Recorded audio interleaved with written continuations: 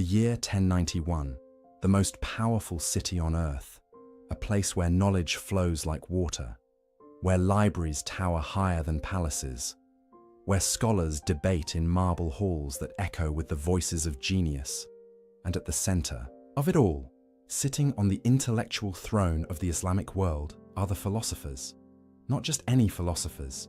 These are men who believe they've cracked the code. Men who think they've unlocked the secrets of existence itself. Men who claim to know God's mind through pure reason alone. Their names, you might not recognize them today, but in the 11th century, they were superstars. Al-Farabi, the second, teacher, they called him. Second only to Aristotle himself, Ibn Sina, known in the West as Avicenna, a man who wrote over 400 books, a genius who mastered medicine, mathematics, astronomy, and philosophy before he turned 21. These weren't just smart men, they were legends, rock stars of the mind, and they had built something extraordinary, an empire of thought. For nearly 400 years, their system had stood unshaken, a grand intellectual cathedral built on Greek foundations. Plato and Aristotle filtered through, Islamic civilization refined into something even more powerful.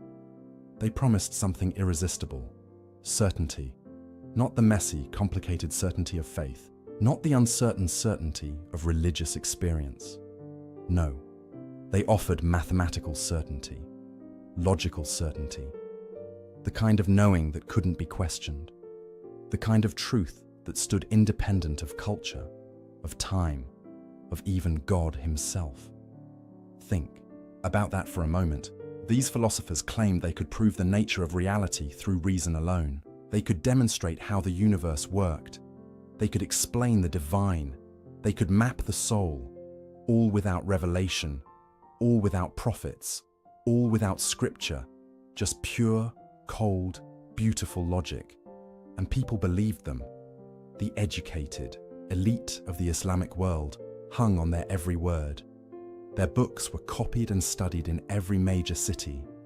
Their ideas shaped how people understood everything: medicine, law, theology, politics.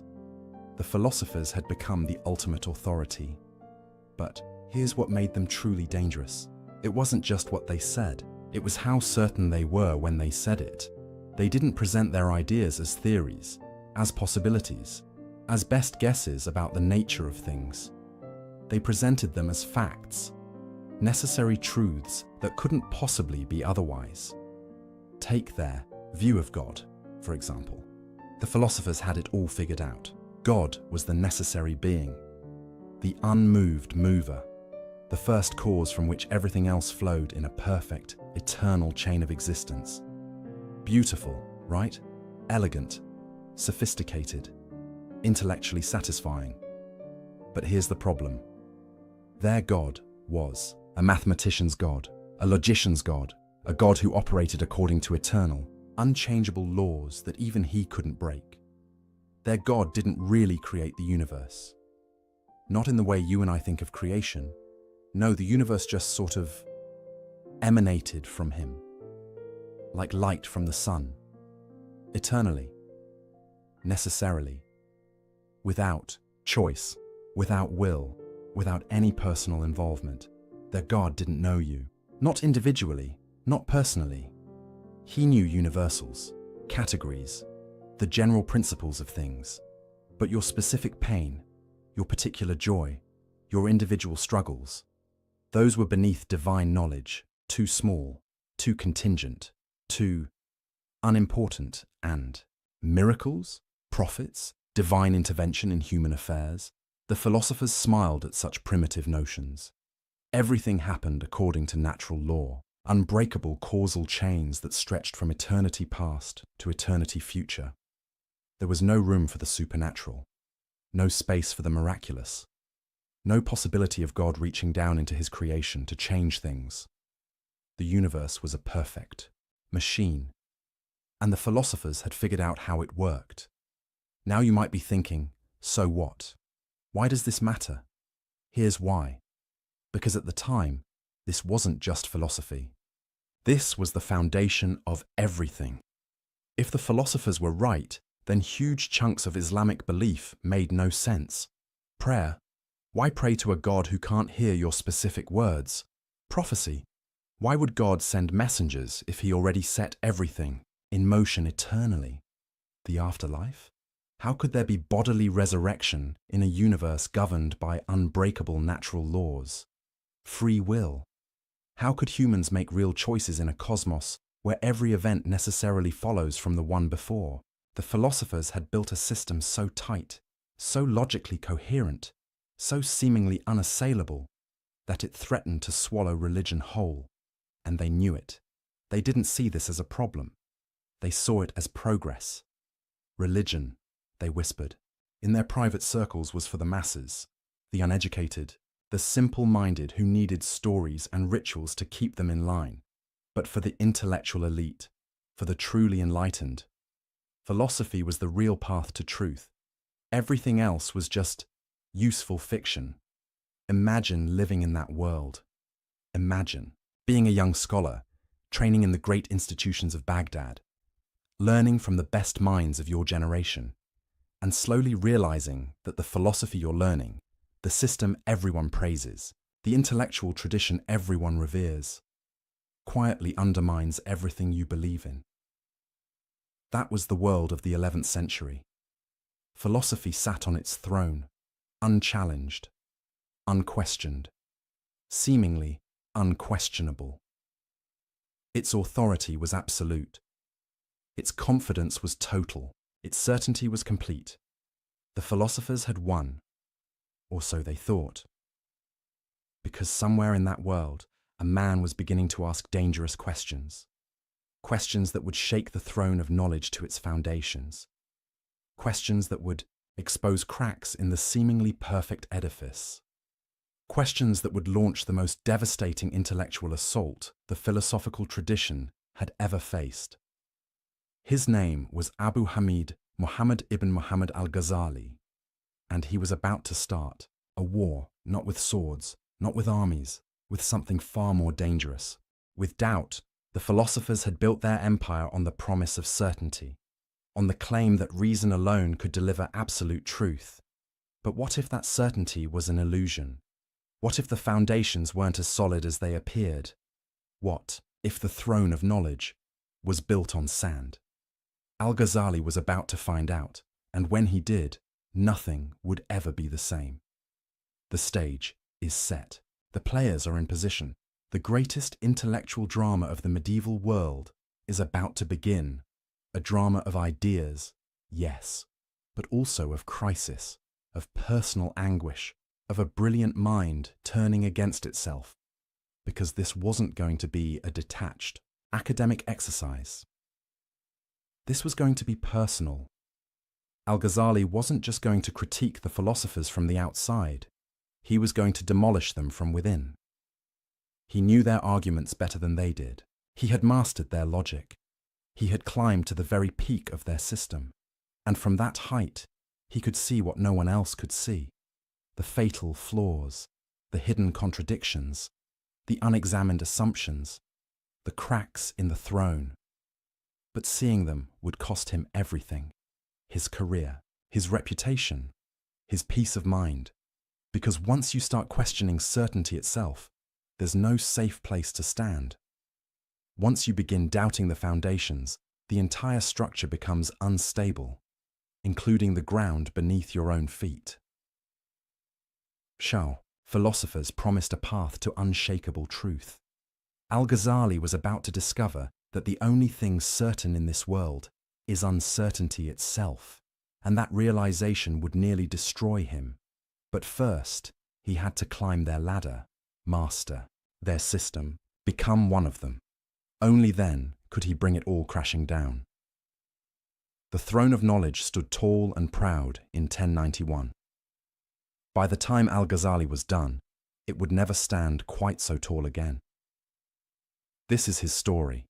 This is the story of the man who broke philosophy, and it begins with a simple, terrifying question. A question he couldn't shake. A question that kept him awake at night. A question that would haunt him for years. How do I know that I know? Such a small question, such devastating consequences. There's a moment that comes to every brilliant mind, a moment when everything changes, when the fortress of certainty you've built around yourself suddenly feels less like protection and more like a prison. For Al-Ghazali, that moment came at the height of his power. The year was 1095. He was 37 years old, and he was untouchable. The most celebrated professor at the Nizamiya College in Baghdad, the most prestigious academic institution in the world. Students traveled for months just to sit in his lectures. Scholars quoted his books from memory. Rulers sought his advice.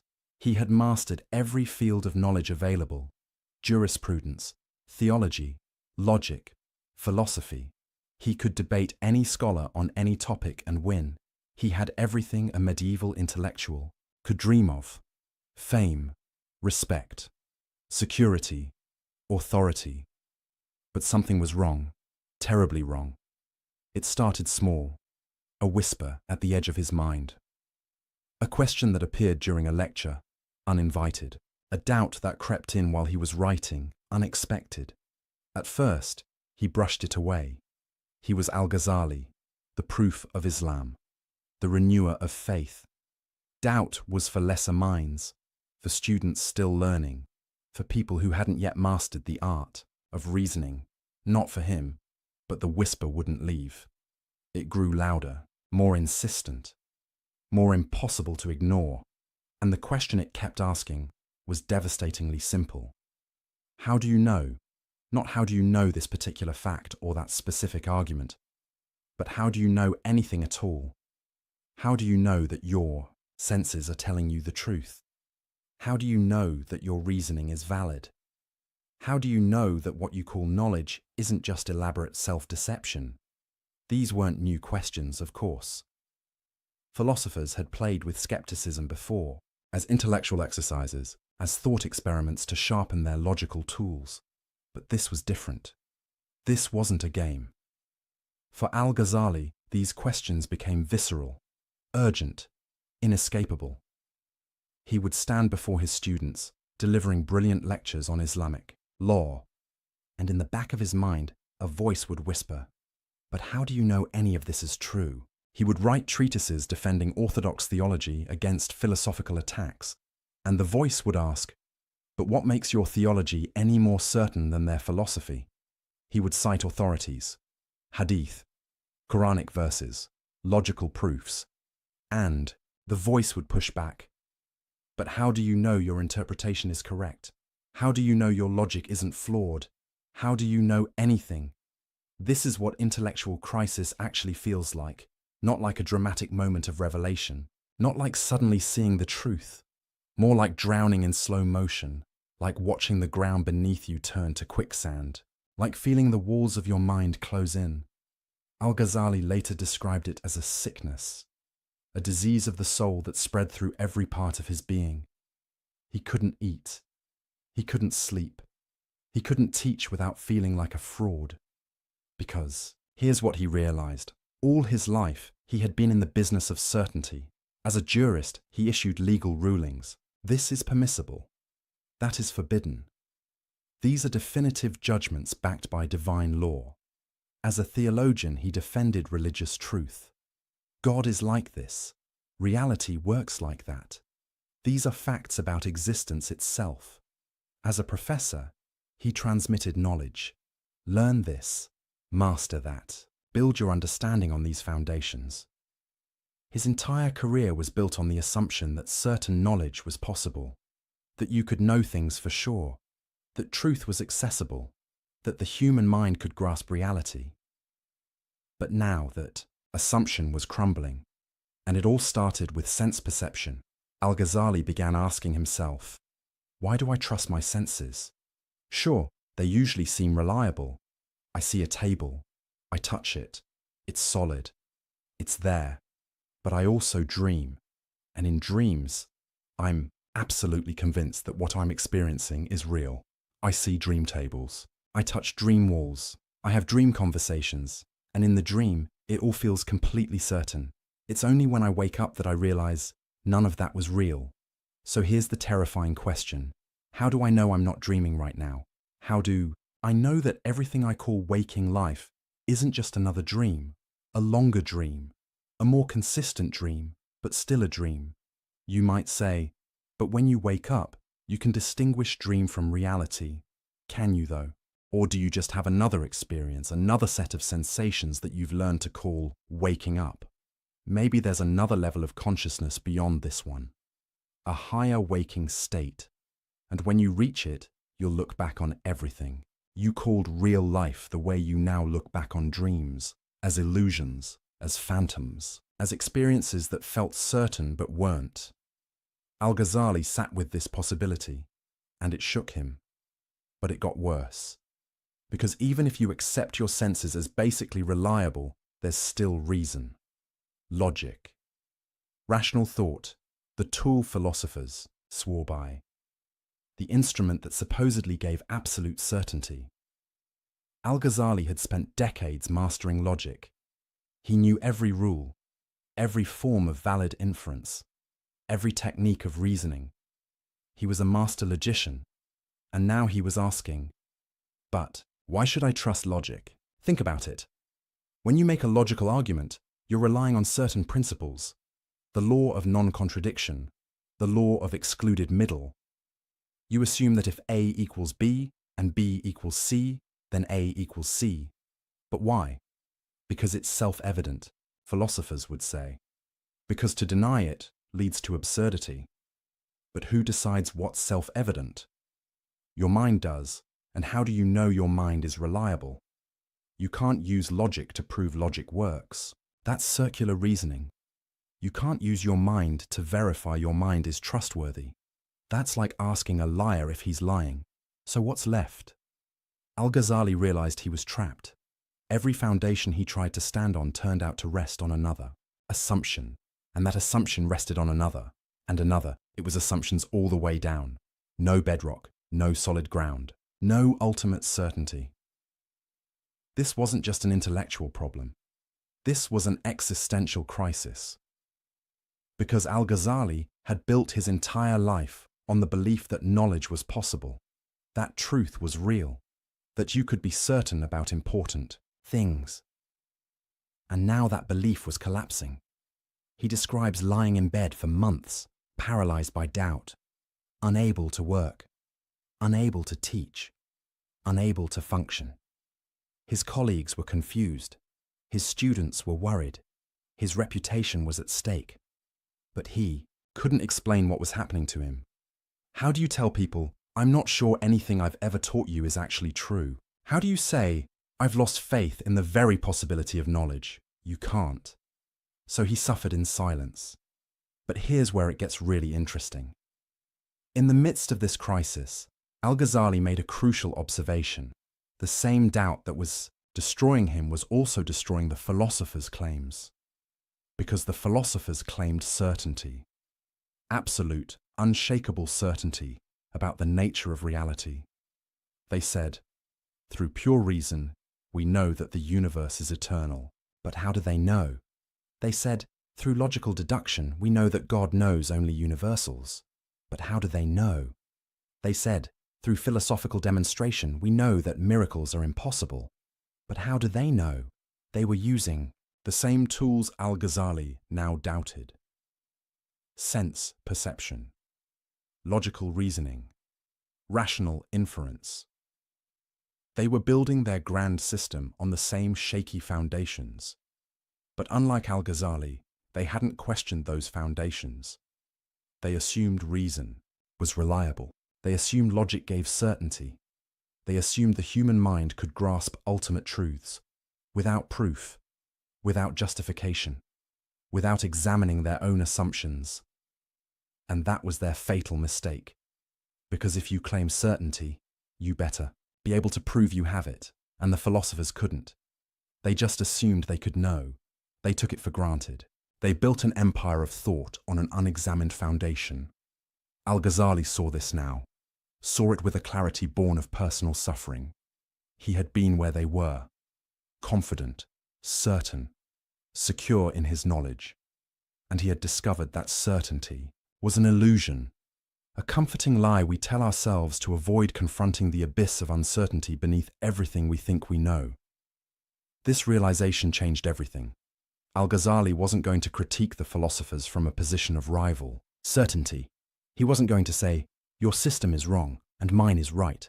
He was going to do something far more devastating. He was going to show that their certainty was unjustified, that their claims to knowledge were baseless, that their entire edifice of thought rested on assumptions they couldn't defend. He was going to use doubt as a weapon, not to destroy knowledge entirely, not to embrace complete skepticism, but to demolish the philosophers' arrogance, their certainty, their claim to have figured it all out, because he had learned something in his crisis, something the philosophers in their confidence had missed. Uncertainty isn't weakness, it's honesty. Doubt isn't the enemy of truth. It's the beginning of wisdom, and the willingness to question everything, even your own mind, is the only real path to understanding. The philosophers had never done that. They had never truly doubted, never really questioned their foundations, never honestly asked, "How do I know that I know?" They had been too busy building their systems to examine the ground beneath them. Al-Ghazali had looked down, and he had seen the abyss. And from that abyss, he was going to launch his attack, not as a rival philosopher offering a competing system of certainty, but as someone who had been to the edge and back, someone who knew what the philosophers didn't. That certainty itself is the problem, that the claim to absolute knowledge is the original sin of philosophy, that you can't build a tower to heaven when you're standing on quicksand.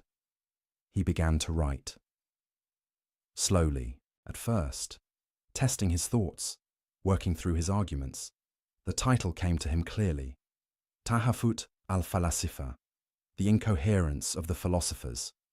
Not the errors of the philosophers, not against the philosophers. The incoherence, the internal contradictions, the logical breakdowns, the places where their system fell apart under its own weight. He wasn't going to refute them with a rival system. He was going to show that their system refuted itself. This was going to be surgical, precise, devastating. He would take their own tools, their own logic, their own methods of reasoning, and turn them against the philosophers themselves. He would show that on their own terms, using their own standards, their conclusions didn't follow, that their certainty was unjustified, that their claims were incoherent, that the throne of knowledge they sat on was a house of cards. And when he was done, philosophy would never be the same. But this wasn't going to be easy, because to dismantle the philosophers, he first had to master them completely. He had to understand their system better than they did, see its weaknesses from the inside. He had to become one of them before he could destroy them, and that journey would take him to the darkest corners of thought, to questions that had no comfortable answers, to ideas that threatened everything he believed. He was about to catalogue 20 problems with philosophical thought, 20 cracks in the edifice, 20 reasons why certainty was impossible, 20 ways the philosophers had deceived themselves and everyone else. But we're going to focus on the big three. The three problems so devastating, so fundamental, so destructive to the philosophical worldview that Al-Ghazali declared them heresy, not just errors, not just mistakes, full-blown disbelief. Because these three ideas didn't just challenge philosophy, they challenged the very possibility of meaning, of purpose, of human dignity. They made the universe cold, mechanical, empty. And Al-Ghazali was going to show why they were wrong. The first problem, the eternity of the world. The second, God's knowledge of particulars. The third, the denial of bodily resurrection. Each one a battlefield, each one a crisis, each one a question that cuts to the heart of what it means to be human. And Al-Ghazali was ready for war. The whisper of doubt had become a battle cry. The personal crisis had become a philosophical weapon. The man who had lost, his certainty was about to take certainty away from everyone else. And in doing so, he would change the course of intellectual history. The throne of knowledge was about to be shaken, and Al-Ghazali was the one holding the hammer. Imagine you're an architect. You've been hired to inspect a magnificent building, a cathedral that stood for 400 years. Everyone says it's perfect, unshakable, a masterpiece of engineering. Your job: find the flaws, not cosmetic issues, not minor cracks in the paint, structural problems, fatal weaknesses, the kind of flaws that mean the whole thing could come down. That's what Al-Ghazali was about to do to philosophy, but he wasn't going to be random about it. He wasn't going to just throw criticisms at the wall and see what stuck. He was methodical, strategic, surgical. He identified exactly 20 problems with the philosopher's system, 20 points where their logic broke down, where their certainty crumbled, where the edifice showed cracks. Why 20? Because that's how many it took to cover every major claim the philosophers made. About God, about the universe, about the soul, about causation, about knowledge itself. Each problem was a targeted strike at a specific pillar of their thought, and together, they brought the whole structure into question. Now, we could go through all 20, one by one, methodically. But that would take hours, and honestly, some of them are technical, philosophical inside baseball that only specialists care about. What we're going to do instead is focus on the approach, the method Al-Ghazali used, the strategy behind his attack, because understanding his method is more important than memorizing his arguments. It's what made his critique so devastating, so enduring, so impossible to dismiss. Here's what he didn't do. He didn't write a book saying, "The philosophers are wrong because the Quran says so." That would have been easy, safe, expected, but it also would have been useless, because the philosophers didn't care what the Quran said. Not really. Oh, they paid lip service to it. They claimed their philosophy was compatible with revelation. But when push came to shove, when philosophy and scripture conflicted, philosophy won.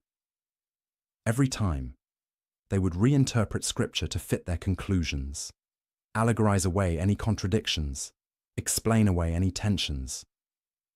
The revealed text became clay in their hands, something to be molded to fit their preconceived rational system. So Al-Ghazali knew, quoting scripture at them wouldn't work. He needed to beat them at their own game. He needed to use their tools, their methods, their standards of proof. He needed to show that even by their own criteria, their system failed. This is what makes his approach brilliant. He essentially said, "Okay, philosophers, you claim logical certainty. You say your conclusions necessarily follow from rational premises. Let's test that. Let's take your arguments apart, step by step, premise by premise, inference by inference, and let's see if they actually hold up." Spoiler alert, they didn't. Al-Ghazali discovered something the philosophers had hidden even from themselves. Their arguments weren't as airtight as they claimed. Their logic had gaps. Their premises had holes. Their conclusions didn't necessarily follow. They had built an empire of thought on assumptions they never questioned, on inferences they never justified, on leaps of logic they never examined. And Al-Ghazali was about to expose every single one. Let me give you a sense of how this worked. Take one of the philosophers' favorite claims. They could prove God's existence through pure reason. Sounds good, right? Here's their argument, simplified. Everything that exists is either necessary or contingent. Either it must exist, or it could possibly not exist. The universe is full of contingent things, things that might not have existed. You, me, this planet, this galaxy, contingent things need a cause, something that brought them into existence. But you can't have an infinite chain of contingent causes. That's logically impossible. So there must be a necessary being at the start of the chain, something that exists by its own nature, something uncaused, and that necessary being is God. Boom. Logical proof of God's existence. The philosophers were proud of this argument. They thought it was bulletproof. Al-Ghazali looked at it and said, "Really, let's examine this more closely. First problem, why can't you have an infinite chain of causes?" The philosophers said, "Because that's absurd. You need a first cause." But why? Where's the logical proof that an infinite regress is impossible? They assumed it. They declared it. They found it intuitively obvious. But they never proved it. That's assumption number one. Second problem. Even if you need a first cause, why must it be God? Why not just an impersonal necessary being, a principle, a force, a quantum field? The philosophers jumped from "there must be something necessary" to "that something is God with all the attributes we claim." But that's a huge leap, and they never justified it. That's assumption number two. Third problem. This whole argument assumes causation works the way they think it does. But what if causation itself is questionable? What if cause and effect aren't as straightforward as they seem? We'll come back to this later, but for now, just note, the entire argument rests on an assumption about causation. That's assumption number three. See what Al-Ghazali was doing? He wasn't saying, "Your conclusion is wrong." He was saying, "Your proof doesn't work. You claim logical certainty, but you're actually making multiple unproven assumptions. You're not proving anything. You're just asserting things and calling it proof." This is devastating, because the philosopher's whole appeal was certainty, rational demonstration, logical necessity. If their proofs don't actually prove anything, if they're just sophisticated-sounding assertions, then their entire project collapses. They're not doing something fundamentally different from theologians or mystics or prophets. They're just dressing up their assumptions in logical clothing and pretending it's knowledge. Al-Ghazali did this 20 times. 20 major philosophical claims. 20 supposedly airtight arguments. And in each case, he showed the proof doesn't hold. The logic has gaps. The certainty is illusory. But here's where it gets really interesting. Al-Ghazali wasn't trying to prove the philosophers wrong about everything. That's not the point. The point was to show their certainty was unjustified. Maybe the universe is eternal. Maybe it's not. But you can't prove it through pure reason. Maybe God knows only universals. Maybe he knows particulars. But you can't demonstrate it logically. Maybe bodily resurrection is impossible. Maybe it's not. But you can't rule it out with philosophy. Al-Ghazali was attacking their epistemological arrogance.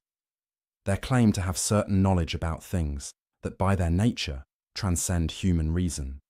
He was saying, you don't know as much as you think you know. And more importantly, you can't know it the way you claim to know it. The tools you're using, sense perception, logical inference, rational demonstration, they're not capable of giving you certainty about ultimate questions. You've overestimated what reason can do. This is a profound insight, because Al-Ghazali wasn't anti-reason. He wasn't saying logic is useless. He was saying, reason has limits. Logic has boundaries. There are questions the human mind simply can't answer with certainty, and the philosopher's mistake was thinking they could transcend those limits. They thought they could stand outside the universe and see it objectively, like God would see it. They thought they could grasp eternal truths with temporal minds, infinite realities with finite understanding. They thought they could know the unknowable, and Al-Ghazali was calling them out, not from religious prejudice, not from anti-intellectual bias, but from a deeper understanding of what knowledge actually is and what it isn't. Now here's what made this approach so powerful. Al-Ghazali wasn't just being negative. He wasn't just tearing things down. He was making space for other ways of knowing, other sources of truth, other paths to understanding. If reason can't give you certainty about God, maybe revelation can. If logic can't prove the nature of ultimate reality, maybe direct experience can. If philosophy can't answer the deepest questions, maybe mysticism can. This is why his critique mattered so much. It wasn't just about winning a debate with the philosophers, it was about reopening questions they had closed, reintroducing possibilities they had ruled out, showing that the universe is bigger, stranger, more mysterious than any philosophical system can capture. The philosophers had tried to fit reality into their logical categories. Al-Ghazali was showing that reality wouldn't fit, that there are aspects of existence that slip through the nets of rational analysis. That mystery isn't just what we haven't figured out yet, it's fundamental to what we are and where we are. But Al-Ghazali wasn't done, because among his 20 problems, 3 stood out. 3 issues so serious, so fundamental, so destructive to religious belief, that he couldn't just say, the proof is questionable. He had to go further. He had to say, if you believe these 3 things, you've crossed a line. You're not just philosophically mistaken, you're religiously deviant. You've abandoned beliefs so central to Islamic faith that you can't claim to be Muslim while holding them. This was serious. In Islamic intellectual history, calling someone's position heretical wasn't something you did lightly. It had legal consequences, social consequences. It could destroy careers and reputations. But Al-Ghazali felt he had no choice, because these 3 philosophical positions didn't just contradict scripture. They made religion meaningless. They made worship pointless. They made revelation unnecessary. If the philosophers were right about these 3 things, then Islam, as practiced by millions of believers, was built on a lie. Prayer became talking to yourself. Prophecy became delusion. The afterlife became fantasy. Al-Ghazali couldn't allow that to stand, so he drew a line in the sand. 20 problems with philosophy. Yes, the philosophers were wrong about many things, but 3 problems were in a different category. 3 positions were not just philosophical errors, they were religious disasters. The first, the eternity of the world. The philosophers claimed the universe has always existed. It didn't have a beginning. It won't have an end. It eternally emanates from God, the way light eternally emanates from the sun. Why did Al-Ghazali consider this heretical? Because if the world is eternal, then God didn't create it. Not in any meaningful sense. He didn't choose to bring it into being. He didn't will it to exist. He didn't make something from nothing. The universe just is, necessarily, eternally, without any real creative act on God's part. And if God didn't create, then what's his relationship to the universe? He becomes just another part of the cosmic machinery, not a creator, not a lord, not someone who acts, just the necessary being at the top of an eternal chain. This empties religion of meaning, because the whole point of worship is acknowledging that God made you, that you owe your existence to his choice, his will, his creative power. But if the universe is eternal, if God didn't really create, then what are you thanking him for? The second position, God's knowledge of particulars. The philosophers argued that God knows universals but not particulars. He knows humanity but not individual humans. He knows events but not specific events. He knows categories, principles, forms, but not you, not your choices, not your life. Why heretical? Because if God doesn't know particulars, then prayer is absurd. You're asking him for things he can't hear, confessing sins he can't perceive, seeking guidance he can't give. Your entire spiritual life becomes a conversation with yourself, and prophecy, revelation, divine guidance, all impossible. How can God send a specific message to a specific prophet at a specific time if he doesn't know specific things? How can there be divine law, divine judgment, divine mercy, if God doesn't know what you individually do? The philosopher's position made God distant, abstract, irrelevant to human life. And Al-Ghazali said, that's not just wrong, that's a denial of what God is. The third position, the impossibility of bodily resurrection. The philosophers argued that after death, only the soul survives. The body decays and is gone forever. There's no bodily resurrection, no physical afterlife, no gathering of bodies on Judgment Day. Why did Al-Ghazali consider this heretical? Because bodily resurrection is explicitly promised in the Quran, repeatedly, in clear language. And more than that, it's central to the concept of justice. If there's no bodily resurrection, then people who suffered physical torture get no physical restoration. People who committed physical crimes receive no physical punishment. The body becomes irrelevant to justice, to reward, to accountability, and that makes this life meaningless. Do what you want to your body, to others' bodies. It doesn't matter, because the body is just temporary housing, something you shed like clothing. The philosopher's position made ethics cheap, made suffering meaningless, made justice incomplete, and Al-Ghazali couldn't accept that. These three positions, these three problems, they weren't just intellectual errors the philosophers made, they were fundamental challenges to the coherence of religious belief itself, and Al-Ghazali was going to dismantle them, one by one, step by step, systematically using their own tools against them, showing that their certainty was illusory. Their proofs were flawed, their conclusions didn't follow, but he was going to do more than that. He was going to show why these positions were emotionally, spiritually, existentially unlivable. Because this wasn't just an academic exercise. This was about meaning, about purpose, about whether the universe cares about you, about whether your choices matter, whether your prayers are heard, whether justice is real. The philosophers, in their quest for logical purity, had created a cold universe, a universe where God is distant, where humans are insignificant, where nothing ultimately matters. Al-Ghazali was about to warm it back up, not through sentiment, not through wishful thinking, but through rigorous philosophical argument, showing that the philosophers' cold universe wasn't logically necessary, that their conclusions didn't follow from their premises, that you could be just as rational, just as logical, just as philosophically rigorous, while believing in a God who acts, who knows, who cares. The 20 problems were the artillery barrage, softening up the philosophical defenses, showing weaknesses everywhere.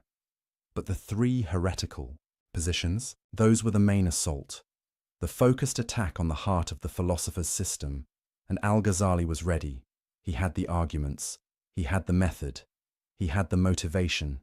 He knew what was at stake, not just winning a debate, not just defending orthodoxy, but preserving the possibility of meaning in a universe that philosophy was threatening to make meaningless. The throne of knowledge was trembling, the cracks were showing, and Al-Ghazali was about to strike at the foundations. 3 devastating blows, 3 knockout punches, 3 final arguments, starting with the most fundamental question of all. Did the universe have a beginning, or has it always existed? The philosophers said, always existed, obviously. Necessarily, Al-Ghazali said, prove it, and when they couldn't, he was going to show them why their position wasn't just unproven, it was incoherent. The battle was joined, and nothing would be the same after. Let me ask you a question. How long have you been alive? 20 years? 40? 60? However long it is, you can count it. It's a finite number. Now imagine someone asks you, how long has the universe existed? And you answer, forever. What does that even mean? This is where Al-Ghazali's first major battle with the philosophers began. Not with theology, not with scripture, but with a simple, devastating question about time itself. The philosophers were absolutely certain, unshakable in their conviction. The universe, they declared, is eternal. It has no beginning. It has no end. It has always existed and always will exist. This wasn't a guess. It wasn't speculation. It wasn't a working hypothesis. To them, it was a demonstrated truth, a logical necessity, something that couldn't possibly be otherwise. Their proof went something like this. God is eternal and unchanging, right? Everyone agrees on that. God is also perfect, complete, lacking nothing. So God's will is eternal and unchanging too. It doesn't fluctuate. It doesn't develop. It doesn't suddenly decide something new. Now here's the key move. If God eternally wills the universe to exist, then the universe must eternally exist. Because if the universe came into being at some point, in time, that would mean God's will changed. There was a moment when God wasn't creating, then suddenly he was creating. But that's impossible, because God doesn't change. Therefore, the universe must be eternal. It must have always been emanating from God's eternal will, like rays from the sun. The sun doesn't decide to shine. It shines eternally. And its light exists eternally as a result. Same with God and the universe. Elegant, right? Logical, seemingly airtight. The philosophers thought they'd solved one of the biggest questions in existence. Al-Ghazali read this argument and saw something they didn't. A catastrophe waiting to happen.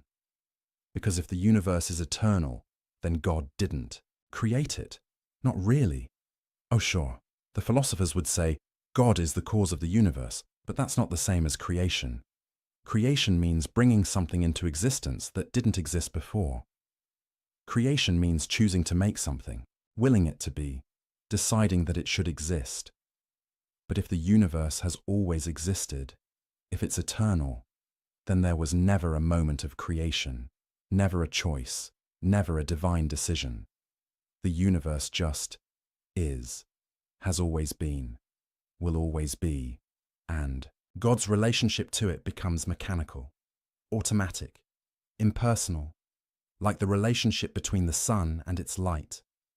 The sun doesn't love its light, doesn't know its light, doesn't care about its light. The light just necessarily flows from the sun's nature. Is that really what we mean by God? A cosmic mechanism that necessarily produces a universe the way a fire necessarily produces heat? Al-Ghazali saw where this led. If God didn't choose to create, then he doesn't choose anything. If he doesn't choose, then he doesn't act. If he doesn't act, then he doesn't respond to prayers, doesn't send prophets, doesn't intervene in human affairs. He becomes the philosopher's abstraction, the unmoved mover, the distant principle, not the God of Abraham, not the God of Moses, not the God of Muhammad, not a God worth praying to. This was unacceptable.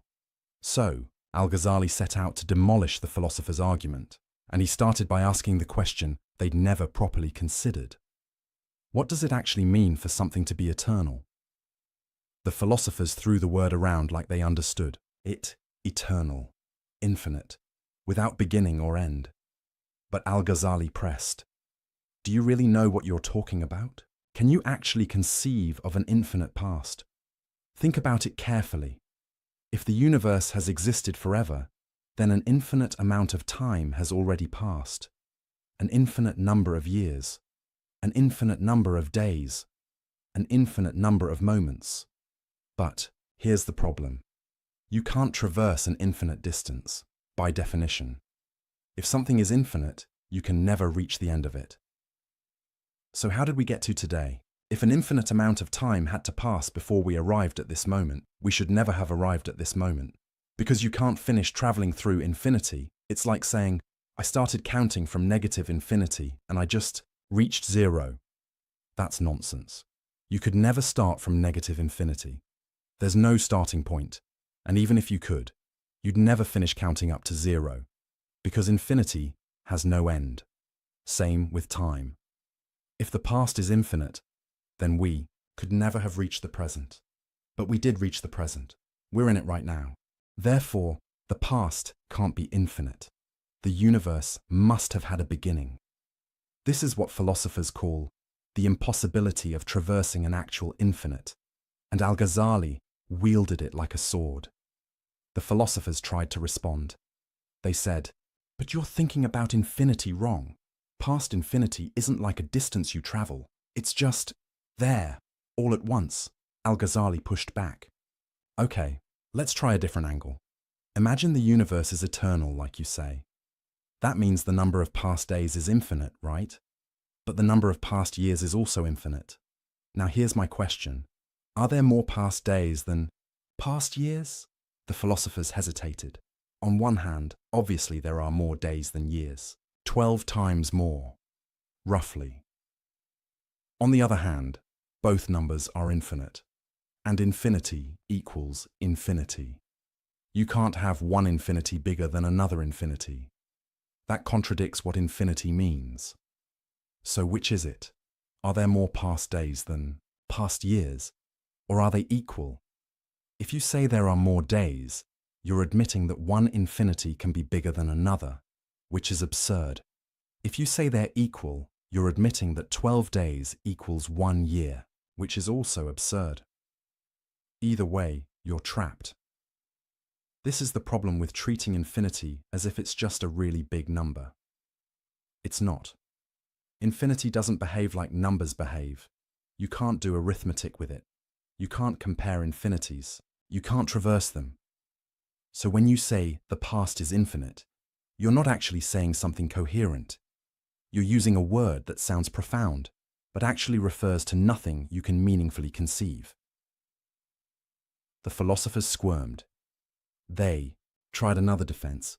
Okay, but here's the thing. God is outside of time. He's eternal in a different sense. So when God creates the universe, he's not doing it at a point in time. He's doing it eternally. The universe doesn't have a beginning in time because time itself is part of the universe. Al-Ghazali smiled at this. So you're admitting the universe has a beginning? That it's not eternal after all? Because if time is part of the universe, and the universe came from God, then the universe began to exist. You're just saying it began, to exist with time rather than in time. But either way, it began. It's not eternal. You've conceded my point while trying to argue against it. The philosophers realized they were in trouble. Every defense they mounted created new problems. But Al-Ghazali wasn't done. He had another angle of attack, an even more devastating one. He said, let's grant for a moment that the universe could be eternal. Just for argument's sake. Let's imagine an infinite past actually makes sense. Even so, I can show you that it's not necessary. That God could have created the universe at any point in time. And if it's not necessary for the universe to be eternal, then your whole argument collapses. Here's how this worked. The philosophers claimed God's eternal will necessitates an eternal universe. But Al-Ghazali asked, why? Why couldn't God eternally will to create the universe at a specific moment? Think about it. You can decide today to do something tomorrow. Your decision is made today, but the action happens tomorrow. Your will exists at one time. The effect of your will exists at another time. So why couldn't God's eternal will produce a temporally originated universe? God could eternally intend, let the universe begin at moment X. That intention is eternal, unchanging, always part of God's will. But the universe itself still has a beginning, still comes into existence at a specific point. The philosophers said, but that means God's will has to wait, and God doesn't wait. Al-Ghazali countered, no, you're confusing God's will with God's action.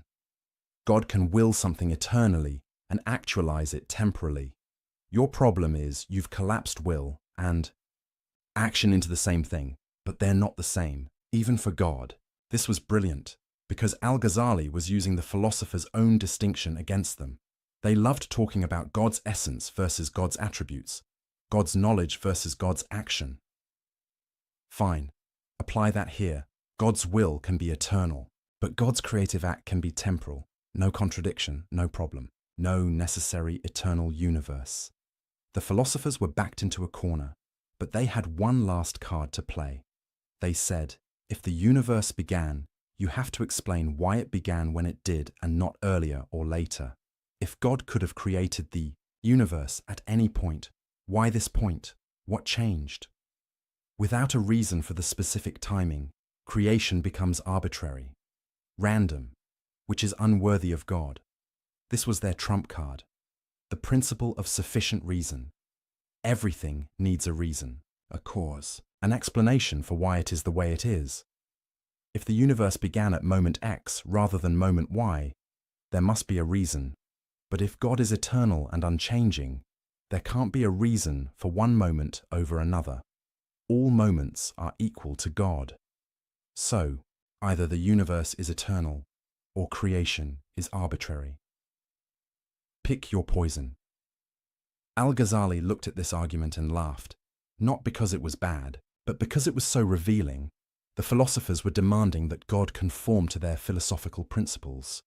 They were saying, God must have a reason for everything he does, and that reason must be accessible to human understanding. But why? Who says God needs to justify his choices to philosophers? Who says divine wisdom has to make sense according to human logic? The philosophers had forgotten something crucial. God is not like us. His knowledge is not like our knowledge. His will is not like our will. His reasons are not like our reasons. To demand that God provide a philosophical explanation for why he created when he did is to put philosophy above God. It's to say, God, you can only act in ways we can understand, ways that fit our logical frameworks, ways that satisfy our principle of sufficient reason. But that's backwards. God is the source of reason, not bound by it. God is the ground of logic, not subject to it. If God chooses to create at a particular moment for reasons known only to him, that's his prerogative. You don't get to say, that's arbitrary, therefore impossible. You're not in a position to judge. This was the deeper issue Al-Ghazali exposed. The philosophers had made reason into a god. They had elevated logical principles to the status of eternal, necessary truths that even God must obey. But that's idolatry. Not of statues or images, but of the human intellect. They had said, if we can't understand it, it can't be true. If our logic can't accommodate it, it can't be real. If our philosophy can't explain it, it can't exist. That's the ultimate arrogance. And Al-Ghazali was calling it out. The universe doesn't owe you an explanation. God doesn't owe you an explanation. Your inability to understand something doesn't make it false. Your inability to fit it into your system doesn't make it impossible. Reality is bigger than your categories. Mystery is deeper than your logic. And God is more than your philosophy can contain. This was the heart of Al-Ghazali's critique, not just of the eternal universe claim, but of the entire philosophical project. The philosophers thought they could master reality through reason. They thought they could deduce the nature of existence from first principles. They thought they could figure out God's mind by clever arguments. Al-Ghazali showed them they couldn't. Not because reason is useless. Not because logic doesn't matter, but because reason has limits. Logic has boundaries. Philosophy has a proper scope, and questions about God's creative will lie beyond that scope. You can't prove the universe is eternal. You can't prove it had a beginning, not through pure philosophy, not with certainty. The most you can say is, both are possible. Both are conceivable. Neither leads to logical contradiction. So if you're going to choose between them, you need something other than philosophy to decide. Revelation, maybe. Faith. Direct experience of the divine. But not philosophical demonstration. Because philosophical demonstration can't get you there. The philosophers' certainty about an eternal universe was fake, built on assumptions they never questioned, on principles they never justified, on logic they never tested. Al-Ghazali tested it, and it broke.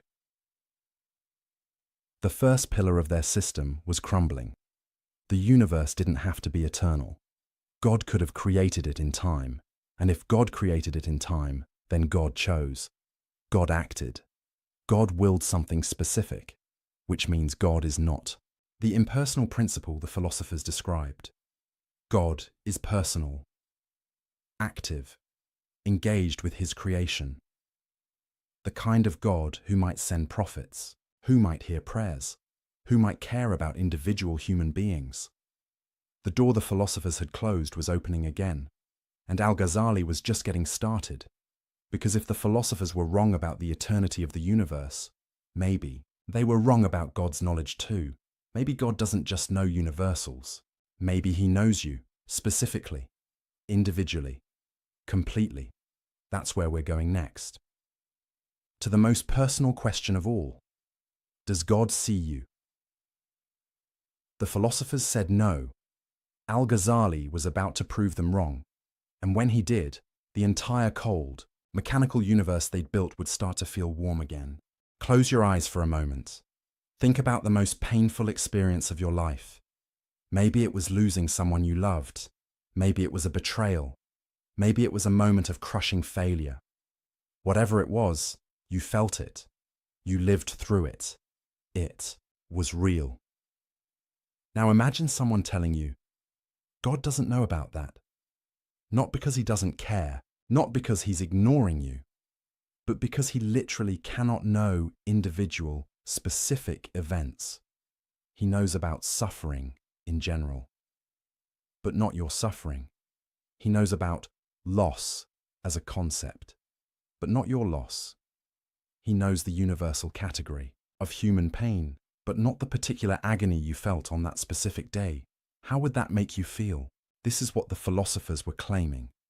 And it's the second major battleground where Al-Ghazali decided, this isn't just wrong. This is heresy. Let me explain how the philosophers got here.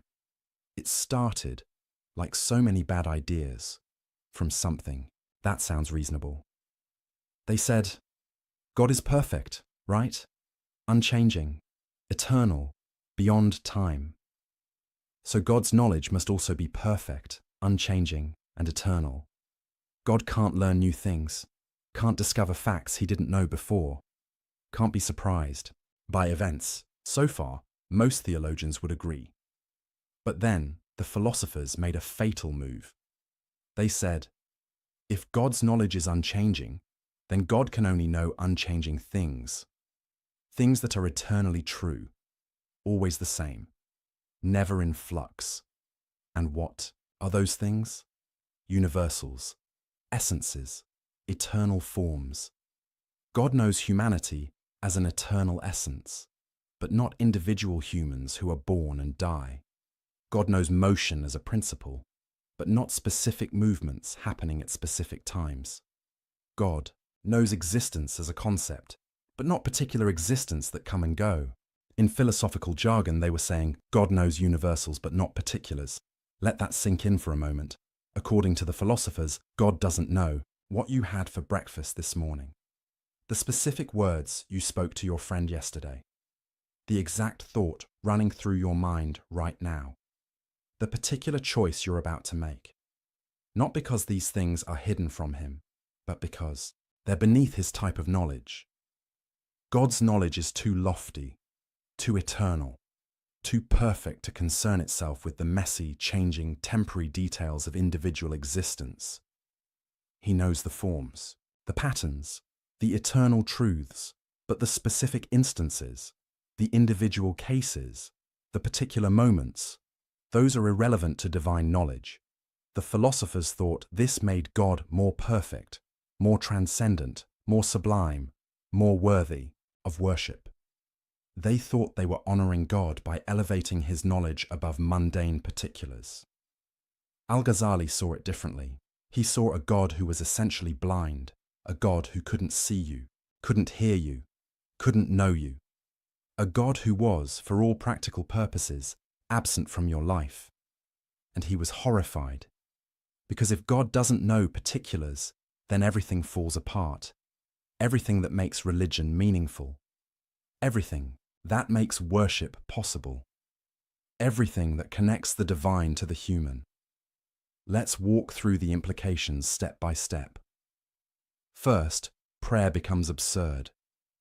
You bow down 5 times a day. You ask God for help. You confess your sins. You seek guidance. But according to the philosophers, God doesn't hear any of it, not because he's ignoring you, but because your specific prayer at that specific moment is a particular event. And God doesn't know particular events. He knows prayer as a universal concept, but not your prayer.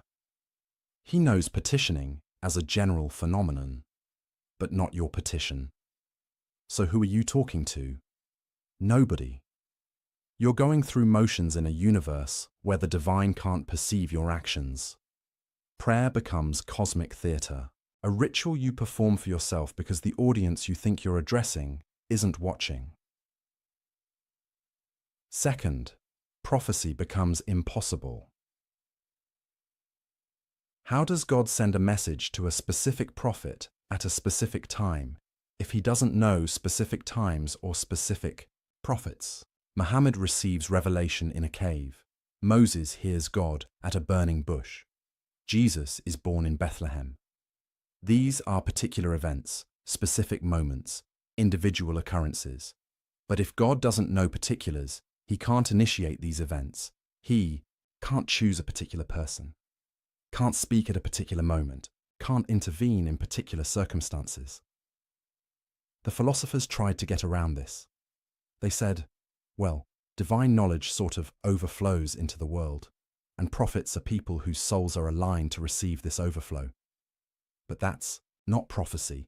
That's cosmic coincidence. That's not God choosing to speak. That's just some humans being naturally tuned to pick up signals that are always in the right mental frequency. That's not revelation. That's reception. Third, divine justice becomes meaningless. If God doesn't know what you specifically did, how can he judge you? How can there be a day of reckoning if God doesn't know your particular actions? He knows sinning as a category, but not the sins you committed. He knows righteousness as an ideal, but not the righteous choices you made. How do you reward or punish people based on things you don't know they did? The philosophers had an answer for this too. They said, your soul carries the effects of your actions. God sees the state of your soul, but that's backwards. That means God doesn't judge your actions. He just observes their accumulated effect on your soul. It's like saying a teacher doesn't grade your test. She just looks at how smart you became after taking it. That's not justice. That's just observing outcomes. Fourth, the entire concept of divine care evaporates.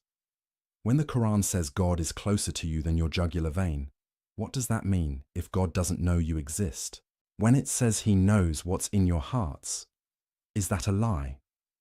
When it says he responds to those who call on him, is that false advertising? The philosophers were forced to reinterpret all these passages. They said, these verses speak metaphorically for the common people, but the real truth is more abstract. In other words, Scripture lies to the masses because they can't handle the truth that God doesn't actually know you, doesn't actually care about you, doesn't actually engage with your life. He's just the eternal principle at the top of the cosmic hierarchy, majestic, perfect, sublime, and utterly, completely indifferent to your existence. This is what Al-Ghazali couldn't stomach. Not because it hurt his feelings, not because it was emotionally unsatisfying, but because it made religion incoherent. If the philosophers were right, then the entire Islamic tradition was built on a mistake. Billions of prayers offered to a God who couldn't hear them. Prophets claiming messages from a God who couldn't send them. Believers expecting judgment from a God who didn't know what they'd done. It was all theatre, all illusion, all a massive collective delusion. Al-Ghazali said, no, this ends here, and he began his counterattack. First, he went after their logic. The philosophers claimed God's knowledge must be unchanging, therefore he can only know unchanging things. But Al-Ghazali asked, why does unchanging knowledge require unchanging objects? Can't you have unchanging knowledge of changing things? Think about it. If God knows eternally that Muhammad will be born in 570 CE, that knowledge doesn't change. It's always true, always part of God's eternal knowledge. The event itself is temporal, happens at a specific time. But the knowledge of it can be eternal. God doesn't learn that Muhammad was born when it happens. He always knew it would happen. His knowledge is unchanging, even though the event is temporal. So the philosopher's argument doesn't work. you can have eternal, unchanging divine knowledge of particular changing events. No contradiction, no problem. Second, Al-Ghazali attacked their conception of perfection. The philosophers said knowing particulars would make God imperfect. But Al-Ghazali flipped it. Is it more perfect to know everything or to know only some things? Obviously, knowing everything is more perfect. So a God who knows both universals and particulars is more perfect than a God who knows only universals.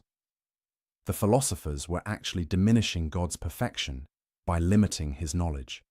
They thought they were elevating him, but they were actually reducing him, making him less than all-knowing, less than omniscient, less than perfect. Their perfect God was actually deficient. Third, Al-Ghazali went after the very distinction between universals and particulars. He said, this distinction is something humans make. It's how we organize our thoughts. But why assume God thinks like we think? Why assume God's knowledge is divided into categories the way ours is?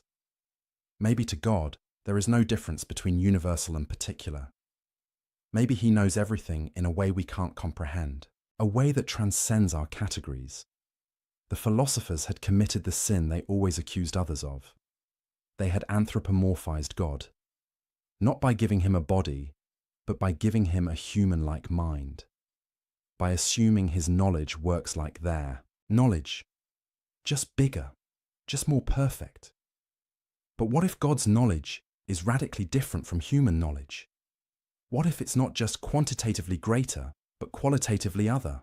Then all their reasoning about what God must or must not know falls apart, because they're reasoning from false assumptions about the nature of divine knowledge. Fourth, Al-Ghazali pointed to the absurd consequences. If God doesn't know particulars, does he know himself? After all, God is a particular being, not a universal concept. There's only one God, one specific, unique, particular divine reality. So if God can only know universals, can he not know himself? The philosophers squirmed at this. Some said, God is an exception. He knows himself even, though he's particular. But Al-Ghazali pounced.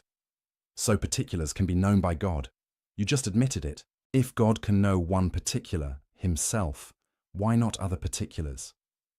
Your rule about God only knowing universals has a huge exception, which means it's not really a rule. Others said, God isn't particular. He's beyond the universal particular distinction. Fine, Al-Ghazali said. Then why can't his knowledge also be beyond that distinction? Why can't he know in a way that includes both universals and particulars? Every defense the philosophers mounted created new problems. They were trapped, contradicting themselves, tying themselves in logical knots. Fifth, and most devastatingly, Al-Ghazali showed that their position made prediction impossible. The philosophers believed in astrology, in reading the stars to predict future events. But how can you predict a particular future event if God doesn't know particular events? If the cosmos is governed by divine knowledge, and divine knowledge doesn't include particulars, then particular events aren't part of the cosmic order. They're just random, unpredictable, outside the scope of rational understanding. But the philosophers wanted it both ways. They wanted a rationally ordered universe where everything follows from divine knowledge, but they also wanted to limit divine knowledge to universals. You can't have both. Either the universe is rationally ordered down to its particulars, in which case God must know those particulars, or God doesn't know particulars, in which case the universe is ultimately chaotic and unpredictable at the level of individual events. The philosophers were caught in a contradiction of their own making. Al-Ghazali exposed it mercilessly. But beyond all the logical arguments, Al-Ghazali made a deeper point. A point about what kind of universe we live in. The philosopher's universe was cold, mechanical, indifferent, a universe where the divine principle churns out existence according to eternal laws, but doesn't see you, doesn't know you, doesn't care about you. You're just a particular instantiation of universal forms, a temporary configuration of matter, a fleeting pattern in the cosmic dance. You matter to yourself, maybe to other people, but not to God, because to God, you're not even visible. Al-Ghazali asked, is that the universe you want to live in? More importantly, is that the universe we actually live in? Because your experience suggests otherwise. You feel seen. You feel known. You feel like your choices matter to something beyond yourself. When you pray, you sense a response. When you seek guidance, you find it. When you suffer, you feel held. Maybe that's all illusion. Maybe it's wishful thinking. Or maybe the philosophers are wrong. Maybe God does know particulars, does see individuals, does care about specific people. Maybe the universe is warmer than the philosophers imagined. Maybe you matter more than their system allows. This was the choice Al-Ghazali presented, not as a logical proof, not as a philosophical demonstration, but as an existential question. Which universe do you actually live in? The cold universe of the philosophers, where God is distant and unknowing, or a universe where God sees you, where your prayers are heard, where your life matters? You can't prove it either way through philosophy, but you can look at your experience. You can examine your life. You can trust your intuition. And most people, when they're honest, know which universe feels real. The philosophers had built an impressive system, but they'd built it at the cost of making religion meaningless and human, life insignificant. Al-Ghazali tore it down, not with wishful thinking, not with sentimental appeals, but with rigorous philosophical argument that showed their position was logically flawed and existentially unlivable. God knows particulars. He must. He can. He does. Your prayers are heard. Your actions are seen. Your life is known, not because Scripture says so, though it does, but because any other conclusion makes a mockery of divine perfection and reduces God to less than all-knowing. The philosopher's God was too small, too limited, too bound by human categories. Al-Ghazali's God was bigger, greater, more truly divine. The second pillar of philosophy was crumbling. But Al-Ghazali wasn't done, because the philosophers had one more devastating claim to answer. The most personal one of all, the claim about what happens when you die. You strike a match. It lights. Why? You probably think, because striking creates friction. Friction creates heat. Heat ignites the chemicals on the match head. Cause and effect. Simple, obvious, undeniable. But what if I told you that's not what's actually happening? What if the match lighting has nothing to do with you striking it?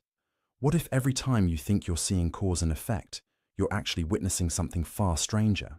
Welcome to the most radical, most controversial, most mind-bending argument Al-Ghazali ever made. This is where he didn't just challenge the philosophers, he challenged reality itself, or at least what you think reality is. Let's back up and understand what was at stake. The philosophers had built their entire system on causation. Everything in the universe, they claimed, operates according to necessary causal laws.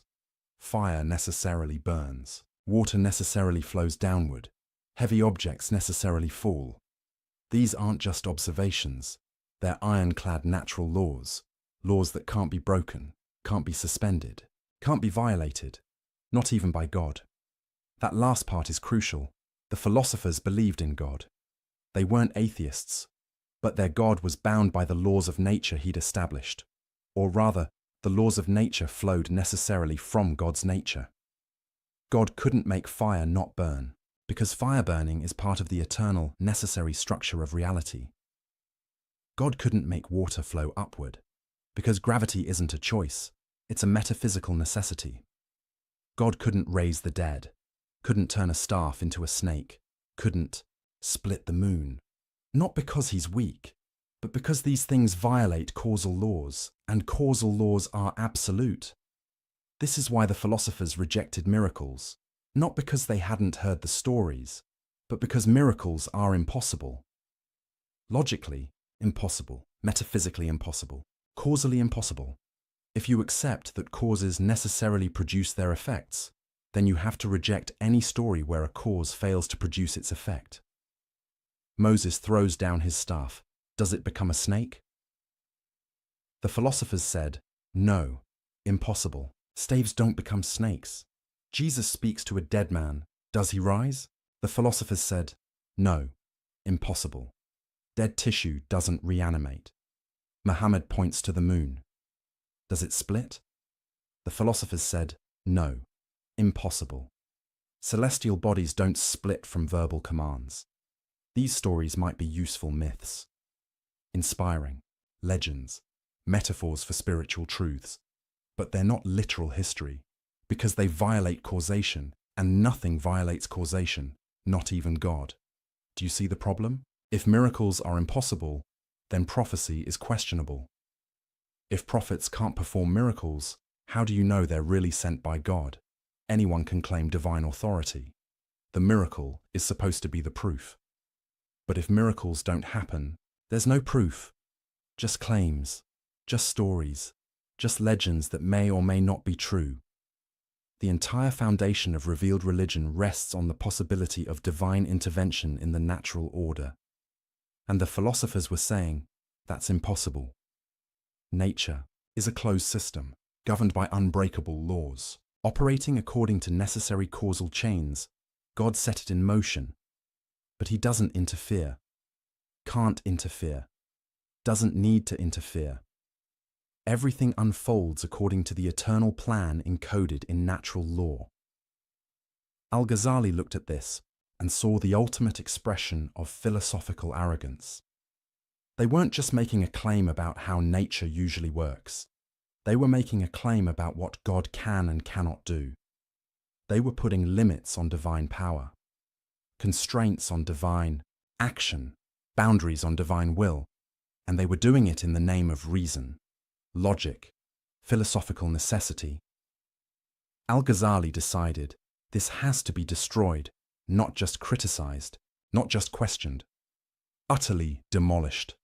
And to do it, he was going to attack causation itself, not just the philosopher's theory of causation, but the very idea that causes necessarily produce effects. This is where Al-Ghazali became truly radical. Here's his argument, and fair warning, it's going to make your head spin. When you see fire touch cotton, and the cotton burns, you believe the fire caused the burning. But Al-Ghazali asked, did you actually see causation? Or did you just see sequence? You saw fire touch cotton, then you saw cotton burn. Two events, one after another. But did you see the fire making the cotton burn? Did you see the causal power transferring from fire to cotton? No, you just saw event A, then event B. You inferred causation. You assumed it, you concluded it, but you didn't observe it. All you ever observe is succession, one thing following another. The causation itself, that's something you add, something you read into the events. Okay, you might say, but it happens every time. Fire always burns cotton. That can't be coincidence, can't it? What if God creates the burning of cotton every time fire touches it? Not because the fire causes it, but because that's his habit, his custom, his regular pattern.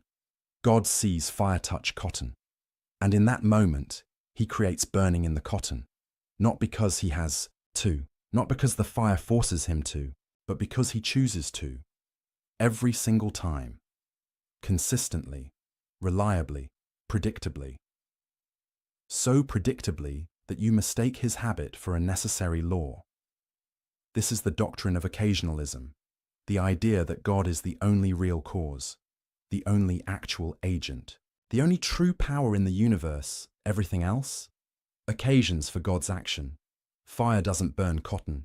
God burns cotton on the occasion of fire touching it. Your hand doesn't move your pen. God moves your pen on the occasion of your willing it. Bread doesn't nourish you. God nourishes you on the occasion of you eating bread. There are no natural causes, no necessary connections, No causal powers in created things, just God, acting constantly, creating each moment fresh. Now you might be thinking, this is insane. This contradicts everything we know about how the world works. Does it, though? Al-Ghazali pointed out. You've never actually seen a necessary connection between cause and effect. You've seen constant conjunction, regular sequence, habitual association, but necessity. Where do you observe that? When you say, fire must burn cotton, what does must mean? Does it mean you've never seen fire fail to burn cotton? That's just observation of past patterns. Does it mean you can't imagine fire not burning cotton? That's just limits of your imagination. Does it mean there's some metaphysical force compelling fire to burn? Where's your evidence for that? The philosophers claimed necessity, but they couldn't prove it. They just assumed that because something always happens, it must happen. But always and must are different things. Maybe fire has always burned cotton, but that doesn't mean it has to burn cotton. Maybe God has always chosen to create burning when fire touches cotton, but that doesn't mean he couldn't choose otherwise. The difference matters enormously, because if causation is just God's habit, then God can change his habits. He can make fire not burn, water not wet, gravity not pull, not as violations of natural law, because there are no natural laws, only divine habits, and habits can be broken. This is how miracles become possible. Moses throws his staff. Normally God would keep it as wood, but this time he transforms it into a snake, not a violation of causation, because there is no causation to violate. Just God doing something different than his usual habit. Jesus touches a dead man. Normally, God keeps dead tissue dead, but this time he restores life, not breaking natural law, because there is no natural law, only God's customary action. Muhammad points to the moon. Normally, God maintains the moon's unity, but this time he splits it. Same thing. God exercising his freedom to act differently than usual. No logical impossibility, no metaphysical violation, no problem. The philosophers hated this argument. They threw everything they had at it. First objection: if causation isn't real, then knowledge is impossible. Science is meaningless. You can't predict anything. Al-Ghazali's response: why not? God acts consistently. His habits are reliable. You can study those habits, learn the patterns, make predictions based on God's customary behavior. The difference is, you recognize those patterns as descriptions, not prescriptions. They tell you what God usually does, not what he must do. Science still works. You just understand its limits. Second objection: if God creates everything directly, then humans have no causal power. We're not agents. We don't really act. Al-Ghazali bit the bullet. Correct. You don't have independent causal power. When you think you're moving your hand, God is moving your hand on the occasion of your willing it. Your will is also created by God. Every moment, every thought, every action. You're not an independent agent. You're a locus of divine action. Now this raises huge questions about free will and moral responsibility, and Al-Ghazali knew it. He wrestled with these questions deeply, but for now, his point was narrower. Humans don't have to have causal power for moral responsibility to make sense. God can still hold you accountable for actions he creates through you. That's his prerogative. Third objection: this makes God the author of evil. If God creates everything, he creates sins, crimes, suffering. Al-Ghazali's response: God creates the acts, but he doesn't will them in the same way. There's a difference between God's creative will and his legislative will. He creates everything, but he commands only good. The fact that he creates an evil act doesn't mean he approves of it. Is this satisfying? That's debatable. Theologians have argued about this for centuries, but Al-Ghazali's point was, his theory doesn't create this problem. The problem exists regardless. If God is all-powerful, he could prevent evil. If he doesn't prevent it, he's somehow involved with it existing. That's true, whether or not you believe in occasionalism. Fourth objection. This is just playing word games, whether you say fire causes burning, or God causes burning on the occasion. Of fire, the practical result is the same. Al-Ghazali disagreed. The practical result is similar. The metaphysical implications are completely different. In your view, God is constrained by natural law. In my view, God is absolutely free. In your view, miracles are impossible. In my view, they're possible. In your view, nature is autonomous. In my view, nature is sustained moment by divine will. These aren't just semantic differences. They're radically different visions of reality. And he was right. Think about what occasionalism means experientially. Every breath you take, God creates it. Every heartbeat, God wills it. Every moment of existence, God sustains it. You're not a self-sufficient entity operating according to your own power. You're utterly, completely, absolutely dependent on God. Every instant.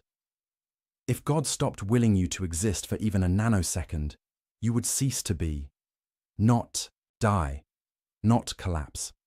Just cease. Reality is less stable than you think, more contingent, more miraculous. The fact that the world seems orderly, that patterns repeat, that nature appears lawful. That's not because nature has its own power. It's because God is faithful. He chooses to act consistently, to maintain patterns, to sustain the world in a regular way, but he's under no obligation to do so. Every moment the universe doesn't dissolve into chaos is an act of divine mercy. Every moment fire burns cotton is an act of divine choice. Every moment you exist is a gift. This is a universe of radical dependence, radical contingency, radical divine involvement. Not the distant, mechanistic universe of the philosophers, but a universe where God is intimately involved in every event, every action, every moment. Some people find this comforting. God is never absent, never distant, always acting. Others find it terrifying. There's no stability, no natural law, no independence. Al-Ghazali found it liberating because it meant God was free, truly free, not bound by anything, not by logic, not by necessity, not by natural law, only by his own wisdom and mercy. And that meant miracles were possible, revelation was possible, divine intervention was possible. The prophets weren't liars, the Quran wasn't myth-making, the miracles weren't legends, they were moments when God's hidden freedom became visible, when his customary action shifted to reveal what was always true.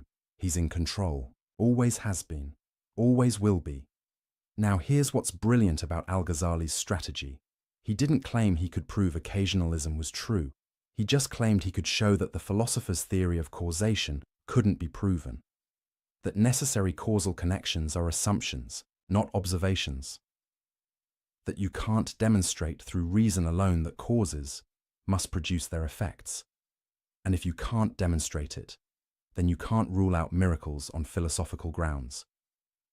The philosopher's certainty about causation was just another example of unwarranted confidence. They claimed to know something they couldn't possibly know. They elevated their observation of patterns into metaphysical necessity. They confused "this is how things always happen" with "this is how things must happen." And that confusion allowed them to reject miracles, prophecy, and divine intervention. Al-Ghazali's occasionalism was a philosophical nuclear option. It didn't just challenge the philosopher's theory of causation. It obliterated the very concept of natural causation. It said, there are no secondary causes, no created powers, no autonomous natural processes, just God, acting, always and everywhere. Was Al-Ghazali right? That's a question philosophers and theologians still debate. But right or wrong, he accomplished his goal. He showed that the philosopher's rejection of miracles wasn't based on demonstrated truth. It was based on assumptions, preferences, philosophical commitments. And those commitments couldn't be proven, which meant miracles couldn't be ruled out. which meant revelation couldn't be dismissed, which meant the prophets couldn't be rejected on philosophical grounds. The third major pillar of the philosophers' system was demolished. They claimed the universe operated according to necessary causal laws that even God couldn't violate, Al-Ghazali showed. That's not knowledge. That's assumption. You don't know that fire must burn. You just know it always has. You don't know that causes must produce effects. You just observe regular sequences. You don't know that miracles are impossible. You just prefer a world without them. But preference isn't proof. Observation isn't necessity. Habit isn't law. The philosophers had built their confident rejection of miracles on sand, and Al-Ghazali had washed it away. But he'd done something else too. Something perhaps more important. He'd shown that the universe is stranger, more mysterious, more dependent on the divine than the philosophers imagined. That what looks like ironclad natural law might be divine custom. That what seems like independent causation might be continuous creation. That what appears to be a mechanistic universe might be a stage for constant divine action.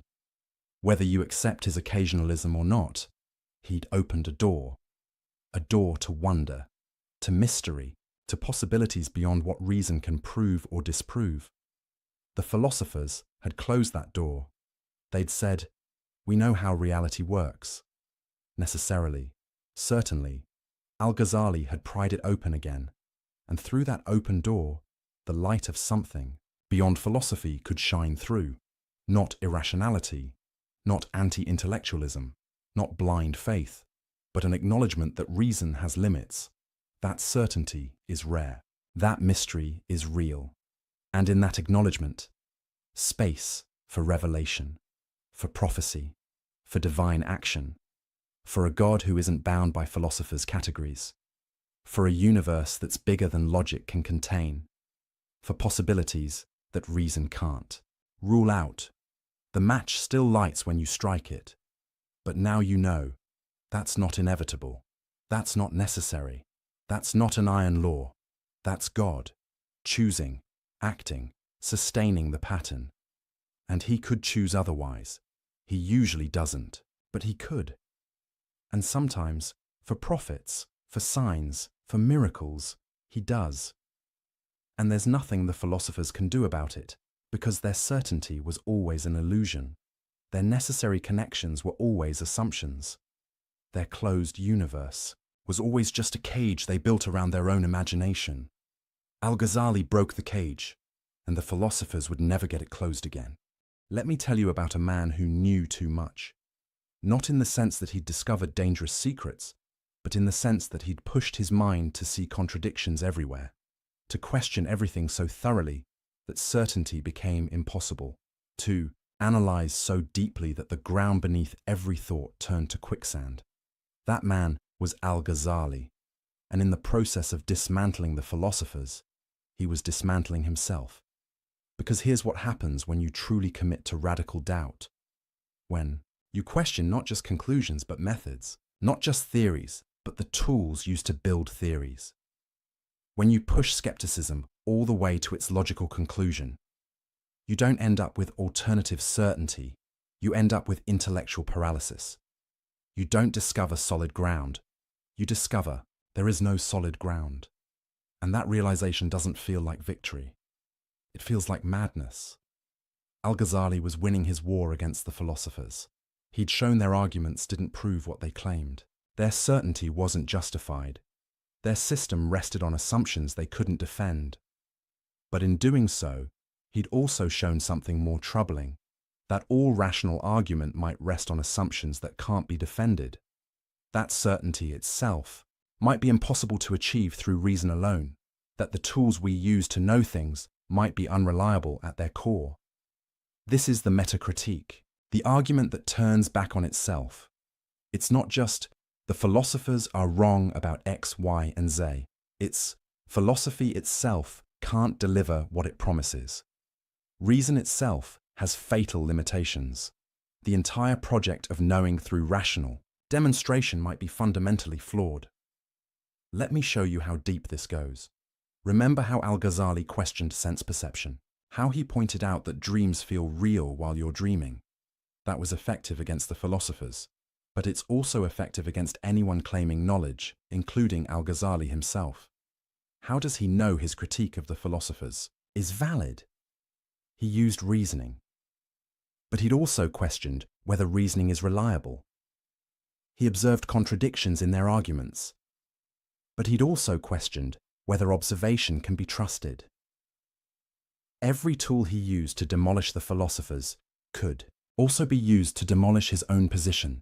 This is the problem with radical skepticism. It consumes everything, including itself. If you truly doubt the reliability of reason, then you must also doubt your reasons for doubting reason. If you truly question the validity of logic, then you must also question the logical arguments you use to question logic. You end up in a philosophical spiral, a vortex of doubt that has no bottom. And Al-Ghazali knew this, felt this, lived through this. He later wrote about a period of crisis so severe he couldn't function, couldn't teach, couldn't write, couldn't even speak with confidence about anything. Because every statement he wanted to make, his own mind would immediately question. God exists. But how do you know? What's your proof? How can you be certain? Reason can demonstrate certain truths, but can it? Haven't you just shown that reason is limited? That it rests on unproven assumptions? I need to live according to Islamic law. But why? How do you know Islamic law is true?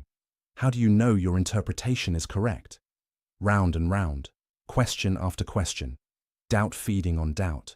This is what happens when you take philosophy seriously. Not as a game, not as an intellectual exercise, not as a way to show how clever you are, but as a genuine search for truth, for certainty, for solid ground to stand on. You discover there might not be any solid ground, at least not ground you can reach through thinking alone. The philosophers never got here. They never pushed their skepticism this far. They doubted religion, questioned revelation, challenged tradition, but they never truly doubted their own tools, never questioned their own foundations, never looked into the abyss beneath their own certainty.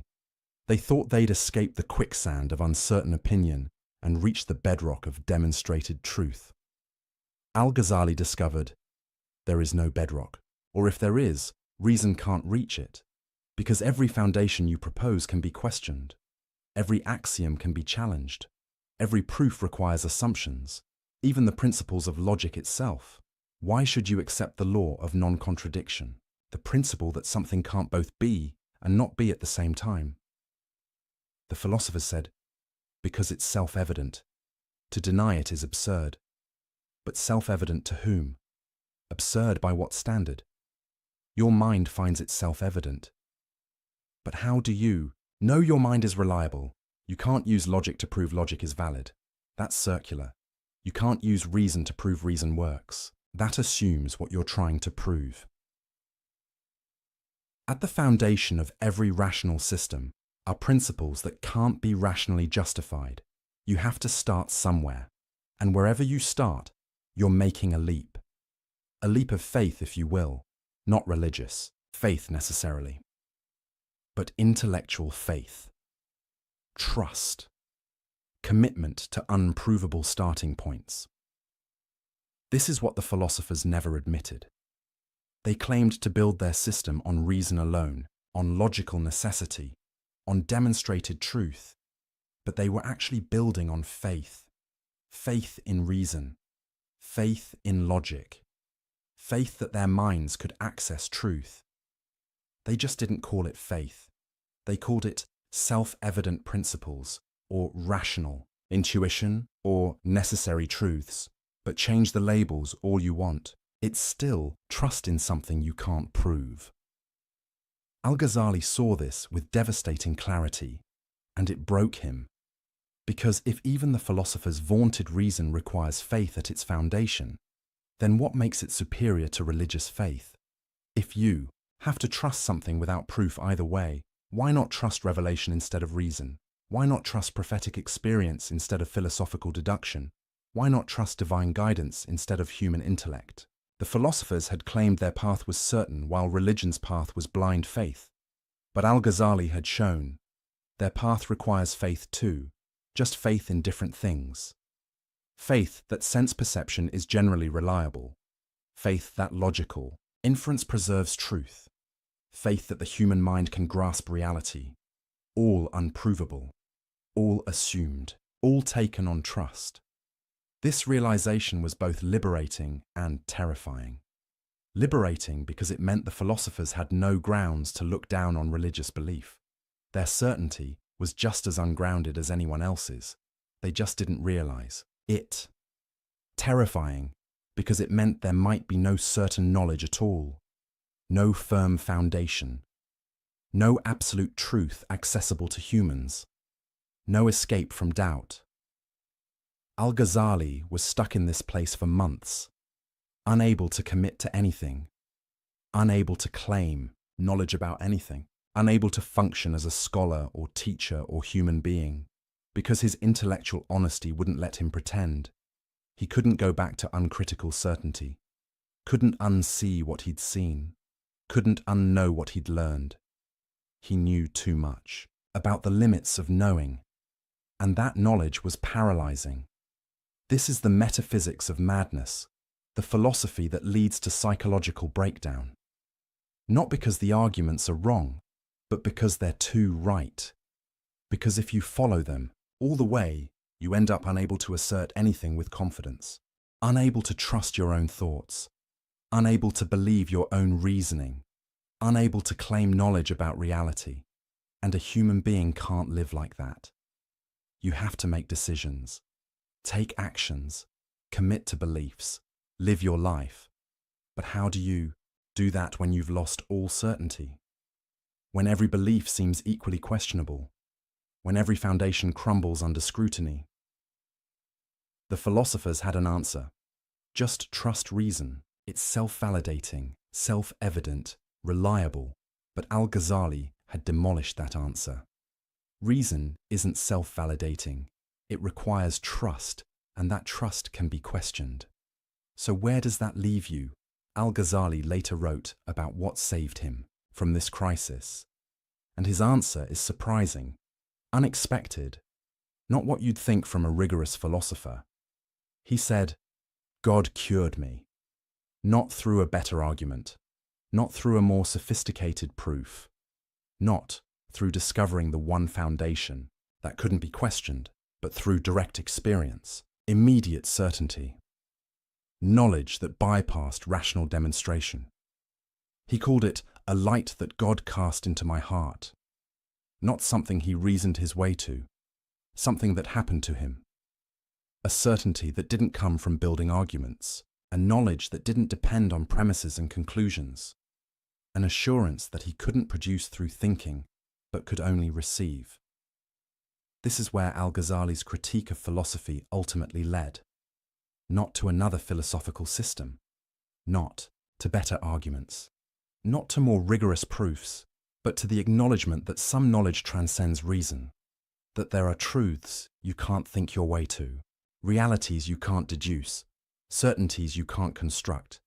You can only encounter them, receive them, experience them directly. The philosophers would have scoffed at this. Mystical nonsense, they'd say. Emotional experiences aren't knowledge. Only rational demonstration gives real certainty. But Al-Ghazali could now ask, prove it. Prove that rational demonstration is the only path to knowledge. Prove that direct experience can't give certainty. Prove that mystical encounter isn't a valid way of knowing. You can't, not without assuming. What you're trying to prove, you're just privileging one type of knowing over another, based on your preferences, your assumptions, your intellectual commitments. But those are faith commitments, not demonstrated truths. So maybe the mystics are onto something. Maybe the prophets had access to knowledge philosophers can't reach. Maybe revelation conveys truths that reason can't grasp. Maybe the universe is bigger, stranger, more mysterious than philosophy can accommodate. And maybe that's okay. Maybe the proper response to the limits of reason isn't despair. It's humility. The recognition that we're not as smart as we think we are. That our minds are powerful but not omnipotent. That we can know some things but not everything. That certainty is rare. Mystery is common. And trust is unavoidable. You're going to trust something. The question is what? Will you trust reason, even though reason can't validate itself? Will you trust sense perception, even though perception can deceive? Will you trust revelation, even though revelation can't be proven to those who haven't experienced it?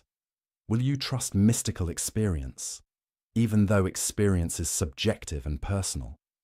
There's no neutral standpoint, no view from nowhere, no way to escape making commitments you can't fully justify. The philosophers pretended they'd escaped this human condition. They claimed to stand on firm, rational ground that required no faith. Al-Ghazali showed them, you're standing on faith just like everyone else. You just won't admit it. And once you admit it, everything changes. Philosophy becomes humbler, less arrogant, less dismissive of other ways of knowing. It becomes a tool for clarifying thought and exposing bad arguments, not a path to absolute certainty. It becomes useful for showing what can't be proven, not for building unchallengeable systems. It becomes a servant of wisdom, not wisdom itself. This is Al-Ghazali's ultimate lesson. Not that philosophy is worthless, but that philosophy is limited.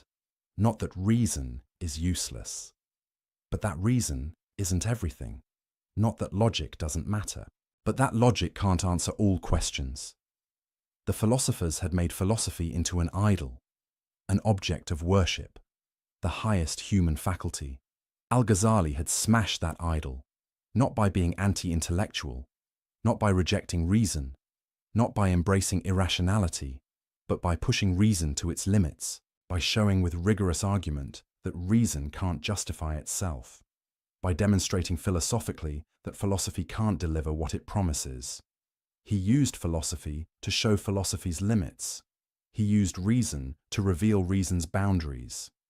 He used logic to demonstrate that logic rests on unprovable foundations, and in doing so, he opened space for other ways of knowing, other sources of truth, other paths to certainty, not by discrediting reason, but by right-sizing it, putting it in its proper place, acknowledging its power while recognizing its limits. This is intellectual maturity, the wisdom that comes after you've explored the limits of cleverness. The philosophers never got there. They stayed trapped in the intoxication of their own intellect, drunk on the power of argument, addicted to the feeling of certainty, unable to acknowledge that they were building castles on clouds. Al-Ghazali got sober, and sobriety didn't mean giving up thinking. It meant thinking more carefully, more humbly, more honestly about what thought can and can't do. The metaphysics of madness was real. The abyss of doubt was real. The spiral of skepticism was real. Al-Ghazali had looked into it, had fallen into it, had nearly been consumed by it, but he'd emerged on the other side, not with a philosophical solution, but with a lived realization that you can't think your way out of radical doubt. You can only be pulled out, rescued, given a gift you can't earn. And that gift isn't an argument. It's an experience, a light, a certainty that comes from beyond yourself. The philosophers would reject this, call it irrational, dismiss it as mysticism. But Al-Ghazali could now say, I've been where you are. I've mastered what you've mastered. I've trusted what you've trusted. And I've found it insufficient. Not wrong, not useless, but insufficient. There's more to reality than reason can grasp, more to knowledge than philosophy can deliver, more to truth than logic can demonstrate, and acknowledging that isn't weakness, it's wisdom. The madness wasn't in doubting too much, it was in claiming to know too much. The philosophers were mad with certainty. Al-Ghazali became sane through doubt, and from that sanity, he could finally speak with real authority. Not the authority of someone who claims to have all the answers, but the authority of someone who's seen the limits of answers. Who's wrestled with uncertainty? Who's found something beyond argument? The three great philosophical positions had fallen. The system had crumbled. The certainty had dissolved. But something more important had been revealed. Not a rival philosophical system, but a different way of approaching reality altogether. And that's where we're going next. To the final implications, the last confrontation, the ultimate question: what do you do after philosophy fails? There's a moment in every intellectual war when diplomacy ends, when critique becomes condemnation, when disagreement becomes denunciation, when you stop saying, "I think you're mistaken," and start saying what you believe is dangerous. For Al-Ghazali, that moment came when he looked at three specific philosophical positions, three ideas that weren't just wrong, weren't just unproven, weren't just questionable. They were heretical. They were kufr, disbelief. This wasn't a word he used lightly. In Islamic intellectual discourse, calling something heresy has weight, consequences, implications. It means this belief is so incompatible with Islamic faith that you can't hold it and remain Muslim. It means this isn't a matter of scholarly debate. This is a line in the sand. It means if you believe this, you've crossed a boundary. You're outside the circle. You've abandoned something essential. Al-Ghazali had spent months, maybe years, dismantling philosophical arguments, showing their logical flaws, exposing their assumptions, demonstrating their overreach. But he'd been relatively measured, academic, philosophical. He'd said, "Your proofs don't work. Your certainty is unjustified. Your claims exceed your evidence." But now he was going further. He was saying, three of your positions aren't just philosophically questionable, they're religiously unacceptable. They're not just errors, they're heresies. Why these three? Why not others? Because these three didn't just challenge specific interpretations of Islamic doctrine. They challenged the very possibility of Islamic belief making sense. They didn't just contradict scripture. They made scripture meaningless. They didn't just disagree with theology. They made theology impossible. Let's revisit them. But this time, not as philosophical problems, as religious catastrophes. First, the eternity of the world. We already explored the logical issues with this claim, the impossibility of traversing an infinite past, the incoherence of actual infinities. But Al-Ghazali's charge of heresy wasn't about logic. It was about what this belief does to the concept of God. If the world is eternal, if it has always existed, then what does it mean to call God the Creator? The Quran repeatedly describes God as Creator, as the one who brings things into existence, as the one who made the heavens and the earth. This isn't peripheral to Islamic belief. It's central, foundational, definitional. God's relationship to the universe is that of creator to creation, maker to made, originator to originated. But if the world is eternal, this relationship dissolves. God doesn't create. He doesn't originate. He doesn't bring into being. He just is the eternal source from which an eternal universe eternally flows. That's not creation. That's emanation, automatic, necessary, impersonal, like heat from fire, light from sun, effect from cause. No choice, no will, no decision to create. The philosophers tried to maintain that God is still supreme in this arrangement, still the source of all being. But Al-Ghazali saw through this, saw that they'd hollowed out the meaning of divine lordship. Because a lord commands, chooses, acts according to will. But if the universe necessarily flows from God's nature, where's the choice? Where's the command? Where's the will? God becomes like a mathematical principle, the number one from which all other numbers derive. Sure, it's foundational, but it's not a lord, it's not a ruler, it's not someone you worship. You don't pray to the number one. You don't submit to a principle. You don't love an abstract source. The philosophers had preserved the word God while evacuating it of meaning. They kept the shell, discarded the substance. maintained the label while changing the reality it referred to. And Al-Ghazali said, "No, this is unacceptable.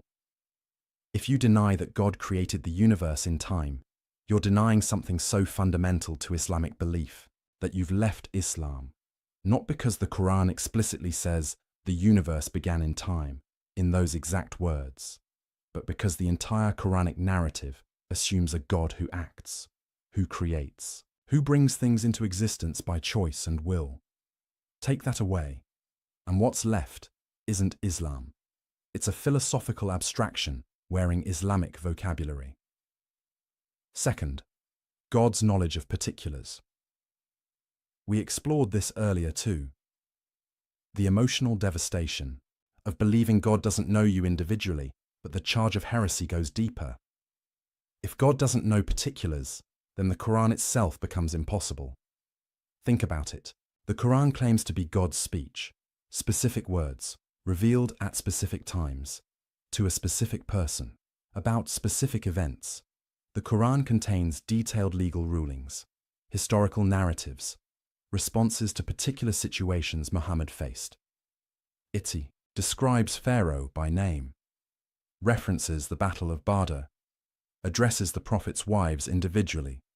These are all particulars, specific people, specific events, specific moments in time. If God doesn't know particulars, he can't speak about them. He can't reveal information about specific historical figures, can't give laws for particular situations, can't address individual people. The entire concept of divine revelation collapses. The philosopher's response. The Quran uses particular examples to communicate universal truths, but that's not what the Quran claims about itself. The Quran presents its particulars as real, as historical, as actual events God knows about and describes. It's not using Pharaoh as a metaphor. It's telling you what actually happened to Pharaoh. A specific person God dealt with. If God doesn't know Pharaoh as a particular individual, then this entire narrative is false, not just imprecise, not just metaphorical. False. Same with prophecy more broadly. A prophet is called at a particular time, given a particular message, sent to a particular people. Moses at the burning bush, Jesus in Nazareth, Muhammad in Mecca. If God doesn't know these particular people at these particular times, how does he call them? How does he send specific messages? How does he guide particular prophets through specific challenges? The philosophers had to reinterpret all of this. They said prophets don't actually receive messages from God. They just have souls refined enough to receive emanations from the active intellect. It's not God communicating personally. It's just particularly receptive individuals picking up signals that are always broadcasting, like tuning a radio to a station that's always on. But again, that's not prophecy. That's just having a special talent, a psychological sensitivity.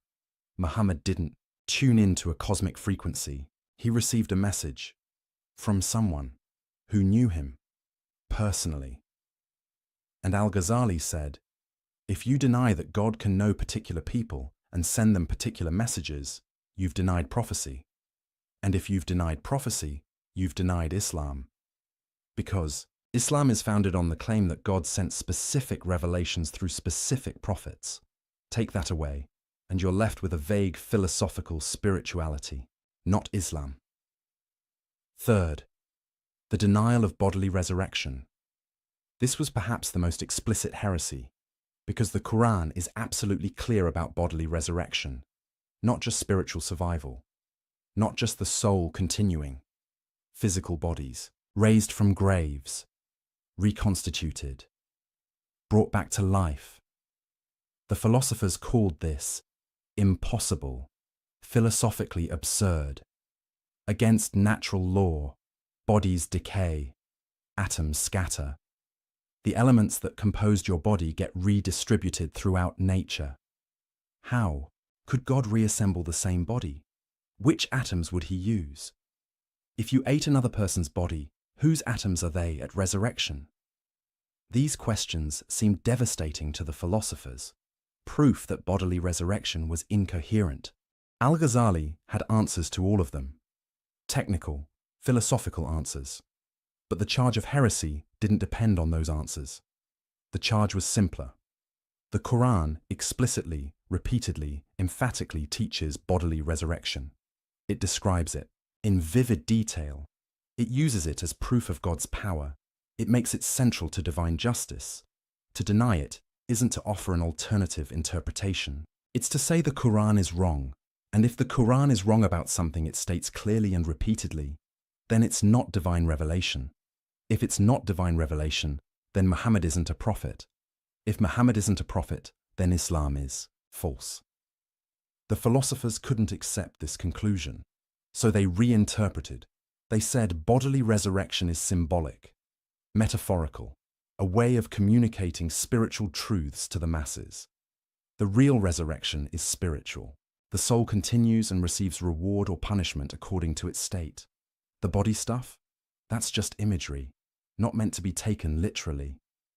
But Al-Ghazali asked, who gave you the authority to decide what's literal and what's metaphorical? The Quran doesn't say, we're speaking metaphorically about resurrection. It presents it as fact. You're importing your philosophical commitments, using them to override the plain meaning of Scripture.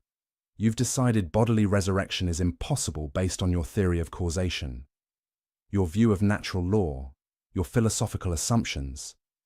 Then you're using those assumptions to reinterpret Scripture to fit your philosophy. But that's backwards.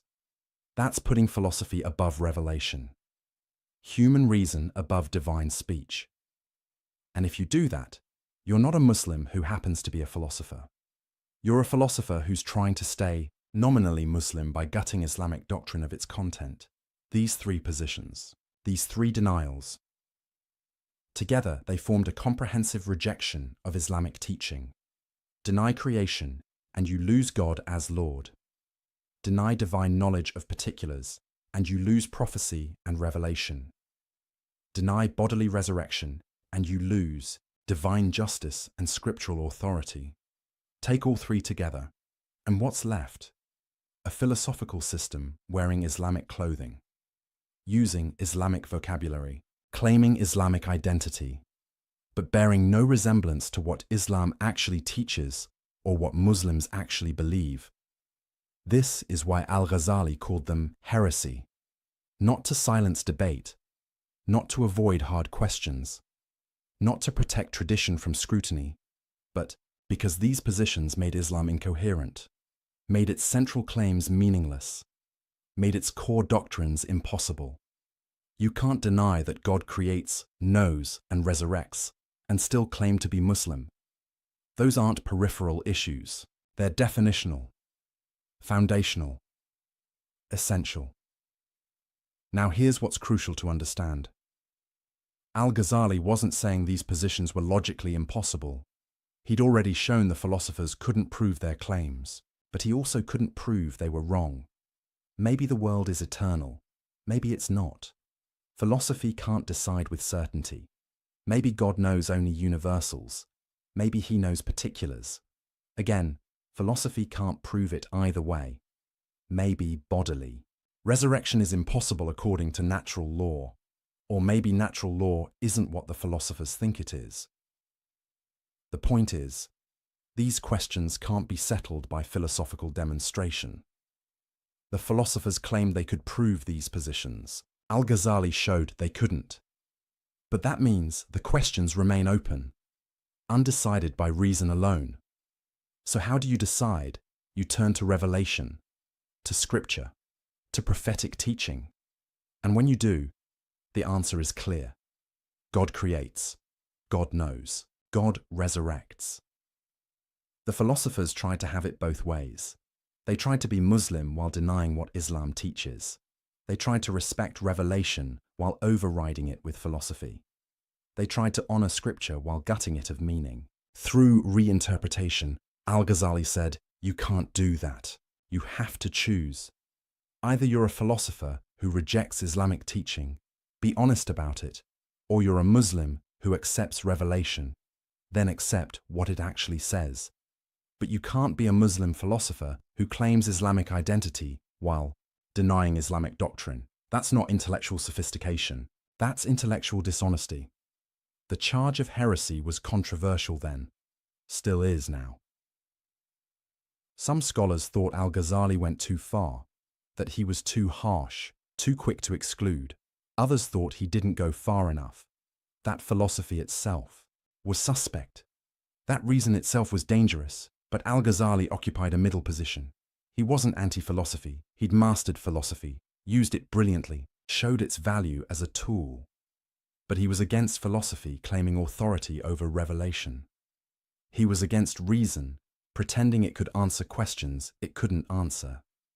He was against philosophers remaking Islam in philosophy's image. The three charges of heresy were his line in the sand. These three positions specifically. Not philosophy generally, not reason broadly, not intellectual inquiry as such. Just these three claims that made Islamic faith incoherent, and he stood by those charges, never backed down, never softened them, because he believed something was at stake, something important, something worth defending, the integrity of Islamic teaching, the coherence of Islamic belief, the possibility of being Muslim meaning something specific. The philosophers had tried to make Islam compatible with their philosophy by changing what Islam meant. Al-Ghazali said, "No, if your philosophy contradicts Islam, that's a problem with your philosophy, not with Islam.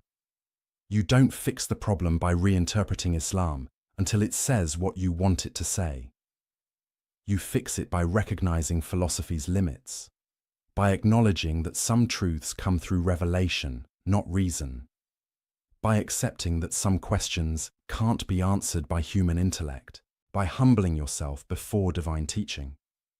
This was the ultimate confrontation, not just between al-Ghazali and the philosophers of his time, but between two ways of understanding the relationship between faith and reason, between revelation and philosophy, between divine teaching and human thought. The philosophers said, reason is supreme. When it conflicts with scripture, reinterpret scripture. Al-Ghazali said, reason is limited. When it can't prove something either way, defer to revelation. The philosophers said, we can figure out truth through pure thought. Al-Ghazali said, some truths must be received, not figured out. The philosophers said, philosophy is the highest human achievement. Everything else must conform to it. Al-Ghazali said, philosophy is a useful tool with clear limits. It serves wisdom, but isn't wisdom itself. Two fundamentally different visions, and Al-Ghazali drew the line at the three positions where the conflict was starkest, where the stakes were highest, where the implications were clearest: the eternity of the world, God's knowledge of particulars, bodily resurrection. On these three, he said, this is where philosophy overreaches, where it makes claims it can't support and contradicts revelation it should respect. This is where the philosophers stopped being philosophers and became missionaries for a different religion, a religion of reason, of philosophical speculation, of human intellectual achievement, dressed in Islamic language but fundamentally opposed to Islamic teaching. And Al-Ghazali wouldn't allow it, couldn't allow it, felt compelled to expose it, hence the charges of heresy. Harsh, perhaps, necessary. He thought so. Because sometimes tolerance becomes complicity. Sometimes open-mindedness becomes empty-headedness. Sometimes including everything means standing for nothing. And Al-Ghazali believed Islam stood for something, taught something, meant something, and that something was incompatible with these three philosophical positions. The war was won. The philosophers' certainty was demolished. Their overreach was exposed, but the cost was high. The battle was exhausting. The intellectual crisis was real. Al-Ghazali had taken the philosopher's system apart piece by piece, but in doing so, he'd also taken his own certainty apart. He'd shown the limits of reason, but he still needed to live, to act, to believe. He'd destroyed false confidence, but he still needed real confidence. He'd cleared the ground, but now something needed to be built on it, and that's where we're going next. to what comes after philosophy, to what fills the void left by demolished certainty, to Al-Ghazali's answer to the question, if reason can't give you truth, what can? Imagine standing at the edge of a cliff. Behind you is everything you know, everything you've built, everything you've trusted, your education, your career, your intellectual achievements, your certainty about how the world works. In front of you is nothing, empty air, a void you can't see across, and you have to jump, not because you want to, not because it makes sense, not because you've reasoned your way to the conclusion that jumping is the logical next step, but because standing still is no longer possible, because the ground beneath you is crumbling, because staying where you are means falling anyway. This is where Al-Ghazali found himself. He'd demolished the philosophers' certainty, exposed their assumptions, shown their limits, but in doing so, he'd also demolished his own ability to be certain through reason alone. He'd won the intellectual war, but he'd lost his intellectual peace. He couldn't go back to naive confidence, couldn't pretend he didn't see the problems, couldn't unthink what he'd thought. But he also couldn't move forward using the tools he'd just proven were inadequate. Reason couldn't save him. Logic couldn't guide him. Philosophy couldn't deliver him. Because he'd shown that these tools, powerful as they are, can't provide the bedrock certainty he needed. They can critique. They can question. They can demolish bad arguments. But they can't build unshakable foundations. Can't reach ultimate truth. Can't give you something solid to stand on. So what do? The philosophers would say, give up, embrace uncertainty. Accept that we're floating in a sea of probability and best guesses. But that's not livable. Not for someone who needs to act, to choose, to commit, to live a meaningful life. You can't spend every moment paralyzed by doubt. Can't question every step before you take it. Can't analyze every decision into indecision. At some point, you have to trust something, commit to something, believe in something. But what, and why, and how? This is the crisis Al-Ghazali lived through, and what happened next is remarkable. He didn't figure his way out. He was found. He describes it in his autobiography, Deliverance from Error. He writes about months of psychological paralysis, unable to teach, unable to function. Physically, sick from intellectual crisis, his tongue wouldn't speak, his mind wouldn't settle, his heart wouldn't rest.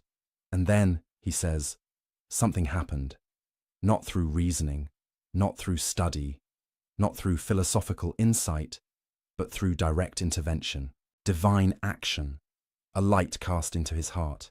He couldn't produce it, couldn't earn it, couldn't think his way to it. It was given, received, experienced, and it gave him the certainty that reason couldn't provide. Now, the philosophers would immediately object. This is just emotion, subjectivity, personal experience that can't be verified or validated. How do you know this light was real? How do you know it wasn't self-deception? How do you distinguish divine experience from delusion? These are fair questions, important questions, and Al-Ghazali had an answer, but not the answer philosophers wanted. He said, you can't know from the outside, can't judge from a distance, can't verify through rational proof. You can only know by experiencing it yourself. It's like trying to explain color to someone blind from birth, or taste to someone without a tongue, or love to someone who's never felt it. You can describe it, analyze it, talk about it philosophically, but until they experience it directly, they don't really know what you're talking about. Mystical experience is like that. Direct knowledge of the divine is like that. Certainty through encounter is like that. It's not less real because it's experiential. It's not less valid because it's personal. It's not less true because it can't be proven to skeptics. Some knowledge comes through experience, not through argument. Some truths are known by acquaintance, not by description. Some certainties arise from encounter, not from demonstration. And this, Al-Ghazali realized, is what the prophets had, what the mystics discovered, what the Sufis cultivated. A way of knowing that doesn't go through rational demonstration, a path to truth that doesn't depend on philosophical proof, a source of certainty that transcends logical inference. This was revolutionary. Not because mystical experience was new to Islam, it wasn't. But because Al-Ghazali was saying it as the greatest philosopher and theologian of his age. He wasn't a naive believer who'd never engaged with philosophy. He was a master philosopher who'd gone beyond philosophy. He wasn't rejecting reason from ignorance. He was transcending reason from experience. He'd climbed the ladder of philosophical achievement to the very top. And from that height, he could see that there was something higher still. Not higher in the sense of more sophisticated arguments, but higher in the sense of a different kind of knowledge altogether. The philosophers knew about God, through inference, through deduction, through rational proof. The mystics knew God, through experience, through encounter, through direct awareness. The difference is everything. Knowing about someone isn't the same as knowing them. Reading about love isn't the same as being in love. Studying fire isn't the same as being burned. The philosophers had built elaborate theories about God, complex arguments for his existence, sophisticated descriptions of his attributes. But they didn't know him. Not really, not personally, not experientially. They knew propositions about God, not God himself. And Al-Ghazali had discovered, propositions aren't enough.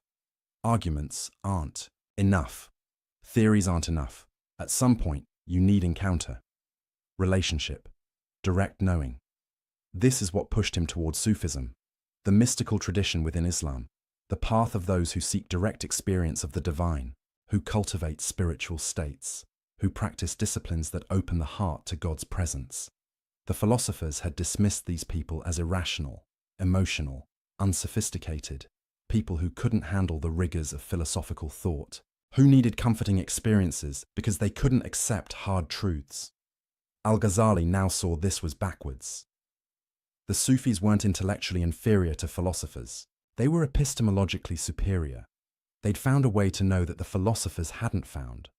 They'd accessed truths the philosophers couldn't access. They'd achieved certainties the philosophers couldn't achieve, not because they were smarter, but because they'd gone beyond the mind. They'd discovered that some knowledge requires more than thinking. It requires preparation, purification, practice. It requires what the Sufis call the cleansing of the heart. Because the heart, in Islamic psychology, is the organ of spiritual perception, the faculty that can directly apprehend divine realities.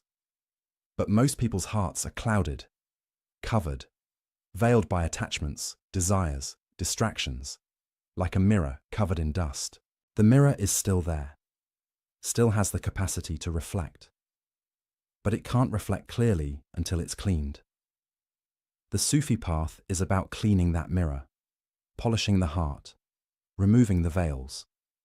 Through specific practices, ethical disciplines, spiritual exercises, remembrance of God, detachment from worldly concerns, not as arbitrary rituals, but as a technology of transformation, a method for developing the capacity to perceive what's always there, but usually hidden. Al-Ghazali began walking this path, practicing these disciplines, engaging in these exercises, and he describes what happened, experiences of certainty that didn't come through reasoning, knowledge that arose without inference, truth that appeared without argument. The philosophers would call this delusion, self-hypnosis, wish fulfillment. But Al-Ghazali could now ask, how would you know? Have you practiced these disciplines? Have you purified your heart? Have you cultivated these capacities? If not, you're like someone who's never tasted honey declaring that honey isn't sweet. You're not making an informed judgment. You're just expressing your ignorance. The philosophers claimed rational proof was the only valid path to knowledge. But they couldn't prove that claim. It was an assumption, a philosophical prejudice, a limitation of imagination. Why should reason be the only faculty capable of grasping truth? Why couldn't there be other ways of knowing, other modes of perception, other paths to certainty? The philosophers assumed there weren't, but they never proved it. They just took it for granted. Al-Ghazali had broken free of that assumption. He'd discovered through experience that there are ways of knowing beyond rational demonstration, that direct experience can give certainty, that spiritual perception can grasp truths, that mystical encounter can provide knowledge. This didn't mean abandoning reason, or rejecting philosophy, or embracing irrationality. It meant recognizing that reason is one tool among many. Philosophy is one path among several. Rational demonstration is one way of knowing, not the only way. Reason is excellent for certain things. Analyzing arguments, exposing contradictions, clarifying concepts, showing what can't be proven. But reason can't give you everything you need, can't answer every question, can't provide every kind of knowledge. For some truths, you need revelation, the words of prophets who've received direct communication from God. For some truths, you need experience, the direct encounter with realities that can't be fully captured in propositions.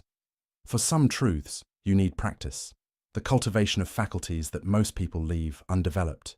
This is Al-Ghazali's mature epistemology, his theory of knowledge after philosophy, not anti-intellectual, but trans-rational, beyond reason, not beneath it. Recognizing multiple sources of knowledge, multiple paths to truth, multiple ways of being certain, and understanding that different sources are appropriate for different kinds of questions. Want to know whether an argument is logically valid? Use reason. Want to know what God commands? Consult revelation. Want to know God himself? Seek direct experience. Each source has its proper domain. Each method has its appropriate use. Each path has its valid applications. The mistake is trying to use one source for everything, one method for all questions, one path as the only path. That's what the philosophers did. They tried to make reason answer questions it couldn't answer. They tried to use philosophical demonstration to grasp realities that transcend demonstration. They tried to think their way to truths that can only be experienced, and they failed. Necessarily. Because they were using the wrong tool for the job. It's like trying to see music or hear colors. You're using the wrong faculty. It won't work no matter how hard you try. Al-Ghazali had learned this the hard way, through crisis, through breakdown, through the collapse of intellectual certainty. But on the other side of that collapse, he found something better. Not new arguments, but new capacities. Not better proofs, but direct knowing.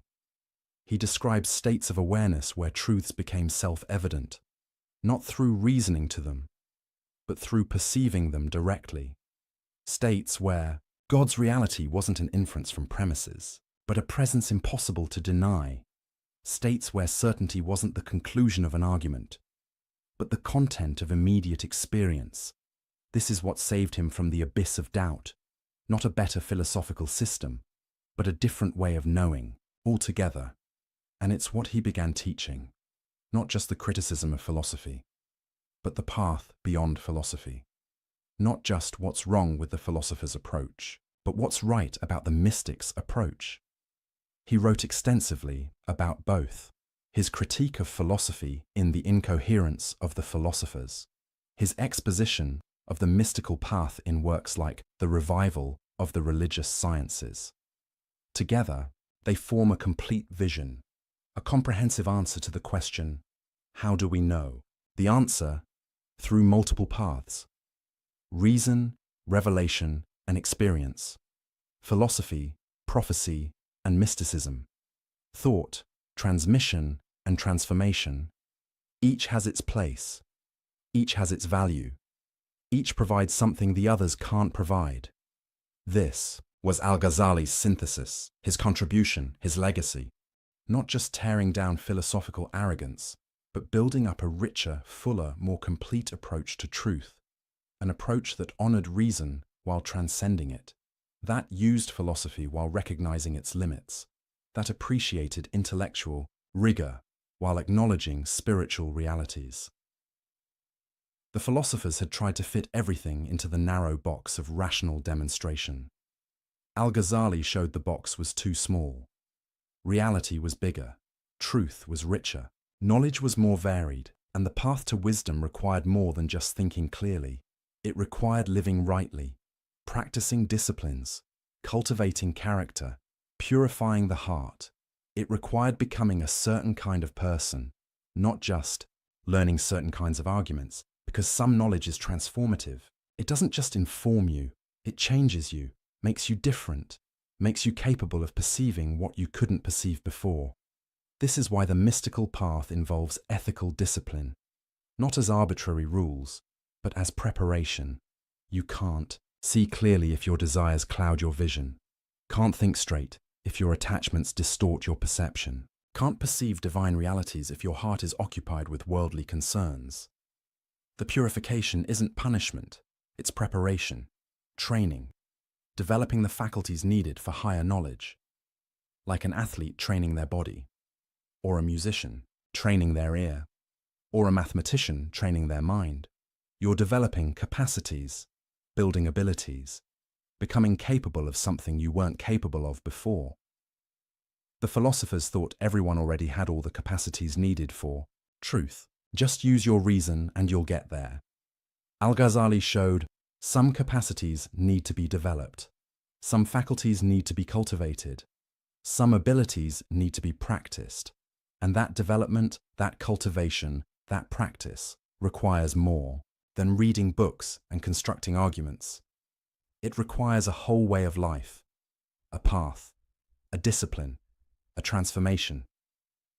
This is what he found beyond reason's edge, not an abyss, but a new landscape, not emptiness, but fullness, not less knowledge, but more, not inferior certainty, but superior, the certainty of direct experience, the knowledge of personal encounter, the truth of transformation. The philosophers never got there, because they never jumped. They stood at the edge of reason's capacity and declared, "This is as far as truth goes." Al-Ghazali stood at the same edge and declared, "This is where the real journey begins, beyond argument, beyond proof, beyond rational demonstration, into the realm of immediate knowing, of direct perception, of transformative encounter." This didn't make him anti-philosophical. He continued using philosophy, continued teaching logic, continued analyzing arguments.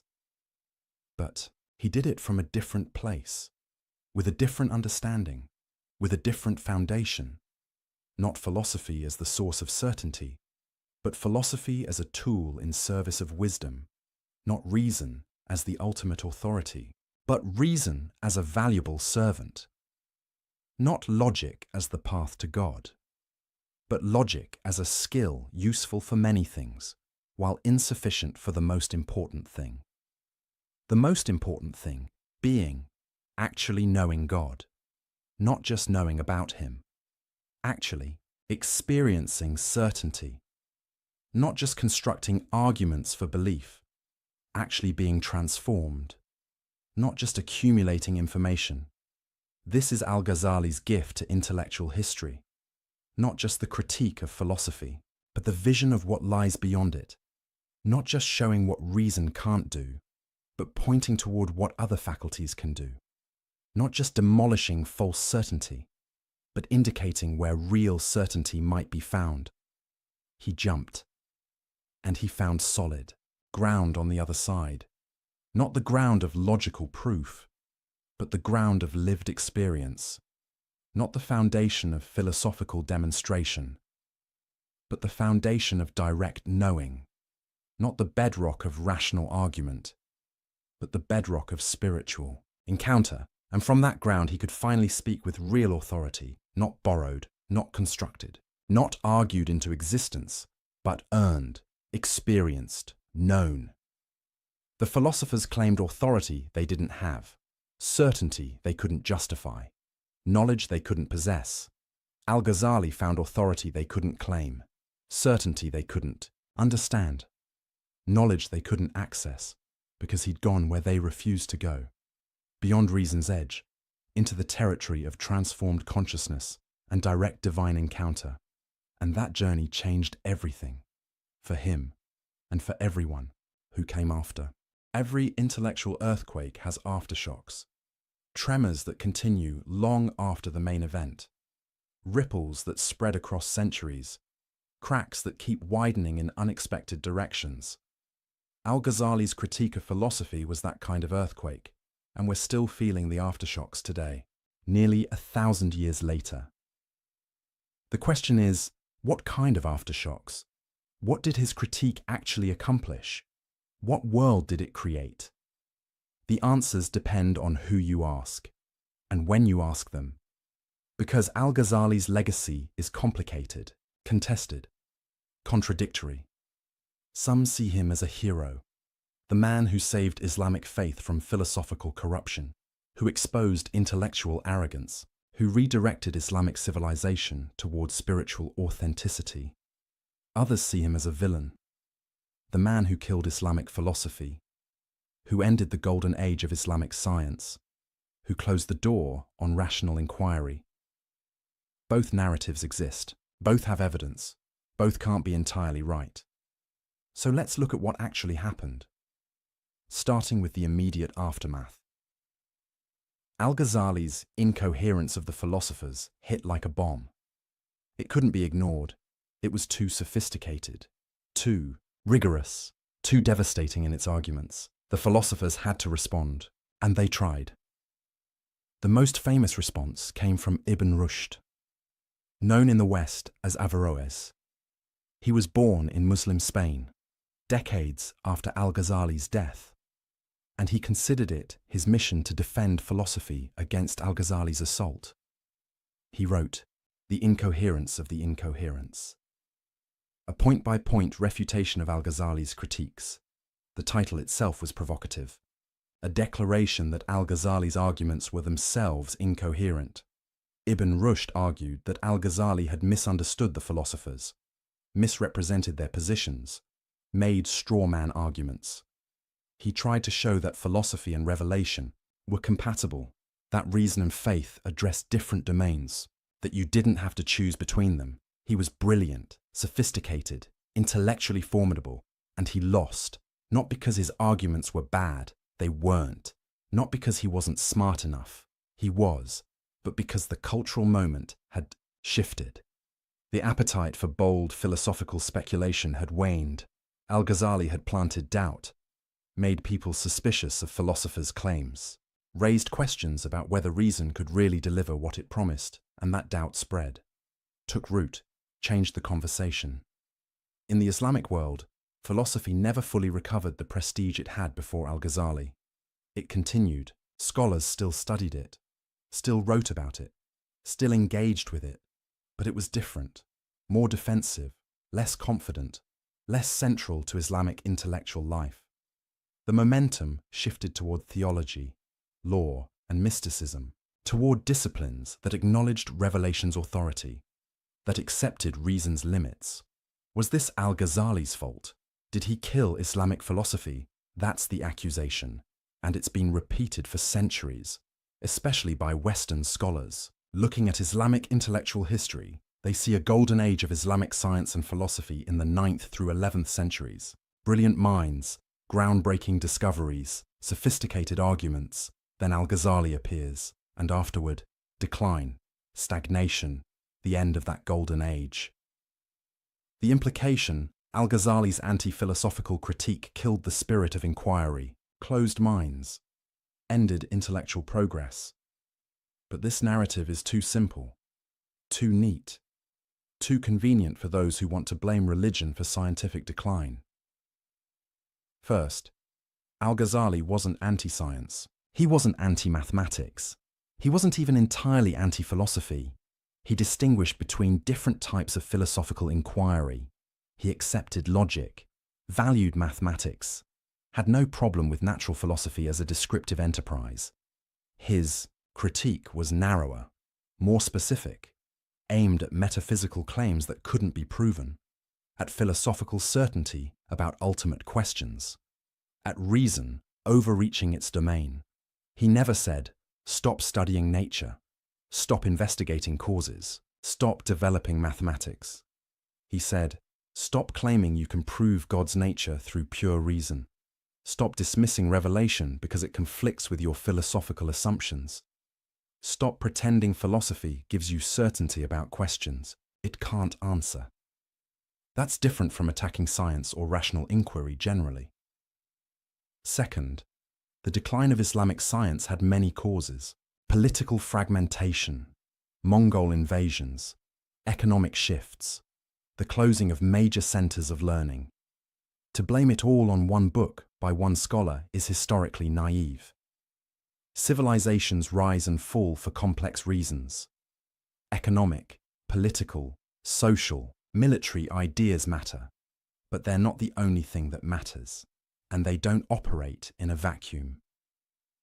Third, philosophy continued in the Islamic world after Al-Ghazali, just in different forms, with different emphases, in different locations. In Persia, illuminationist philosophy flourished. Suhrawardi created sophisticated systems that tried to integrate reason and mystical experience. In the Ottoman Empire, philosophical inquiry continued for centuries. Commentaries, debates, new developments. It wasn't the vibrant, confident, speculative philosophy of the earlier period. But it wasn't dead either. The story is more complex than Al-Ghazali killed philosophy. But here's what he did do. Undeniably. Intentionally. He changed the hierarchy of knowledge in Islamic civilization. Before Al-Ghazali, philosophy was ascending, gaining prestige, claiming authority, positioning itself as the highest form of knowledge. After Al-Ghazali, philosophy was humbled, put in its place, acknowledged as useful but limited. Theology reasserted its primacy. Mysticism gained legitimacy. Revealed knowledge regained authority. The question is, was this good or bad? From one perspective, it's terrible. A tragedy. The closing of the Islamic mind. Philosophy represents open inquiry, rational investigation, the courage to question everything, the refusal to accept authority without proof. When you subordinate philosophy to theology, you're saying, some questions are off limits, some conclusions are predetermined, some truths can't be questioned. That's the death of free inquiry, the end of intellectual courage, the victory of dogma over reason. From this view, Al-Ghazali's legacy is disaster. He gave religious authorities a weapon against philosophical inquiry. He made it respectable to reject reason in favor of revelation. He closed doors that should have stayed open. But from another perspective, it's exactly right. A necessary correction. The restoration of proper hierarchy. Philosophy had become arrogant, overconfident, dismissive of revelation and tradition. Philosophers were using unproven assumptions to override clear religious teachings. They were claiming certainty about things they couldn't know. They were making religion conform to philosophy rather than the reverse. Someone needed to expose this, needed to show that the emperor had no clothes, needed to demonstrate that philosophical certainty was often philosophical arrogance. From this view, Al-Ghazali's legacy is heroic. He defended faith against intellectual corruption. He preserved Islamic teaching from philosophical distortion. He maintained the integrity of revealed religion. So which is it? Hero or villain? Savior or destroyer? Maybe the question is wrong. Maybe the legacy is mixed. Maybe he was both right and dangerous. Right about philosophy's limits. Right that reason can't prove everything. Right that some knowledge comes through experience rather than argument. But dangerous in how his critique could be weaponized. How it could be used to shut down legitimate inquiry. How it could justify intellectual laziness masquerading as piety. Al-Ghazali himself would probably reject both extremes. He valued reason. used it brilliantly, never advocated abandoning intellectual rigor. But he also saw its limits, recognized its boundaries, understood that some truths lie beyond its reach. His goal wasn't to kill philosophy. It was to right-size it, to put it in proper perspective, to acknowledge both its power and its limitations. The problem is, ideas have consequences you can't always control. Al-Ghazali wrote sophisticated, nuanced arguments, but not everyone who read them understood the nuance. Some people took his critique as permission to reject all philosophy, to distrust all rational inquiry, to retreat into pure traditionalism. That wasn't his intention, but it was one result. Similarly, his embrace of mysticism opened important doors, made space for experiential knowledge, legitimized spiritual practice as a path to truth. But it also created problems, because mystical experience is subjective, hard to verify, easy to fake, prone to excess and delusion. Al-Ghazali knew this, warned about it, tried to provide guidelines for distinguishing authentic spiritual experience from self-deception. But again, not everyone paid attention to the nuances. Some used mysticism as an excuse for anti-intellectualism, for rejecting any attempt at rational analysis. The legacy is messy, as legacies usually are. But here's what's undeniable. Al-Ghazali changed the conversation, permanently. After him, no serious Islamic thinker could ignore the questions he raised. Can philosophy prove what it claims to prove? What are reason's limits? How do you balance revelation and rational inquiry? What role should mystical experience play in religious knowledge? These became unavoidable questions, central debates, issues every sophisticated thinker had to address. In that sense, Al-Ghazali's critique was generative. It created new lines of inquiry, sparked new debates, forced new sophistication. Even Ibn Rushd's response, his attempt to refute Al-Ghazali, shows this. It's a more careful, more nuanced defense of philosophy than what came before. Because Ibn Rushd had to take Al-Ghazali's objections seriously, had to address them carefully, had to develop more sophisticated arguments. That's the paradox.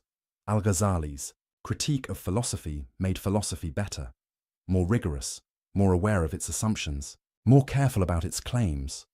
The lazy, overconfident philosophy that claimed to prove everything. That died. And maybe it needed to. But careful, humble, sophisticated philosophy, that could still flourish. And in some places, it did. Now, let's zoom out. Because Al-Ghazali's impact wasn't limited to Islamic civilization. His ideas reached medieval Europe through translations, influenced Christian scholastic theology, shaped how Europeans thought about the relationship between faith and reason. Thomas Aquinas, the great Catholic theologian, engaged with Al-Ghazali's arguments, sometimes agreeing, sometimes disagreeing, always taking them seriously.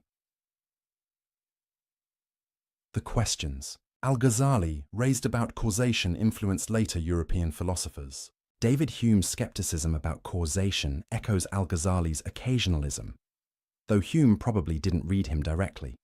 The debate about faith and reason that Al-Ghazali helped shape in Islam became central to European intellectual history too. So, his influence spread, transformed, took on new forms in new contexts. Today, nearly 1,000 years later, what's his relevance? In the Islamic world, he remains towering, one of the most important figures in Islamic intellectual history. Studied, debated, revered, criticized. In the broader world, he's less known, but the questions he raised remain urgent. In an age of scientific confidence, where many believe science can answer all meaningful questions, Al-Ghazali's skepticism about reason's reach is worth reconsidering, not as anti-science, but as a reminder that science has limits, that not all questions are scientific questions, that not all knowledge is empirical knowledge. In an age of religious fundamentalism, where some want simple certainty and reject intellectual inquiry, Al-Ghazali's sophisticated engagement with philosophy is instructive. He didn't reject reason. He used it, mastered it, showed its power while acknowledging its limits. That's different from anti-intellectualism.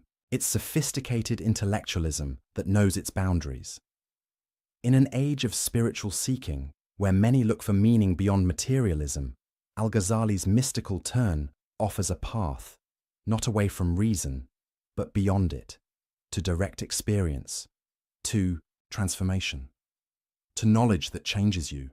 But with Al-Ghazali, you get intellectual rigor alongside mystical experience, critical thinking alongside spiritual practice, philosophy alongside transformation. That integration is rare and valuable. So what's the final verdict? What do we make of Al-Ghazali's legacy? Perhaps this: he was right about the questions. Profoundly. Right about philosophy's limits, about reason's boundaries, about the need for multiple paths to knowledge.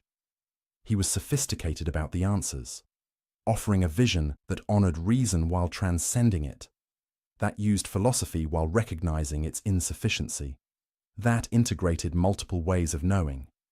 But he couldn't control how his ideas would be used, how they'd be simplified, how they'd be weaponized by some and ignored by others. That's the fate of all influential thinkers. Their ideas take on lives of their own, get interpreted and misinterpreted, used for purposes they never intended.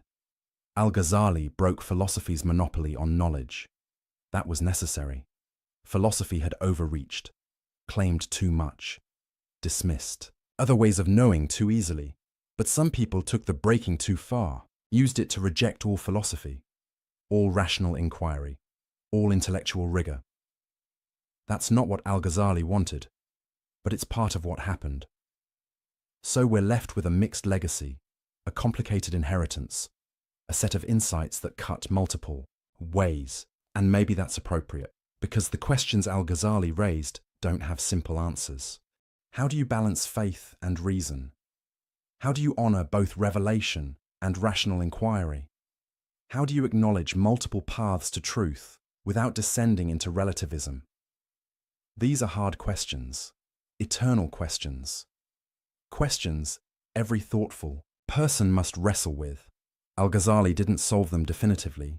He couldn't. They're not the kind of questions that have final solutions, but he illuminated them, showed their complexity, demonstrated why easy answers won't work, and he modeled something important: the courage to question your own certainty, the honesty to admit what you don't know, the humility to recognize your tool's limitations. He was at the peak of intellectual achievement, the most respected scholar of his age, secure in his position and prestige. And he threw it all away to pursue truth more honestly, to question more deeply, to seek more authentically. That's rare. That takes courage. That matters. So here's the question I'll leave you with. The question Al-Ghazali forces us to confront. What are you certain about? And how do you know? Not what do you believe, not what seems likely, but what are you absolutely certain about?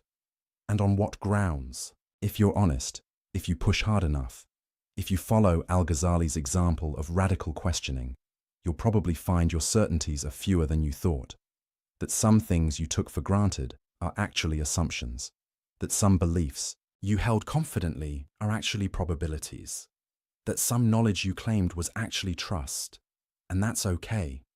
That's not weakness, that's honesty, because false certainty is worse than acknowledged uncertainty. Pretending to know what you don't know is worse than admitting you don't know. Al-Ghazali taught that lesson, lived that lesson, suffered through that lesson. And on the other side, he found something better than false certainty. He found a richer, more complex, more honest relationship with truth, one that honored reason without worshipping it, that used philosophy without being enslaved by it, that acknowledged mystery without abandoning intellect. That's his gift to us, not a final answer, but a better way of asking the question, not solved problems, but deeper understanding of why the problems are hard, not certainty about everything, but clarity about what we can and can't know. And for some questions, for some truths, for some encounters with reality, an invitation to go beyond knowing about and seek knowing directly, to jump beyond reason's edge and see what's there, to experience rather than just theorize, to be transformed rather than just informed. Nearly 1,000 years later, the invitation still stands, the questions still press, the challenge still beckons. Al-Ghazali broke philosophy, but he didn't leave us with nothing. He left us with something harder, something richer, something more real. The acknowledgement that we're finite creatures reaching for infinite truth, limited minds grasping at unlimited reality, temporal beings trying to understand the eternal, and in that acknowledgement, there's honesty, there's humility, there's the beginning of real wisdom, not the false wisdom of those who claim to have figured it all out, but the real wisdom of those who know how much they don't know, and who keep seeking anyway, keep questioning, keep reaching, keep being transformed by truth rather than just accumulating information about it. That's Al-Ghazali's legacy. Messy, complicated, contested, but profound. The man who broke philosophy, and in breaking it, opened something deeper, something truer, something more worth seeking. The question is, will you seek it? Will you question your certainties? Will you jump? Or will you stay on solid ground, comfortable in your assumptions, certain in your philosophies, confident in your reasoned conclusions?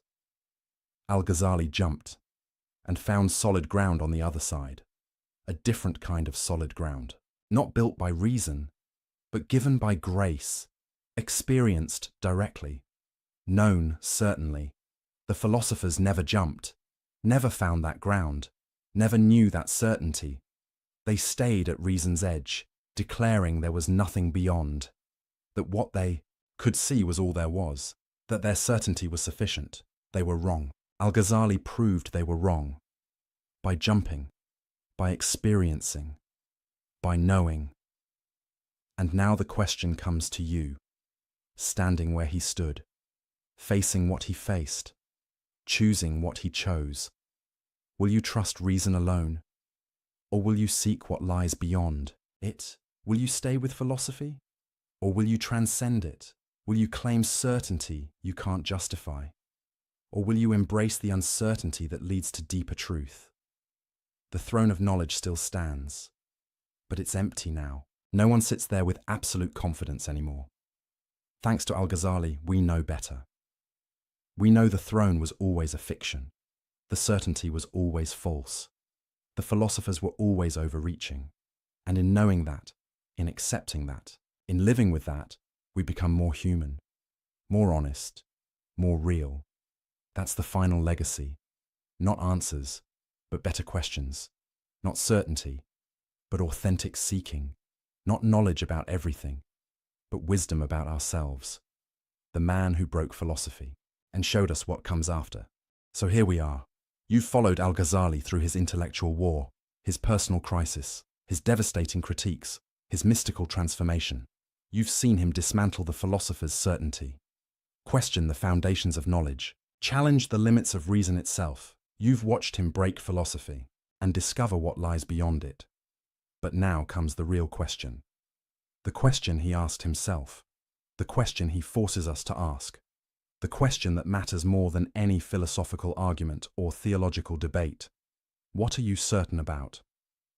Not, what do you believe? Not what seems reasonable. Not what you've been taught or what makes sense. But what are you absolutely, unshakably, undoubtedly certain about? Take a moment. Really think about it. Is it your senses? That what you see and hear and touch is real?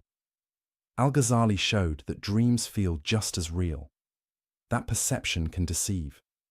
That you can't prove you're not dreaming right now. Is it your reason? That logic gives you reliable truth. Al-Ghazali showed that reason rests on unprovable assumptions. That you can't use logic to prove logic works. That the foundation is shakier than you thought. Is it science? That empirical investigation reveals reality. Science is powerful, incredibly powerful, but it rests on assumptions too. that nature is uniform, that the future will resemble the past, that our instruments are reliable. Can you prove those assumptions? Or do you just trust them? Is it your beliefs, your worldview, your understanding of how things are? How many of those beliefs did you reason your way to? And how many did you absorb from culture, family, education, experience? How many could you defend under rigorous questioning? How many would crumble if you pushed hard enough? This isn't meant to make you despair. It's meant to make you honest. Because Al-Ghazali's lesson isn't that you can't know anything. It's that you know less than you think you know. And admitting that isn't weakness, it's courage. The courage to question everything, even your own mind, even your own certainties, even the tools you use to be certain. Most people never do this. They accept their certainties uncritically, live their whole lives on unexamined foundations, never look down to see what they're standing on. Al-Ghazali looked down and saw the abyss and nearly fell in. But he emerged with something more valuable than false certainty. He emerged with wisdom.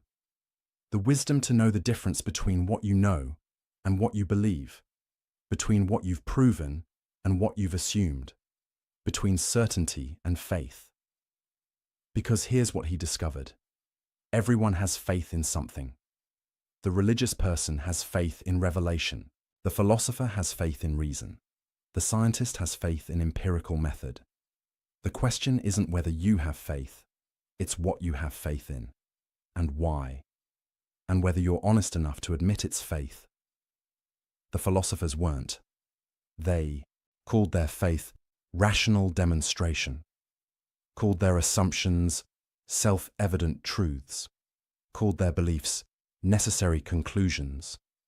But it was faith all along. They just didn't have the courage to admit it. Al-Ghazali had that courage. And that's what makes him worth studying nearly 1,000 years later. Not because he had all the answers. He didn't. Nobody does. But because he asked the right questions, questioned honestly, followed the truth wherever it led, even when it cost him everything. He was at the peak of success, the most respected scholar of his age, secure, comfortable, certain, and he threw it all away to pursue truth more honestly.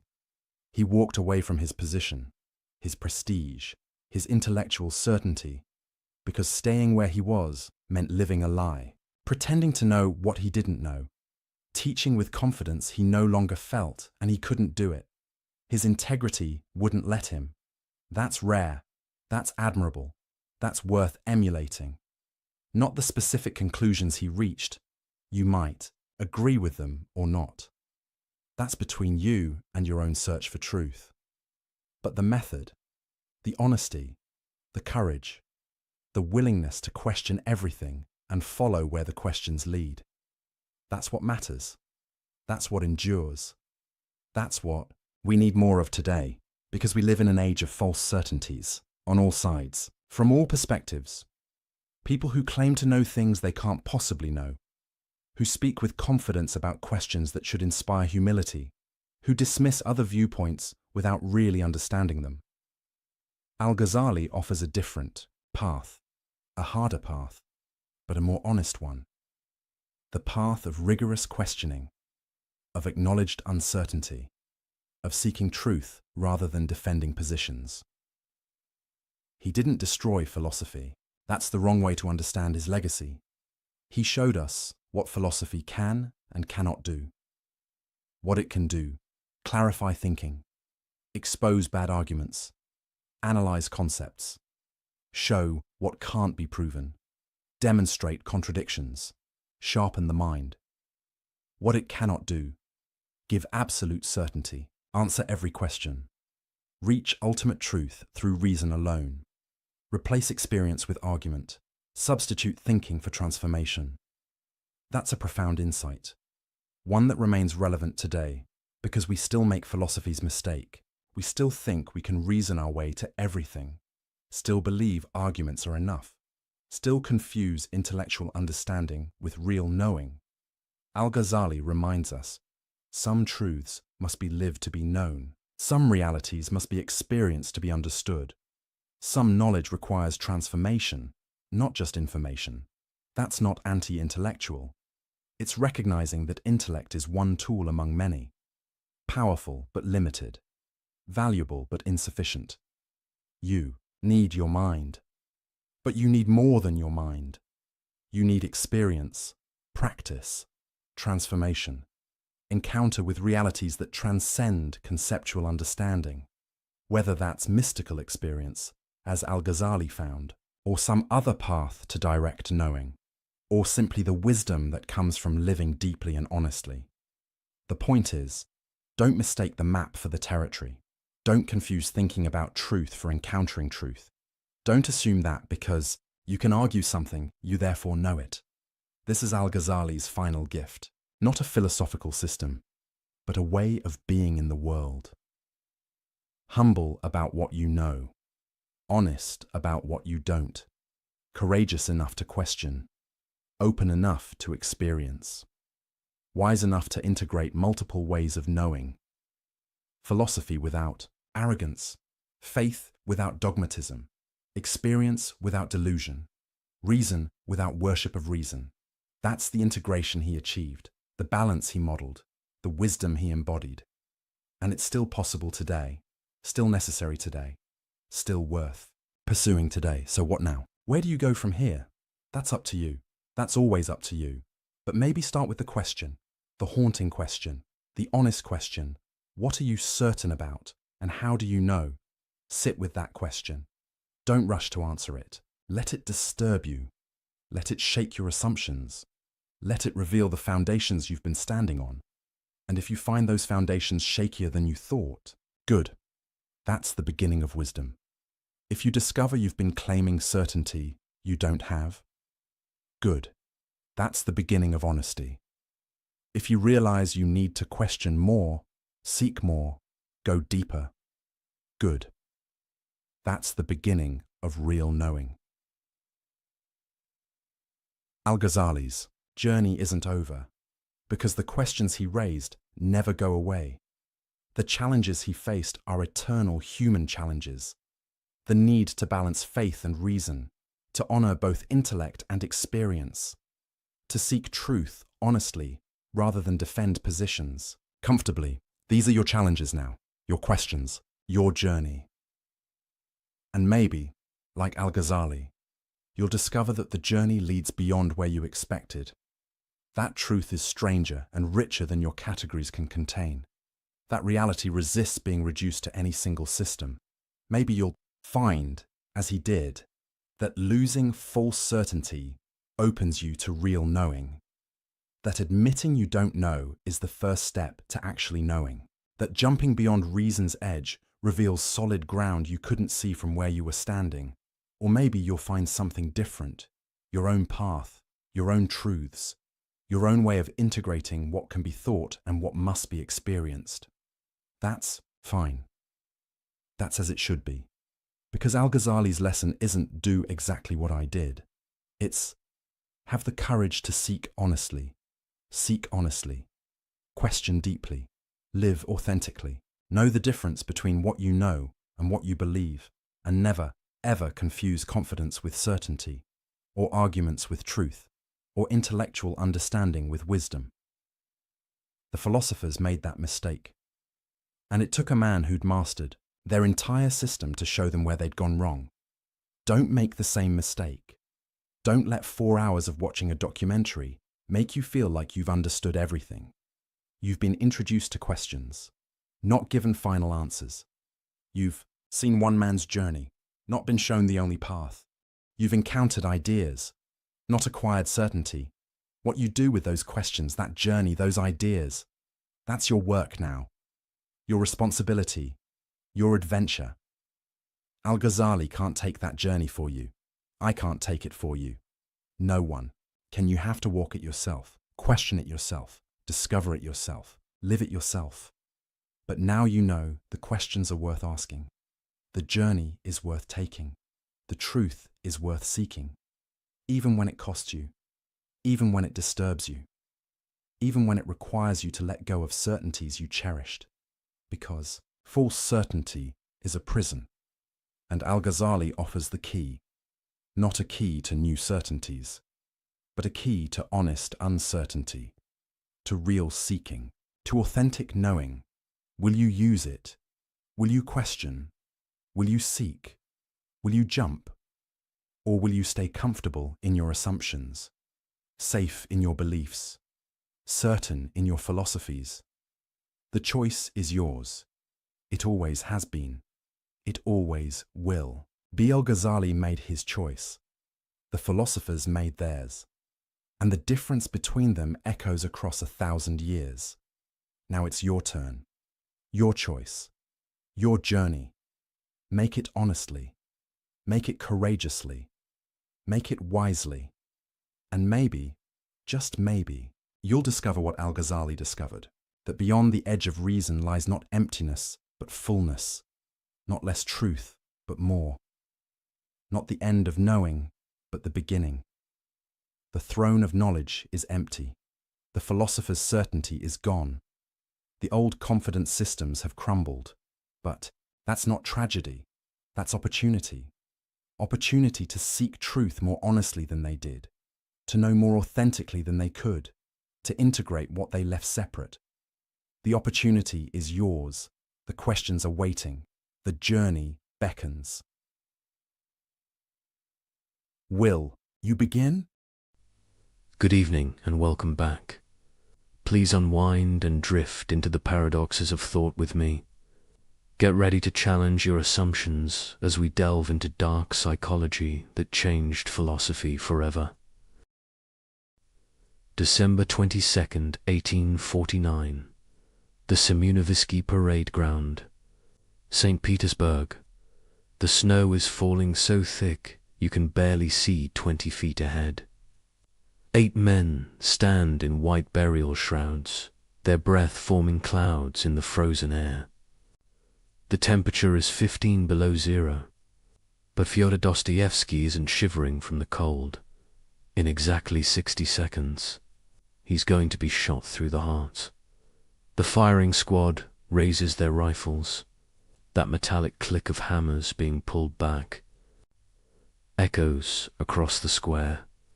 And here's the thing that nobody talks about when they tell this story. Dostoevsky isn't praying. He isn't crying. He isn't even thinking about God, or his mother, or the novel he'll never finish.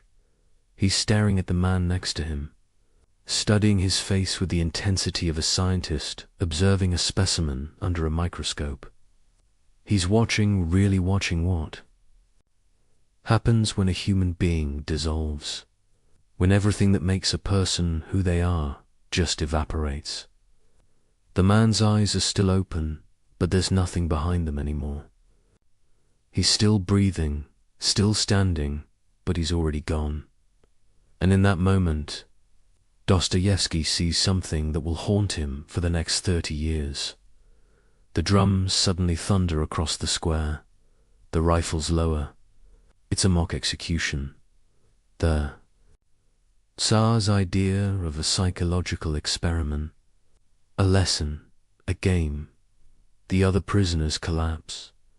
Some sob with relief. Some laugh hysterically. But Dostoevsky just stands there, because he understands something now that he didn't understand 3 minutes ago. Something in him died on that platform, eyed as surely as if those bullets had torn through his chest. But something else was born. Something that could see what the rest of us spend our entire lives trying not to see.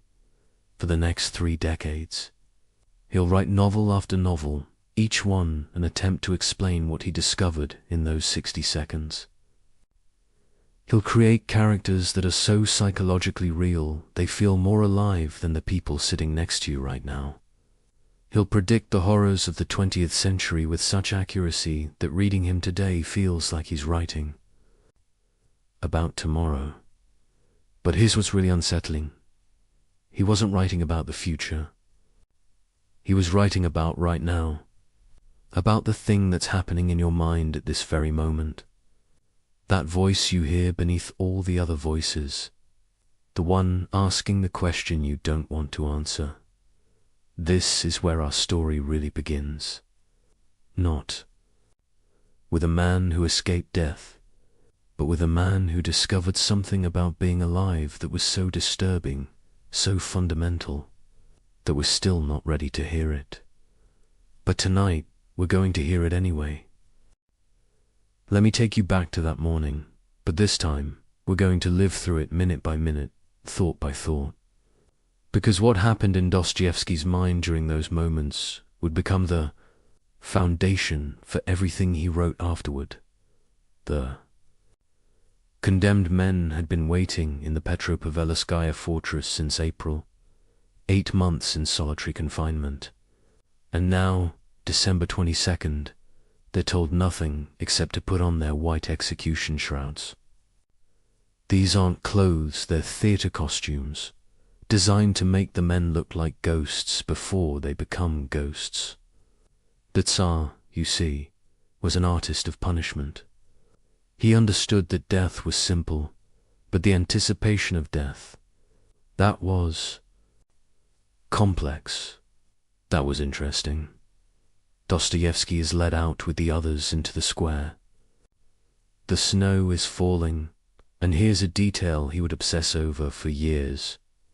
The way the snowflakes landed on his eyelashes and melted, how that felt like the world crying for him, but also how absurd it was to notice something so small when you're about to stop existing. The human mind doesn't become profound in its final moments, becomes chaotic, noticing everything and nothing simultaneously. They're arranged in groups of 3. Dostoevsky is in the second group, which means he has approximately 4 minutes to live while watching the first group die. And this is where the real torture begins, not in watching death approach like a mathematical certainty. 3 men, then 3 more, then you. It's death as an equation, and Dostoevsky, who loved to gamble, who understood probability, suddenly realizes that for the first time in his life, there's a game with absolutely no variables, no chance, no hope, just arithmetic. The first 3 men are tied to the posts, and now something happens that Dostoevsky will write about in 4 different novels, each time trying to capture it more precisely. He becomes hyperfocused on the church dome in the distance, the way the morning sun is hitting its gold surface. He can't stop staring at it. In his mind, this dome becomes everything. God, Russia, his mother's face, every book he's ever read, every woman he's ever loved, but also nothing, just metal and light, he thinks, and these are his exact words that he later wrote to his brother. In 5 minutes, I will either be that light, dissolved into the universe, or I will be nowhere at all. Think about that for a moment.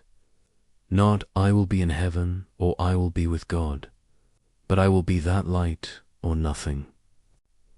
This is Dostoevsky's mind at the edge, not religious, not atheistic, but something more terrifying.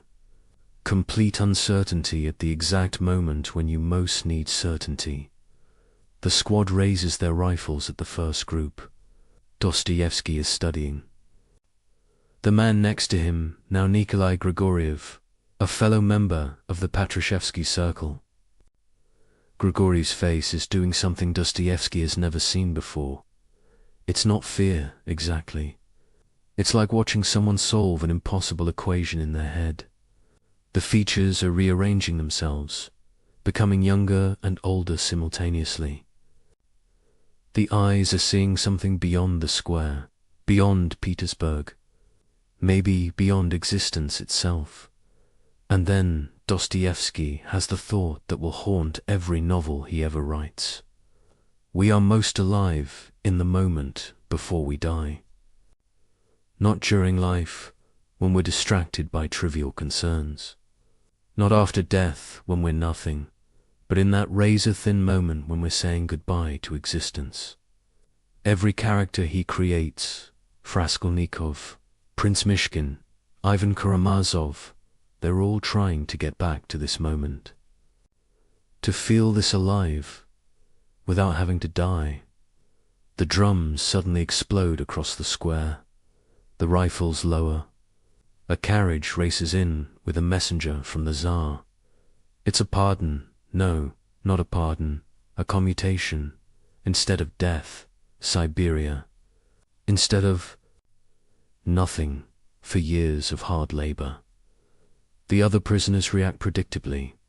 Nikolai Mombly goes insane on the spot. Litzli never recovers his sanity. Others sob, pray, collapse. But Dostoevsky does something strange. He starts laughing. Not from relief, but from a kind of cosmic horror. Because he realizes the joke. They were never going to be shot. This was always the plan. The Tsar didn't want to kill their bodies. Any fool with a gun can do that. He wanted to kill something. Else certainty about what reality is. And it worked. But not the way the Tsar intended. Because while this experience broke the others, in Dostoevsky it broke something open. A door in his mind that most of us keep locked.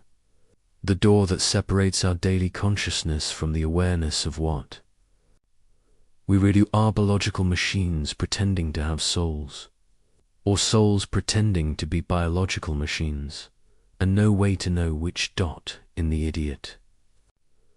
Prince Mishkin describes an execution he witnessed, but listen to the language carefully. He says the worst part isn't the pain or the fear, it's the certainty. In an hour, in 10 minutes, in half a minute, now, this very instant, your soul will leave your body, and you will be a human being no longer. That word certainty appears 17 times in that passage, because uncertainty, Dostoevsky realized, is what keeps us sane. The moment we become certain about death, we go mad. But the moment we become certain about life, we also go mad. This is why he would later write that consciousness is a disease, not metaphorically, literally a disease. A malfunction in the animal that makes it aware of its own existence and therefore its own known existence. Every animal dies, but only humans know they're going to die, and that knowledge poised everything. But here's where Dostoevsky's insight becomes almost unbearable. This isn't a bug in human consciousness, it's a feature. We need this disease. Without it, we're just clever apes. With it, we're something unprecedented in nature, creatures who can imagine our own non-existence and keep living anyway. The guards unchained them and lead them back to the fortress. But Dostoevsky knows something now that he didn't know an hour ago. Everyone, the guards, the officials, the crowd that gathered to watch, they're all dead people who don't know they're dead. They're walking through life in a kind of sleep, thinking about dinner or money or sex, never realizing they're on the scaffold every moment. The only difference between him and them is that he can't forget anymore. He's been kicked out of the dream. Years later, when he's famous, people will ask him if he forgives the Tsar for this cruelty. And he'll say something that nobody understands. It wasn't cruel. It was a gift. He showed me what we really are. But what are we, exactly? That's what the next 30 years of novels would try to answer. And the answer, when it finally comes, is more disturbing than the question. Because we're not the condemned man on the scaffold. We're not even the guard with the rifle. We're the moment between the trigger being pulled and the bullet arriving. We exist entirely in that space, between the certainty of death and the illusion of life. Between the animal and the angel, between The flesh and whatever we imagine is more than flesh. This is what Dostoevsky saw in those 60 seconds that would take him 30 years and thousands of pages to explain. We're not human beings having a spiritual experience, or spiritual beings having a human experience. We're the incompatibility between those two things. We're the error message that appears when matter becomes aware of itself. And once you see this, really see it, you can't unsee it. Every human face becomes a skull pretending not to be a skull. Every conversation becomes noise we make to avoid silence. Every love story becomes two people agreeing to forget. They're going to die. This is why Dostoevsky's books feel different from other books. He's not writing from life. He's writing from death, looking back at life and seeing it for the cosmic joke it really is. But also, and this is crucial, seeing that the joke is the only thing that makes us magnificent, because we're the only creatures in the universe who get the joke and keep going anyway. The execution that never happened. It happens every morning when you wake up. You just don't notice the rifles. The journey from St. Petersburg to the Omsk prison fortress took 3 months. 3 months in chains, through the Russian winter, in a convoy of the condemned. But Dostoevsky isn't suffering. He's taking notes. Mental notes that would later become the most psychologically accurate portrait of criminal consciousness ever written. See, everyone else who wrote about crime did it from the outside looking in. They studied criminals like specimens. Dostoevsky would live as one, eat with them, sleep beside them, share their punishments, their fever dreams, their moments of unexpected grace. For 4 years, he would disappear into what he called the House of the Dead. But the dead, he discovered, were more alive than the living. The first thing that hits you about the Omsk fortress isn't the walls or the guards. It's the sound. 200 men in a space built for 50, and they're all talking at once, but not to each other.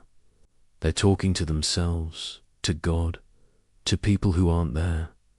It's like being inside a brain having a nightmare. Dostoevsky describes it as a particular kind of noise that exists nowhere else on earth. Not exactly human, not exactly animal, but something in between. His fellow prisoners are a catalogue of human extremes. There's Aristeph, who sold other prisoners clothes while they slept. Sometimes while they were dying of fever, pulling the shirts off their backs as they shivered. There's Petrov, who killed 6 people with such technical precision that other murderers came to him for advice. There's Sirotkin, barely 18, who murdered his entire family and couldn't remember why. Just remembered that the blood looked beautiful in the lamplight. But here's what fascinated Dostoevsky. These men weren't monsters, or rather, they were. Monsters in the same way we're all monsters, they just didn't hide it anymore. When you strip away society, morality, hope for the future, what's left? Not barbarism, as everyone assumed. Something much more disturbing, pure logic. Take Orlov, a prisoner Dostoevsky becomes obsessed with studying. Orlov murdered an officer in cold blood, but when Dostoevsky asks him about guilt, Orlov looks at him like he's speaking a foreign language. Guilt, he says. For what? For being stronger. Does the wolf feel guilty for eating the sheep? And Dostoevsky realizes Orlov isn't insane. He's the sanest person in the prison. He simply accepted what the rest of us deny, that morality is a collective fiction we agree to believe. This becomes the seed for Raskolnikov's theory in Crime and Punishment.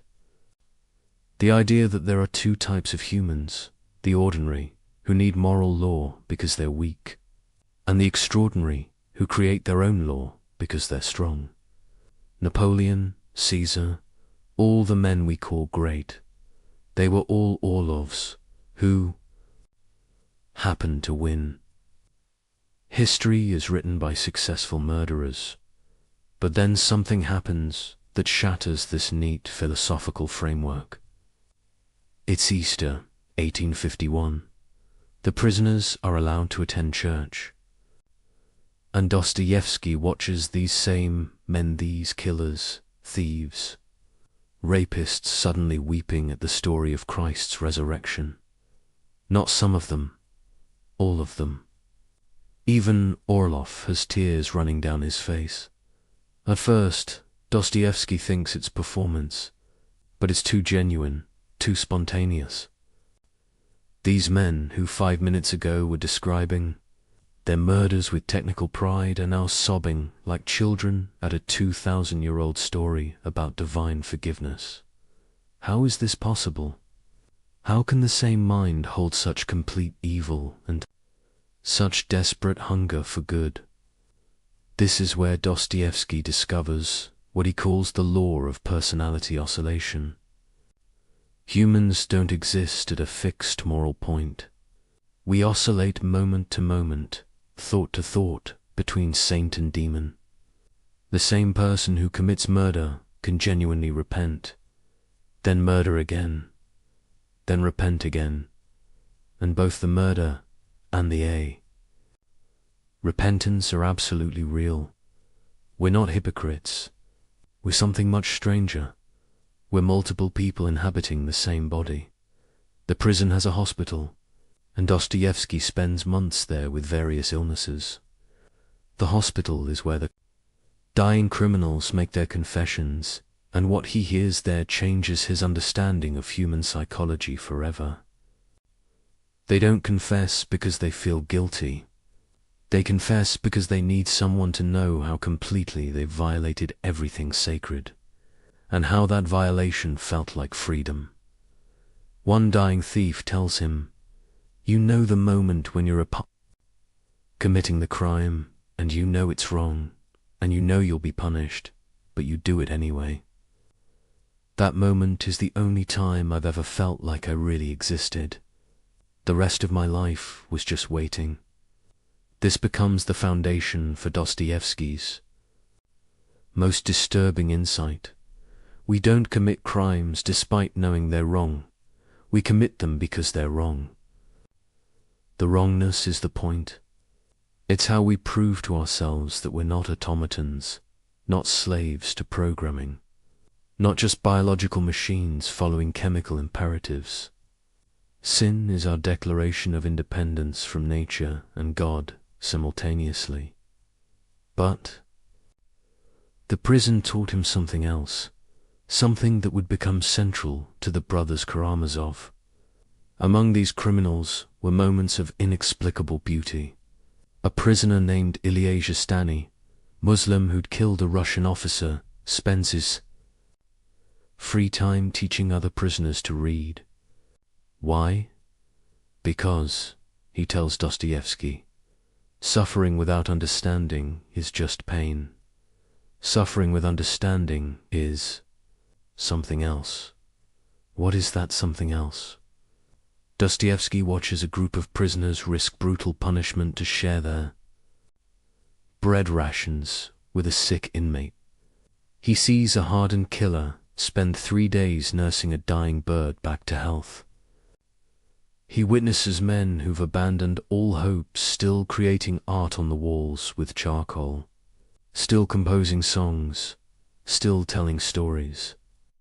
This is where the idea of voluntary suffering crystallizes. These men didn't just endure suffering, they sought it out. Some committed crimes specifically to be sent to prison, not because they were insane, but because extreme suffering was the only thing that made them feel real in a world that increasingly felt like an illusion. Dostoevsky starts to understand modern life, with its comfort and predictability, is actually a kind of prison. We're all inmates, but our walls are invisible social conventions, moral rules, the tyranny of other people's opinions. The criminals in Omsk at least know they're in prison. We're in denial about our own imprisonment. There's a scene he witnesses that haunts him forever. A young prisoner, maybe 20, is about to receive a brutal flogging. The night before, he's completely calm. Dostoevsky asks him how he can be so peaceful. The young man says, "Tomorrow, for 10 minutes, I'll be completely honest. No pretending. No lies, no performance, just pure pain." Do you know how rare that is?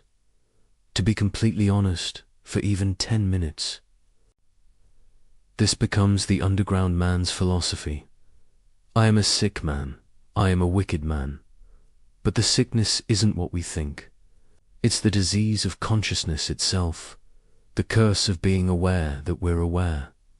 The prisoners in Omsk have found a cure for this disease crime punishment, suffering anything that breaks through the numbness of normal existence. As his sentence ends, Dostoevsky realizes he's learned something in prison that no university could teach. He's seen the basement of human consciousness, the foundation everything else is built on. And that foundation isn't reason or morality or love. It's something much more primitive and much more sophisticated. The need to feel that we exist, even if that feeling comes through pain. The other prisoners are released and disappear back into their lives. But Dostoevsky can't leave, not really. He carries the prison with him. Every character he creates will be, in some sense, a prisoner. Every novel will be an escape attempt, and every reader will become, without realizing it, an inmate in Dostoevsky's psychological laboratory, because here's what those 4 years taught him. We're all in prison. The only difference is that some of us know it and some don't. And the ones who know it, the criminals, the underground men, the addicts, the madmen, they're not the sick ones. They're the diagnoses, the house of the dead. It's not a prison. In Siberia, it's the world we wake up to every morning, pretending we're alive while secretly knowing we're just rehearsing for our own funerals. The criminals Dostoevsky lived with for 4 years weren't different from us. They were us with the mask off. Picture this scene. It's 1867 in the German spa town of Wiesbaden. A man sits at a roulette table at 4 in the morning, his hands shaking not from fear, but from something closer to religious ecstasy. He's just lost everything again. His wife's wedding ring is in the pawn shop. The advance from his publisher, meant to last 3 months, survived exactly 3 days. This man wrote Crime and Punishment, one of the most psychologically complex novels ever created. He understands human nature better than almost anyone alive. And yet here he is, destroyed by a spinning wheel and a rolling ball. But wait before you judge him. Before you dismiss this as simple addiction, let me tell you what Dostoevsky discovered at that roulette table. He wasn't losing his money. He was conducting an experiment. The same experiment we all conduct every day, just without the honesty to admit it. See? Everyone who knew Dostoevsky tried to cure him of his gambling. His wife Anna, God bless her, she tried everything. She controlled his money, she reasoned with him, she cried, she threatened to leave. His friends staged interventions. His publishers refused to give him advances, but they all misunderstood what was happening. They thought he was trying to win money. He wasn't. He was trying to prove something much more important, that he existed. Let me explain through his own words. In a letter to Anna from Baden, after losing literally everything, including the money for his hotel room, he writes something extraordinary. You might think I'm in despair. I'm not. I'm more alive right now than I've been in months. Every nerve is firing. Every thought is crystal clear. I can feel my blood moving through my veins. This is what resurrection feels like. Now, any addiction counselor reading that would say it's the dopamine talking, the gambler's high. But Dostoevsky is describing something deeper. At the roulette table, all the comfortable lies we tell ourselves evaporate. You can't pretend you're a good person when you're gambling your families. Food, money. You can't maintain the fiction that you're rational when you're betting on red after it's come up. Black 17 times in a row. You're stripped down to what you really are. A collection of impulses and desires with no coherent center. And here's the terrifying part: Dostoevsky found this state liberating. Finally, for once, he didn't have to pretend to be Fyodor Dostoevsky, the great writer, the Orthodox Christian, the husband, the father. He could just be a body in space, making insane decisions for no reason. You know that voice in your head that constantly judges everything you do. At the roulette table, it finally shuts up. This becomes the core of his novel, The Gambler. But the character Alexei isn't really addicted to gambling. He's addicted to the moment right before the ball drops into a slot.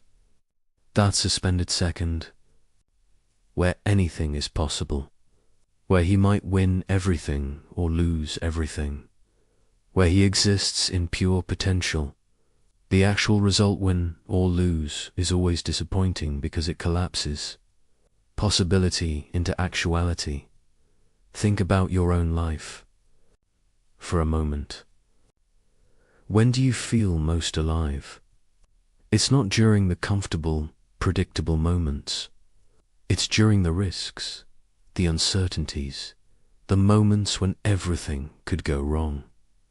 That first kiss, that job interview, that moment when you say what you really think despite the consequences. We're all gambling all the time, we just use different tables. But Dostoevsky discovered something even more disturbing at the casino. He watched other gamblers, studied them with the same intensity he'd studied criminals in prison, and he noticed a pattern that nobody else had identified. The winners were miserable, not just unhappy, existentially disturbed, because winning meant the game was over. It meant returning to regular life. It meant becoming themselves again. There was one woman he observed for weeks, a Russian countess who'd won a fortune. She kept playing, but joylessly, mechanically. She told him, "I'm trying to lose it all so I can feel something again." This becomes Granny in The Gambler, who destroys her entire fortune, not from stupidity, but from a kind of wisdom. She understands that having money is a prison, but losing money is freedom. Now here's where Dostoevsky's insight becomes almost unbearable. He realizes that his gambling addiction is the same impulse that makes him write. Both are attempts to escape the prison of the self. When he's writing, he becomes Raskolnikov, Prince Mishkin, Ivan Karamazov. When he's gambling, he becomes nobody pure. Consciousness without identity. Both states are ecstatic. Both are unsustainable. Both are more real than normal life. Consider this letter to his friend Strakov. They say, "I'm destroying myself at the tables." But where is this self they speak of? Show it to me. Is it my body that changes every 7 years? Is it my thoughts? They contradict each other hourly. Is it my soul? I don't even know if I have one. At the roulette table, at least, I know exactly what I am. A fool making foolish choices. There's something honest in that. This is the gambler's paradox. We destroy ourselves to prove we exist. It's not masochistic. It's the opposite. It's the most life-affirming thing possible. Every loss is proof that we're free. Every stupid bet is a declaration of independence. From cause and effect, from logic, from the tyranny of consequences. But here's what makes Dostoevsky different from other gambling addicts. He's conscious of what he's doing while he's doing it. He watches himself lose everything and takes notes. He's simultaneously the experimenter and the experiment. This is why his description of gambling psychology remains unmatched. He's not remembering it afterward. He's documenting it in real time. One night in Wiesbaden, he wins 10,000 francs enough to pay all debts, secure his family's future for years. He knows, absolutely knows, that he should leave. He writes in his notebook, "The rational thing is to cash out now." Then he writes, "But the rational thing is death." He loses everything in 3 hours. But here's what's remarkable. He's elated. He writes to Anna, "I have proved once again that I am not a machine. A machine would have kept the money." This connects to something deeper in all his work. Remember the underground man's formula. 2 + 2 = 4 is the beginning of death. If everything is predictable, if we always do what's rational, if we always act in our best interest, then we're not human, we're algorithms. The ability to consciously destroy ourselves is proof of free will. It's horrible, it's stupid, it's tragic, and it's the only thing that separates us from computers. Modern neuroscience has actually confirmed something Dostoevsky intuited. The brain's reward system responds more strongly to uncertain rewards than certain ones. A guaranteed win releases less dopamine than a possible win. We're literally wired to prefer gambling to guarantee. This isn't a bug in human consciousness, it's the feature that drove us to explore, to innovate, to evolve. The same instinct that puts us at the roulette table put us on the moon. But Dostoevsky saw the dark side of this wiring. In modern, comfortable society, where real risks are minimized, where everything is insured and predicted and controlled, the gambling instinct doesn't disappear. It finds new outlets. We gamble with relationships, with our health, with our sanity. We create drama because peace is unbearable. We sabotage success because success is a kind of death. It means the game is over. Listen to how he describes the moment of placing a bet. Time stops. The past ceases to exist, all those mistakes, all that guilt, gone. The future hasn't arrived yet. All those consequences, all those responsibilities, suspended. There is only this moment, this choice, this spin of the wheel. It's the closest thing to eternity we ever experience. This is why he couldn't stop, even when he wanted to. It wasn't weakness of will. It was strength of will directed towards something other than self-preservation. He was choosing transcendence over survival. He was choosing one moment of genuine existence over a lifetime of comfortable sleepwalking. The tragedy isn't that he gambled. The tragedy is that he needed to gamble to feel alive. But that's not his personal tragedy, it's the human tragedy. We all need our versions of the roulette table. Some people use extreme sports, some use love affairs, some use creative work, some use actual roulette tables. But we all need something that makes us forget we're going to die, while simultaneously reminding us we're going to die. When Dostoevsky finally stopped gambling, and he did stop, suddenly, completely, in 1871, it wasn't because he found willpower or God or therapy. It was because he found something else that gave him the same feeling. Writing the brothers Karamazov, a bigger gamble, a higher stakes table, betting not money but his soul on every page. The gambler's paradox isn't really a paradox at all. It's the human condition stripped of its disguises. We destroy what we love because destruction is the only creative act available to creatures who know they're temporary. Every loss is a little death, and every little death is practice for the big one. But also, and this is what Dostoevsky understood, every loss is a little birth. The person who walks away from the table with empty pockets is never the same. Person who sat down, that's why he thanked God for his gambling addiction the same way he thanked God for his mock execution. Both showed him what we really are, not rational animals or spiritual beings, but something suspended between the two. Forever gambling on which one will become. Let me tell you something that will disturb you. In 1966, a 25-year-old engineering student named Charles Whitman climbed the top of a clock tower at the University of Texas and opened fire, killing 14 people in his suicide. Note, he wrote, I do not quite understand what it is that compels me to type this letter.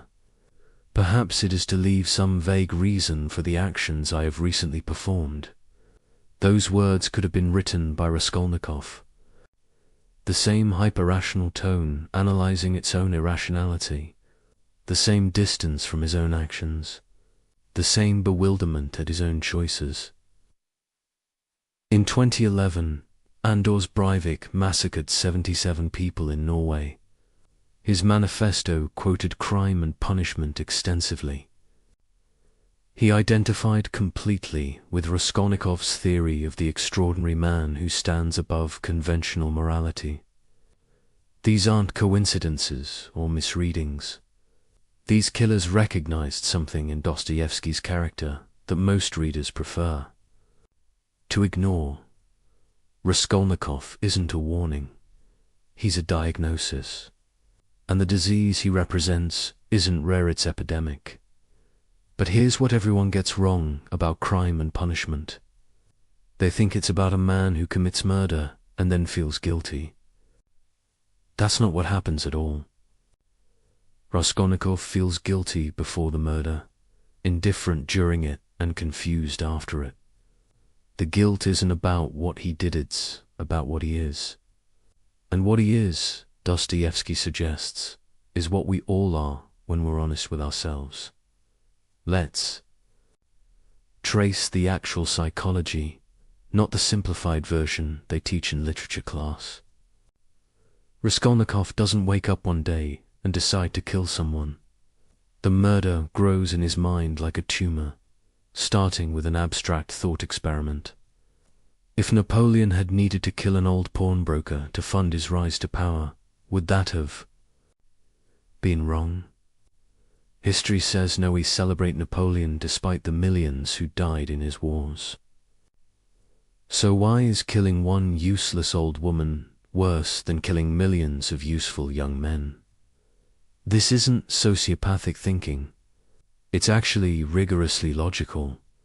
Every society honors its successful killers.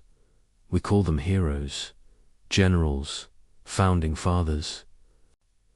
We build statues to men who killed thousands. But kill one person for personal gain, and you're a monster. Raskolnikov sees this hypocrisy and can't unsee it.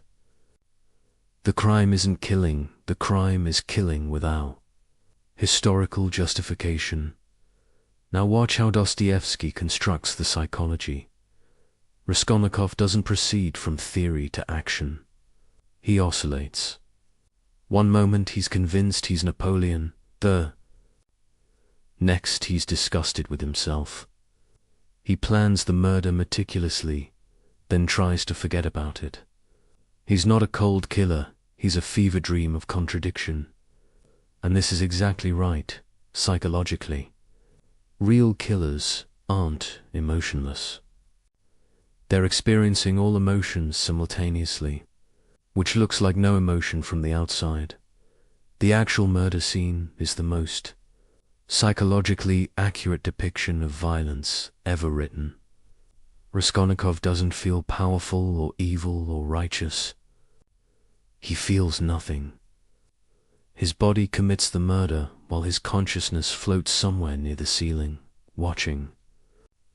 He notes irrelevant details, the pattern on the wallpaper, a fly buzzing, the way the blood pools in a perfect circle.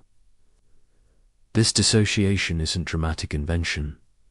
Every soldier, every police officer who's killed someone describes the same phenomenon.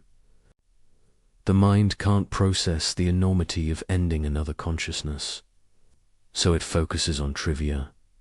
But here's where Dostoevsky's genius reveals itself. After the murder, Raskolnikov doesn't run or celebrate or collapse. He becomes obsessed with weather. He remembered to close the door. That's it. The most important question in the universe becomes, did I close the door? Because the human mind, faced with the infinite implications of murder, retreats to the finite, manageable question of a door, the cat and mouse. Game with the investigator Porfiry isn't really about solving the crime. Porfiry knows Raskolnikov is guilty almost immediately. What he's doing is far more sophisticated. He's trying to make Raskolnikov understand what he's actually done. Not killed an old woman. That's just a physical fact. What he's done is attempt to step outside the human community, to become a pure individual, responsible to no one but himself. And that, Dostoevsky shows, is impossible. Not immoral-impossible. Asterisk, asterisk. Watch Raskolnikov's disintegration. He doesn't feel guilty about the murder. He feels guilty about not feeling guilty. He's broken the ultimate taboo and discovered that nothing happened. No lightning bolt from God, no transformation into a Superman, no fundamental change in his being. He's exactly the same person, except now he knows what he's capable of. And that knowledge is unbearable. This is the murder we all commit, metaphorically, every day. Every time we treat another person as an object, as a means to an end, as less than fully human, we're following Raskolnikov's logic, the businessman who destroys competitors, the politician, who sacrifices constituents for power, the lover who uses another's feelings for their own satisfaction. They're all committing little murders, killing the humanity of others to elevate themselves. But Dostoevsky goes deeper. The real crime isn't treating others as objects, it's treating yourself as a subject while everyone else is an object. This is the fundamental narcissism of consciousness. I know I have an inner life, thoughts, feelings, dreams, but you, I can only assume you do. I can never really know. So at some level, everyone else is theoretical while I'm real. This is why we can scroll past news of thousands dying while crying over a fictional character in a movie. The fictional character feels more real because we have access to their inner life. The thousands of real dead people are just statistics. Raskolnikov's theory about ordinary and extraordinary people isn't wrong, it's incomplete. He thinks extraordinary people are rare, but Dostoevsky shows they're everywhere. Everyone thinks they're extraordinary. Everyone believes they're the exception to the rules they apply to others. The only difference is most of us don't act on it. We commit our murders in imagination, in small cruelties, in the 1,000 ways we deny the full humanity of others while insisting on our own. The confession scene destroys the conventional reading of the novel. Raskolnikov doesn't confess because he realizes murder is wrong. He confesses because the weight of being separate from humanity becomes unbearable. He doesn't return to morality, he collapses back into the human community from sheer exhaustion. The confession isn't moral awakening, it's psychological necessity. No one can sustain the position of being truly individual, truly separate, truly extraordinary. We need others to confirm we exist, even if that confirmation comes in the form of punishment.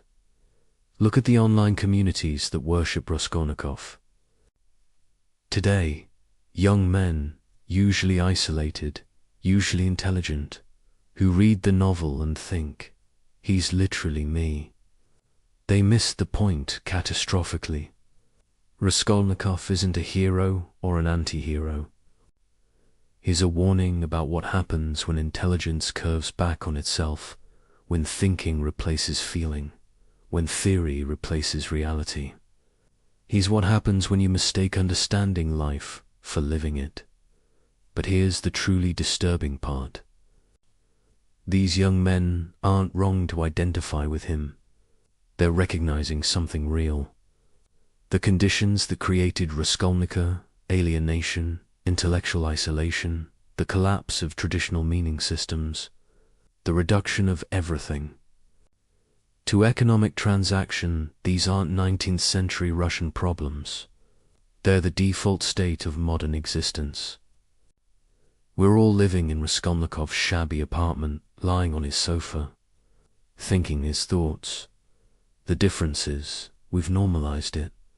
We've made alienation comfortable. We've gamified isolation. We've made thinking ourselves special into a consumer product. Every social media profile is a little announcement of extraordinary status. Every post is a small murder of others' reality in favor of our own. We're all Raskolnikov, but with better apartments and more sophisticated rationalizations. Dostoevsky predicted this with terrifying accuracy. In his notes for the novel, he wrote, "The disease of isolation will spread until it becomes the norm. Then murder, physical or spiritual, will become as common as breathing. Look around. Mass shootings by isolated young men who've convinced themselves they're extraordinary. Suicide rates that climb even as material comfort increases. The casual cruelty of online interaction where others aren't fully human. Just text on a screen." But Dostoevsky doesn't leave us in despair.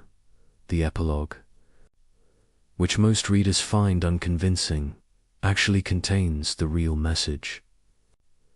Raskolnikov's redemption doesn't come through understanding or accepting that murder is wrong. It comes through Sonia, the prostitute who represents degraded humanity. She doesn't argue with his theories or appeal to his morality.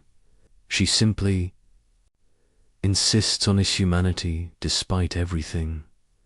She treats him as human when he can't treat himself as human.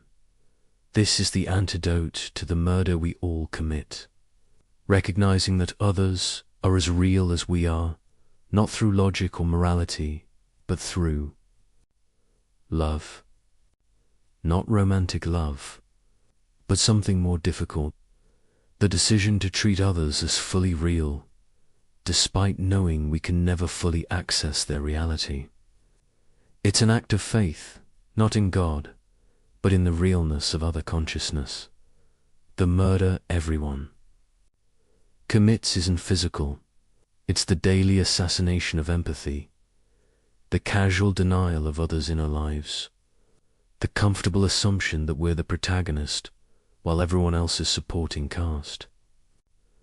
Raskolnikov shows us where this thinking leads when taken to its logical conclusion, but we don't need to take it that far. We're already there, just distributed across millions of small murders instead of one large one. The genius of crime and punishment isn't that it shows us a killer. It's that it shows us ourselves with the volume turned up. Every thought Raskolnikov has, we've had. Every rationalization he uses, we use.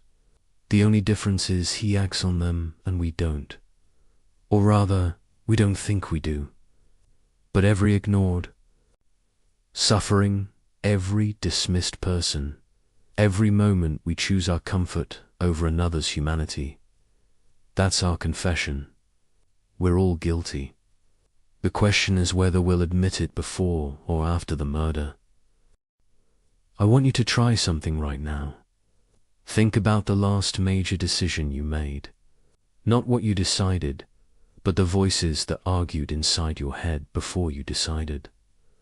There was probably a logical voice listing pros and cons, an emotional voice pulling you toward what felt right, maybe a cautious voice warning about consequences, and underneath all of them, a darker voice suggesting things you'd never admit out loud. Now here's what Dostoevsky understood that nobody before him had articulated. Those aren't different perspectives from one unified self. Those are different selves. And the thing you call I is just the temporary winner of their eternal war. The Brothers Karamazov isn't really a novel about four brothers. It's a map of the human psyche, and the brothers aren't characters. They're the forces that exist inside every human mind. When readers say they identify with Ivan or Alyosha, they're missing the point spectacularly. You don't identify with one brother. You are all four brothers, simultaneously, right now, as you're reading this. And the tension between them isn't something to be resolved. It is what you are. Let's start with Ivan, because he's the voice modern people hear most clearly. Ivan isn't just an intellectual, he's the part of every human consciousness that demands the world make sense. When a child dies of cancer, when innocent people suffer, when chaos destroys good people while evil ones prosper, that rage you feel, that's Ivan. He's not wrong to be angry. His famous rebellion against God isn't about atheism. It's about the incompatibility between consciousness and reality. We evolved brains capable of imagining perfect justice in a universe that delivers random horror. Ivan is that incompatibility given voice.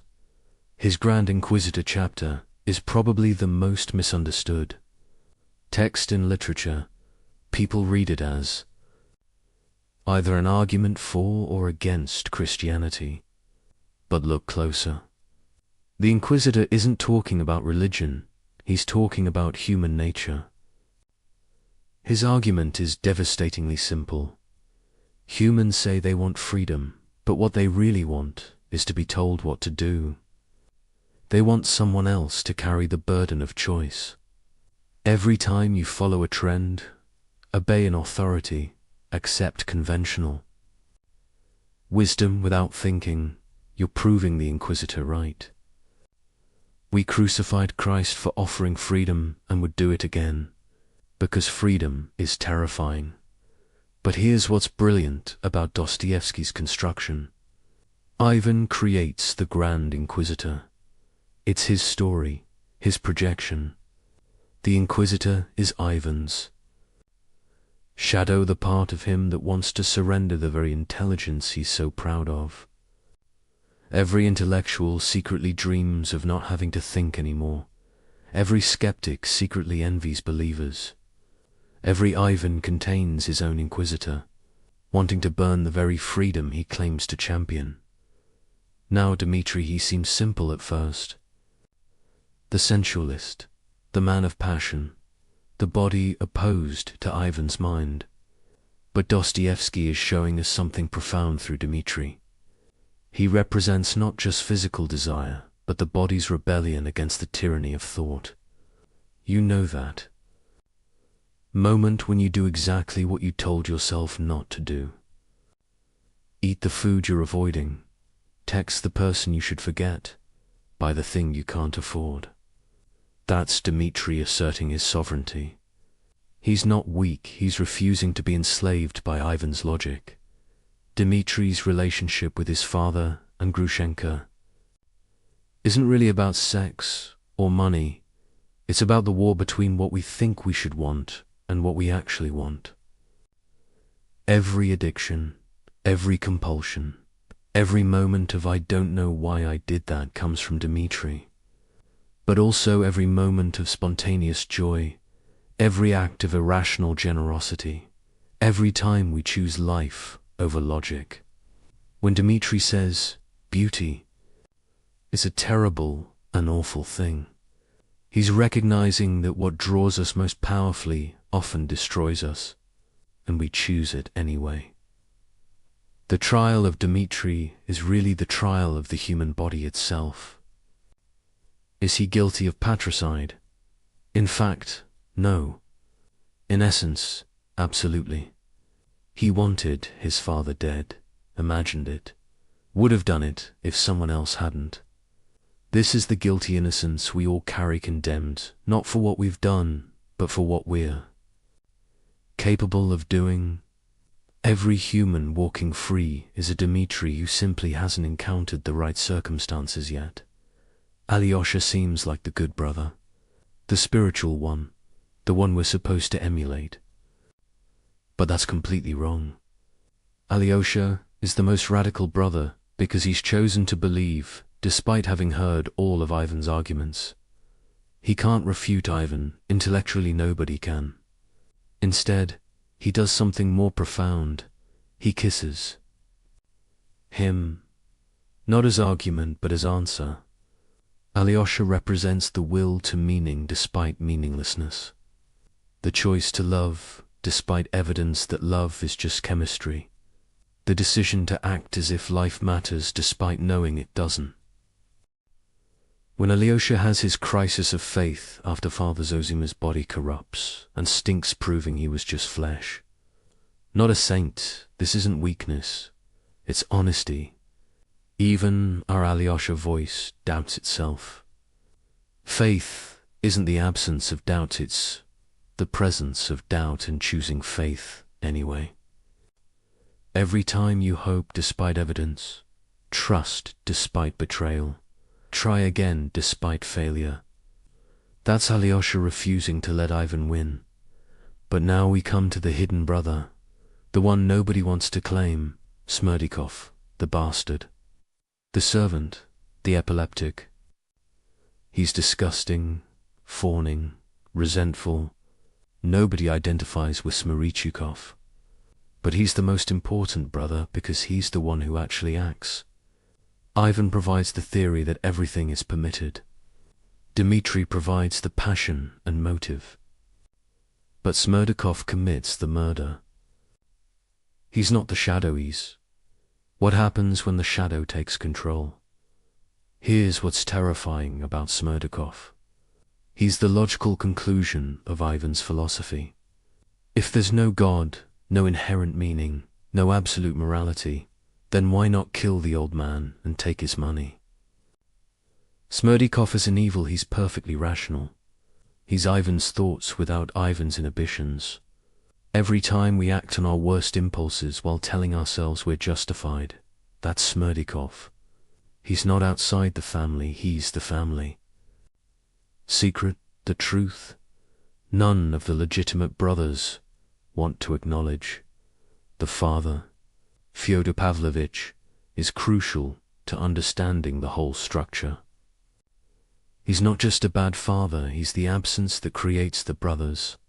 His grotesque vitality, his shameless appetites, his mockery of everything sacred. This is what happens when all four brothers' voices are silenced. Pure ID without ego, or superego, is what we would become without our internal conflicts. Not evil, just empty. A human stripped of humanity. The murder of the father isn't really about him at all. Each brother kills him in their own way. Ivan kills him intellectually by removing the moral framework that would prevent murder. Dmitri kills him emotionally through pure hatred. Alyosha kills him spiritually by failing to prevent what he senses coming. And Smerdakov kills him physically, but only as the final expression of what the others have already done. The murder is collective, even though only one hand holds the weapon. This is why the question, who killed Fyodor Pavlovich, is the wrong question. They all did. We all do. Every generation kills its fathers, their values, their world, their good, and then has to live with the corpse. The brother's guilt isn't about the specific murder, but about the universal patricide that every consciousness commits by becoming itself. But here's Dostoevsky's most profound insight. The brothers need each other. Ivan without Dmitri becomes paralyzed by thought. Dmitri without Ivan becomes enslaved by impulse. Alyosha without Smerdakov becomes naive about evil. Smerdakov without the others becomes mechanical, inhuman. The conflict between them isn't a problem to be solved, it's what creates consciousness itself. Modern psychology wants to integrate these voices, to achieve some kind of internal harmony. Dostoevsky says that's impossible and undesirable. The tension is the point. We are the I. Argument between Ivan and Alyosha. The fight between Dmitri and Smerdakov. Mental health isn't choosing one voice, it's accepting the permanent civil war and learning to live productively within it. When you next face a major decision, listen to the argument in your head. You'll hear Ivan analyzing, Dmitri wanting, Alyosha hoping, and yes, Smerdakov calculating what you could get away with. They're all you. The decision isn't really about what to do, it's about which brother wins this round. But remember, even the winner is still you. The brother who loses is also still you. You are the entire family, the entire argument, the entire impossibility of being human. This is why people who say they've found inner peace are either lying or dead inside. Peace would mean one brother has murdered the others.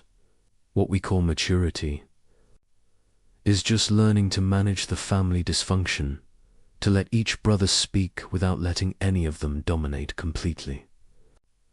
We are not individuals, we are individuals, divided within ourselves. And that division is what makes us human rather than machines. The brothers Karamazov isn't asking which brother you identify with or which one is right.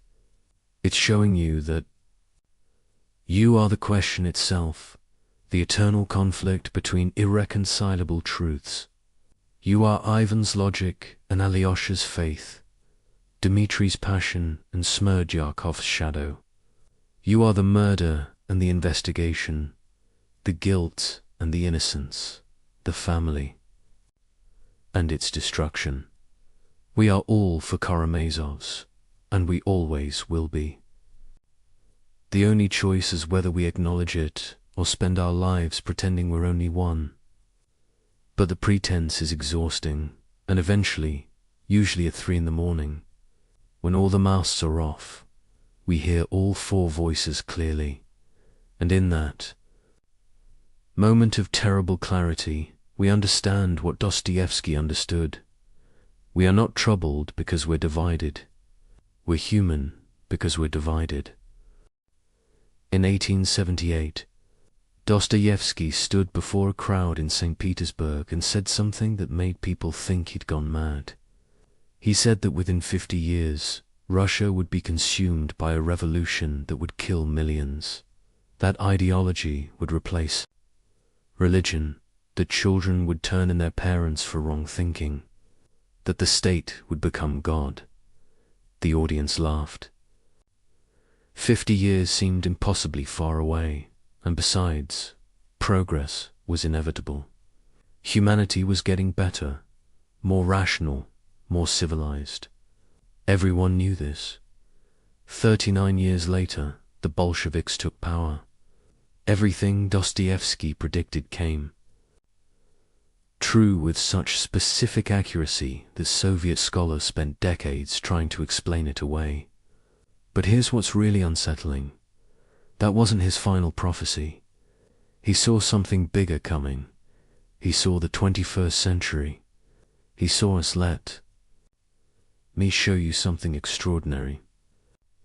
In The Devil, sometimes translated as the possessed or demons, written in 1872, Dostoevsky describes a character named Stavrogin.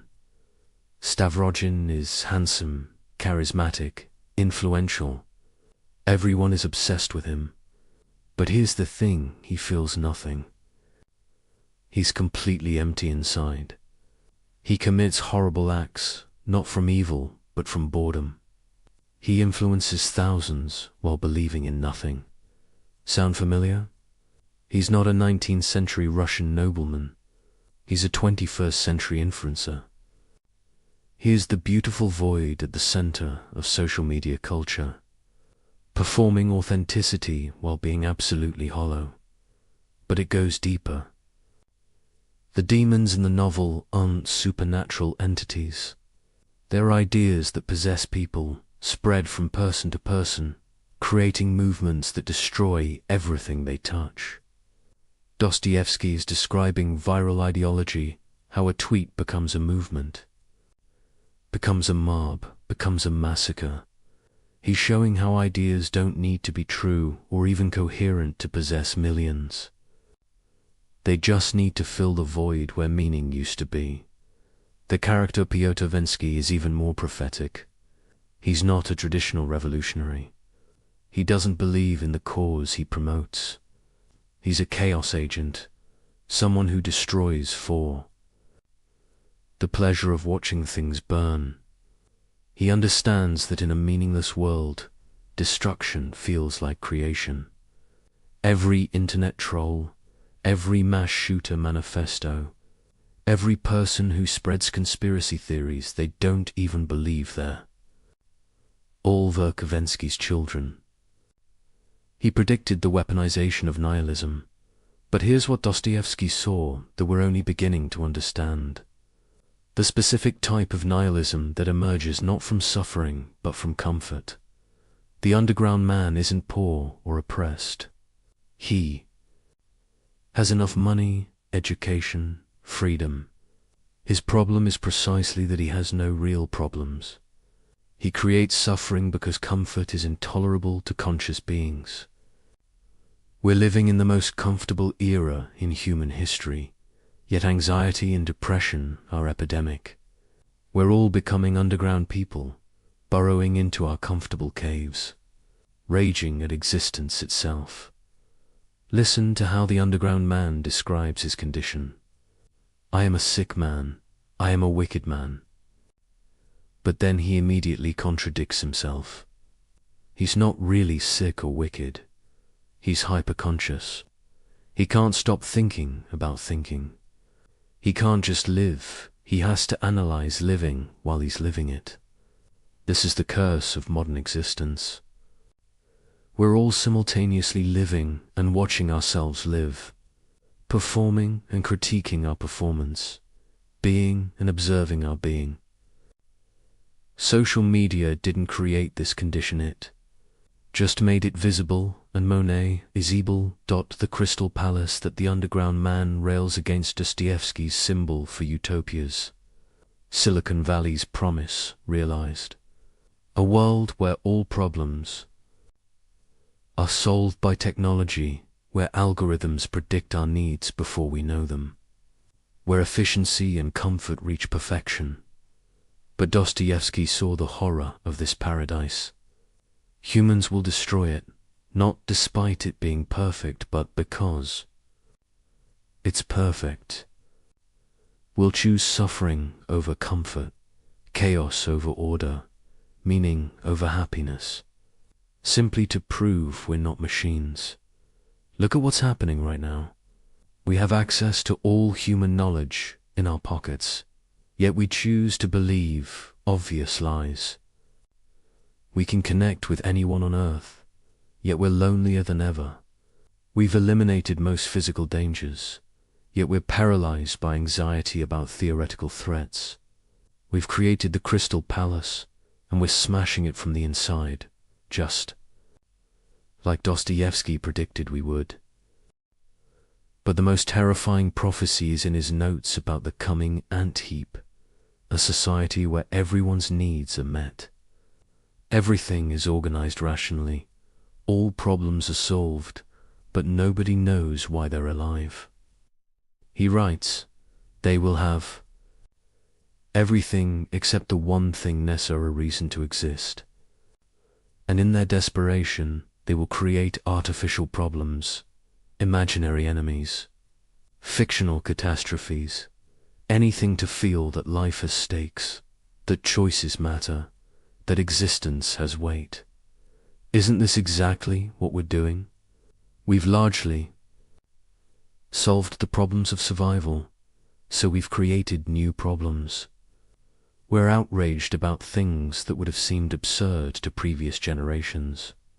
We've turned politics into entertainment, identity into brand, trauma into currency. We're so desperate for meaning that we'll accept any narrative, however absurd. That makes us feel like protagonists in a story rather than extras in a simulation. Dostoevsky's solution isn't what anyone wants to hear. He doesn't say we should return to tradition or embrace progress or find balance. He says something much more difficult. Accept suffering as intrinsic to consciousness. Stop trying to eliminate it. Stop seeing it as a problem to solve. The attempt to create heaven on earth inevitably creates hell, because heaven would be a place where nothing matters, and humans can't tolerate a world where nothing matters. This is why every utopian project becomes dystopian. The Soviet Union tried to create the perfect society and created the Gulag. Silicon Valley tried to connect humanity and created the attention economy.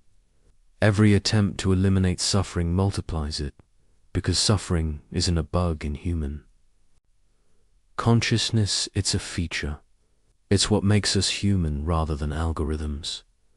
In his final notebook, written while dying, Dostoevsky wrote, "They will organize everything so perfectly that there will be no more questions. And that is when the real questions will begin." We've reached that point. All the old questions, how to survive, how to eat, how to shelter, have been answered for much of the developed world. And now the real questions that were always there, underneath, have emerged. Why exist? What's the point? Who am I when I could be anything? These aren't questions that can be answered by technology or politics or even philosophy. They're questions that can only be lived, suffered through, endured. And the suffering isn't meaningless, it's the meaning. The struggle with the question is the answer. The disease of consciousness isn't something to be cured, but something to be experienced fully, consciously, without anesthesia. His deathbed words were, "Do not let the candle go out." People assume he meant faith or hope, but reading his work, it's clear he meant something else. Consciousness itself. The terrible burden of being aware. In our age, the temptation isn't death, but unconsciousness, addiction to drugs, screens, ideologies, anything that turns off the painful awareness of being aware. We're all trying to extinguish the candle because its light shows us things we don't want to see. But here's Dostoevsky's final message. The candle is all we have. The consciousness that makes us suffer is also the only thing that makes us real. We can drug it, distract it, deny it, but we can't eliminate it without eliminating ourselves. The pain of being human isn't a problem to be solved, but the price of existing as something more than meat or machine. He saw us coming. He saw our comfortable despair, our connected isolation, our informed ignorance. He saw that we would create paradise and then destroy it, not from wickedness, but from the simple inability to tolerate perfection.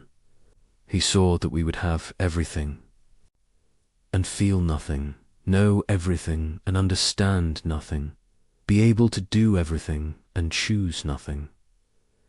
But he also saw something else. He saw that we would survive this, not by overcoming our nature, but by accepting it. We are the impossible creatures, suspended between animal and angel, matter and spirit, determinism and freedom. We are the glitch in the universe, the things that shouldn't exist but do. And our suffering isn't evidence that something's wrong. It's evidence that we're awake. The prophecy isn't that things will get better or worse. It's that things will become exactly what they are: intolerable and necessary, meaningless and significant, impossible and actual. We're living in Dostoevsky's prophecy right now. The only question is whether we'll live it consciously or spend our lives trying to sleep through it. But even our sleep will be troubled, because the candle can't really be extinguished. It can only be covered, and the shadows that creates are worse than the light. We've come full circle now, but like all true circles, we're not arriving at the same place we started. Let's return to that December morning in 1849, to the Semyonovsky parade ground, to the snow and the rifles and the white burial shrouds. But this time, we're going to look at it from a different angle, entirely not through Dostoevsky's eyes as he faced the firing squad, but through our own eyes, right now, as we face something remarkably similar. You see, after everything we've explored, the prison years, where he discovered the criminal within every saint, the roulette tables where he proved free will through self-destruction, the novels where he mapped the impossible geography of human consciousness.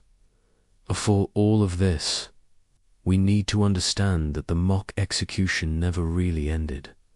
Not for Dostoevsky, and not for us. We're all standing on that scaffold all the time, in every moment of our conscious lives. Think about what Dostoevsky actually saw in those final seconds before the drums announced his reprieve.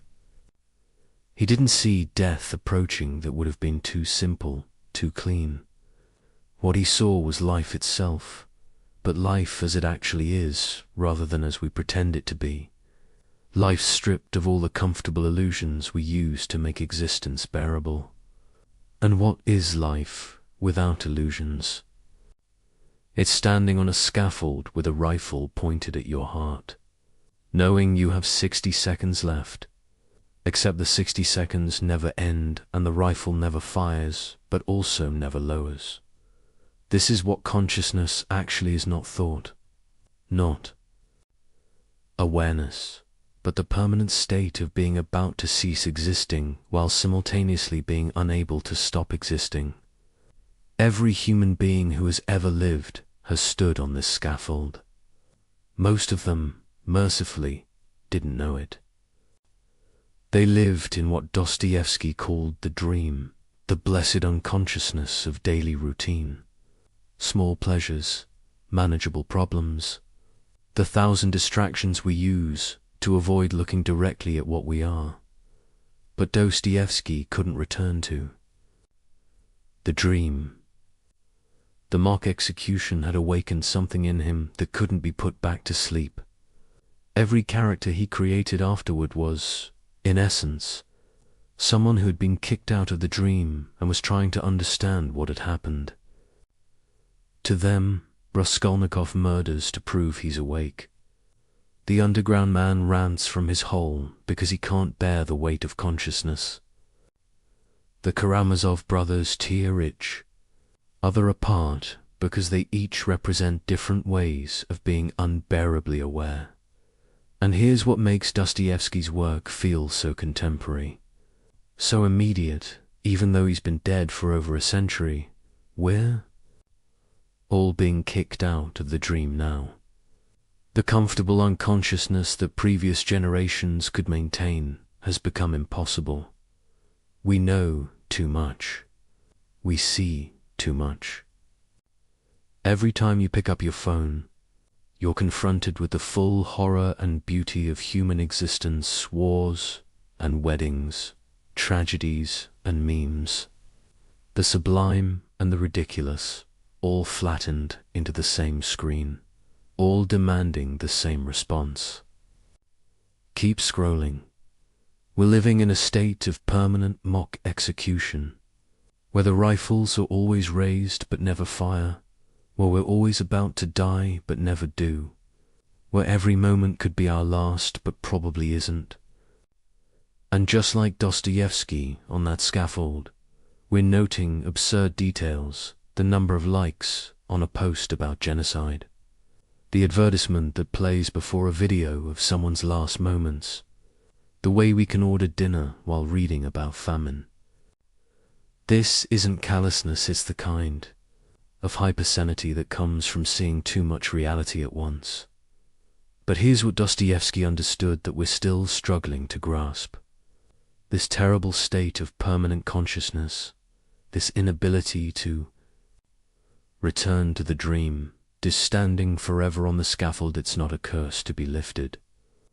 It's what makes us human rather than algorithms pretending to be human. The burden of awareness is the price of being real in a universe that doesn't require our reality. Every character Dostoevsky created was attempting to solve the problem of consciousness. Raskolnikov thought he could think his way out of it. Prince Mishkin tried to love his way out. Ivan Karamazov tried to argue his way out. Dmitri tried to feel his way out. The underground man tried to spite his way out.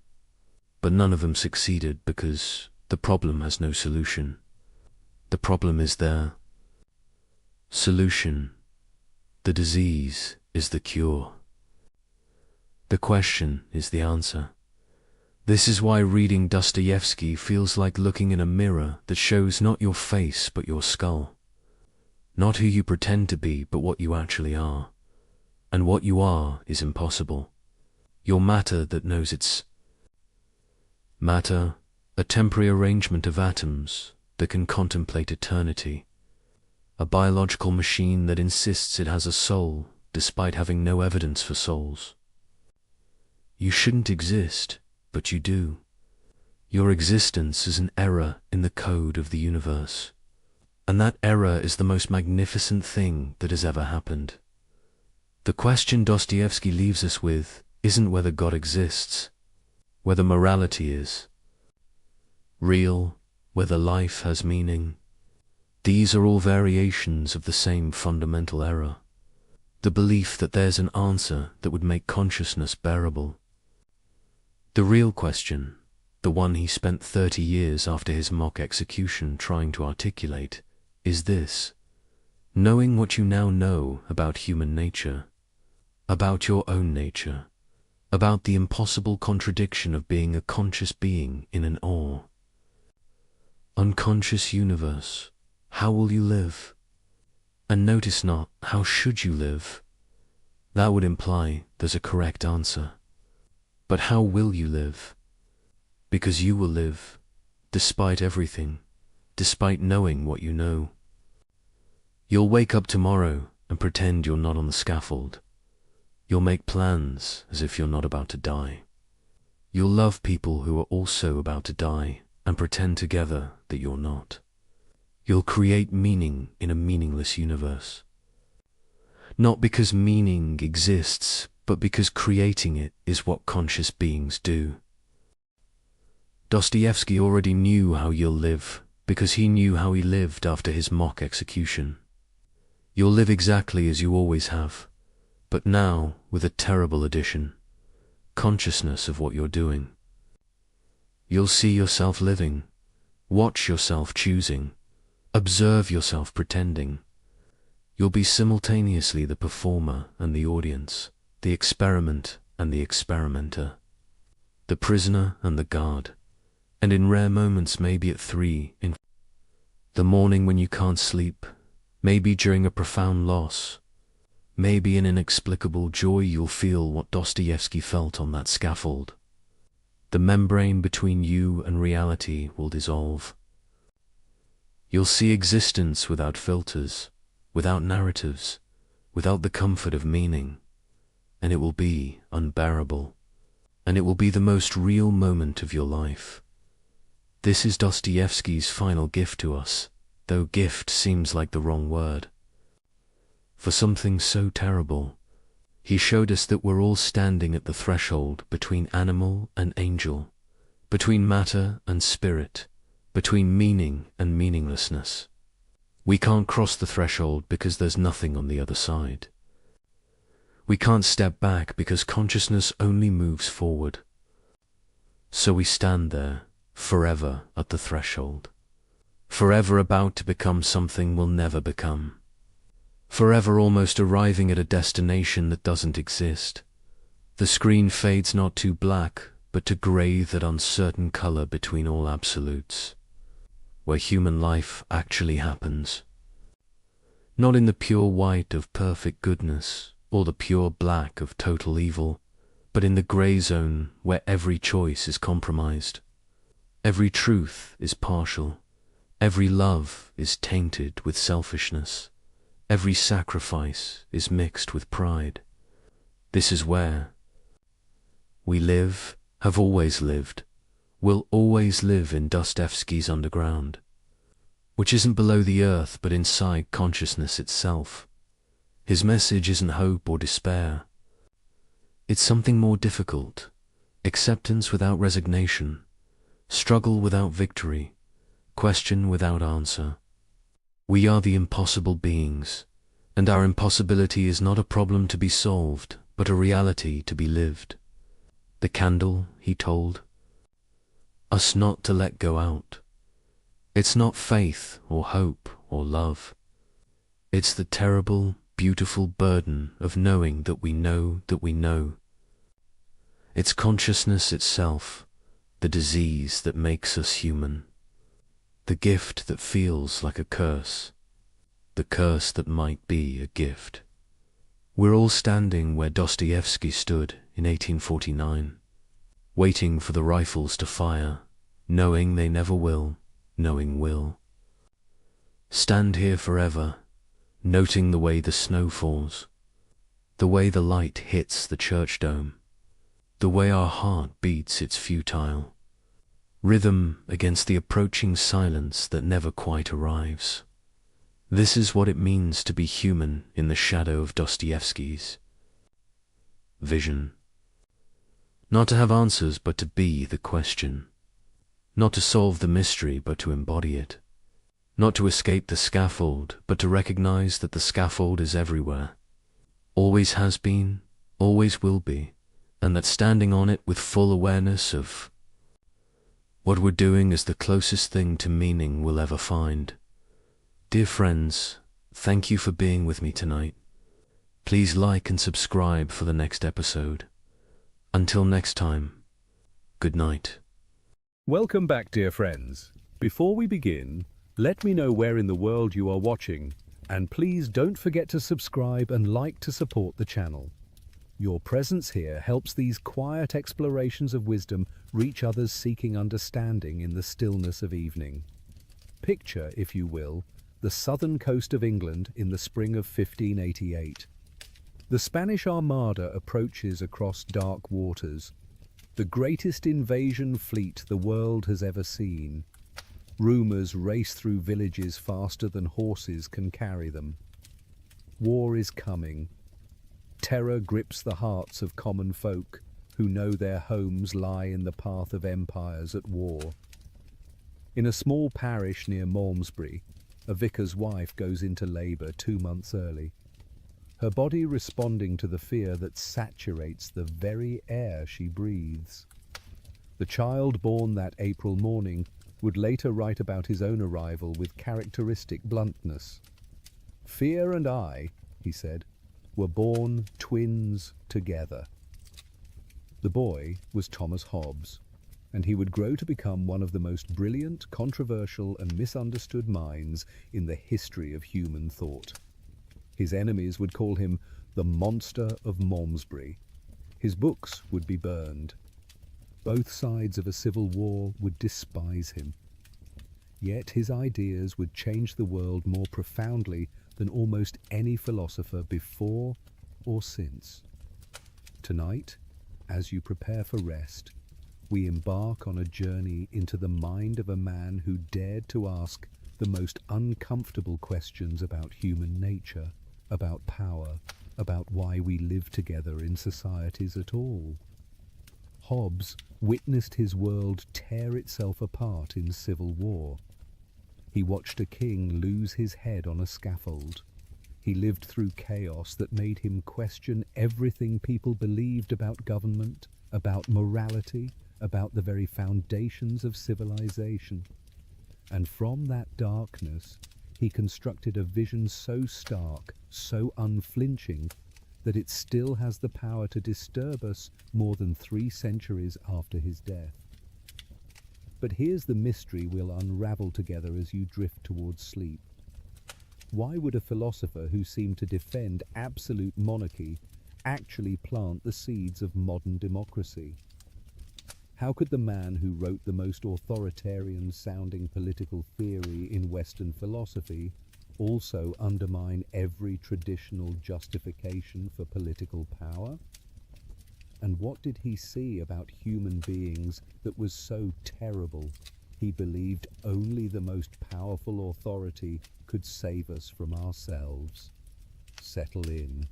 Let your breathing slow. Tonight, we'll discover why Thomas Hobbes described human life without government in words that have echoed through history. We'll understand why he believed we needed what he called a leviathan, a great artificial monster of our own creation, to protect us from something even more terrifying. And perhaps, as you rest in the safety of your home tonight, doors locked, protected by laws you barely think about, you'll recognize that you're living proof of Hobbes's most controversial claim about what human beings truly need to survive. The story begins not with grand philosophy, but with disgrace and abandonment. Thomas Hobbes's father was a vicar, but not the sort of gentle shepherd of souls you might imagine. Thomas Hobbes Sr. was what people in Elizabethan England called a man of the cloth, only in the most technical sense. He was quick-tempered, uneducated beyond the basics required for his position, and apparently more comfortable with playing cards than with prayer. The biographical details that survive paint a portrait of a man fundamentally unsuited to the pastoral care of human souls. One Saturday night in 1604, after playing cards through the evening and into the early morning hours, the elder Hobbes stumbled into his church for Sunday services still half asleep. In the middle of the service, as parishioners bowed their heads in solemn devotion, the vicar's voice rang out clearly through the stone building. "Trafels is trumps! Clubs are trumps." He had cried out in his sleep, still lost in the card game that had occupied his Saturday night. If that had been the extent of his father's failures, young Thomas might have grown up in relative stability, the son of a merely incompetent clergyman in a small English town. But Thomas Hobbes Sr. had a temper to match his poor judgment. When another local clergyman, Richard Jean, criticised him, or perhaps simply crossed him in some way the details are lost to history, the vicar's response was not prayer or reasoned argument, but violence. In the churchyard itself, in sight of God and congregation, Thomas Hobbes Sr. struck Richard Jean, and then, realizing the magnitude of what he had done, fled. He abandoned everything. his position, his home, his reputation, and most significantly, his 3 children. Thomas was 16 years old when his father disappeared from his life forever. The scandal, the whispers, the sudden poverty, the shame of being associated with a man who had brawled at the church door and then run away rather than face consequences, all of this marked young Thomas in ways that would echo through his later philosophy. But young Thomas was fortunate in one respect. His uncle, Francis Hobbes, was a wealthy glover in Malmesbury, a man who had done well in the emerging commercial economy of late Elizabethan England. Francis had no children of his own, and he recognized something in his disgraced brother's son: intelligence, a hunger for learning, a mind that could perhaps transcend the circumstances of birth and scandal. He paid for Thomas's education, first at a small school in Westport, then at a private school where the boys showed remarkable aptitude for languages, and finally, at age 15, at Magdalen Hall in Oxford. Oxford in the early 1600s was still dominated by scholastic philosophy, the elaborate system built over centuries by medieval thinkers who attempted to reconcile Aristotle's ancient wisdom with Christian theology.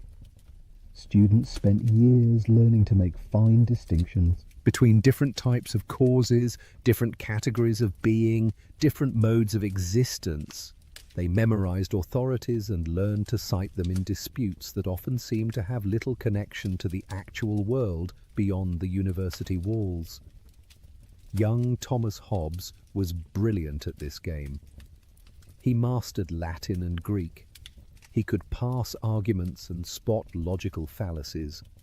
But something in him rebelled against what he was learning. It all felt so empty, so divorced from reality, so useless for understanding the world he actually inhabited. Years later, he would write with barely concealed contempt about the philosophy he'd been taught, calling it little more than insignificant speech, and dismissing whole libraries of medieval thought as exercises in saying nothing with great elaboration. But if Oxford taught him what he didn't believe, it also gave him the tools he would later use to construct his own vision. The logical rigor, the attention to definitions, the systematic approach to questions, all of these he absorbed and would later deploy in service of a radically different kind of philosophy.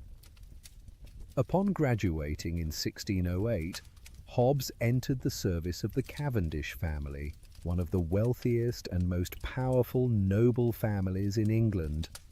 He was hired as a tutor and companion to William Cavendish, who would later become the second Earl of Devonshire. This position changed everything.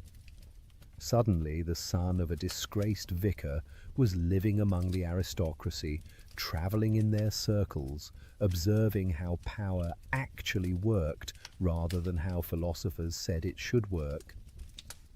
The Cavendish connection gave Hobbes something else invaluable: the opportunity for the grand tour of Europe.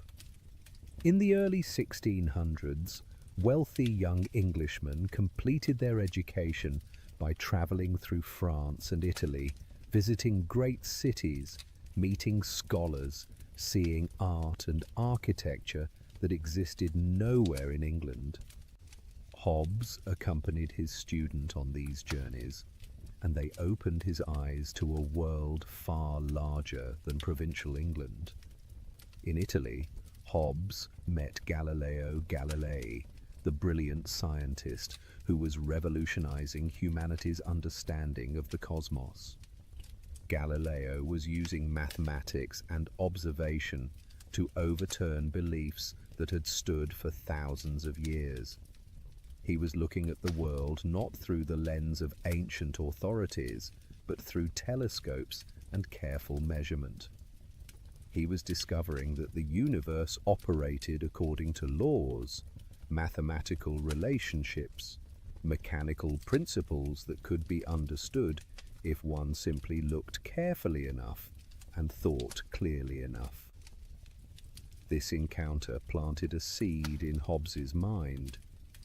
What if human society could be understood the same way? What if politics and ethics weren't matters of interpreting ancient texts or appealing to divine will, but were instead subject to natural laws that reason could discover? What if you could study human beings the way Galileo studied falling bodies and planetary motion, finding the principles that governed behavior with the same mathematical certainty?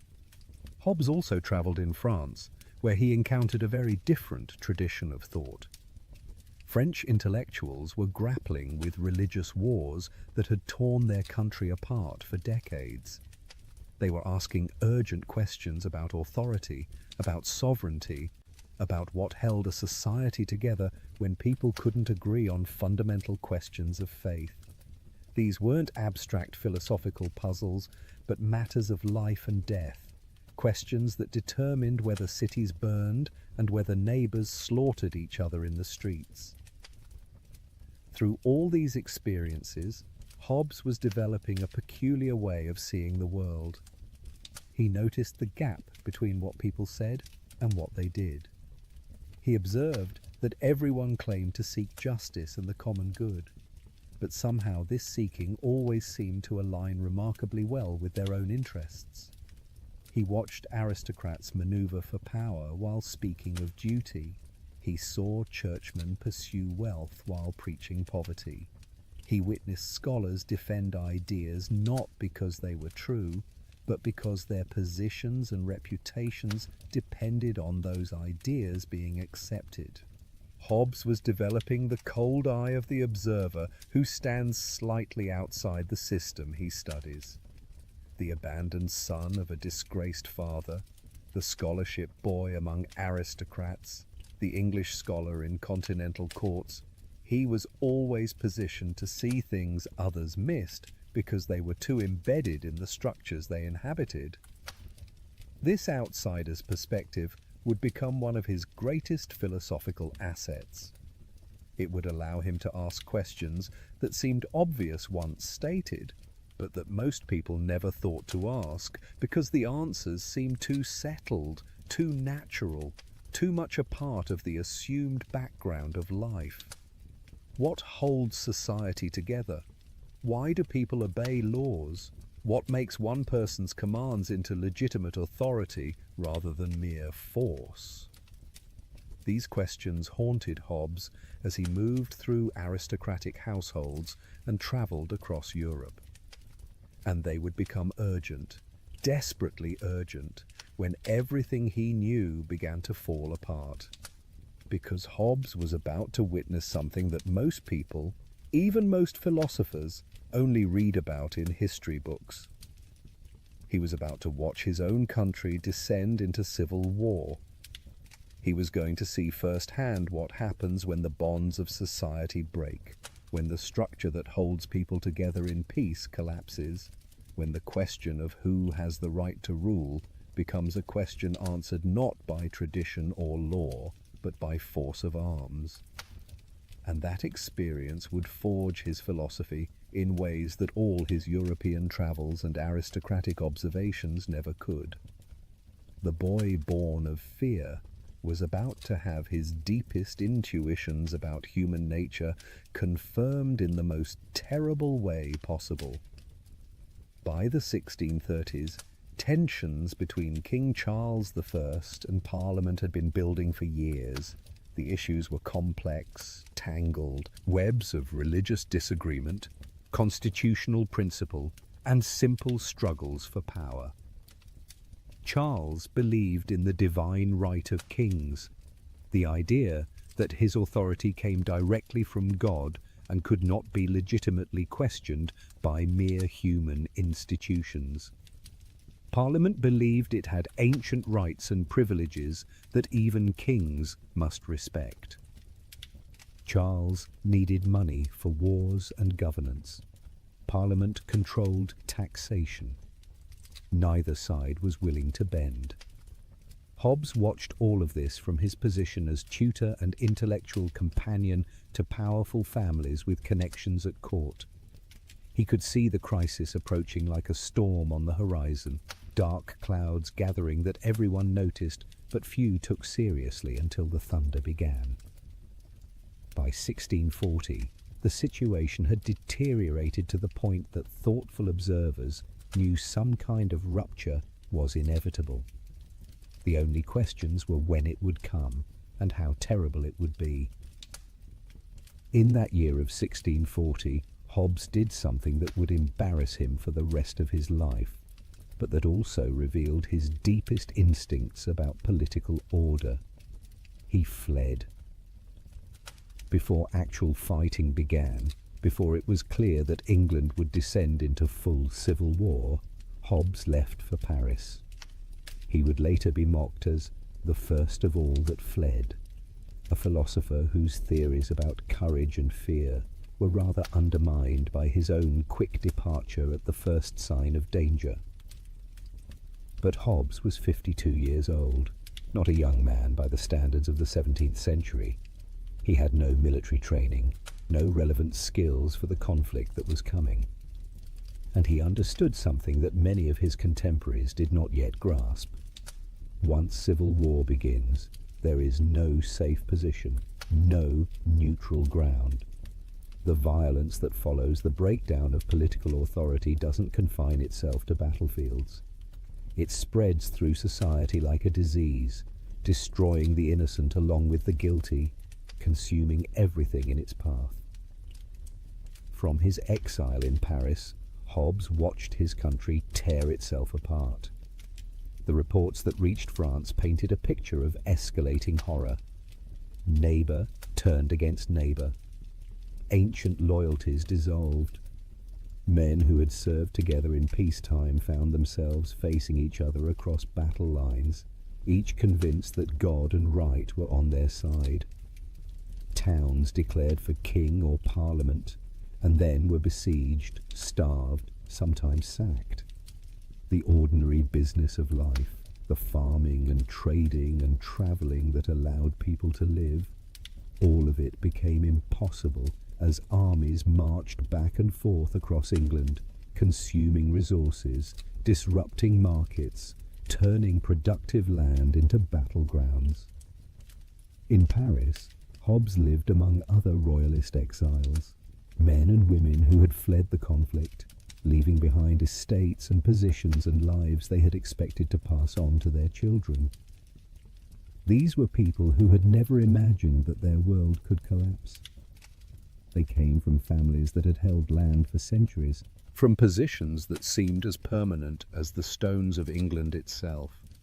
Now they were refugees, dependent on the hospitality of the French court, watching from across the Channel as everything they had known burned. Hobbes used these years in exile to write. In 1642, he published De Kiev, which translates as On the Citizen.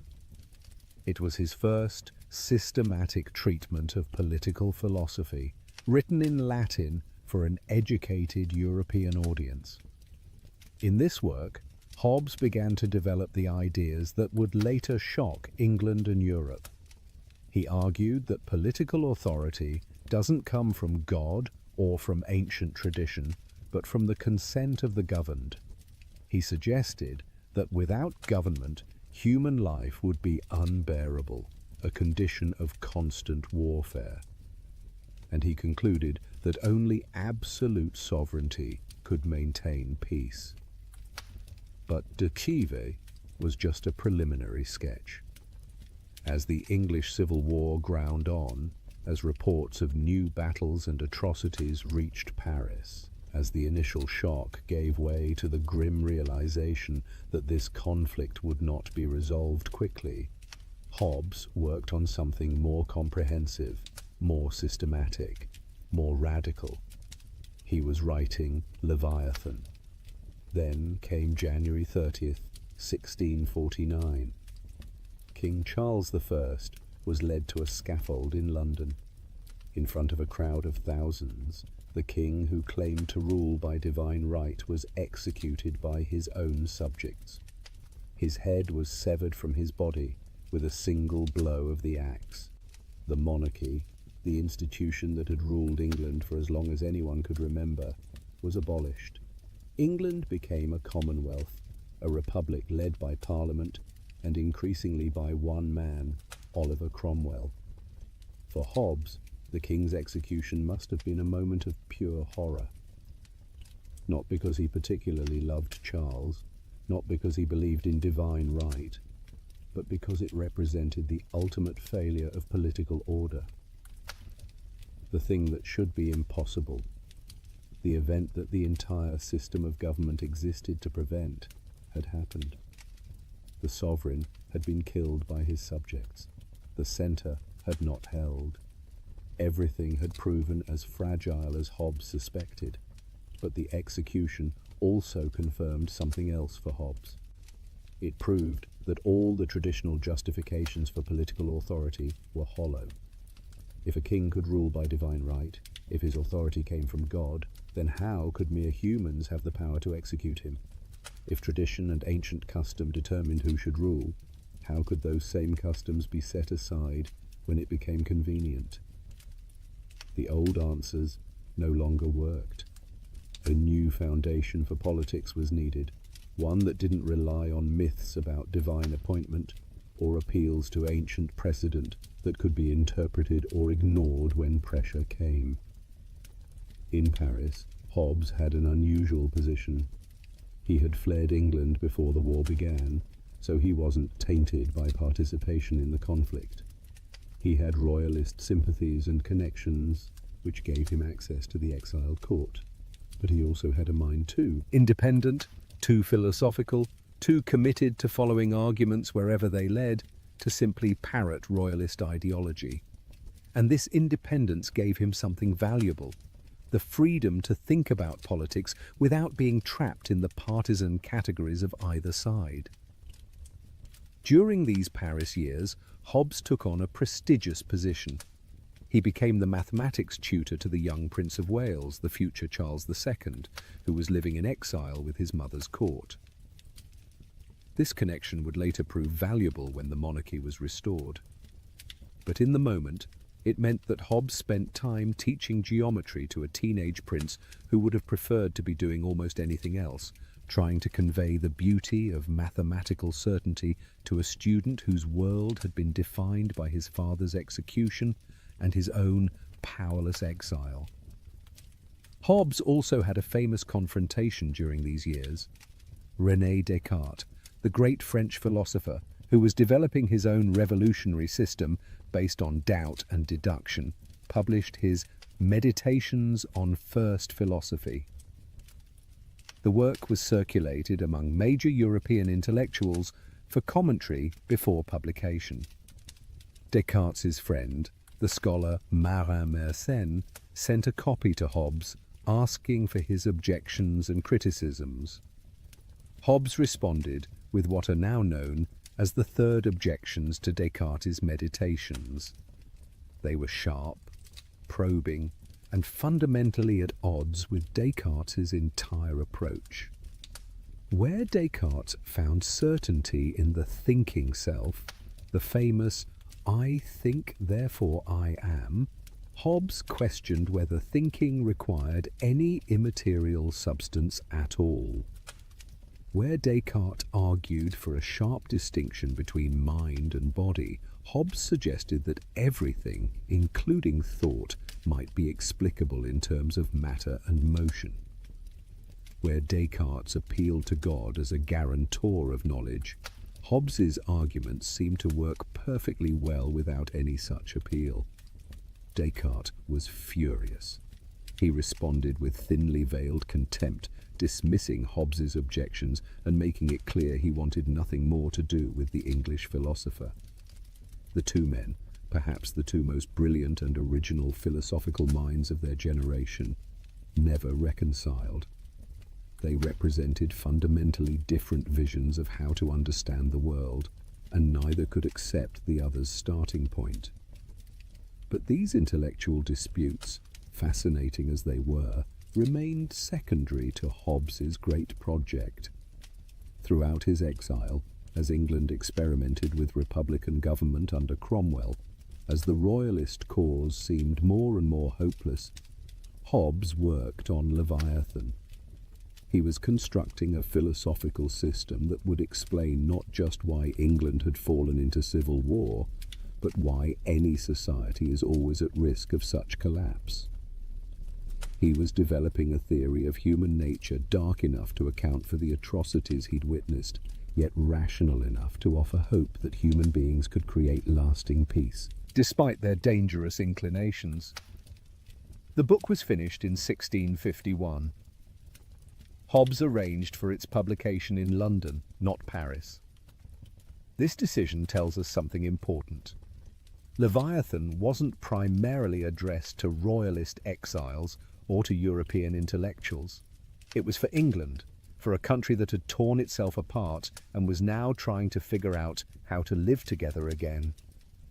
It was a message to all sides of the conflict, an attempt to find foundations for political order that didn't depend on either side being right about the issues that had divided them. What Hobbes offered was something no one expected and almost no one wanted to hear. But it was also something remarkable. A way of thinking about politics that started not with tradition or divine revelation, but with the basics of human psychology, building up from there through careful reasoning to conclusions about what kind of government human beings need to survive. It was philosophy attempting to solve the most urgent, practical problem of its time, the problem of how to prevent societies from destroying themselves. As you rest tonight, imagine Hobbes in his Parisian exile, writing by candlelight, working through the implications of his dark vision of human nature. Outside, the world is at war. His country is torn apart. A king has been executed. Everything that seemed solid has revealed itself to be breakable.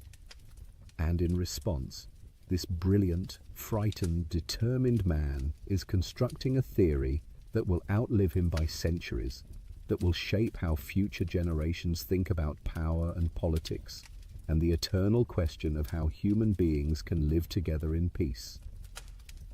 The stage is now set. We've seen the man and the crisis that formed him. Now we turn to the heart of his philosophy, to his shocking claims about what human beings really are beneath the veneer of civilization.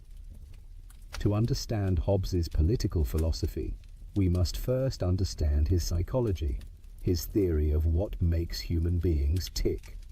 And that understanding begins with a radical claim that offended almost everyone who read it. Everything is matter in motion. That's it. The entire universe, including human beings, including human minds, can be understood in terms of physical objects moving according to natural laws. This was not what people in the 17th century wanted to hear. The dominant view, inherited from centuries of Christian philosophy drawing on ancient Greek thought, was that human beings were special. We had immortal souls, immaterial minds that transcended the merely physical world. Our ability to reason, to choose freely, to know truth and pursue goodness, all of this seemed to require something more than just matter pushing against matter. We weren't machines. We weren't just complex animals. We were created in God's image, rational souls inhabiting physical bodies, but not reducible to them. Hobbes rejected all of this.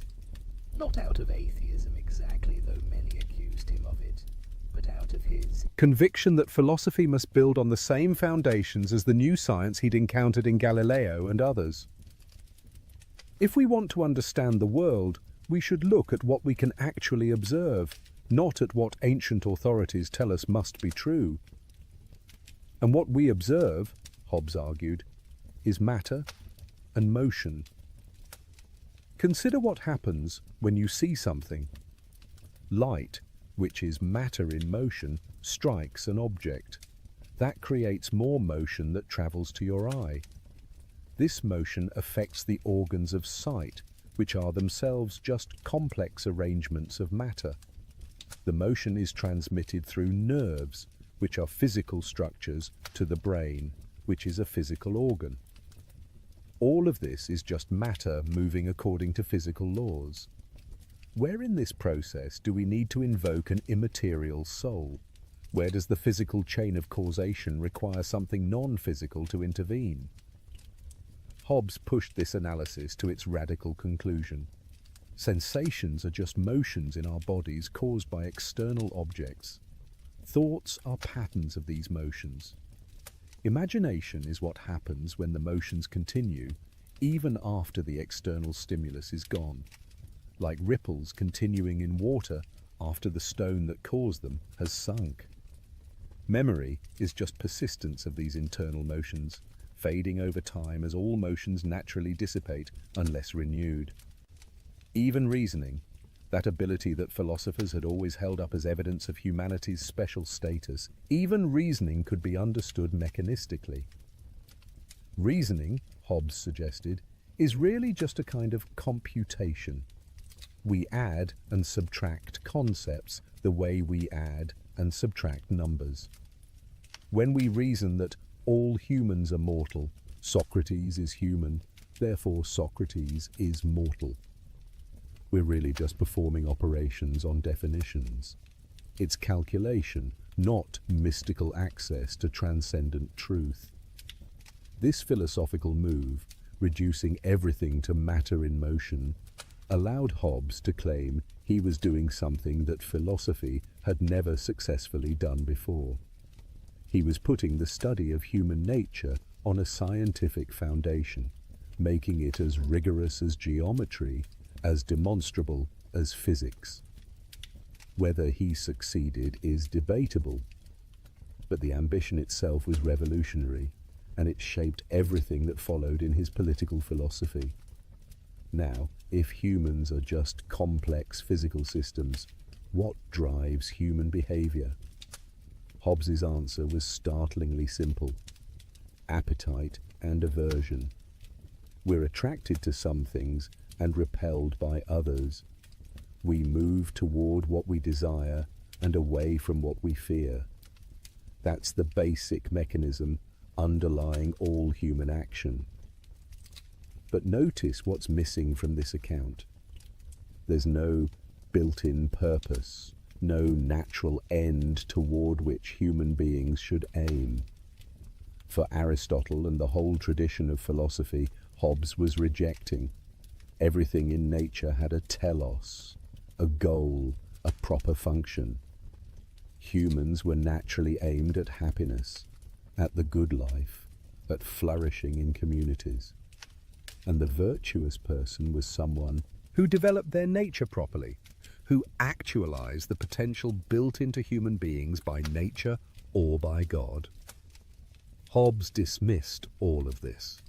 There is no final goal of human life, no ultimate satisfaction, no point at which we can say, I have achieved my purpose and can now rest.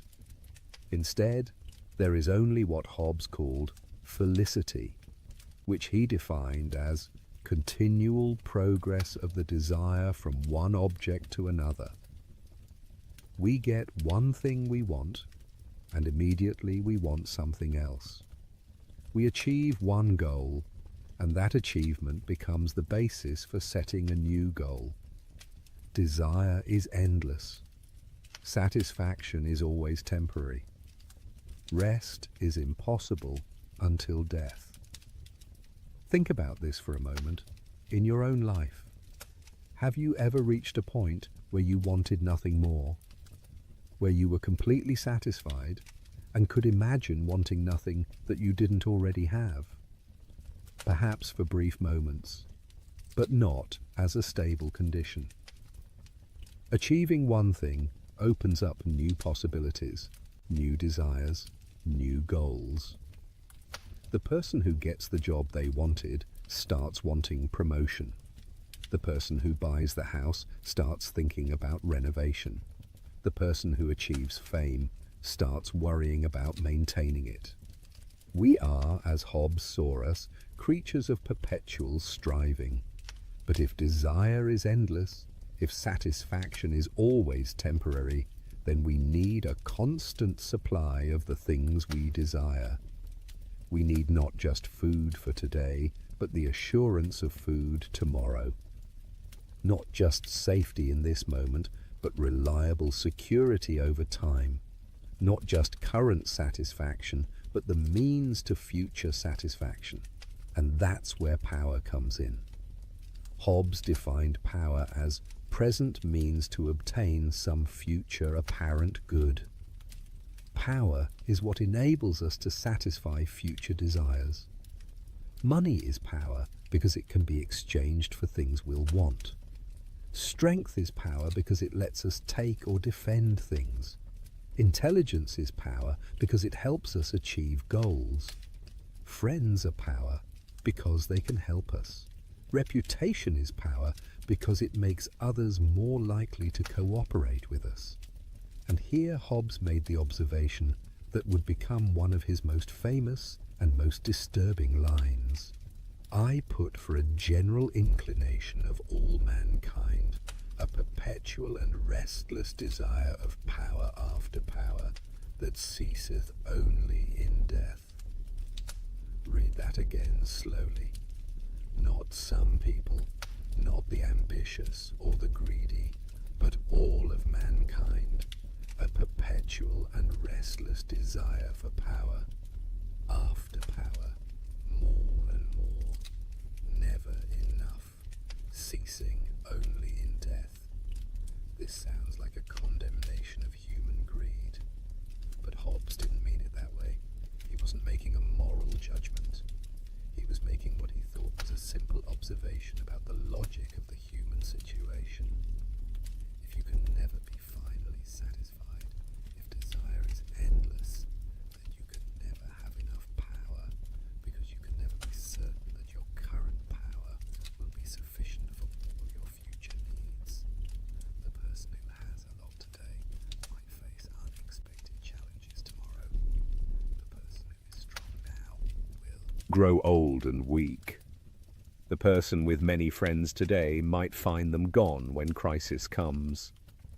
So the rational response is always to seek more power, more security, more assurance of future satisfaction. Not because we're evil, but because we're mortal, vulnerable, future-oriented beings who can never know for certain what we'll need or want tomorrow. The desire for power is just the flip side of perpetual desire itself, combined with the rational recognition of our own vulnerability. Now we get to what Hobbes identified as the three principal causes of conflict among human beings. He was very systematic about this, laying out three distinct sources of quarrel built into human nature itself. First, competition. When two people desire the same thing, and that thing cannot be shared or divided, they become enemies. This is simple scarcity. If there's only one piece of food and two hungry people, they will compete for it. If there's one position of power and two ambitious people, they will struggle for it. Competition is the most obvious source of conflict, the one that anyone can recognize. Second, diffidence. Hobbes's word for what we might call distrust or insecurity. Even if there's no immediate competition over resources, people have reason to fear each other. If I have something valuable, I must worry that you might try to take it. If I'm not trying to harm you, I can't be sure you're not trying to harm me. And knowing that you're probably worried about me, I have even more reason to worry about you. This creates what we now call a security dilemma.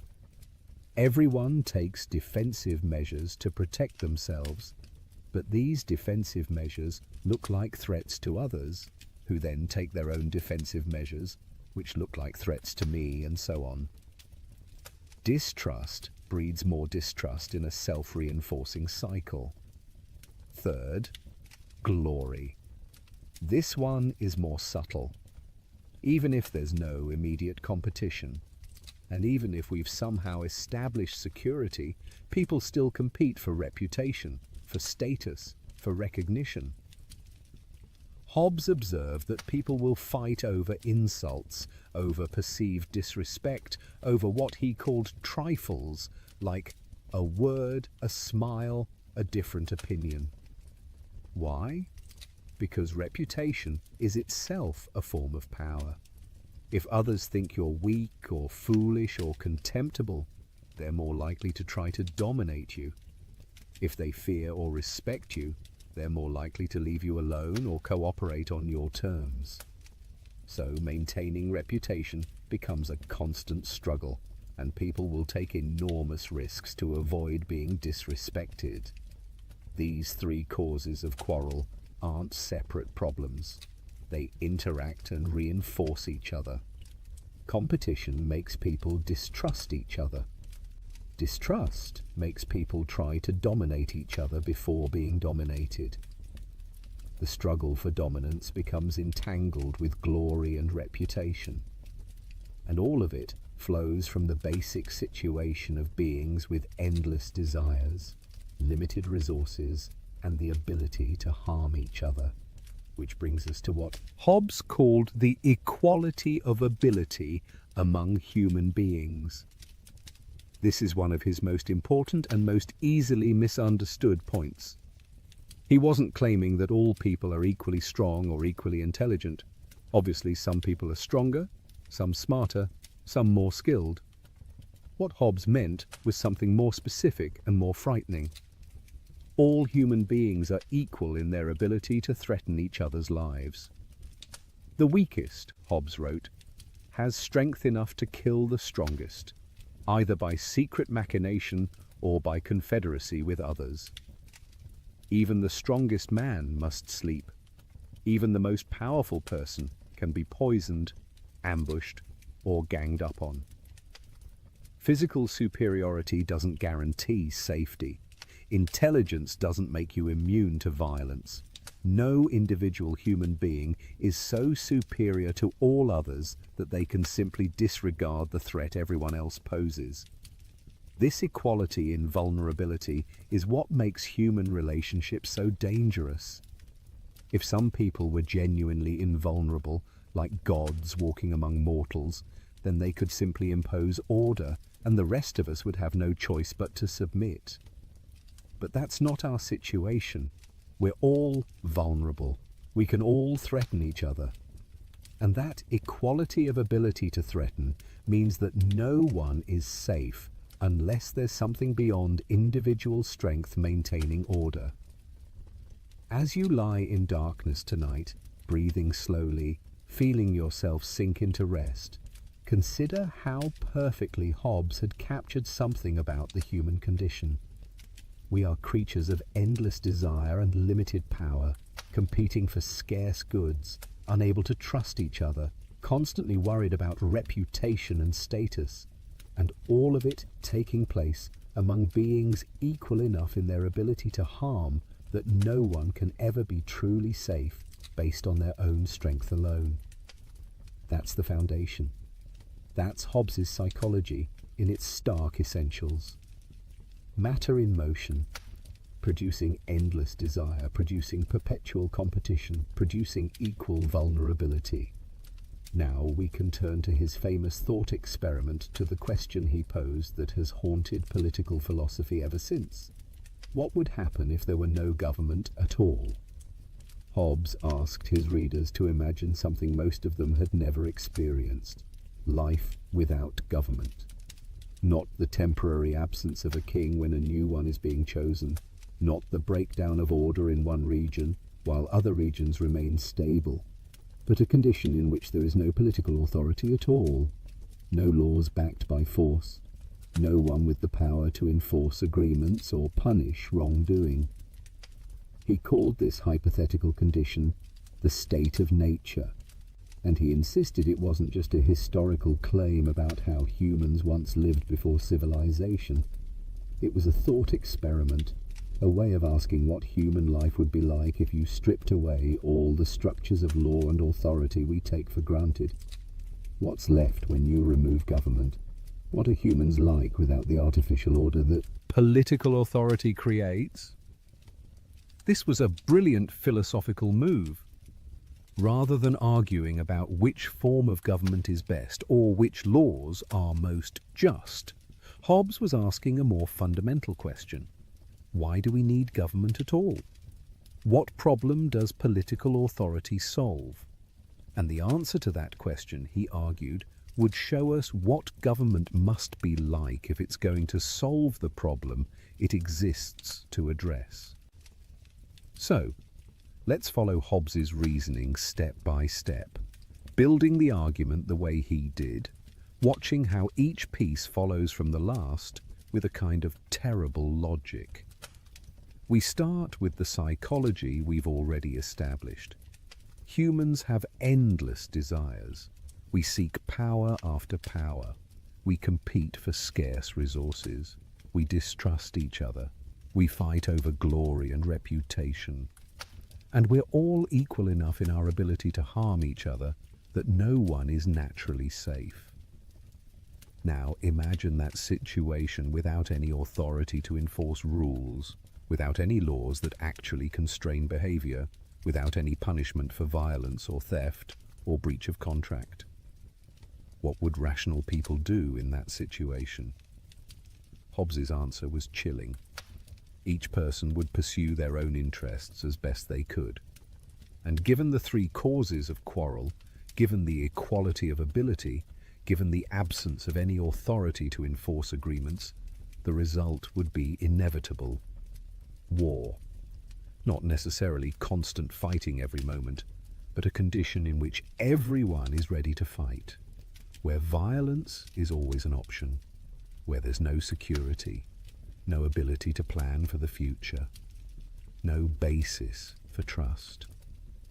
Think carefully about why this follows.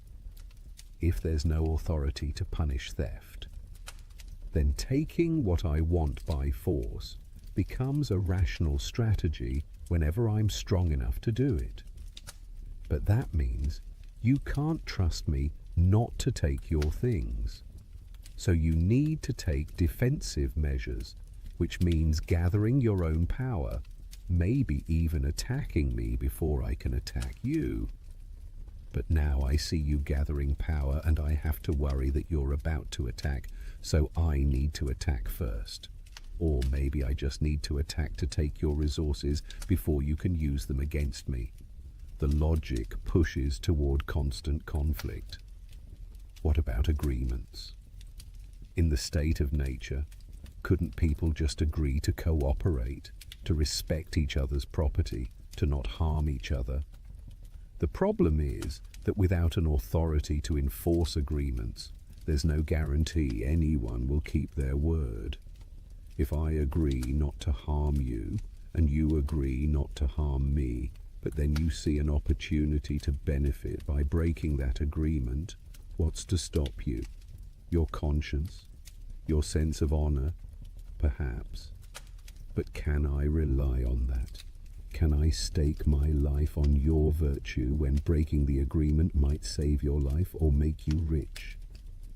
And knowing that you're thinking the same way about me, knowing that you can't fully trust me to keep my word, why wouldn't you break the agreement first when it's convenient?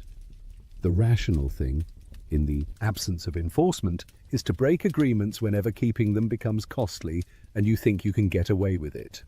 But that means no agreements can be trusted, which means no cooperation is possible, which means everyone is thrown back on their own strength and cunning to survive. Hobbes anticipated that many readers would find this argument exaggerated. Surely people aren't that bad. Surely we're capable of cooperation without some powerful authority forcing us to behave. So he offered an empirical test, a way to check his reasoning against actual behavior. "Do you lock your doors when you go to sleep at night?" he asked. When you travel, do you arm yourself or travel in groups? Of course you do. Even though you live under a government, even though there are laws against theft and assault, even though there are police you can call, you still take these precautions. Why? Because you don't fully trust your neighbors. You know that even with law and authority present, there's some risk of violence or theft. You act as if others might harm you if they had the opportunity. Now, if you can't fully trust your neighbors, even with police and courts and prisons backing up the law, imagine how much worse it would be if there were no law at all, no police, no courts, no consequences for violence. If you lock your doors even when theft is illegal and punishable, what would you do if theft were neither? The precautions you take under government suggest how dangerous the state of nature would be without it. Hobbes also pointed to actual historical examples. When civil wars break out, when government breaks down, what happens? We've seen it, he said. We've watched England tear itself apart. And what we observe is exactly what the theory predicts. Neighbor turns against neighbor, violence becomes endemic, property becomes insecure, normal economic life becomes impossible. Civil war is a glimpse into the state of nature, a momentary return to the condition that exists when political authority fails. And then we come to the passage that has echoed through centuries, the words that appear in every introduction to political philosophy, the description that remains shocking even now when we've heard it so many times, it's become familiar. In such condition there is no place for industry because the fruit thereof is uncertain, and consequently no culture of the earth, no navigation, nor use of the commodities that may be imported by sea, no commodious building, no instruments of moving and removing such things as require much force, no knowledge of the face of the earth, no account of time, no arts, no letters, no society, and which is worst of all, continual fear and danger of violent death, and the life of man, solitary, poor, nasty, brutish, and short. Let those words settle into your consciousness as you rest. Solitary, poor, nasty, brutish, and short. Why no industry? Because if you can't be sure you'll reap what you sow, why plant? If someone stronger might just take the crops you've grown, why bother growing them? Without security of property, without some guarantee that your labor will benefit you rather than whoever can take it by force, there's no incentive to produce anything beyond immediate consumption. Why no navigation or trade? Because you can't trust agreements with strangers. You can't enter into contracts that will be honored. You can't send goods on a ship and trust they'll be paid for on the other end. Trade requires trust, and trust requires enforcement, and enforcement requires authority. Why no building, no tools, no technology? Because all of these things require sustained effort over time, cooperation among many people, division of labor, specialization. You need to be able to plan for the future, to invest current effort in things that will pay off later. But in a condition of constant insecurity, where violence is always imminent, you can't plan.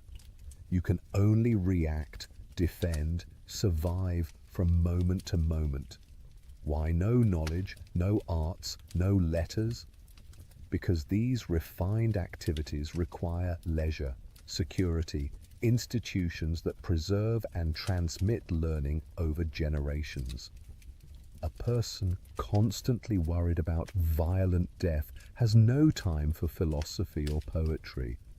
A society that cannot maintain order, cannot maintain universities or libraries, or any of the infrastructure that makes intellectual and artistic life possible.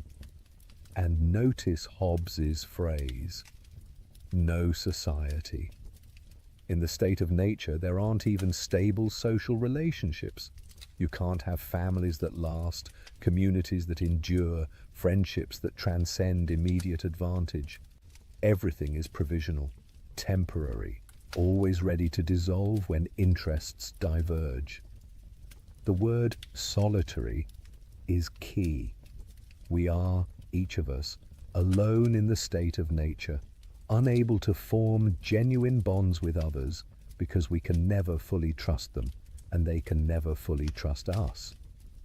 This is Hobbes's vision of freedom without government, of the natural condition of humankind when stripped of political authority. And it's important to understand what he's not saying. He's not saying that human beings are naturally evil. He's not claiming that we enjoy violence or take pleasure in others' suffering. Some people might, but that's not necessary for his argument. What Hobbes is saying is that the situation itself, the structure of interaction among beings with our characteristics, necessarily produces conflict. Put self-interested creatures with endless desires and limited power together in a condition where there's no authority to enforce rules, and they will come into conflict regardless of whether they're virtuous or vicious. The problem isn't human nature in a moral sense. The problem is the logic of the situation. This is actually a strange kind of optimism buried within the pessimism. If the problem is structural rather than moral, then changing the structure can solve the problem without requiring people to become better than they are. We don't Need saints to have peace. We just need the right institutions. But before we get to the solution, let's sit with the problem a moment longer. Hobbes has shown us, or tried to show us, that total freedom is total insecurity. That natural liberty, the right to do whatever we think necessary for our survival, becomes the right to nothing because everyone else has the same right and will exercise it against us. That equality of power among vulnerable beings creates not mutual respect, but mutual threat. The state of nature is Hobbes's answer to anyone who romanticizes the past, who imagines that humans were once free and happy before governments constrained them. He's also answering anyone who thinks we could just dispense with political authority and live by voluntary cooperation alone. The state of nature is what happens when there's no Leviathan, no common power to keep everyone in awe, and it's unbearable. As you sink deeper into rest tonight, protected by walls and locks and laws you barely think about, consider how radical Hobbes's insight was. He saw that the freedom to do anything is the freedom to be secure in nothing. He understood that rights without enforcement are just words. He grasped that the absence of authority doesn't produce liberty, but chaos. And from that dark vision, he was going to construct an argument for political obligation that would change how we think about government forever. But that comes next. For now, rest with the problem clearly in view. Humans, as Hobbes described them, rational enough to see what they need, but not powerful enough to secure it alone, social enough to benefit from cooperation, but self-interested enough to betray it, equal enough to threaten each other, but not equal enough to trust. In the state of nature, there is no peace, only fear, only insecurity, only the grim struggle for survival that consumes everything human beings might otherwise be or create. And the question that will occupy us next is this: how do we escape? What could possibly convince rational, self-interested people to give up their natural liberty and accept constraints on their behavior? What kind of authority could maintain peace among beings so dangerous to each other? Hobbes has shown us the disease. Now we'll examine his cure, which many have found as disturbing as the disease itself. Hobbes has painted a grim picture. Life in the state of nature is unbearable, a condition of constant fear and insecurity that makes everything we value about human existence impossible. But here's the remarkable thing. Hobbes believed that human reason itself could show us the way out. The same rational capacity that lets us see how terrible the state of nature would be also shows us how to escape it. He called these rational principles the laws of nature, though it's crucial to understand what he meant by that phrase. These aren't laws in the sense of commands issued by a lawgiver. They're not moral obligations in any traditional sense. They're what Hobbes called theorems, or precepts of reason, rational conclusions about what conduces to self-preservation. They're discovered by thinking clearly about what rational self-interest requires in the human situation. The first law of nature is the most fundamental. Seek peace, if you have hope of obtaining it. If you can't obtain peace, then you may use all the advantages of war to defend yourself. This makes perfect sense once you understand the state of nature. War is terrible, as we've seen. It makes all human achievement impossible. So if there's any way to secure peace, any possibility of escaping the state of nature's violence, reason tells us to pursue it.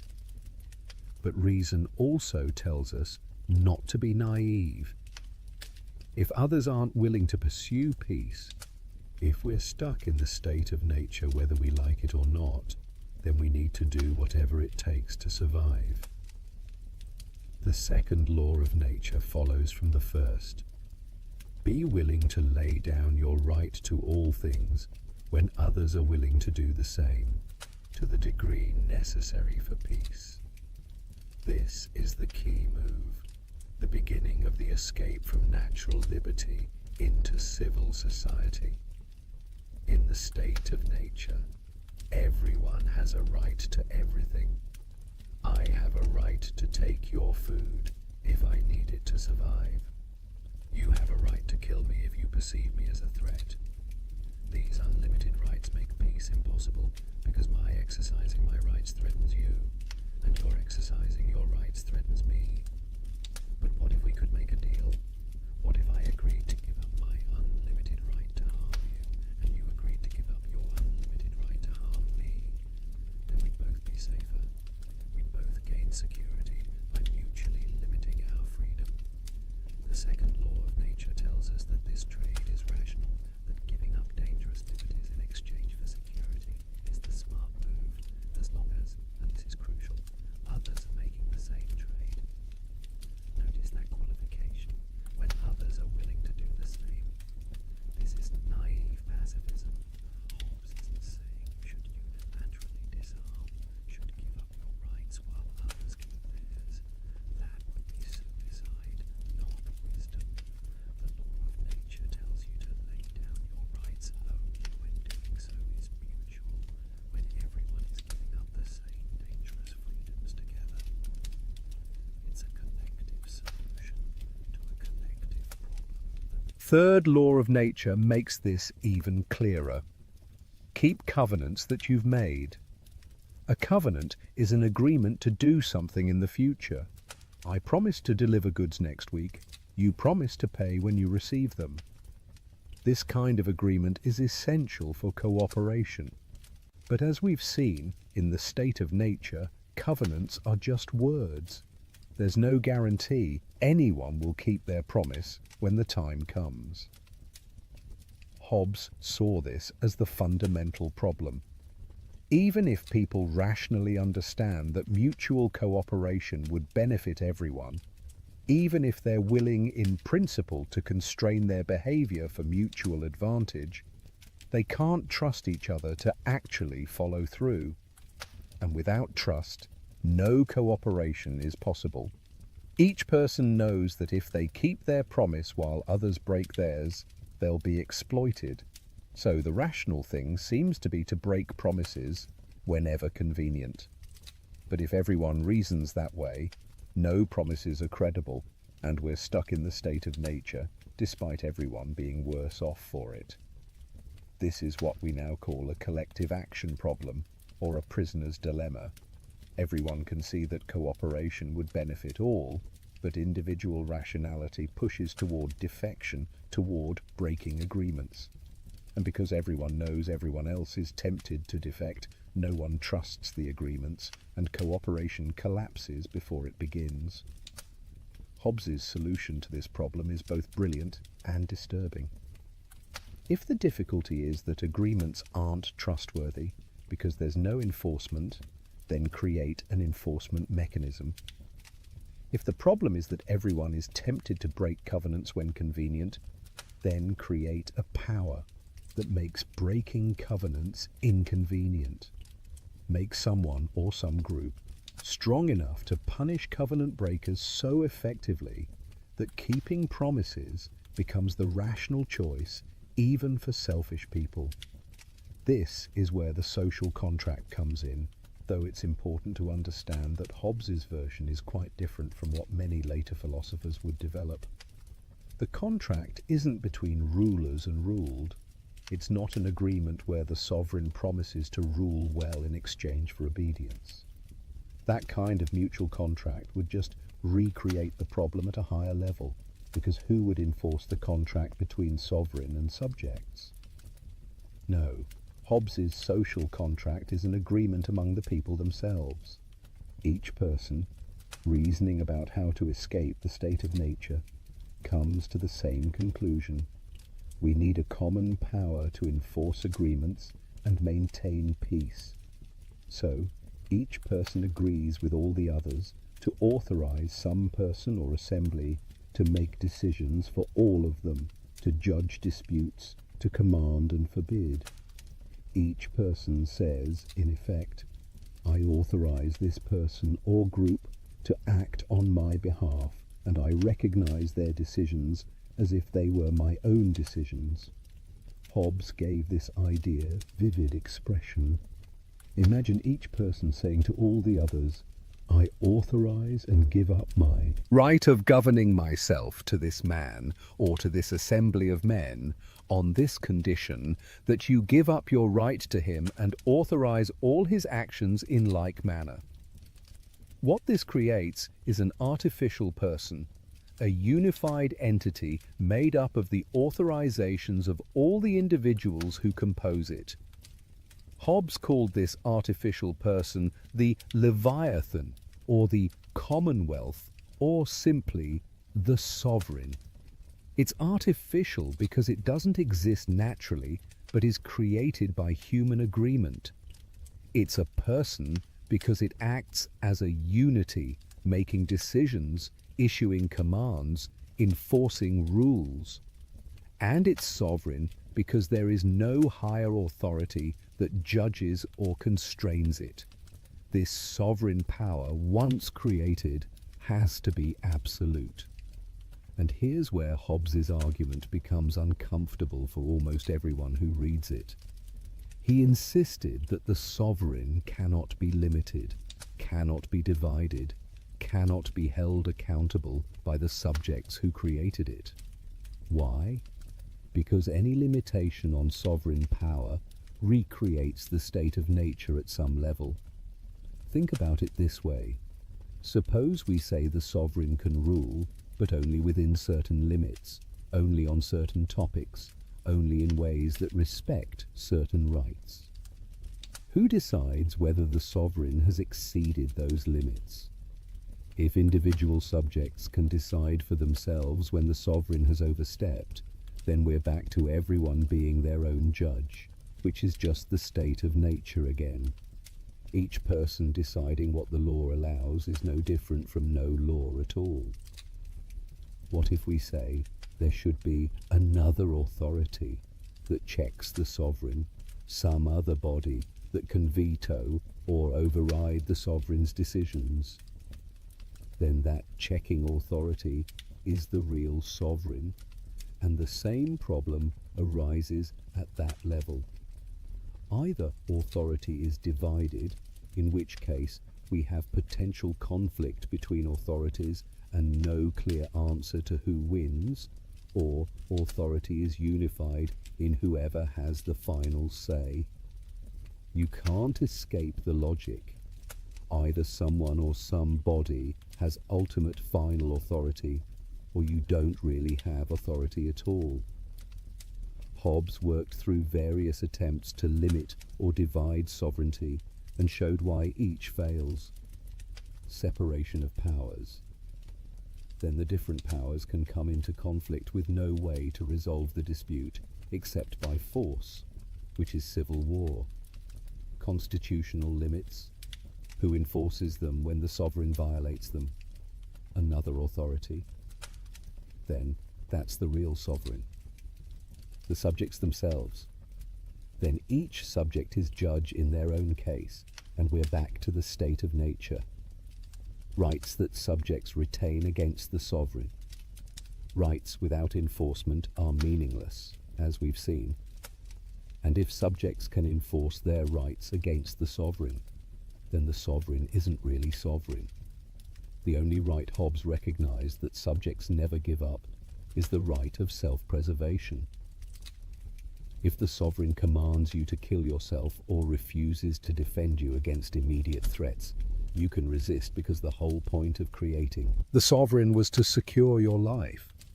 But beyond that narrow exception, the sovereign's authority must be unlimited if it's to do the job it was created to do. The implications are stark. The sovereign defines what is just and unjust, right and wrong, legal and illegal. Not because the sovereign is necessarily wise or good, but because that's what sovereignty means. Having an authority means having someone whose word on these matters is final. The sovereign can't commit injustice in the legal sense because justice is defined by the sovereign's commands. Religious authority must be subordinate to political authority. This was especially controversial in Hobbes's time, when religious disputes were tearing Europe apart, but Hobbes was adamant. The sovereign must have the power to determine religious practices, to settle religious disputes, to prevent religious disagreement from destroying civil peace. The alternative is to have multiple authorities claiming ultimate allegiance, which inevitably produces conflict. Subjects generally cannot rebel against the sovereign.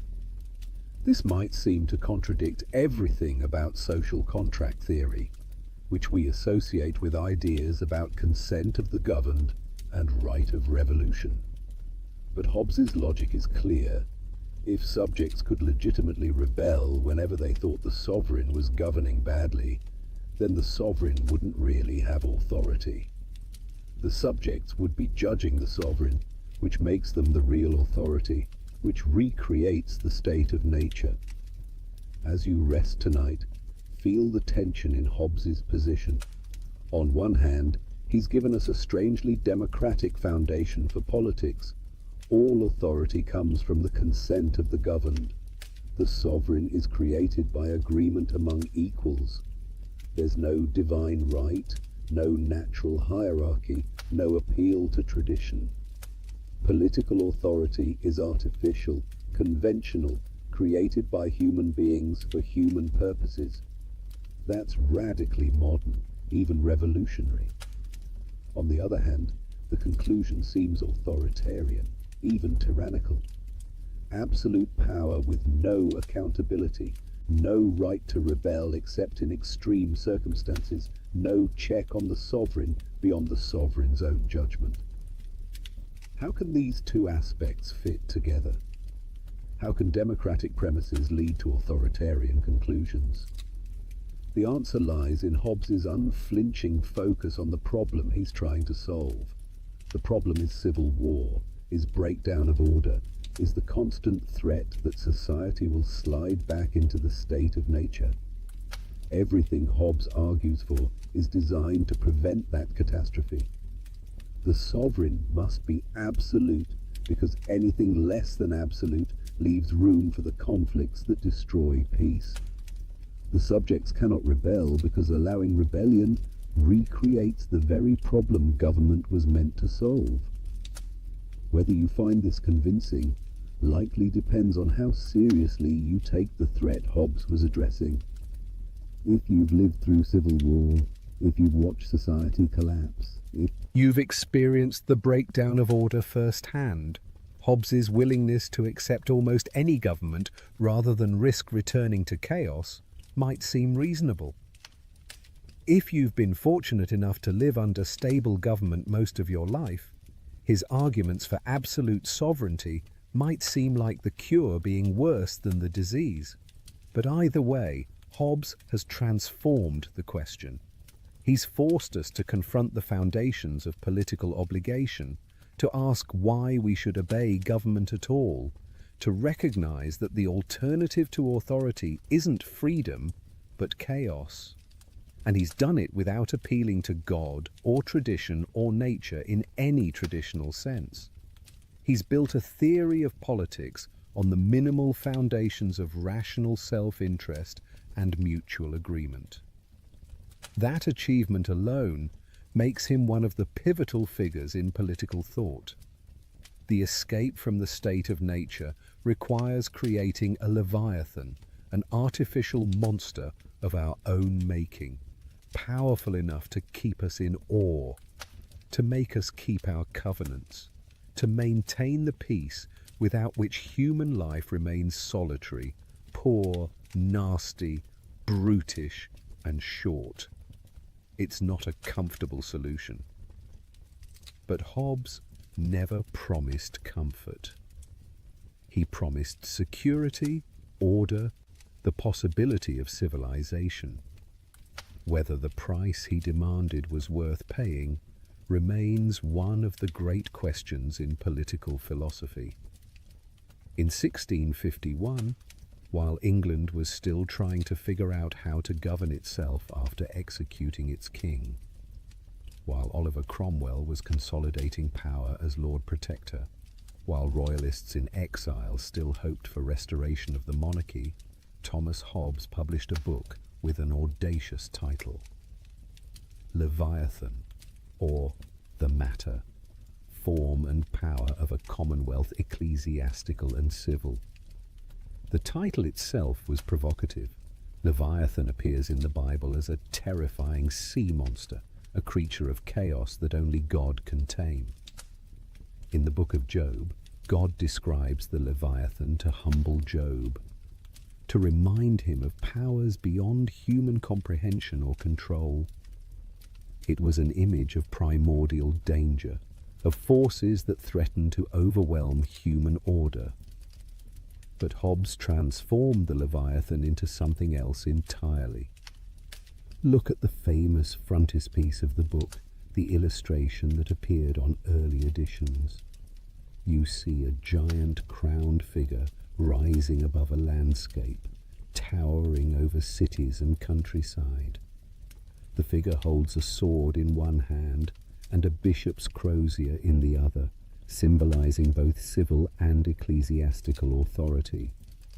But look closer at the giant's body. It's not solid. It's composed of hundreds of tiny human figures, all facing the crowned head, all part of the larger whole. This is Hobbes's Leviathan. Not a natural monster, but an artificial one. Not chaos, but order. The multitude of individuals unified into a single corporate body through their mutual covenant.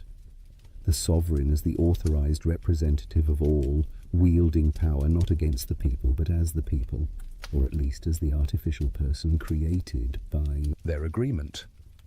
The monster is us, or rather, it's what we become when we successfully escape the state of nature by creating common power.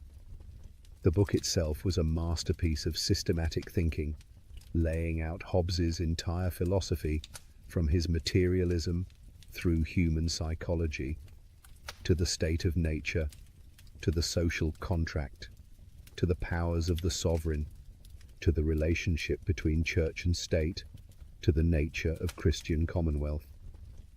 It was comprehensive, rigorous, and written in English prose that was alternately elegant and brutally direct. This last point mattered enormously. Hobbes's earlier work, Deceive, had been written in Latin for an educated European audience.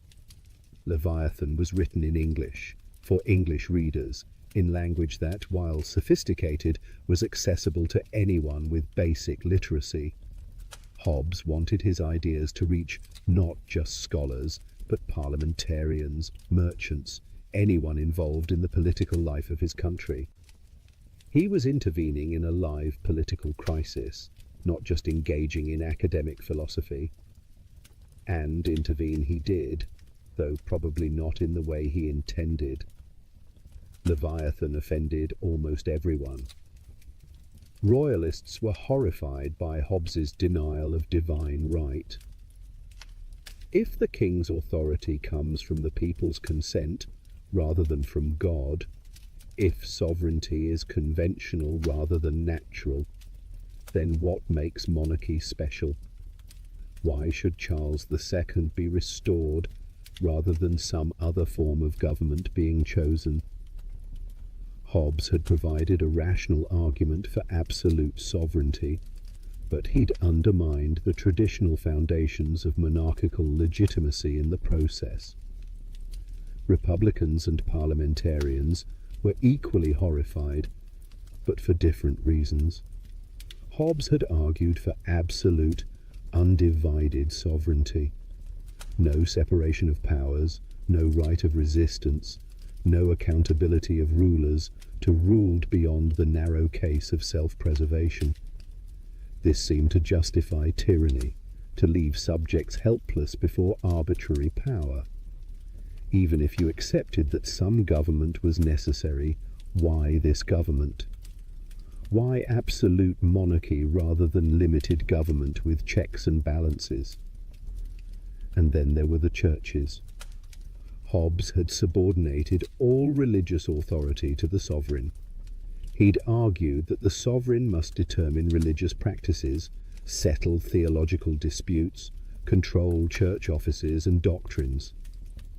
This seemed to make religion merely a tool of political power, to deny any independent authority to spiritual matters. Both Anglicans and Puritans, Catholics and Protestants, found things in Leviathan to offend them.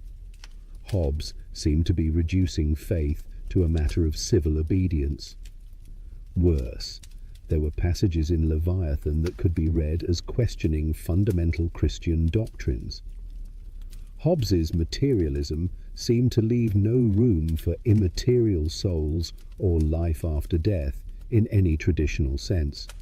His account of Scripture emphasized natural explanations and questioned supernatural claims, while Hobbes insisted he was a Christian and argued for the compatibility of his philosophy with Christianity.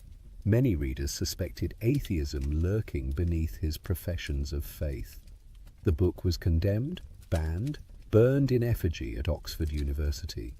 Hobbes was accused of heresy, atheism, corrupting youth, undermining morality.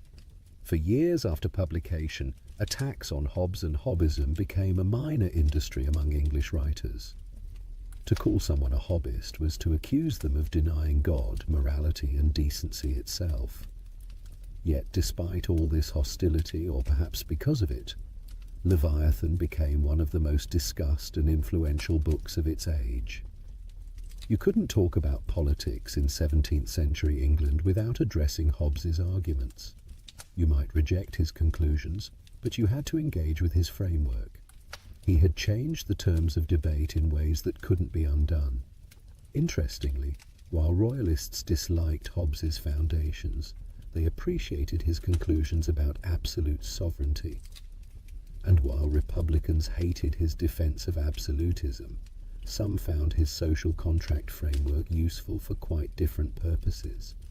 The book was too systematic, too powerful, too thorough to be simply dismissed.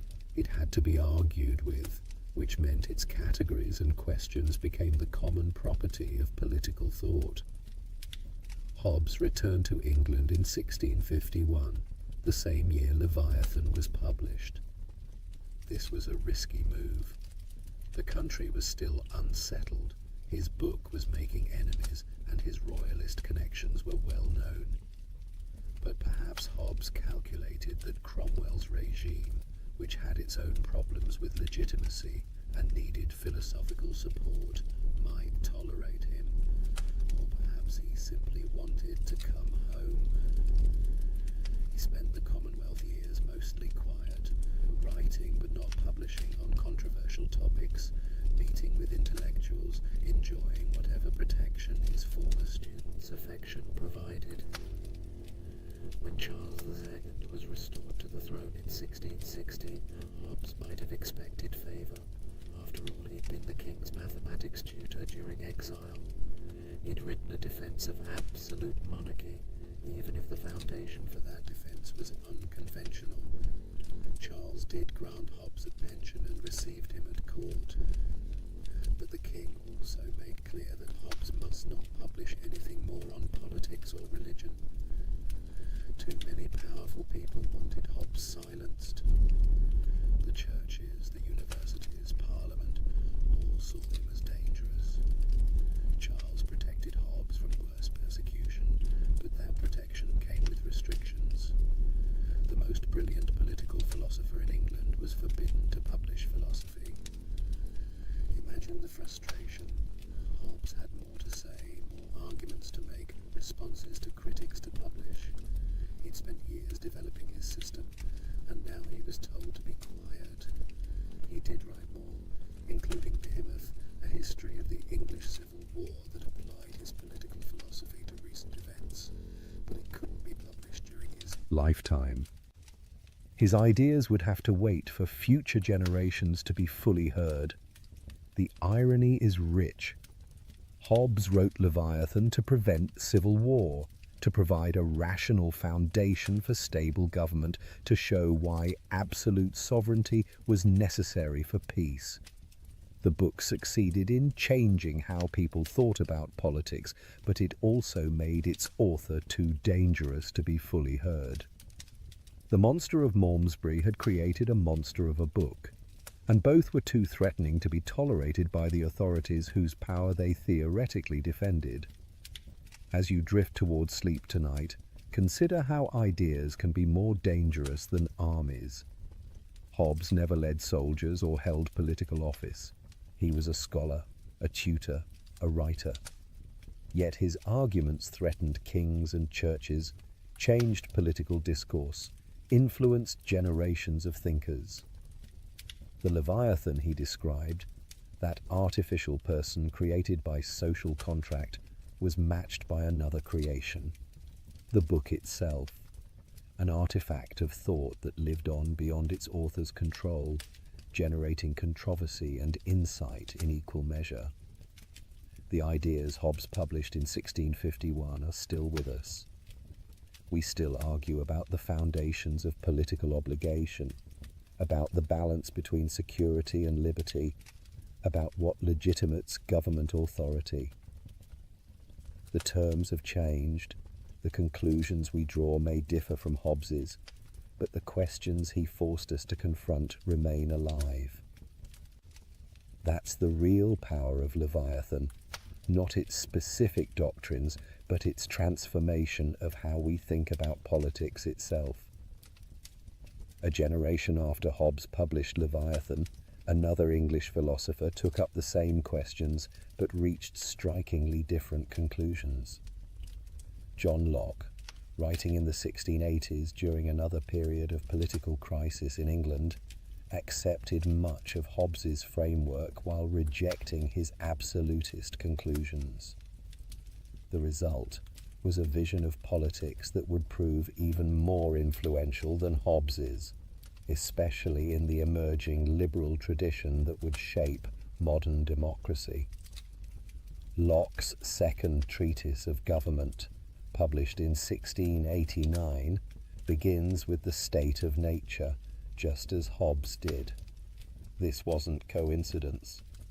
By Locke's time, the social contract framework Hobbes had developed had become the standard way of thinking about political legitimacy. If you wanted to argue about politics, you started with the state of nature and built up from there. Hobbes had set the terms of debate so effectively that even his critics had to work within the structure he'd created. But Locke's state of nature was fundamentally different from Hobbes's vision of war and chaos.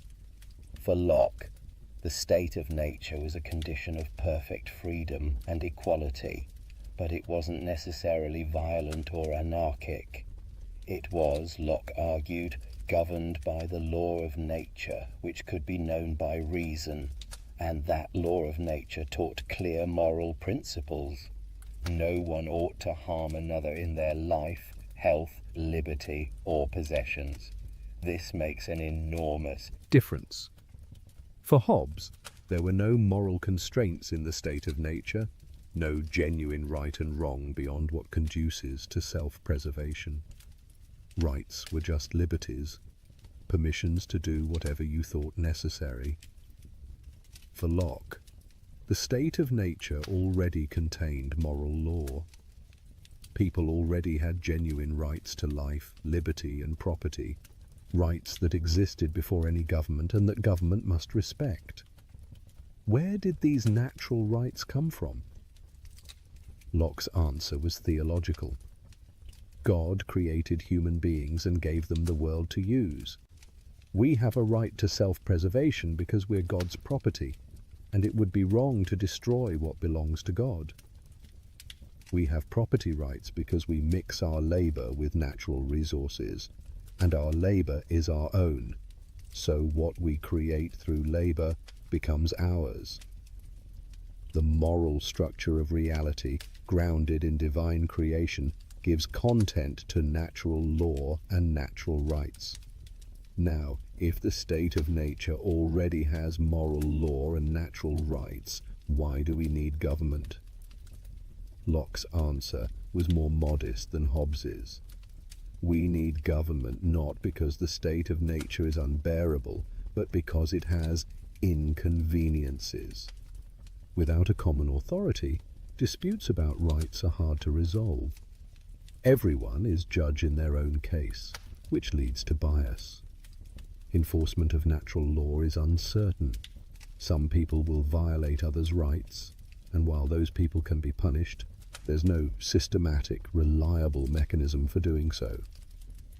So people form civil society through consent to create institutions that will protect their natural rights more effectively. Notice what's different here. For Hobbes, government creates order where there was only chaos. For Locke, government protects rights that already exist. For Hobbes, the sovereign defines justice. For Locke, justice is independent of government, and government is legitimate only insofar as it respects natural justice. This leads to radically different conclusions about political authority. Locke agreed that government requires sovereignty, but his sovereign is limited in ways Hobbes never allowed. Government's power extends only to protecting natural rights. It has no authority to violate those rights, no matter how expedient it might seem. The power to make laws is limited by the requirement that those laws serve the public good and respect individual rights. Moreover, political power can be divided. Locke distinguished between legislative, executive, and what he called federative powers, the power to conduct foreign relations. These could be held by different bodies or persons creating checks and balances. This division of powers wouldn't recreate the state of nature as Hobbes feared, because all the powers remain bound by natural law and by their common purpose of protecting rights. Most dramatically, Locke argued that people retain the right to revolution. If government systematically violates the rights it's supposed to protect, if it acts against the public good, if it becomes tyrannical, then the people can dissolve it and create new government. The social contract isn't irrevocable, as Hobbes insisted. It's conditional on government doing its job. And when government fails badly enough, the contract is broken and people return to their natural liberty to form new political arrangements. This was explosive stuff in the context of 17th century England. Locke was writing around the time of the Glorious Revolution, when Parliament invited William of Orange to take the throne from James II. His second treatise was essentially a justification for that revolution, an argument that deposing a king could be legitimate if that king violated his trust. Where Hobbes seemed to justify any government that could maintain order, Locke provided a philosophical foundation for limited government and justified resistance. Yet notice how much Locke accepted from Hobbes: the framework of state of nature and social contract, the idea that political authority requires justification in terms of the people's consent, the rejection of divine right, and appeals to tradition as sufficient grounds for obedience. These were all Hobbesian moves, and Locke couldn't have made his argument without them. Locke was working within the intellectual space Hobbes had created. He was answering Hobbesian questions, using Hobbesian methods, just reaching different conclusions. And those different conclusions flowed from different premises about the state of nature and about what humans are like without government. If you accept Hobbes's vision of the state of nature as war, his absolutist conclusions become harder to avoid. If you accept Locke's gentler vision of the state of nature as imperfect but not unbearable, his liberal conclusions follow more naturally. Who was right about human nature? That question has occupied political philosophers ever since. Are humans as dangerous to each other as Hobbes believed? Or are we capable of the kind of moral restraint and cooperation Locke described? The answer probably varies with circumstances. In conditions of extreme scarcity and insecurity, Hobbes's vision seems grimly accurate. In conditions of relative abundance and security, Locke's optimism seems more justified. Neither captured the whole truth, but together they mapped the space within which much later political thought would develop. The American founders wrestled with exactly this tension. Thomas Jefferson's famous phrase in the Declaration of Independence, "Life, liberty, and the pursuit of happiness," echoes Locke's trinity of life, liberty, and property. The idea that governments derive their just powers from the consent of the governed is pure social contract theory, developed by Hobbes and Locke. The right to revolution when government becomes destructive of these ends is Lockean. But the American Constitution also reflects Hobbesian concerns. The separation of powers that Locke endorsed is built into the structure, but so is the creation of a strong central government powerful enough to maintain order. The Federalist Papers, written to support ratification of the Constitution, often sound Hobbesian themes about the dangers of faction and the need for effective authority. The founders were trying to balance Lockean liberty with Hobbesian security, and the American experiment can be seen as an attempt to synthesize these rival visions. As you settle deeper into rest, consider how these old debates remain alive. When we argue about how much power government should have, whether authority should be centralized or divided, when we can legitimately resist or disobey laws, we are still working through questions Hobbes and Locke posed. Their specific answers may not satisfy us, but their questions endure because they're asking about permanent features of political life. How to balance order and liberty, security and freedom, common good and individual rights. Hobbes saw the danger of chaos and prioritized order above almost everything else. Locke saw the danger of tyranny and prioritized liberty and rights. Both dangers are real. Both concerns are legitimate. And no political system has perfectly solved the problem of achieving security without sacrificing too much freedom or protecting liberty without risking too much instability. We're still, in a sense, trying to navigate between Hobbes and Locke, trying to get enough of each without the excesses of either. The conversation they began continues, and that, perhaps more than any specific doctrine either taught, is their greatest legacy. Transforming political philosophy into a systematic inquiry into the foundations of legitimate authority, an inquiry that takes seriously both the necessity and the dangers of power. Throughout his life, Hobbes held a peculiar conviction. Philosophy could be made as certain as mathematics.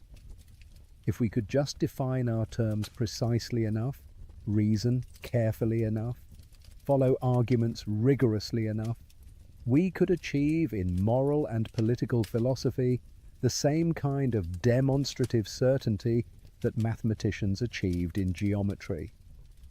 This belief shaped how Hobbes approached philosophy and led him into both brilliant insights and embarrassing failures.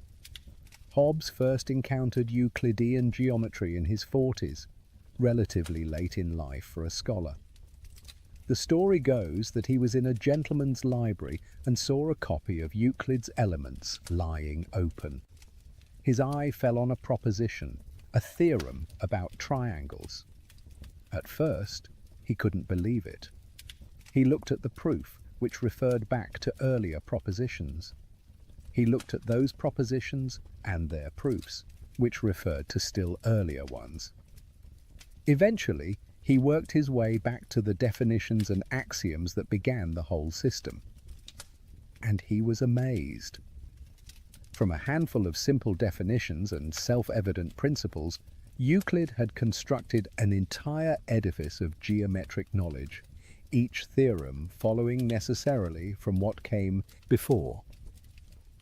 There was no appeal to authority, no reliance on observation, just pure reason working out the implications of clear concepts. This was certainty, real knowledge, not the endless disputation of traditional philosophy that never seemed to settle anything. Hobbes became convinced that this method could be applied to philosophy. If you could define basic concepts clearly, if you could identify the fundamental principles of human nature and social interaction, then you could deduce how politics must work with the same certainty that geometry could deduce the properties of triangles. This is why Leviathan begins with meticulous definitions of sensation, imagination, memory, reason. Hobbes was trying to build a philosophical system the way Euclid built geometry, from clear foundations through careful deduction to necessary conclusions. In many ways, this approach was Hobbes's great strength, his systematic rigor, his insistence on precise definition, his habit of making assumptions explicit and following their logical consequences. All of this gave his political philosophy a clarity and force that most earlier political thought lacked. When you read Leviathan, you can see each step of the argument, understand how later conclusions depend on earlier premises, trace the logical structure that holds the whole system together. But the geometric ideal also led Hobbes into his most famous failure. If philosophy could be like mathematics, if reasoning was really a kind of calculation, then perhaps he could contribute to mathematics itself. And so Hobbes, brilliant as he was in many domains, spent years of his later life working on a problem that had stumped mathematicians for centuries: squaring the circle. The problem is simple to state. Can you construct a square with the same area as a given circle using only compass and straight edge? Ancient mathematicians had tried and failed. The problem seemed simple but proved remarkably resistant to solution, and Hobbes became convinced he'd solved it. He published his solution. Mathematicians pointed out errors. Hobbes revised and republished. The errors were pointed out again, more sharply this time. Hobbes dug in his heels, insisting that professional mathematicians were biased against him, were being deliberately obtuse, were protecting their positions by rejecting correct solutions from outsiders. The controversy dragged on for years, becoming increasingly bitter and increasingly embarrassing for Hobbes. The tragedy was that Hobbes was simply wrong, and the mathematicians were right. He'd made basic errors that any competent geometer could spot. Worse, he was arguing about mathematics with people who understood it far better than he did, yet he couldn't admit his mistakes. The same man who could dissect political philosophy with brilliant clarity became obstinate and unreasonable when confronted with his mathematical errors. Why did this happen? Perhaps because Hobbes had invested so much in the idea. That reasoning was calculation, that philosophy was geometric. If he couldn't even do basic geometry correctly, what did that say about his grand systematic philosophy? He couldn't afford to admit mathematical error without seeming to undermine his whole project. So he doubled down, defended his mistakes, alienated the mathematical community, and damaged his reputation in ways that his political writings alone never would have. Yet the failure in mathematics doesn't actually undermine Hobbes's political philosophy. The geometric ideal was a guiding metaphor, an aspiration, not a literal claim that politics is mathematics. What Hobbes really achieved was something different from and more valuable than geometric proof. He created a systematic framework for thinking about politics, one that made assumptions explicit, followed implications carefully, and offered testable claims about how humans behave and what forms of government can succeed. This systematic approach was revolutionary.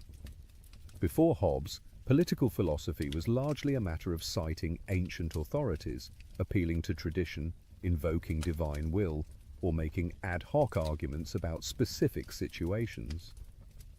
Hobbes offered something new, a general theory of politics built from first principles about human nature. You might disagree with his premises or his conclusions, but you had to engage with the systematic structure of his thought. You couldn't just cite Aristotle or appeal to custom. You had to show where Hobbes's reasoning went wrong, which meant reasoning at the same level of generality and rigor. The mechanistic worldview that underlay Hobbes's approach was part of a larger scientific revolution transforming 17th century thought.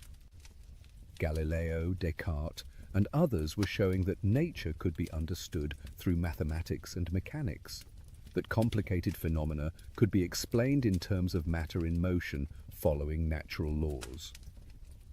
Hobbes tried to extend this approach to human society to show that politics too could be understood scientifically. In this, he was ahead of his time. The idea that human behavior follows patterns that can be studied systematically, that society operates according to principles we can discover through careful analysis. This idea would eventually develop into social science. Hobbes didn't create sociology or political science in their modern forms, but he gestured toward them, showed that such disciplines were possible in principle. His claim that reasoning is computation is particularly interesting in light of modern cognitive science and artificial intelligence. When Hobbes suggested that thinking is just adding and subtracting concepts, his contemporaries found it reductive and absurd. But in our age of computers, when we've built machines that manipulate symbols according to rules and thereby achieve something that looks like reasoning, Hobbes's idea seems less strange. We still debate whether artificial intelligence really thinks or just simulates thinking. But the very fact that the question arises shows that Hobbes touched on something deep about the nature of cognition. As you drift toward sleep tonight, Consider the beautiful ambition in Hobbes's geometric ideal, even if the ideal was never fully realized. He wanted certainty in a domain where certainty seems impossible. He wanted to find principles of politics as clear and compelling as the Pythagorean theorem. He wanted to lift political discourse out of partisan squabbling and into the realm of demonstrative knowledge where rational people would have to agree. He failed, of course. Politics remains contested, uncertain, irreducibly plural in ways that geometry is not. But the attempt itself was noble, and the systematic approach he pioneered became the standard for serious political philosophy. After Hobbes, you couldn't just assert political claims. You had to argue for them, systematically, from defensible premises through logical steps that others could examine. That expectation of rigor is part of his legacy. The stubborn old man trying to square the circle, refusing to admit his mathematical incompetence, cuts a somewhat comic figure. But the brilliant philosopher who transformed how we think about political authority, who forced us to confront uncomfortable truths about human nature and power, who built a system of thought so comprehensive and rigorous that we're still working through its implications, that figure commands respect. The geometric ideal inspired the achievement even if the achievement didn't live up to the ideal. Rest now in the knowledge that human understanding has limits, that our grandest ambitions often exceed our reach, but that even failed aspirations can produce valuable insights along the way. Hobbes wanted more certainty than politics allows, but in seeking it, he gave us concepts and arguments that clarified political thought for generations to come. More than 300 years have passed since Hobbes died, yet his shadow falls across contemporary politics in ways both obvious and subtle. Open any newspaper, scroll through any news feed, and you'll find Hobbesian questions lurking beneath the surface of current debates. How much power should government have? When does security justify limiting liberty? What legitimates political authority? Can international order exist without world government? These are Hobbes's questions, even when we don't recognize them as such. The 20th century saw a remarkable revival of social contract theory in academic philosophy. For much of the 19th century, Hobbes and social contract thinking had been eclipsed by other approaches to politics, by utilitarianism, by Hegelian idealism, by Marxist historical materialism, by conservative appeals to organic tradition. But in 1971, John Rawls published A Theory of Justice, and suddenly social contract theory was at the center of political philosophy again. Rawls's approach was explicitly Hobbesian in structure, even while reaching conclusions Hobbes would never have endorsed. Rawls asked readers to imagine people in an original position, choosing principles of justice behind a veil of ignorance that prevented them from knowing their own position in society.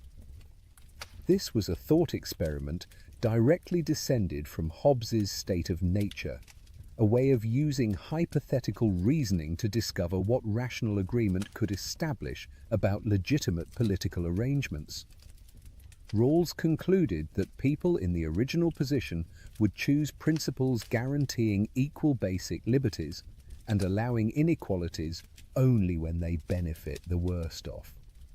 These liberal egalitarian conclusions are far from Hobbes's absolutism, but the method is recognizably Hobbesian. We're still using variations on the social contract framework to argue about justice, still imagining what rational people would agree to under certain conditions, still deriving political principles from hypothetical consent.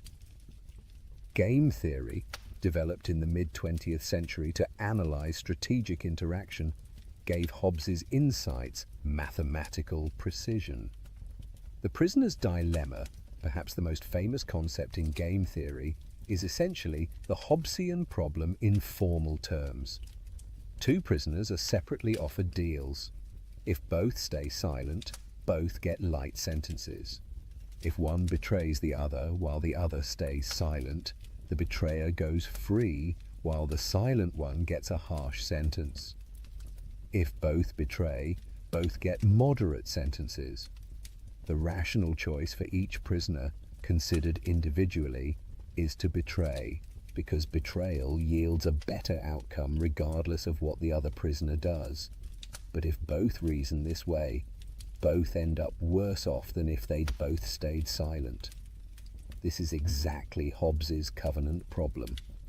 Individual rationality undermines collective good unless there's an enforcement mechanism that changes the incentive structure game. Theorists have used this framework to analyze everything from nuclear deterrence to environmental policy to the evolution of cooperation.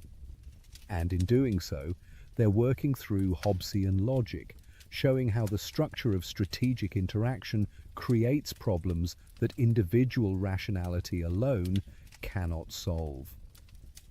Hobbes didn't have the mathematical tools of modern game theory, but he grasped the essential logic 3 centuries earlier.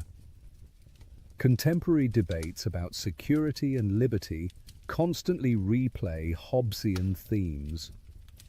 After terrorist attacks, governments claim emergency powers, expand surveillance, limit civil liberties, all in the name of protecting citizens.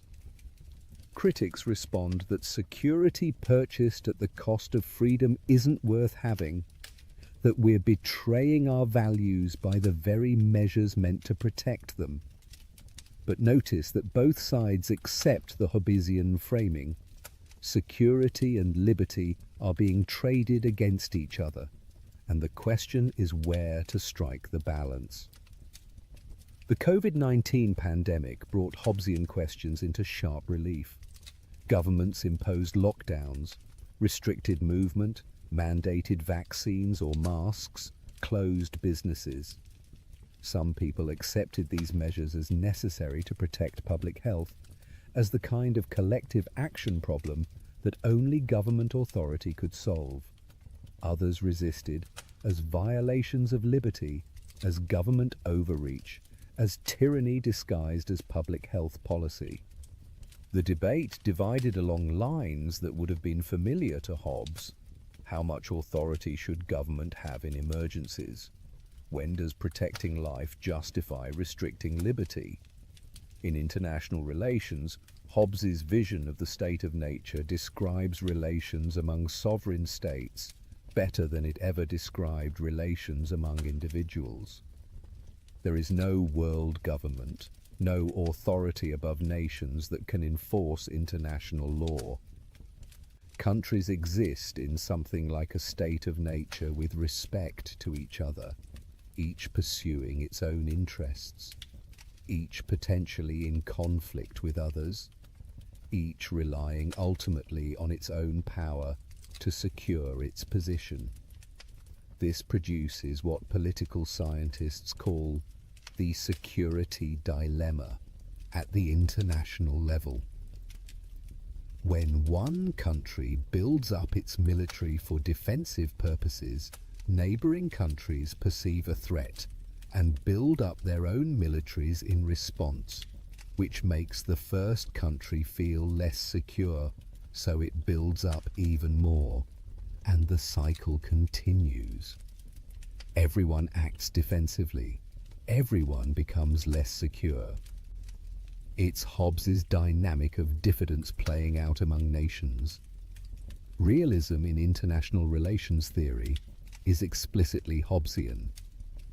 Realists argue that moral considerations matter little in relations among states, that power and security are what drive international politics, that cooperation is always fragile because there's no enforcement mechanism that can reliably constrain sovereign states. They don't necessarily endorse this situation, but they claim to describe how international politics Actually works, given the anarchic structure of the international system. Technology has created new forms of power that Hobbes never imagined, but that raise thoroughly Hobbesian questions. Surveillance states can monitor citizens with unprecedented thoroughness, tracking movements, reading communications, predicting behavior. Governments justify this surveillance with Hobbesian logic. We need these powers to protect you from terrorism, from crime, from disorder.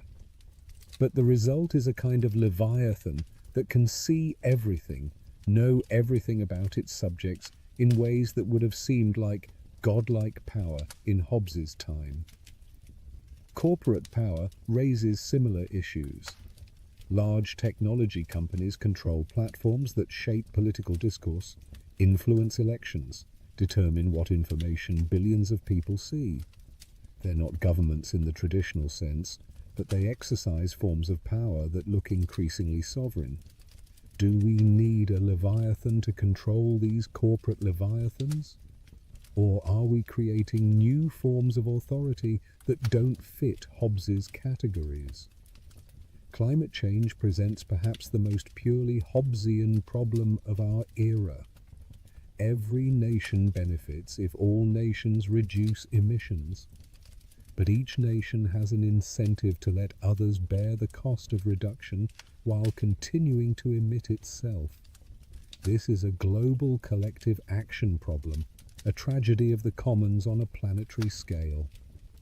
The Hobbesian solution would be world government powerful enough to enforce emissions limits. But creating such government seems impossible, so we're stuck trying to solve a Hobbesian problem without Hobbesian solutions. The rise of authoritarian leaders around the world often comes wrapped in Hobbesian rhetoric. Strongmen promise order, security, protection from chaos. They ask citizens to accept concentrated power in exchange for stability. They justify limiting dissent, suppressing opposition, consolidating authority by pointing to threats, real or imagined. The implicit bargain is Hobbesian.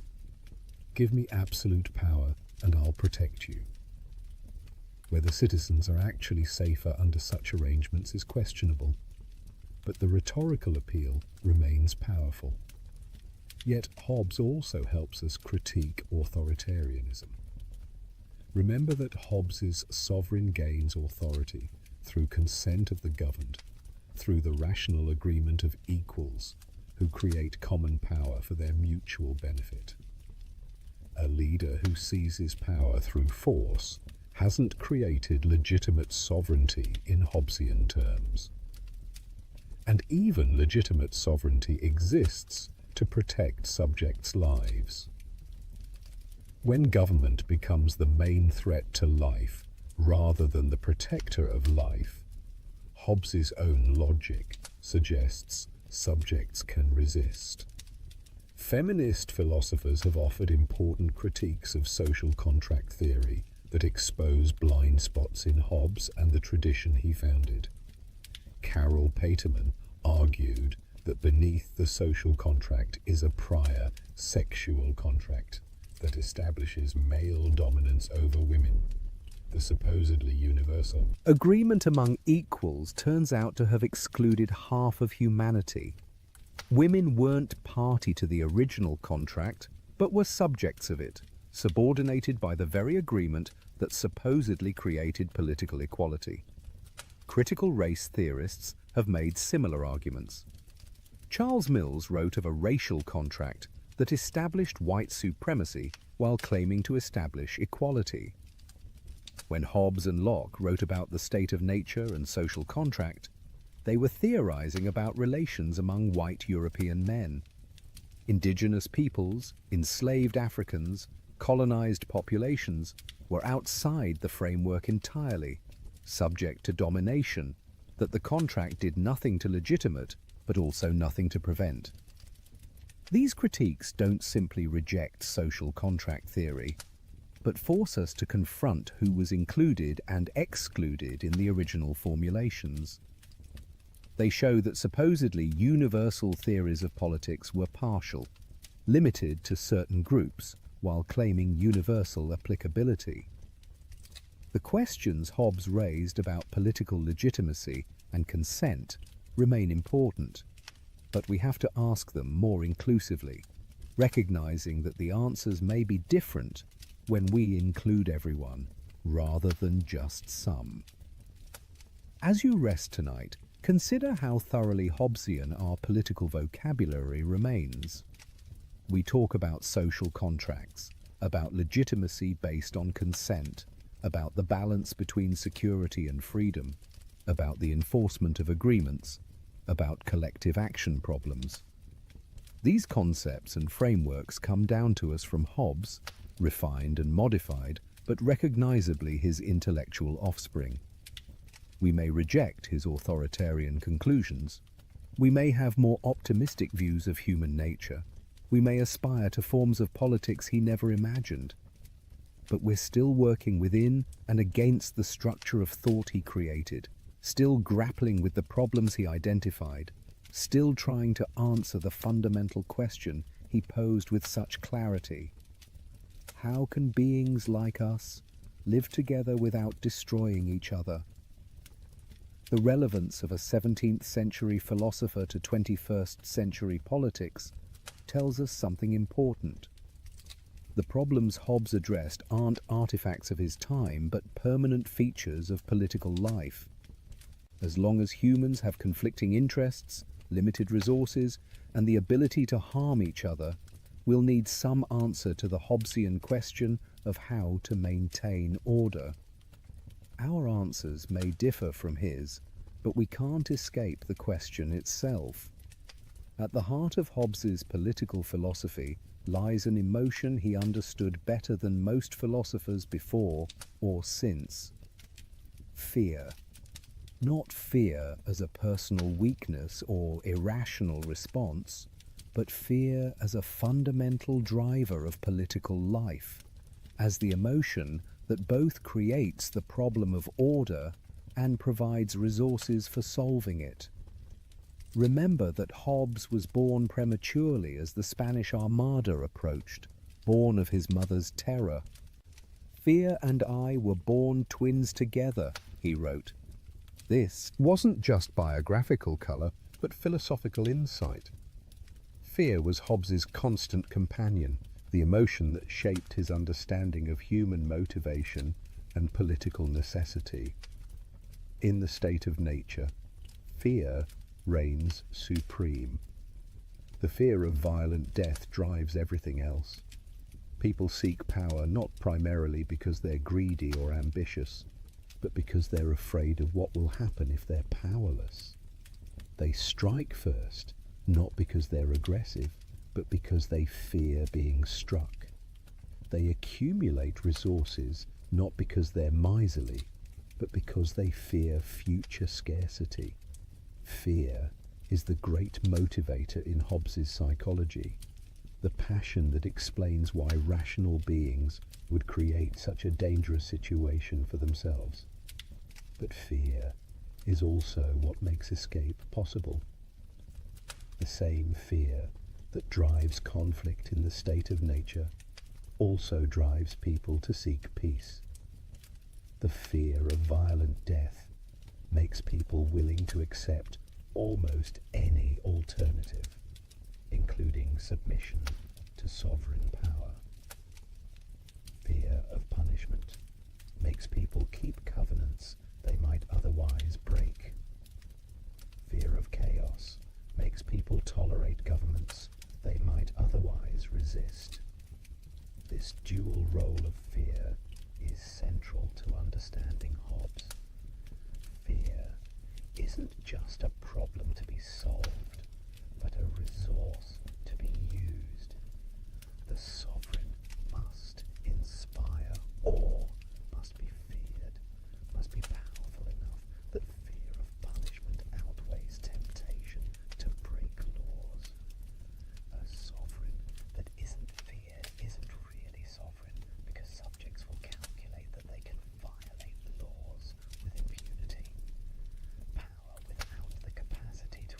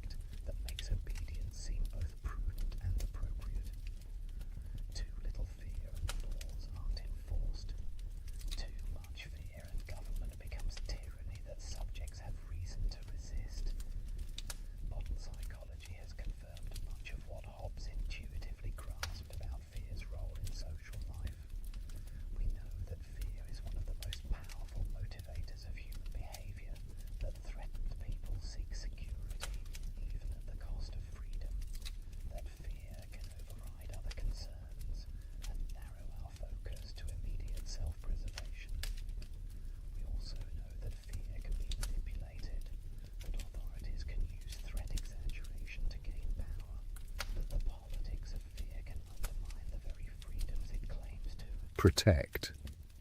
Consider how often governments invoke fear to justify their actions. After the September 11th attacks, the US government launched a war on terror that led to expanded surveillance, military interventions, detention without trial, and torture. Much of this was justified by the claim that extraordinary threats require extraordinary powers. Fear of terrorism made citizens willing to accept measures they would have rejected in calmer times.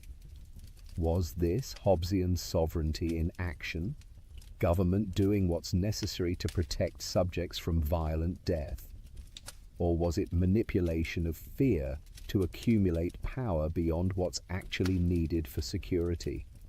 Hobbes would say that depends on whether the measures genuinely served the purpose of protection or whether they served other interests under cover of necessity. But he'd also recognize that making this judgment is difficult, that subjects aren't always in a position to know what's genuinely necessary, and that government has both motive and opportunity to exaggerate threats. The politics of fear isn't unique to our time. Hobbes lived through an era when religious fear was used to justify persecution, when fear of heresy and witchcraft led to torture and execution, when fear of political disorder was invoked to suppress dissent. He recognized that fear could be instrumentalized, used by those in power to maintain control. Yet he also believed that some fear was appropriate, that recognizing our vulnerability and the dangers around us was rational rather than paranoid. This raises profound questions about how we should respond to fear in political life. Should we resist fear, refuse to let it guide our decisions, insist on maintaining liberty even when threatened? That's one response, the one that says, those who would give up essential liberty to purchase a little temporary safety deserve neither. It's a noble sentiment, but Hobbes would ask whether it's realistic. Can people really maintain their commitment to liberty when they're genuinely terrified? And if fear does drive political decisions, shouldn't we think carefully about how to channel it productively rather than simply declaring it inadmissible?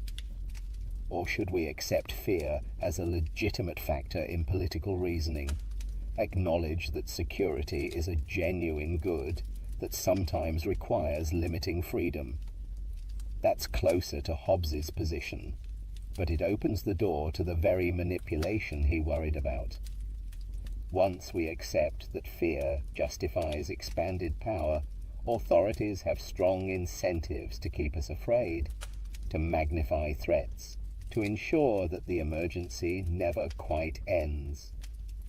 Perhaps the wisest response is neither to reject fear entirely, nor to let it dominate, but to think carefully about what we're afraid of and whether proposed responses genuinely address those fears. Hobbes would approve of this approach. He valued reason precisely because it could discipline passion, including fear. The fear that drives us to seek security should be guided by rational calculation about what genuinely serves self-preservation, not by panic or manipulation. One of Hobbes's most interesting observations about fear concerns its relationship to freedom. He defined liberty as absence of external impediments to motion. When you're free to do something, nothing external is preventing you from doing it. But notice that this definition is compatible with being motivated by fear. If you obey the law because you fear punishment, you're still acting freely in Hobbes's sense because the law doesn't physically prevent your action. It just gives you a reason not to act. This might seem like a verbal trick, but there's something important here. For Hobbes, the opposite of freedom isn't being influenced by fear, but being physically constrained or unable to act. And this suggests that a society where people obey laws out of fear of punishment can still be a free society, as long as the laws leave people space to make their own choices about how to live within legal constraints. He makes this point explicitly when talking about liberty under sovereignty. He says that liberty depends on the silence of the laws. Where the law doesn't speak, you're free to act as you choose. The sovereign needn't regulate everything, needn't control every aspect of life. There can be wide areas of liberty even under absolute sovereignty, as long as the sovereign chooses not to fill those spaces with commands. This is a thin conception of freedom by many standards, but it has a certain realism. Perfect freedom from all influence, from all pressure, from all consequences of our choices is impossible. We are always constrained by circumstances, influenced by consequences, responding to incentives and disincentives. The question isn't whether we're influenced, but whether we retain choice within the structure of influences that shape our decisions. As you drift deeper into rest, reflect on the role fear plays in your own life. The locks on your doors, the passwords on your accounts, the insurance policies you maintain, all reflect reasonable fear of potential harms. You take precautions not because you're paranoid, but because you're realistically aware of risks. This is Hobbesian fear at work, the rational recognition of vulnerability that leads to protective measures. But also notice that you're able to rest precisely because those protective measures work. The government maintains order, police deter crime, social norms constrain most people's behavior most of the time. You can be vulnerable in sleep because you trust, usually without thinking about it, that the structures of order will hold through the night. Fear has been channeled into institutions that make security possible, which in turn makes the vulnerability of rest possible. Hobbes understood this paradox. We need fear to motivate the creation of order, but successful order lets us mostly forget our fear. A well-functioning Leviathan fades into the background. Its Power so reliable that we rarely think about the violence it prevents or the chaos it holds at bay. Only when order breaks down, when we get glimpses of the state of nature that always lurks beneath civilization's surface, do we remember why we need the Leviathan at all. Thomas Hobbes lived to the remarkable age of 91, surviving well into the Restoration period that followed Cromwell's Commonwealth. The final 2 decades of his life were lived under the protection and constraint we've already mentioned. Charles II granted him a pension and forbade him to publish on politics or religion. The monster of Malmesbury was neutralized, kept as a kind of intellectual pet at court, but prevented from further stirring up controversy. These years must have been frustrating for a mind as active and combative as Hobbes's.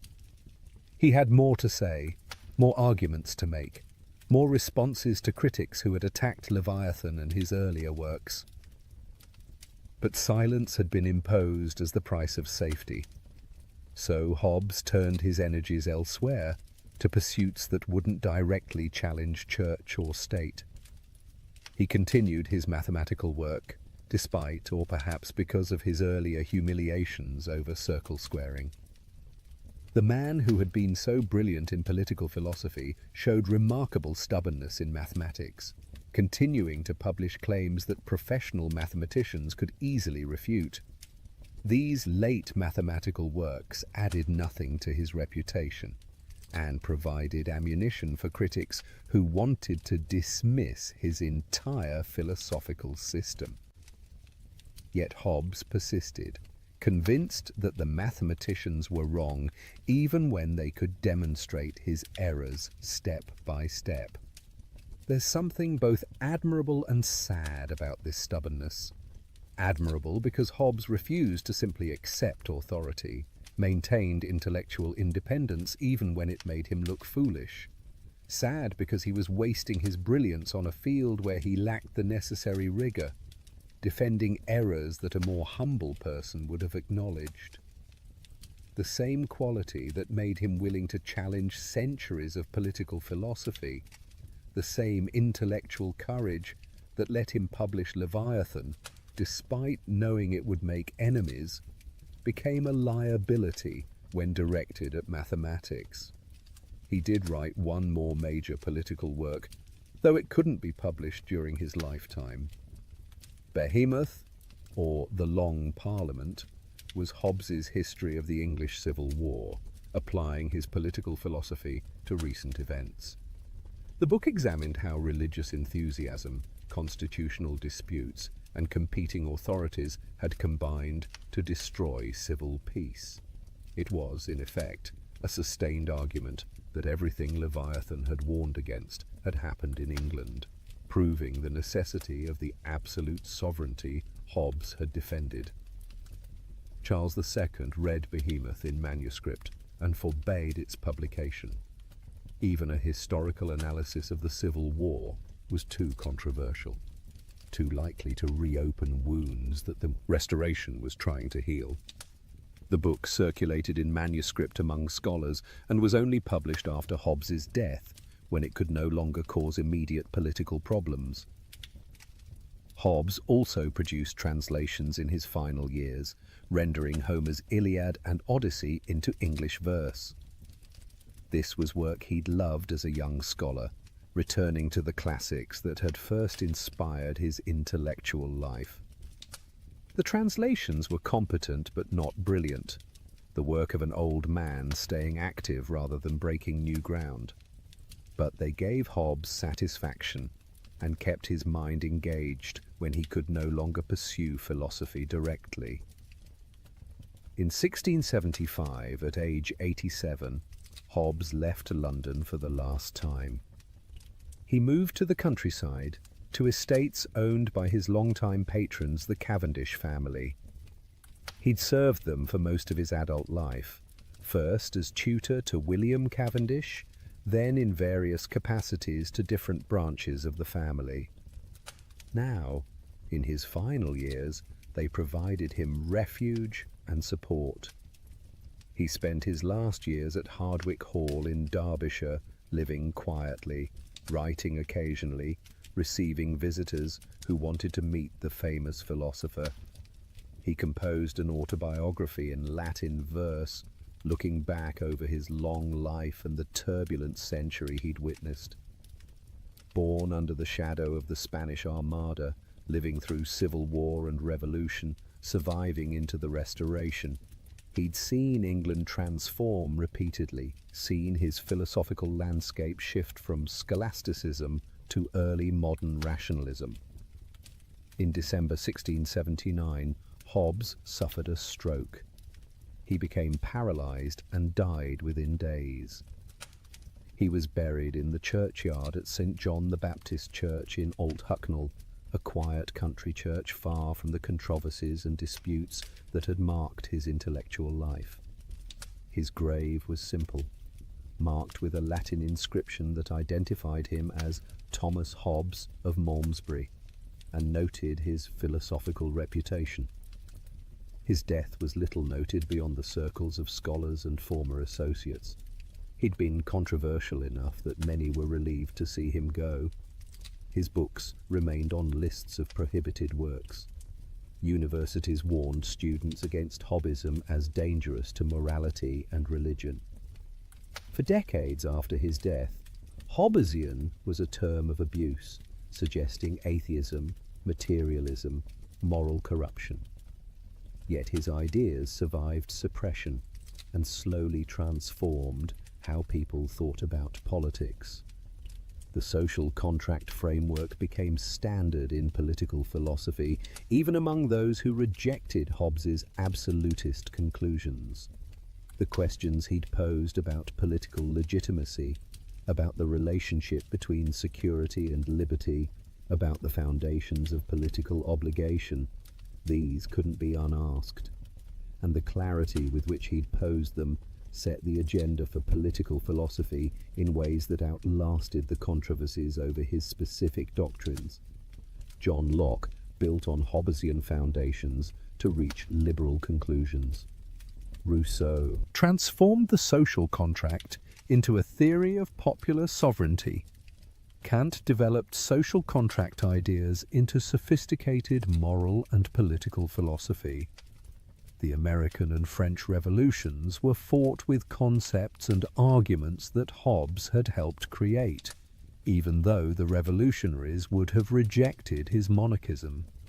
The very idea that government requires consent of the governed, that political authority needs rational justification, that we should think about politics in terms of what rational people would agree to, all of this bears Hobbes's influence.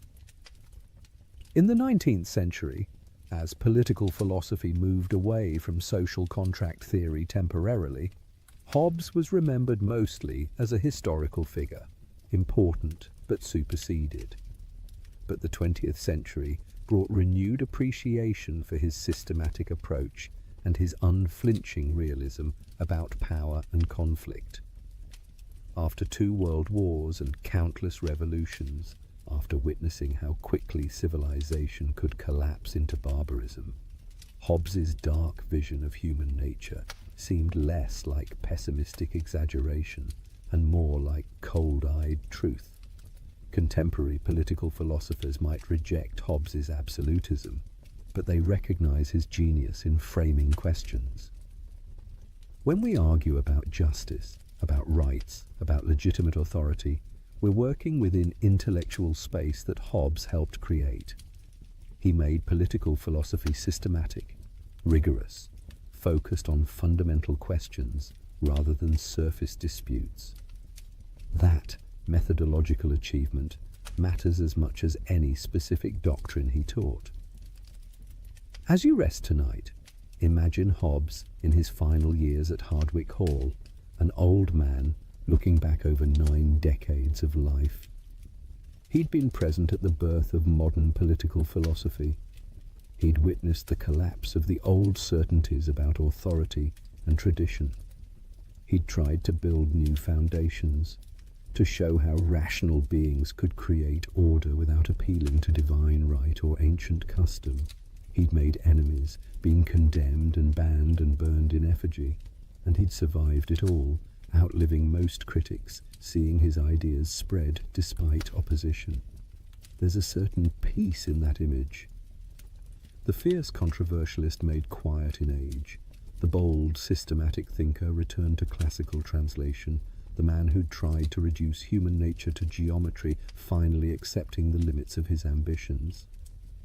He'd done what he set out to do, changed how we think about politics. Whether people accepted his conclusions mattered less than that they had to engage with his arguments. The Leviathan he'd described lived on in the institutions and concepts that structured political life. And the book called Leviathan lived on to be read, argued with, and built upon by generation after generation. As we near the end of our journey through Hobbes's thought, it's worth stepping back to ask what he ultimately teaches us. Not whether his specific conclusions are correct, not whether we should accept absolute sovereignty or reject it, but what we learn about ourselves and political life from engaging seriously with his arguments. First, Hobbes teaches us to look unflinchingly at the foundations of social order.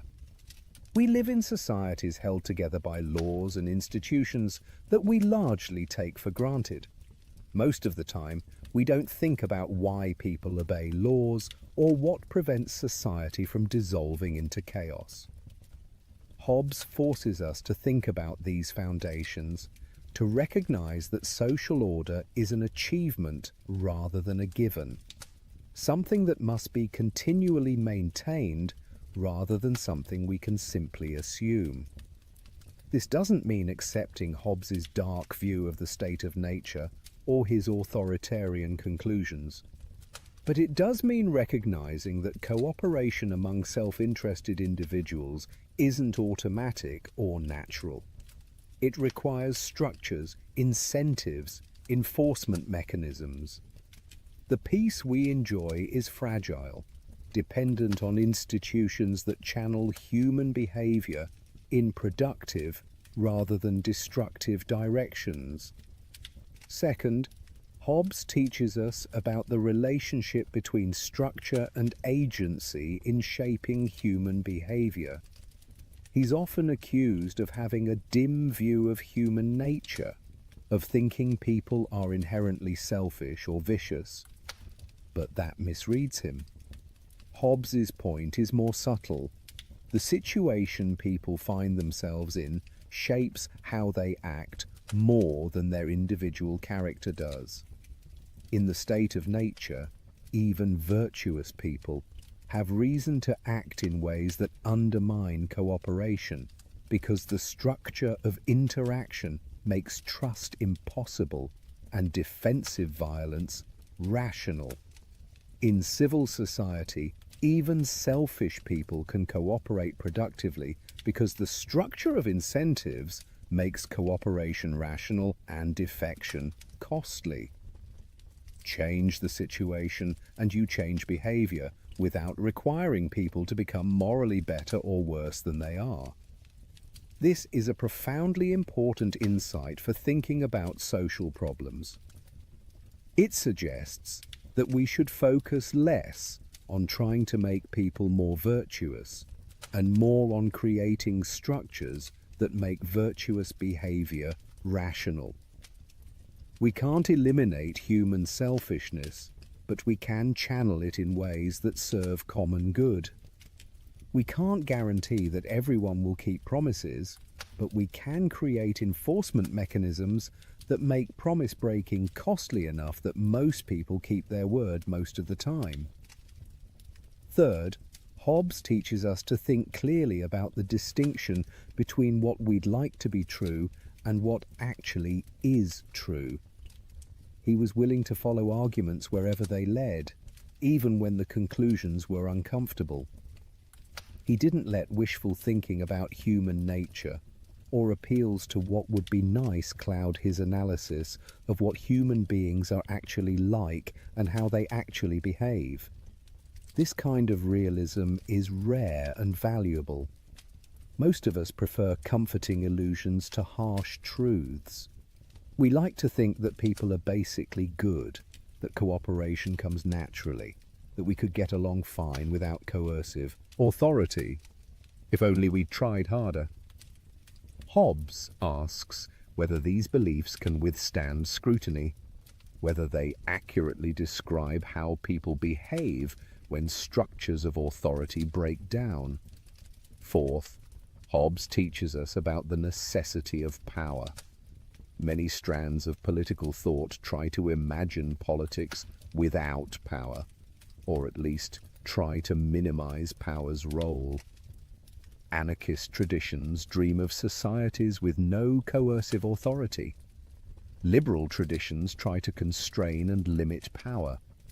But Hobbes insists that power is necessary, that without it we cannot have rights or justice or any of the things we value about civilized life. This doesn't mean celebrating power or accepting its abuse. It means recognizing that rights without enforcement are just words, that agreements without sanctions are unreliable, that order requires authority. The question isn't whether to have power, but how to structure it, how to ensure it serves the purposes for which it exists, rather than becoming an end in itself. Fifth, Hobbes teaches us to think about legitimacy in terms of purpose and consent rather than tradition or divine right. Government isn't legitimate because it's ancient or because God appointed rulers. It's legitimate to the extent that it serves the purpose for which rational people would create government, protecting life, securing peace, enabling cooperation. This is a revolutionary idea, even if we've become so used to it that we don't recognize its radicalism. It makes all political authority conditional, subject to justification in terms of human purposes. It denies that anyone has a natural right to rule others. It insists that political power requires justification that those subject to it can understand and accept. Sixth, Hobbes teaches us about the permanent tension between security and liberty. We want both, but they can conflict. More security often means more constraint, more surveillance, more power given to authorities. More liberty means less security, more risk, more uncertainty about how others will behave. This tension can't be perfectly resolved, only navigated with constant attention to how much of each we're getting and whether the balance is right. Different people will strike this balance differently, depending on their circumstances and values. Those who've lived through chaos will prioritize order. Those who've lived under tyranny will prioritize freedom. Hobbes reminds us that both are real goods, that neither can be fully sacrificed without terrible cost, and that we're always trading them against each other, whether we acknowledge it or not. Finally, Hobbes teaches us about the role of reason in human life. He believed passionately that reason could guide us toward peace, could show us how to escape the trap of the state of nature, could establish principles of political life on firm foundations. He had perhaps too much faith in reason's power, certainly too much confidence in his own reasoning abilities.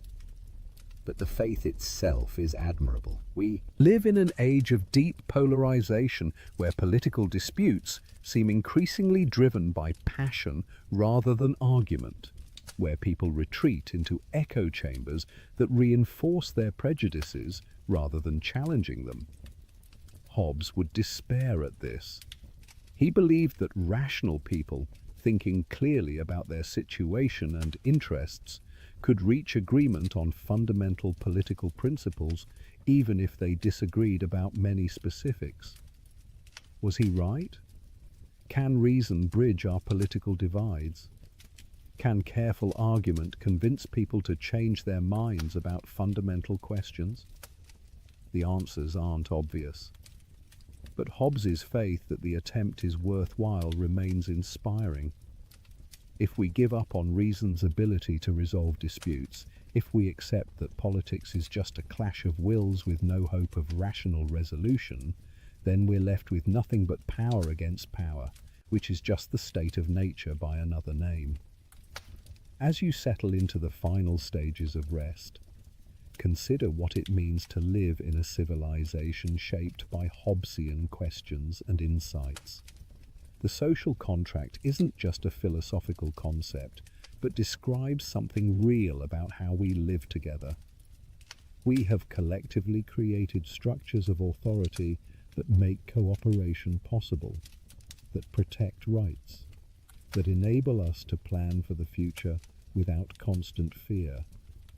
These structures are imperfect. They sometimes fail. They can be abused. They don't solve every problem or prevent every injustice. But they're better than the alternative, better than the state of nature that would emerge if they collapsed. And recognizing their necessity, understanding why we need them even when they constrain us, is part of what it means to be politically mature. Hobbes doesn't give us easy answers or comfortable reassurances. He confronts us with difficult truths about power, about human nature, about the price of peace. But in doing so, he helps us think more clearly about the political world we actually inhabit, rather than the one we wish existed. And that clarity, uncomfortable as it sometimes is a gift that continues to illuminate 3.5 centuries after he first offered it. We've travelled a long way tonight, from the premature birth during the Spanish Armada to the quiet death in a Derbyshire churchyard. We followed Thomas Hobbes through civil war and exile, through mathematical embarrassments and philosophical triumphs, through the creation of a book that would transform political thought. and we've grappled with the ideas that made him both famous and infamous. The state of nature as war of all against all, the social contract as escape from chaos, the Leviathan as necessary monster we create to save ourselves. What are we to make of this strange, brilliant, difficult man and his unsettling philosophy? The easy response is to reject him, to insist that people are better than he believed, that we don't need absolute sovereignty, that his cure is worse than the disease, and there's Truth in these objections. Hobbes did underestimate human capacity for cooperation. He did overestimate the necessity of absolute power. His political philosophy, if implemented literally, would produce tyranny. But easy rejection misses what's valuable in Hobbes. He forced us to confront questions we'd rather avoid. Why should I obey? What makes political authority legitimate? How do we create order among beings capable of harming each other? What's the alternative to government? These questions don't have comfortable answers, but they're important questions, perhaps the most important questions in political philosophy. The enduring value of Hobbes lies not in his specific answers, but in how he transformed political thinking. Before Hobbes, political philosophy was largely about interpreting traditions, citing authorities, applying religious principles to governance. After Hobbes, political philosophy became systematic inquiry into foundations, rigorous argument from first principles, careful analysis of concepts like sovereignty, rights, obligation, justice. He made us think about politics scientifically, not in the sense of using mathematics or experiments, but in the sense of seeking general theories that could explain and predict. He showed that political philosophy could be as rigorous as any other intellectual discipline, that questions about how we should live together could be approached with the same systematic care that mathematicians bring to geometry or physicists bring to motion. The irony we noted earlier remains striking. Hobbes seemed to defend absolute monarchy, yet he undermined traditional monarchism.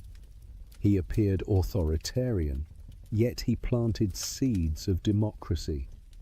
He argued for unconditional obedience, yet he based it on consent. These tensions aren't contradictions, but mark the transitional nature of his thought. He was working out implications of modern ideas about equality and consent and rational justification, even though those implications would eventually lead away from his monarchist conclusions. Later thinkers like Locke and Rousseau could reach liberal and democratic conclusions precisely because Hobbes had established the framework. Once you accept that political authority requires consent of the governed, that it must be justified in terms of human purposes, that no one has natural right to rule others, you've accepted premises that point toward democracy even if you don't follow them all the way there. Hobbes opened doors he didn't intend to walk through, created possibilities he didn't fully recognize. The warning Hobbes offers remains relevant. Civilization is fragile. Order is not guaranteed. The peace and security we enjoy depend on institutions and practices that must be maintained. When we take these things for granted, when we assume that cooperation will continue without attention to the structures that make it possible, we risk sliding back towards something resembling the state of nature. This doesn't mean accepting authoritarianism. It means taking seriously the work of maintaining democratic institutions, of building trust, of creating and enforcing rules that enable cooperation. It means recognizing that liberty requires structure, that rights require enforcement, that the absence of authority isn't freedom, but chaos. But Hobbes also offers comfort, though perhaps not the kind most philosophers offer. He shows us that despite our flaws, despite our selfishness and fear and propensity for conflict, we're capable of creating order. We can use reason to escape traps that passion creates. We can build institutions that channel self-interest toward common good.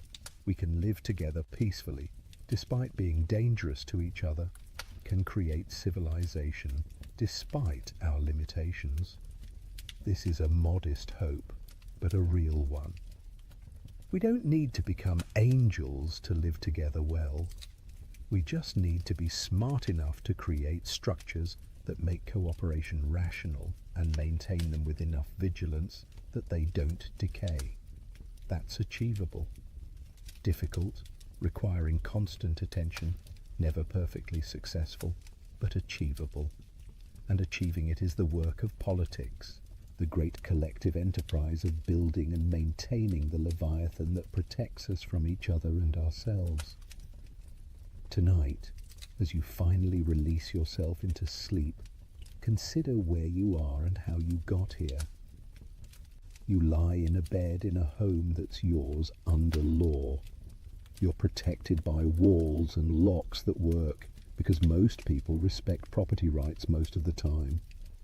You're surrounded by a society that functions because people generally follow rules, keep agreements, refrain from violence.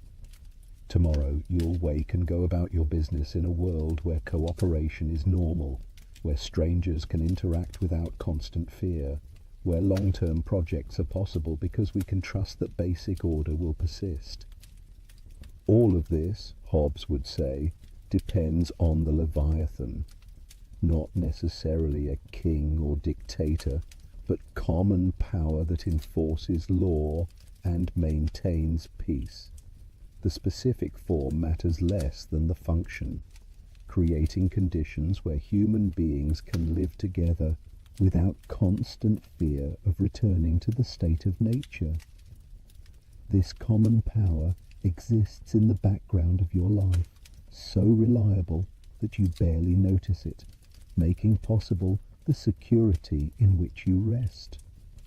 The doors are locked, the laws are enforced, the social contract holds, the Leviathan watches through the night, that artificial monster we've created from our mutual agreement, that great power we've authorized to protect us from dangers we pose to each other. It's not perfect. It sometimes fails. It can be abused. But it's better than the alternative, better than the solitary, poor, nasty, brutish and short life that Hobbes described awaiting us without it. Thank you for joining me on this journey through the thought of Thomas Hobbes, the monster of Malmesbury, the philosopher who dared to look at human nature without flinching, and who tried to build a science of politics on the foundations of fear and reason. If you found value in these explorations, please like and subscribe. Your support helps these conversations reach others who seek understanding in quiet moments. Sleep well tonight, protected by institutions and agreements, resting in the peace that countless generations have worked to maintain, secure in the knowledge that the Leviathan keeps its vigil while you dream. The social contract that Hobbes described isn't just philosophical theory, but describes something real about how we live. And in that reality, in the order we've collectively created and maintained, you can safely surrender to rest. The monster watches, the covenant holds, peace prevails, and you, dear listener, can sleep. Welcome back, dear friends. Before we begin, let me know where in the world you are watching, and please don't forget to subscribe and like to support the channel. Picture this. A 13-year-old boy stands in a sunlit courtyard in northern Greece, surrounded by gardens that will become his classroom for the next 3 years. His father, the most powerful king in the Greek world, has just introduced him to a middle-aged philosopher with small, penetrating eyes and a slight lisp. The boy is Alexander, destined to conquer an empire stretching from Greece to India. The philosopher is Aristotle, who will conquer something far more enduring. He will map the territory of human excellence itself. Aristotle leans forward and asks the young prince a question that will echo through 23 centuries to reach us tonight. What does it mean to live well? Not how to conquer kingdoms, not how to accumulate wealth or fame or power, but something more fundamental, more urgent, more intimately relevant to each of us preparing for sleep on this quiet evening. What does it mean for a human being to flourish? What is the good life? Tonight, as the world settles into darkness and your breathing slows, we will follow Aristotle's answer to this question. We will trace his path from the dusty academies of ancient Athens to his private conversations with history's greatest conqueror. We will discover why this question still matters, why Aristotle's response speaks to our modern anxieties perhaps more powerfully than it did to his contemporaries, and why the ancient Greek word eudaimonia contains a vision of happiness that our culture has largely forgotten. This is not a lecture. Think of it as an evening walk through one of the most beautiful minds in human history, a mind that believed human excellence was not only possible but achievable, that understood virtue as a practical skill we could develop through practice, that saw happiness not as a fleeting emotion, but as a way of being in the world. As you settle deeper into comfort, let Aristotle's measured reasoning guide you. His logic has a way of being unexpectedly captivating, building understanding slowly, stone by careful stone, until suddenly you see the complete architecture of a life well lived. Fair warning, you may find yourself wide awake at the end, mind illuminated by ideas that have guided humanity's greatest achievements. But even if sleep claims you early, these thoughts will settle into your rest like seeds in fertile soil, quietly working their transformation while you dream. So breathe deeply, let the tensions of your day release, and allow yourself to wonder, as that young prince wondered in a garden 2 millennia ago, what would it mean for me to truly flourish? The ancient Greeks had no word for religion as we understand it. They had no word for science as a separate discipline. They had no division between mind and body, no split between reason and emotion, no separation of private ethics from public politics. What they had was philosophy, literally the love of wisdom, and it encompassed everything. To study philosophy in ancient Athens was to ask the most practical question imaginable. How should I live? Into this world, in the year 384 before the Common Era, a boy was born in the small coastal city of Stagira on the Macedonian frontier. His name was Aristotle. His father, Nicomachus, served as court physician to King Amyntas of Macedon, and from his earliest years Aristotle was exposed to the careful observation, the empirical attention to detail that characterized medical practice. While other children learned through myths and stories, young Aristotle watched his father examine symptoms, make diagnoses, test remedies. The lesson would shape everything that followed. Look first at what actually is before theorizing about what might be. Tragedy struck early. Nicomachus died when Aristotle was still a boy, perhaps 10 years old. The young philosopher-to-be was sent to live with a guardian, Proxenus, who recognized something remarkable in his charge's hungry intellect. At 17, Aristotle was dispatched on the long journey to Athens, to the greatest center of learning the world had ever known, Plato's Academy. Imagine the journey. A young man from the provinces carrying whatever scrolls and tablets a traveling student could manage, walking the dusty road southward, past villages and olive groves, over mountain passes where bandits lurked, through landscapes sacred to gods whose temples crowned every prominent hill. And then, finally, Athens herself. The city of Pericles and Socrates, still glorious despite recent defeats in war, her white marble temples catching the Mediterranean sun, her agora buzzing with merchants and philosophers, her theatre where Sophocles had premiered his tragedies, her law courts where citizens argued about justice and the good. The academy stood outside the city walls, in a grove sacred to the hero Academus. Here Plato, already in his 60s, taught a remarkable collection of students how to think. Not what to think, but how. Through dialogue and debate, through mathematical precision and logical rigor, through the relentless questioning that his teacher Socrates had pioneered, the method was simple and devastating. Take any claim about reality, any assumption about justice or beauty or truth, and ask, what do you mean by that? How do you know? Could it be otherwise? Question after question after question until either the claim stood on solid foundation. or collapsed into incoherence. Aristotle arrived at this intellectual crucible at precisely the right moment. His mind was formed enough to engage seriously with Plato's ideas, but flexible enough to be shaped by them. And for the next 20 years, he remained, studying and eventually teaching, absorbing Plato's vision while slowly developing his own. What was that vision?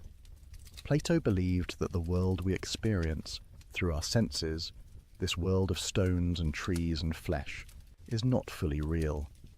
Behind it, or above it, or somehow beyond it, exists a realm of perfect forms. The triangle you draw on paper is always imperfect, but there exists the form of triangle, perfect and eternal. The beautiful person you see is beautiful only by participating in the form of beauty itself. Justice in our world is always approximate, but justice itself exists in this transcendent realm, perfect and unchanging. It was a breathtaking vision, answering profound questions about how knowledge is possible and why we recognize universal concepts despite experiencing only particular instances. But Aristotle found himself increasingly troubled by it. If these forms exist separately from the world of experience, how exactly do particular things participate in them? How does the form of horse make this particular horse here and now? The explanation seemed to push the mystery back one step without really solving it. More fundamentally, Aristotle couldn't shake his physician father's influence. Look at the world, his training insisted. Study what actually exists. The answers aren't in some transcendent realm, but here, in the structures and patterns of nature itself. Don't flee from particulars to universals, but find the universal within the particular. Walking through the Academy's gardens, past the stone colonnades where students debated, beneath olive trees that dappled the sunlight, Aristotle began formulating an alternative. Yes, we need universal concepts to understand reality.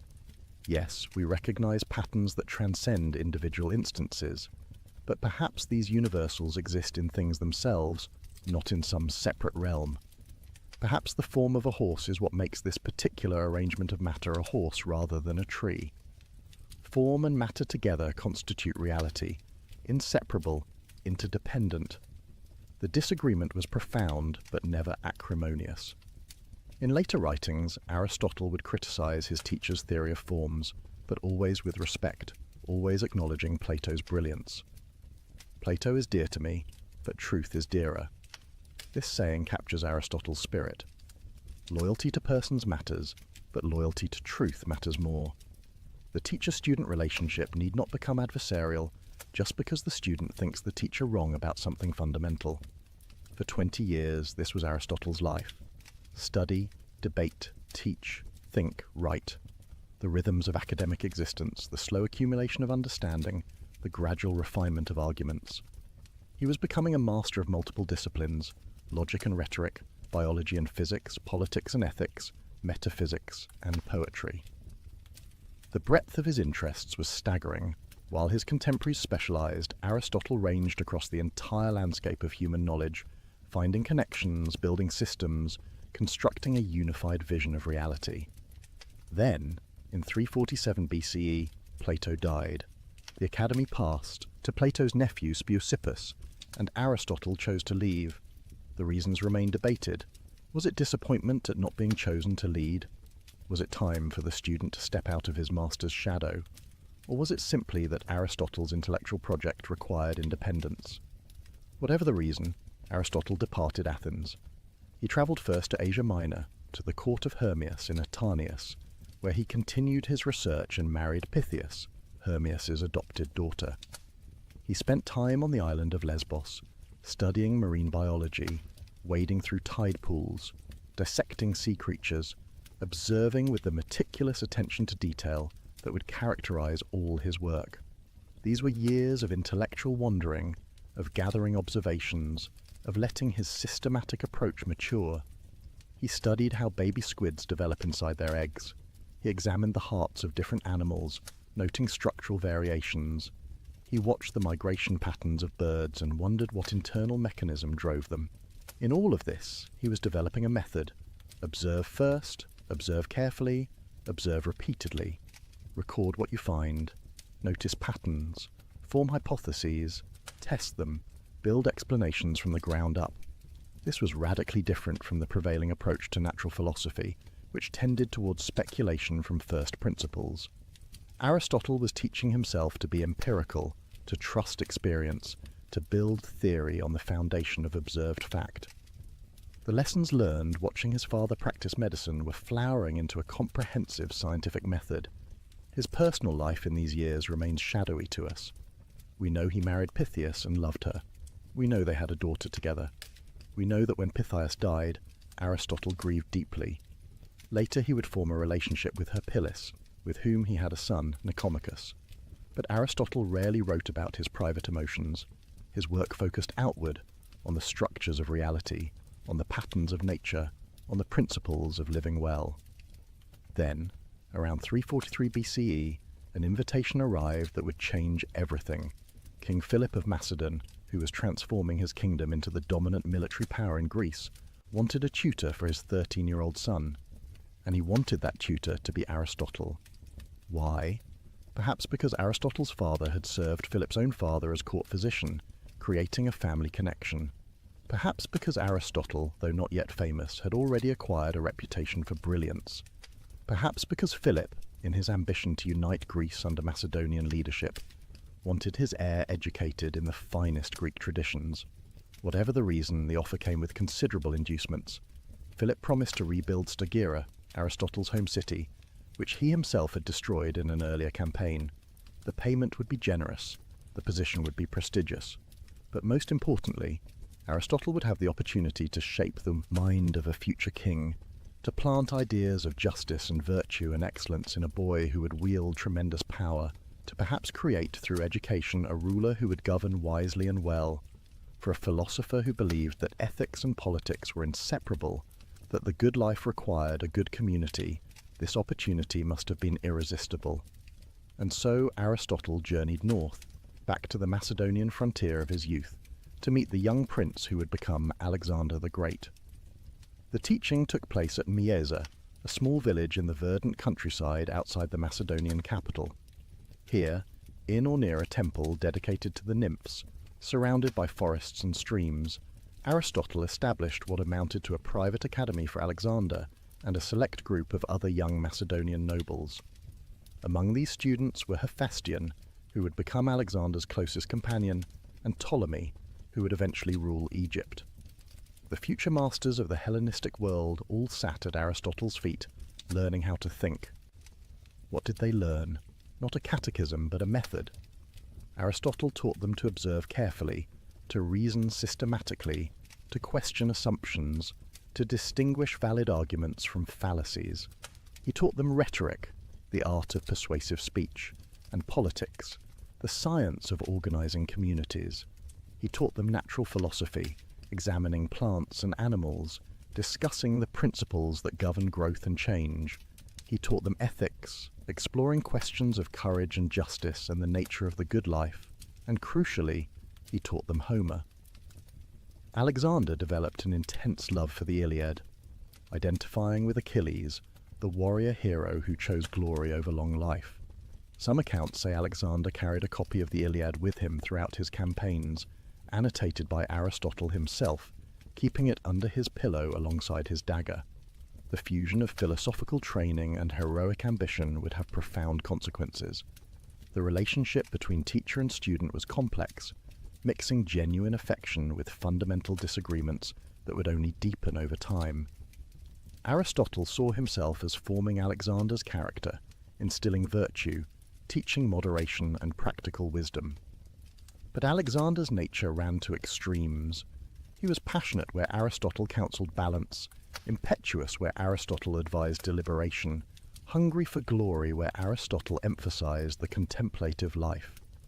They walked together through the countryside around Mieza, the middle-aged philosopher and the adolescent prince, discussing the nature of courage, the different forms of government, the relationship between happiness and virtue. Aristotle must have known even then that his student would achieve great things. What he couldn't have known was how completely those achievements would diverge from his own values. For Aristotle believed in Greek superiority. He viewed non-Greeks, Persians, Egyptians, all the peoples who would fall to Alexander's conquests, as barbarians, natural slaves, suited only to serve their Greek masters. This ugly prejudice was common in classical Greece, born from centuries of conflict with Persia, reinforced by cultural chauvinism. When Aristotle advised Alexander on politics, he apparently suggested treating Greeks as free citizens and barbarians, as subjects to be ruled despotically. Alexander would ultimately reject this advice. His great vision, perhaps his greatest, was of a multicultural empire where Greeks and Persians could intermarry, where talent mattered more than ethnicity, where civilization could transcend its Greek origins. In this, the student proved wiser than the teacher.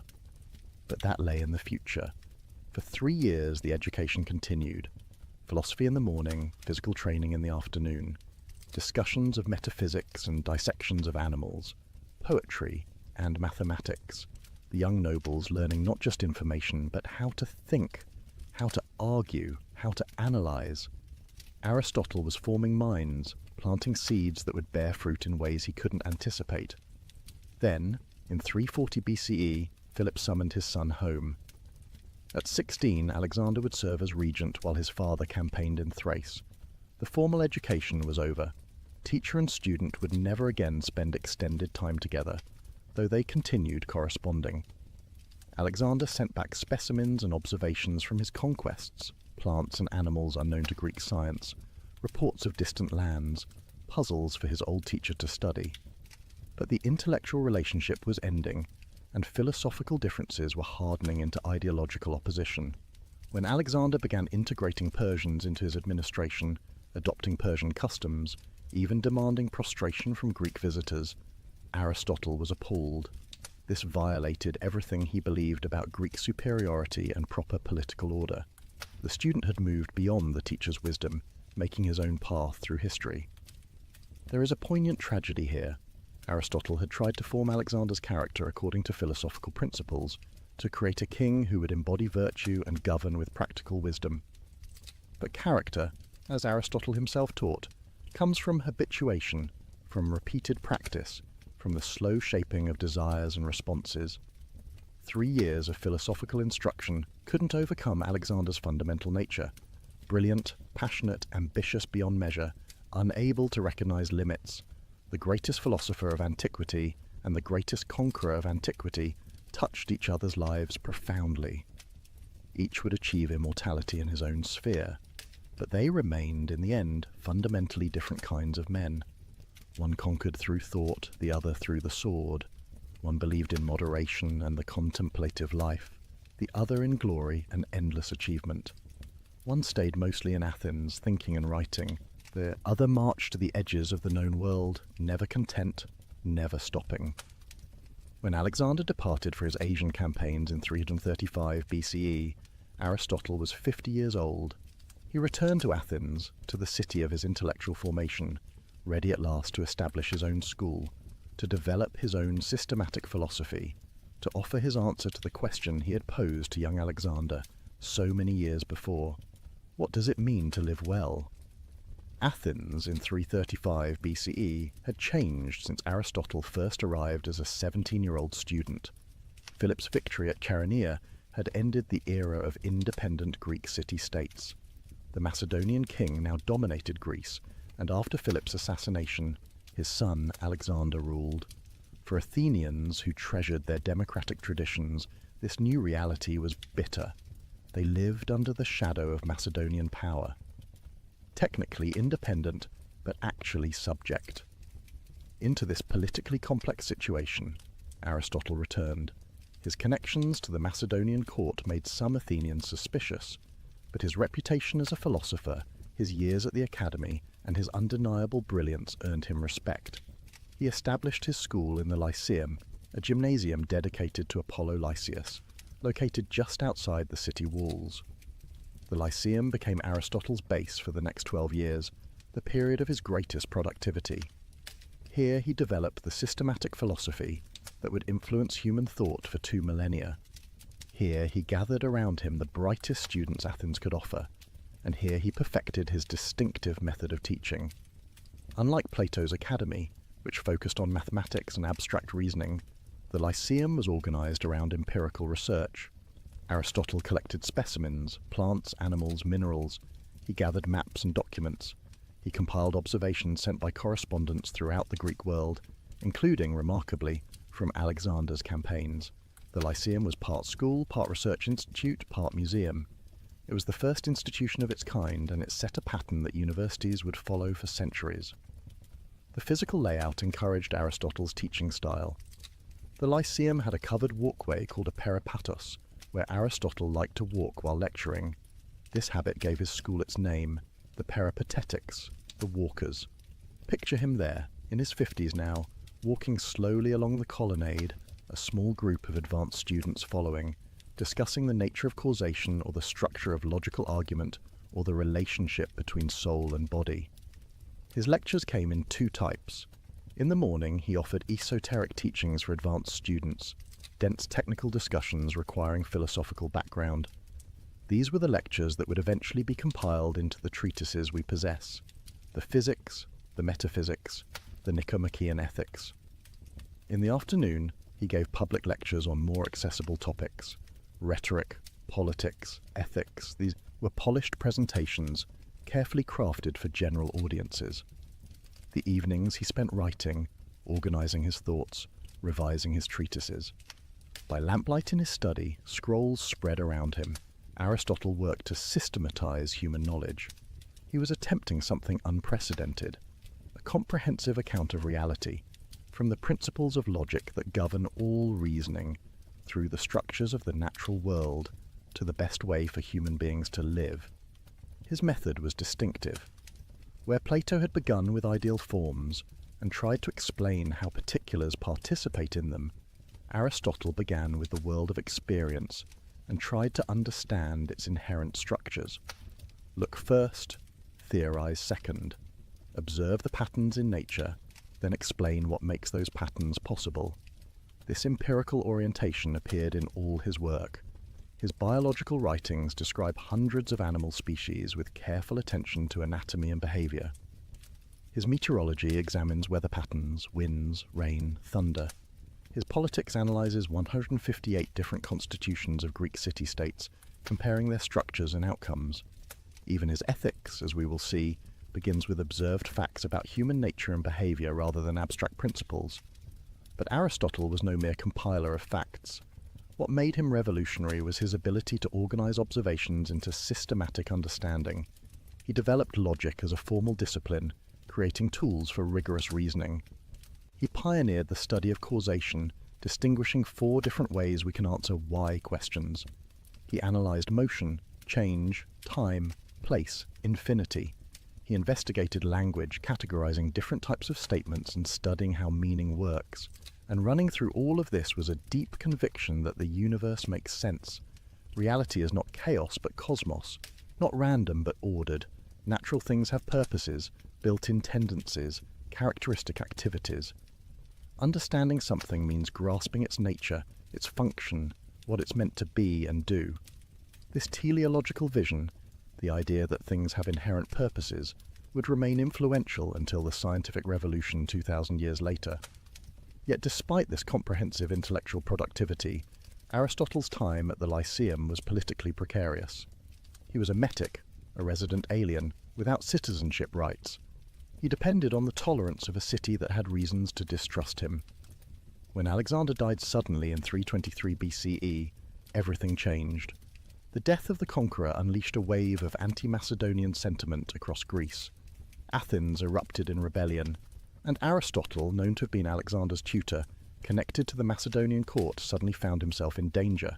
Charges of impiety were brought against him, the same charges that had led to Socrates' execution 76 years earlier. Aristotle was 62 years old, at the height of his intellectual powers.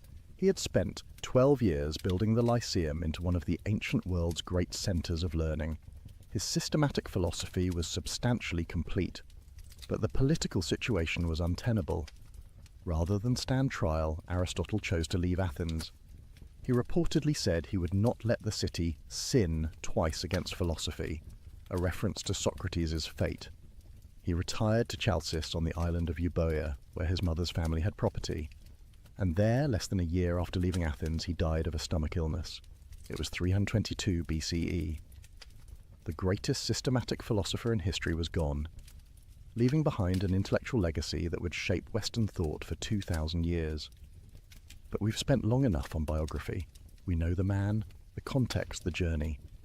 Now we must turn to what matters most, his ideas. Specifically, his answer to the question that launched our evening together, the question he posed to young Alexander in that sunlit garden at Mieza. What does it mean to live well? What is the good life for human beings? What should we aim at? These questions drive Aristotle's ethical philosophy, and to understand his answers, we must begin with a single word that captures his vision of human flourishing, eudaimonia.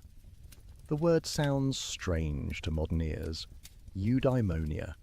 It's usually translated as happiness, but this translation misleads almost as much as it clarifies.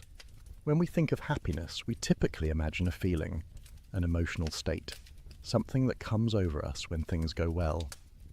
I feel happy when I eat delicious food, or succeed at a difficult task, or spend time with people I love.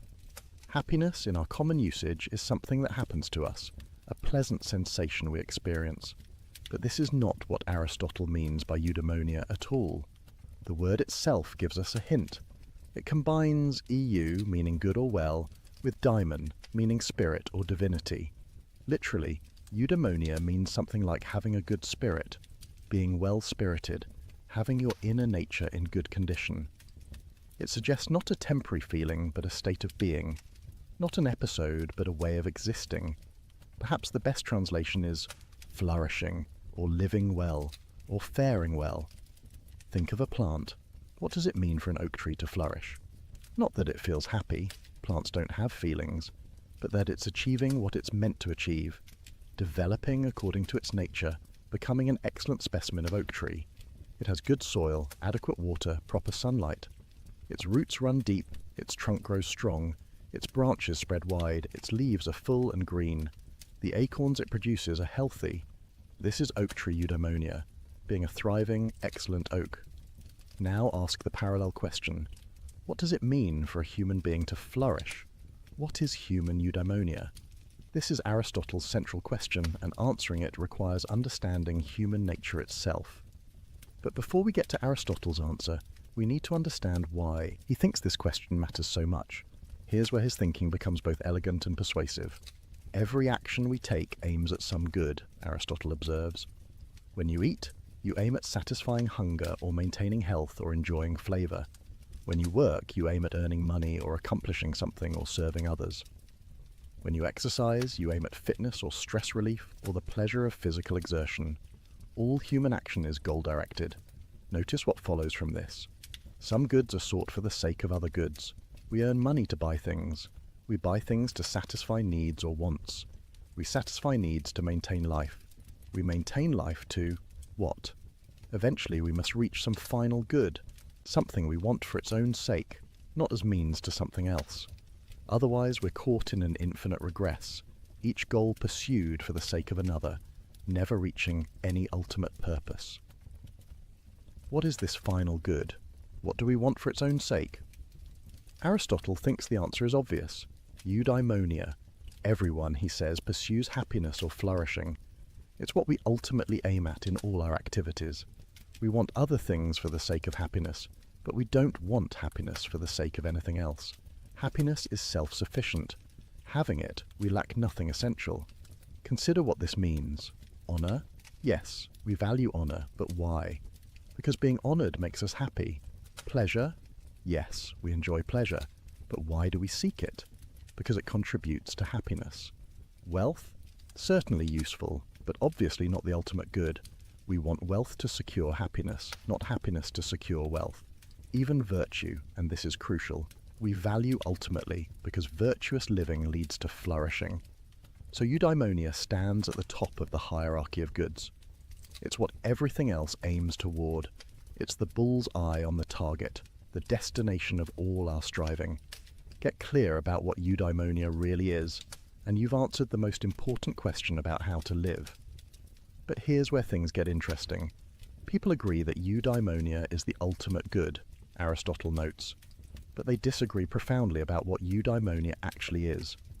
Ask different people what happiness consists in, and you'll get radically different answers. The many, the common people, identify happiness with pleasure. A happy life is a pleasant life, full of good food, drink, sex, comfortable circumstances, agreeable company. This view has intuitive appeal. Who doesn't enjoy pleasure? And misery certainly doesn't seem like flourishing. But Aristotle thinks this view fundamentally mistakes what happiness is. Why? Because pleasure is something we share with animals. A dog experiences pleasure when eating or playing. A pig experiences pleasure in its own way. But surely human flourishing must involve something distinctively human. Moreover, the pursuit of pleasure leads to a slavish life, Aristotle argues, where we're controlled by our appetites, always, chasing the next sensation, never satisfied. The hedonist mistakes a component of happiness for happiness itself. What about the sophisticated, politically ambitious people? They often identify happiness with honor, with being respected and admired, with achieving status. This view seems more elevated than hedonism. Honor recognizes something about character or accomplishment. But Aristotle rejects this view too. Why? Because honor depends on other people. They can bestow it or withdraw it. Your happiness can't depend on something so external to you, so vulnerable to others' opinions. Moreover, we pursue honor because we believe we deserve it, because we've achieved something excellent. So the excellence matters more than the honor that might follow from it. Again, the mistake is identifying a byproduct of flourishing with flourishing itself. What about wealth? Some people devote their lives to accumulating money and possessions, but Aristotle barely pauses to refute this view. Wealth is obviously instrumental, obviously pursued for the sake of something else. The miser who hoards wealth without using it for any purpose hasn't achieved happiness. Wealth is like a tool, valuable for what it enables, worthless as an end in itself. So if happiness isn't pleasure or honor or wealth, what is it? Aristotle's answer emerges from his distinctive method, examining the function of human beings. Here's the reasoning. Everything has a characteristic activity, a function, something it does that makes it the kind of thing it is. The function of the eye is to see. A good eye sees well, a bad eye sees poorly. The function of a knife is to cut. A good knife cuts cleanly and holds its edge.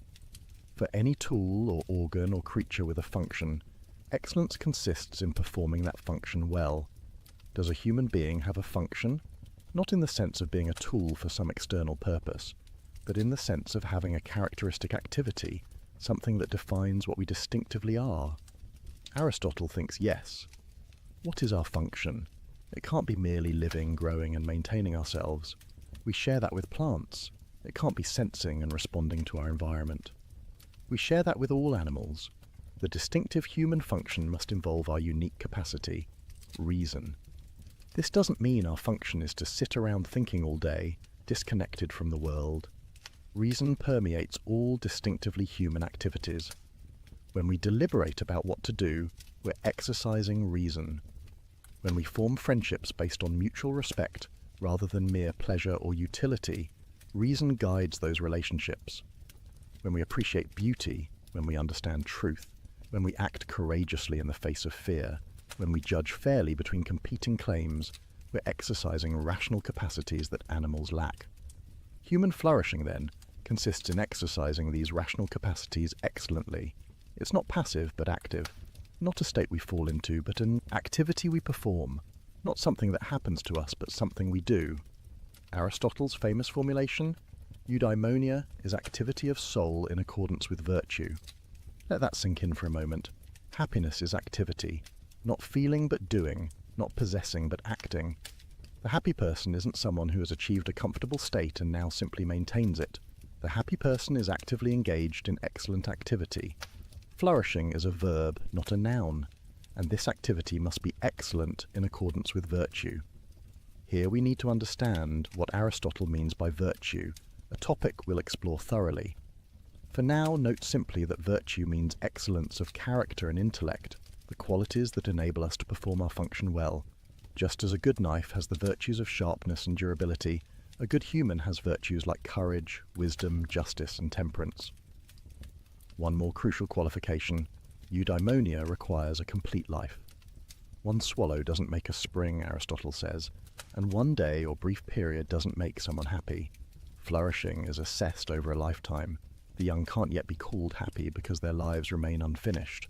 Only from the perspective of a complete life can we judge whether someone achieved eudaimonia. So, here's Aristotle's answer to his own question, the answer that took him decades to develop, that emerged from observing human nature, analysing human action, studying political communities, thinking carefully about what makes human life distinctively human.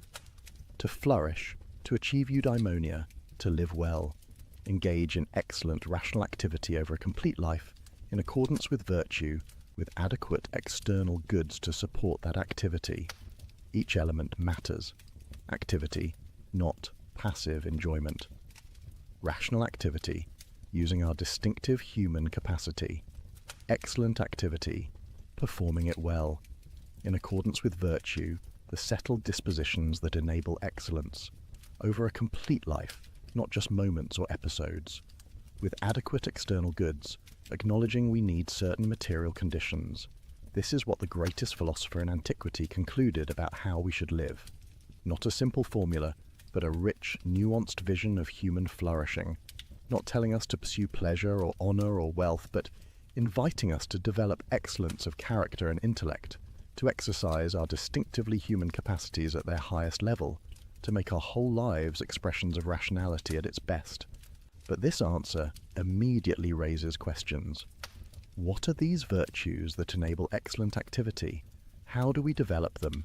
Can anyone become virtuous, or only some? What role does luck play, those external goods Aristotle mentions? And most practically, how do I actually live this way?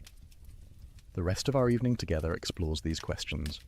We turn now from Aristotle's destination, eudaimonia, to his map of how to get there, and that map begins with a revolutionary idea about the nature of excellence itself. If you've ever tried to improve yourself, you know the frustration.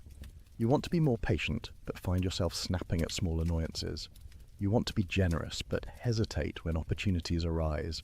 You know intellectually what the right thing to do is, yet doing it feels unnatural, forced, exhausting. Virtue seems to require constant effort against your inclinations.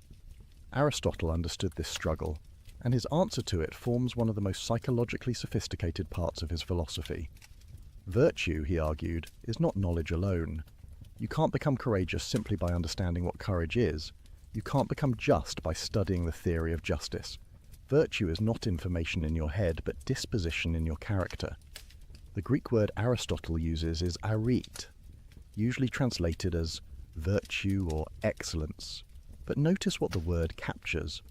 Not moral goodness as we typically conceive it, but a kind of excellence, a way of being that realizes potential, achieves what something is capable of. The arete of a racehorse is speed and endurance. The arete of a sword is sharpness and strength. What is the arete of a human being? For Aristotle, virtue is a hexis, a stable state or disposition of character. It's not a fleeting decision, but a relatively permanent way of being. The virtuous person doesn't simply perform virtuous acts occasionally through gritted teeth. Rather, they've developed a settled way of responding to situations such that virtuous action flows naturally from who they've become. But how do you develop such dispositions? Here Aristotle makes his most revolutionary claim, one that contradicted his teacher Plato fundamentally. Plato had argued that virtue is knowledge. If you truly know what's good, you'll do it. Vice is just ignorance. Education, then, is the key to virtue. Aristotle disagreed. Virtue requires knowledge, yes, but knowledge isn't sufficient. You also need proper habituation, repeated practice, the formation of emotional responses and action patterns through experience. In the famous formulation, we become just by doing just acts, temperate by doing temperate acts, courageous by doing courageous acts. Think of learning to play an instrument. You can study music theory, understand harmony and rhythm intellectually, but that won't make you a pianist. You must practice, repeating scales and exercises until your fingers move correctly without conscious thought, until the patterns become second nature. Only through habit does knowledge become skill. The same applies to virtue. You must practice acting virtuously until virtuous responses become habitual, until you spontaneously respond with courage to danger, with generosity to need, with justice to competing claims. Eventually, these responses feel natural rather than forced. This is when you've truly become virtuous. But practice according to what pattern? What makes an act courageous rather than cowardly or reckless? What distinguishes generous, giving from wasteful excess, or stingy withholding? Aristotle's answer: virtue is a mean between extremes. This doctrine of the mean, sometimes called the golden mean, represents Aristotle's most distinctive contribution to ethics. Every virtue, he argues, lies between two vices, one of excess and one of deficiency. Think of it as a spectrum with virtue in the middle, though not at the exact mathematical centre. Take courage, the paradigm virtue in Greek culture. What is courage? Not absence of fear. That would be insensibility or foolhardiness. The coward feels appropriate fear but is paralyzed by it, unable to act when action is needed. The reckless person either feels no fear or ignores reasonable danger, rushing into situations that call for caution. Courage lies between these extremes, feeling fear appropriately but acting despite it when the situation demands. The courageous person stands their ground in battle when standing is necessary for a just cause. They speak truth to power when silence would be cowardice. They admit mistakes when pride tempts them to double down, but they don't seek danger for its own sake. They don't take foolish risks to prove their bravery. They recognize when retreat is wise, when compromise is appropriate, when holding firm would be stubbornness rather than courage. Or consider temperance, the virtue concerning bodily pleasures. On one extreme sits the ascetic who denies all pleasure, treats the body as enemy, lives in miserable self-deprivation. On the other extreme sits the glutton or libertine, enslaved to every appetite, incapable of saying no to desire, life organized around the next indulgence. Temperance lies between, enjoying pleasures appropriately, neither denying them entirely, nor being ruled by them. The temperate person eats delicious food with pleasure, but stops when satisfied. They enjoy wine without becoming drunk. They engage in sexual activity within appropriate relationships. They find entertainment refreshing without becoming addicted to constant stimulation. Their pleasures enhance life rather than dominating it. Generosity provides another example. The stingy person hoards resources, gives nothing or gives only reluctantly, values possessions over relationships. They're incapable of sharing, trapped in scarcity mentality, even when they have plenty. On the opposite extreme, the wasteful person gives indiscriminately, spends recklessly, depletes resources that should be conserved. They might enjoy a reputation for generosity, but ultimately can't sustain it.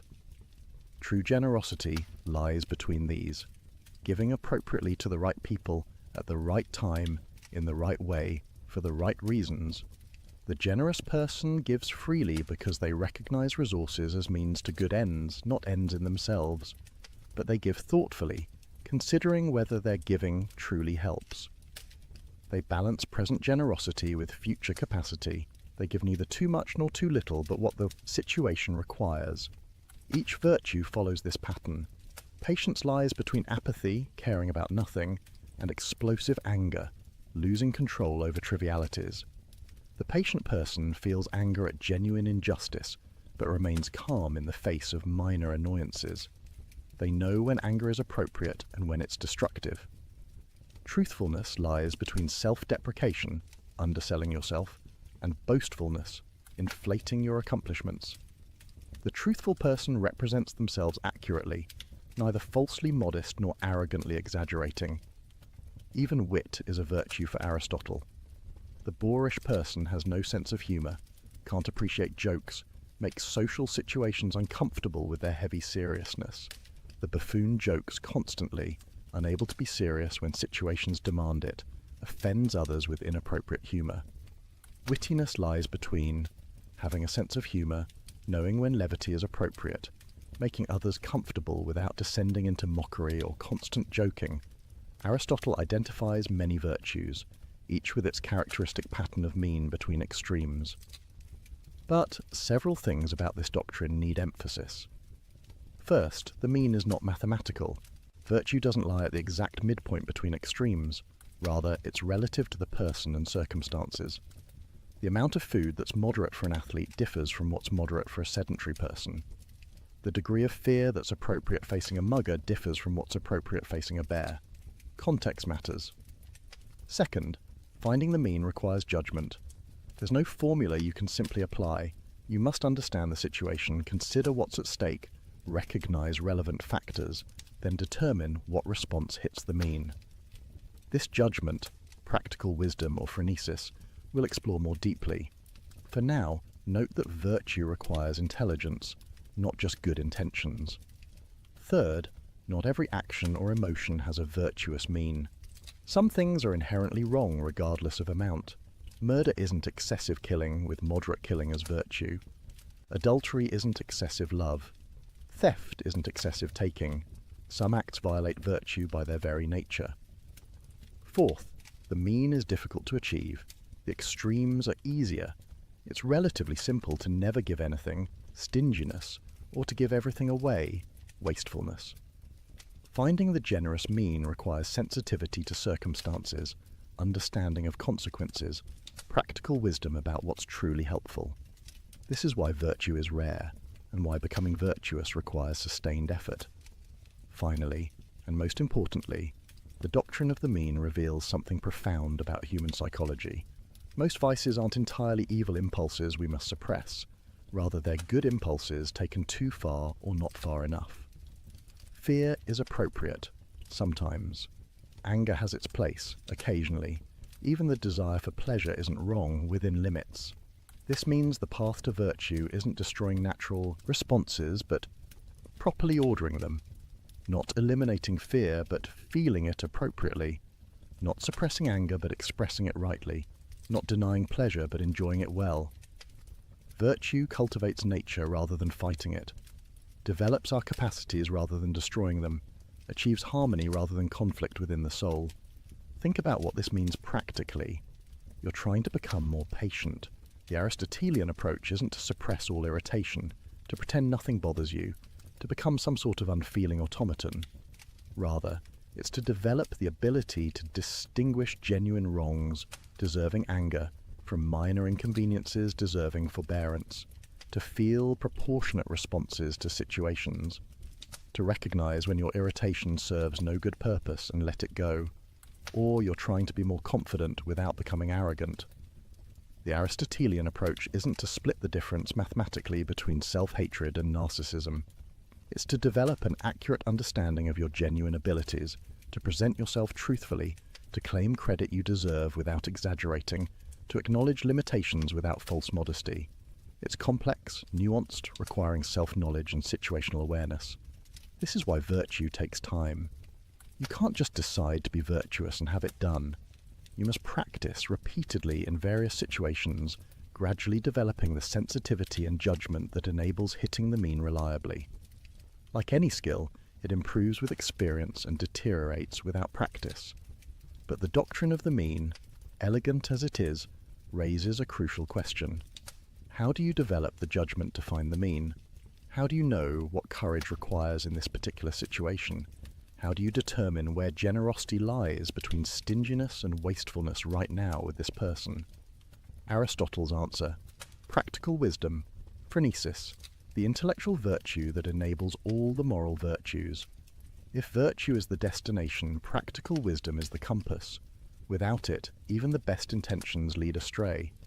You might want to be generous, but give in ways that harm rather than help. You might aim at courage, but misjudge what the situation demands. You might pursue the mean, but lack the perception to find it. Practical wisdom is hard to define precisely because it's fundamentally practical rather than theoretical. It's not knowledge of universal principles that can be stated in abstract formulas. It's the ability to see what's required in particular situations, to recognize what action would hit the mean, to understand how general principles apply in specific contexts. Think of an expert chef. They know recipes, understand cooking techniques, can explain why certain ingredients work together. But their expertise goes beyond this theoretical knowledge. When actually cooking, they adjust by taste, compensate for ingredient variations, improvise when something goes wrong. They see what the dish needs, right now, not just what recipes generally recommend. This is practical wisdom applied to cooking. Or consider a skilled therapist. They understand psychological theory, know research about what treatments work. But with any particular client, they must perceive that person's specific needs, recognize what approach will help them, adjust strategies when initial attempts don't work. They exercise judgment that goes beyond applying rules, wisdom that emerges from experience with particulars. Practical wisdom works similarly in ethics. The person with phronesis perceives what situations truly demand. They see that this apparent conflict between friendship and honesty actually requires tactful truth-telling. They recognize that this request for help, though sincere, would enable destructive behavior. They understand that standing firm here would be courage, but standing firm there would be stubbornness. How do they see these things? Through experience, primarily. Practical wisdom develops over time as you face various situations. Try different responses, observe consequences, learn from mistakes. You can't acquire it from books alone, any more than you can become a chef or therapist purely through reading. You must practice repeatedly in the messiness of actual circumstances. But experience alone isn't sufficient.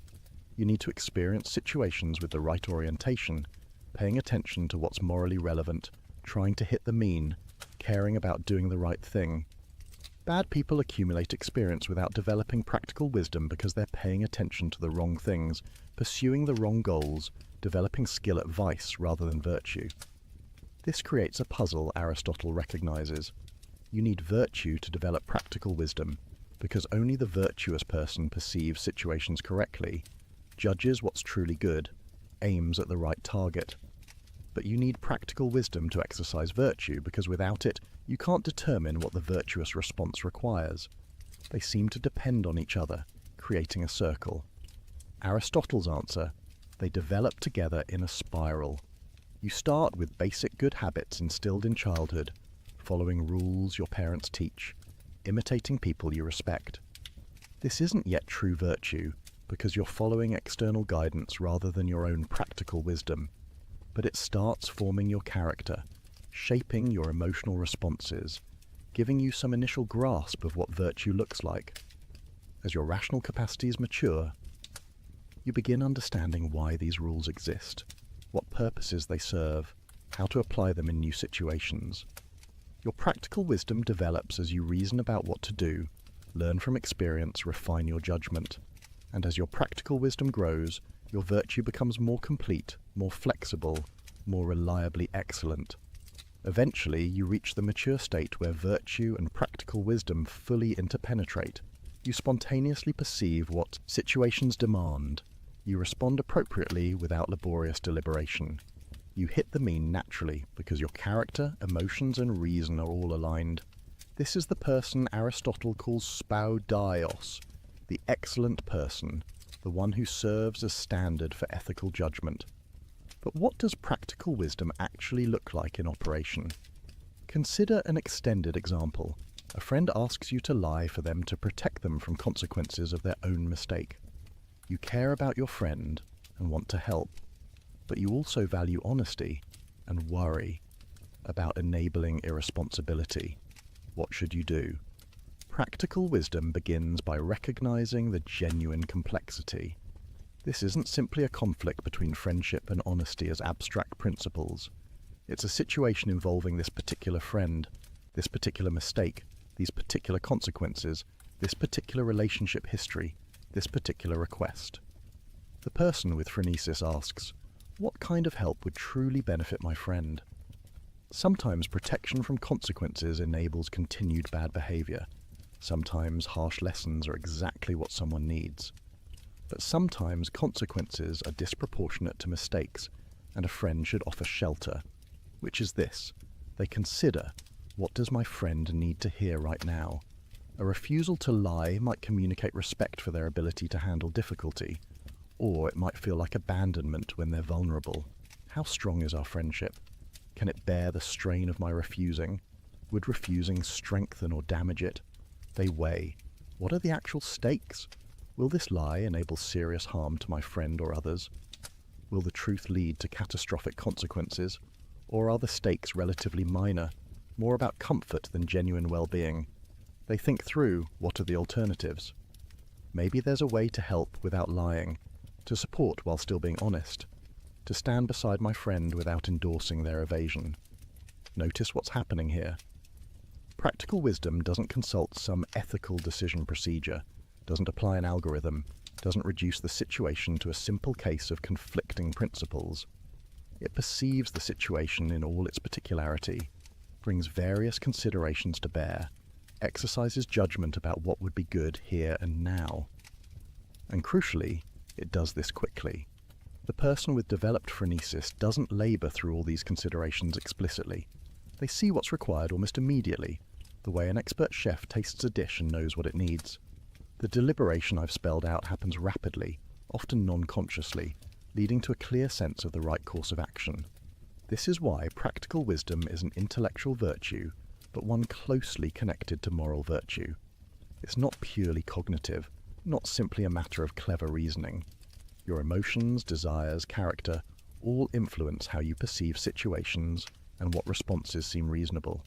The vicious person lacks practical wisdom, not because they're stupid, but because their distorted character makes them perceive situations wrongly, see apparent goods as real goods, miss what's truly important. Take the same situation with someone lacking practical wisdom. They might not even recognize the ethical complexity, might think it's simply about whether they're willing to inconvenience themselves for their friend. Or they might see the ethical dimension but reason poorly about it, either thinking loyalty always trumps honesty, or thinking honesty always requires blunt truth-telling regardless of circumstances. They lack the nuanced perception and judgment that practical wisdom provides. Or consider someone with practical wisdom navigating a different challenge. You're in a meeting where a colleague takes credit for your work. What does virtue require? Practical wisdom helps you see this clearly. First, assess the stakes. Is this a pattern or an isolated incident? Did your colleague do this maliciously or through genuine confusion about contributions? Will this significantly harm your career or reputation, or is it relatively minor? Then consider responses. You could publicly correct the record, but is this the right forum? Would doing so create unnecessary conflict? Or would silence enable ongoing injustice? You could address it privately with your colleague, but will that be effective, or do you need to involve others? Think about your relationship with this colleague. Is there a history of mutual respect that makes a gentle private conversation likely to work? Or is this part of a pattern requiring stronger action? Consider the organizational culture. Will speaking up be respected or seen as petty?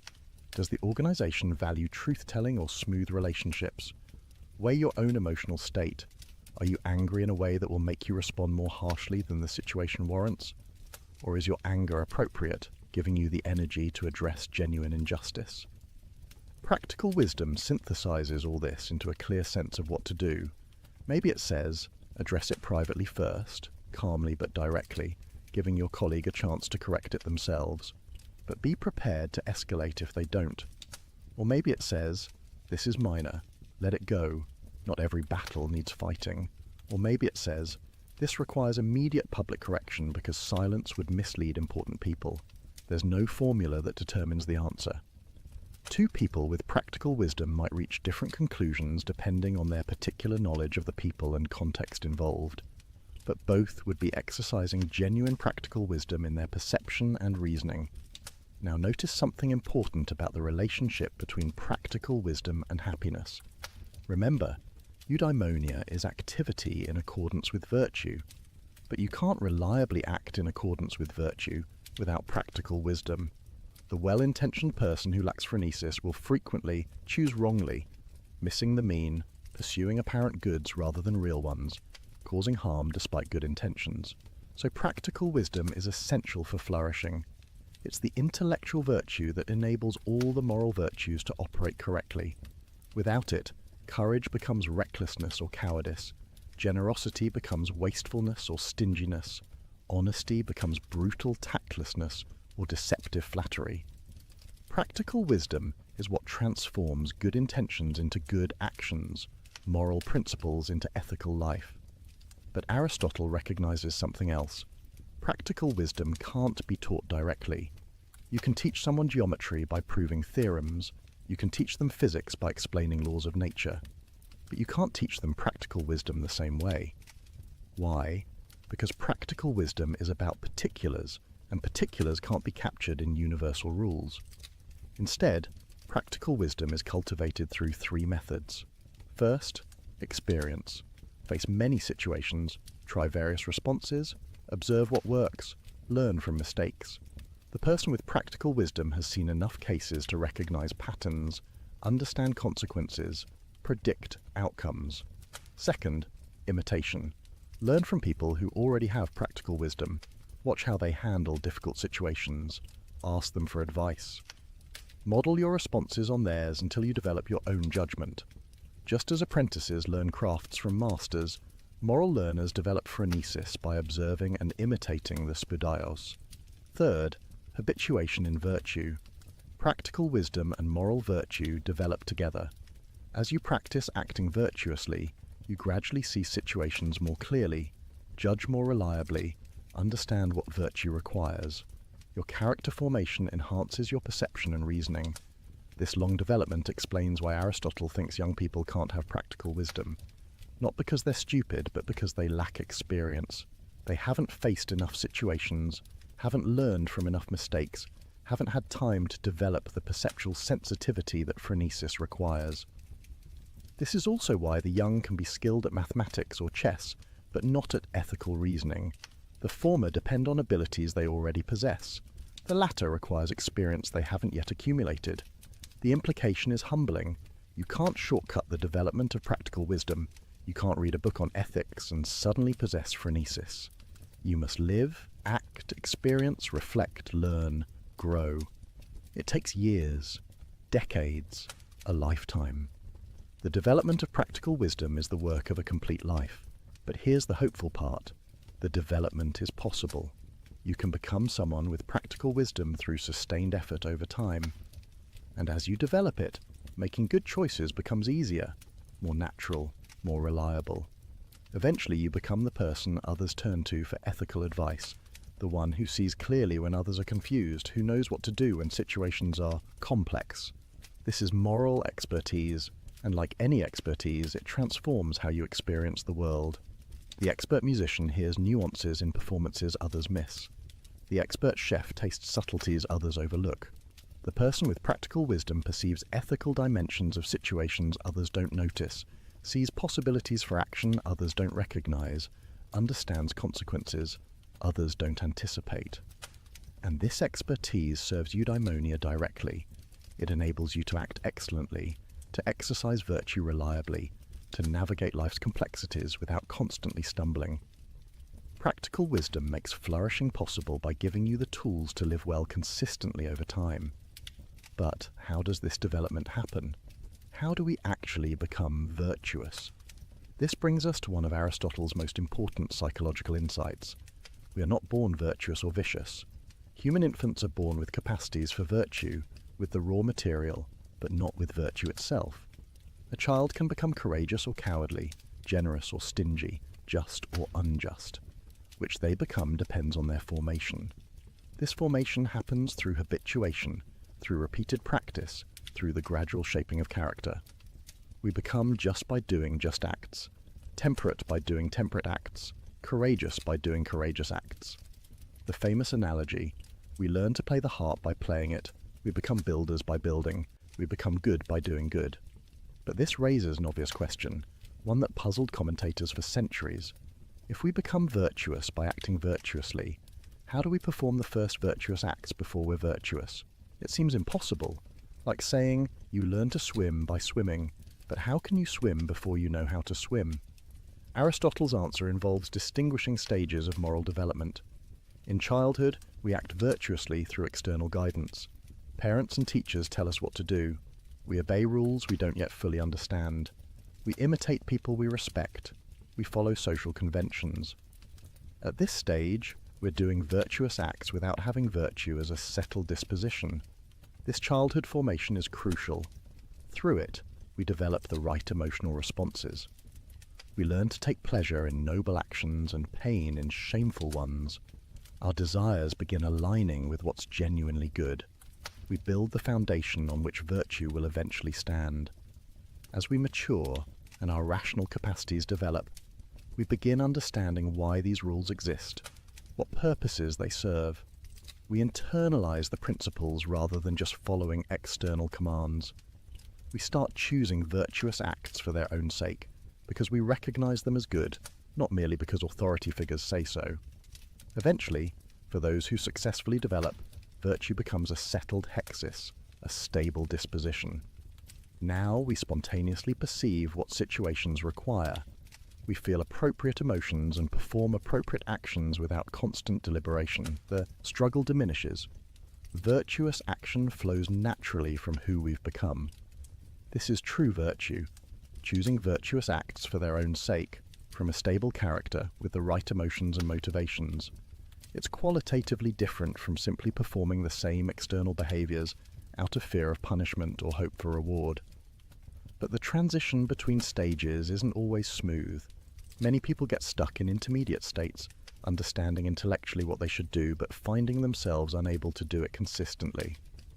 Aristotle has a name for this frustrating condition, acrasia, usually translated as weakness of will or incontinence. The person with acrasia knows what's right. They genuinely believe they should exercise, control their temper, resist the extra dessert, do the work they've been avoiding. But when the moment comes, they act against their better judgment. They do what they know they shouldn't and immediately regret it. This phenomenon puzzled Greek philosophers. How is acrasia possible? If you truly know what's good, why would you choose what's bad? Socrates had argued that acrasia is impossible. If you choose badly, you must not really know what's good. What looks like choosing bad while knowing good is actually not knowing at all. Aristotle disagrees. Acrasia is real. People genuinely do act against their knowledge. But how? His explanation involves distinguishing different ways of having knowledge. You can know something in an abstract, theoretical way without that knowledge being active and operative in your current situation. Like the drunk person who can recite moral principles but can't apply them to their own behavior right now. When desire overwhelms reason, your knowledge becomes merely potential rather than actual. You have the information stored somewhere but can't access it effectively. Your emotions or appetites override your rational judgment in the moment. Afterwards, when desire subsides, your knowledge becomes active again, and you wonder how you could have acted so foolishly. The person with complete virtue doesn't face this problem because their emotions and reason are aligned. They don't just know intellectually what's good, they desire it emotionally. Their appetites have been shaped through habituation to want what's genuinely worth wanting, so they don't experience the internal conflict that characterizes acrasia. This explains why moral formation must start young, before reason fully develops. If you wait until someone is an adult to start instilling virtue, their emotional responses are already set. They can understand intellectually why virtue matters, but their desires pull in opposite directions. Achieving virtue becomes much harder, maybe impossible. But this raises troubling questions. If character formation depends on childhood habituation, does that mean people who had bad upbringings are doomed? Can someone with vicious character ever reform? Or is virtue available only to those lucky enough to receive proper early training? Aristotle is somewhat pessimistic here. He thinks character change is very difficult once dispositions are set. The person whose appetites were poorly formed in youth will struggle to achieve virtue later. Not impossible, but requiring tremendous sustained effort, working against ingrained patterns, fighting one's own habituated responses. This is one reason why Aristotle emphasizes the importance of good laws and proper education. Society has responsibility to raise children well, to instill virtue in the young, to create conditions that enable character formation. The person with proper upbringing has a massive advantage in achieving eudaimonia. Those denied this advantage face much steeper paths. But even with good upbringing, moral development continues throughout life. You don't achieve complete virtue at age 20 and then simply maintain it. Rather, virtue deepens and matures through continued experience and reflection. The courage of a young soldier differs from the courage of a seasoned leader. The justice of an apprentice judge differs from the justice of a wise elder. Practical wisdom develops gradually as you face new situations, learn from mistakes, refine your judgment. This means moral development is lifelong work. You never reach a point where you can relax, where virtue is so secure you need not attend to it anymore. Until your complete life ends, the project of becoming excellent continues. But here's the encouraging part.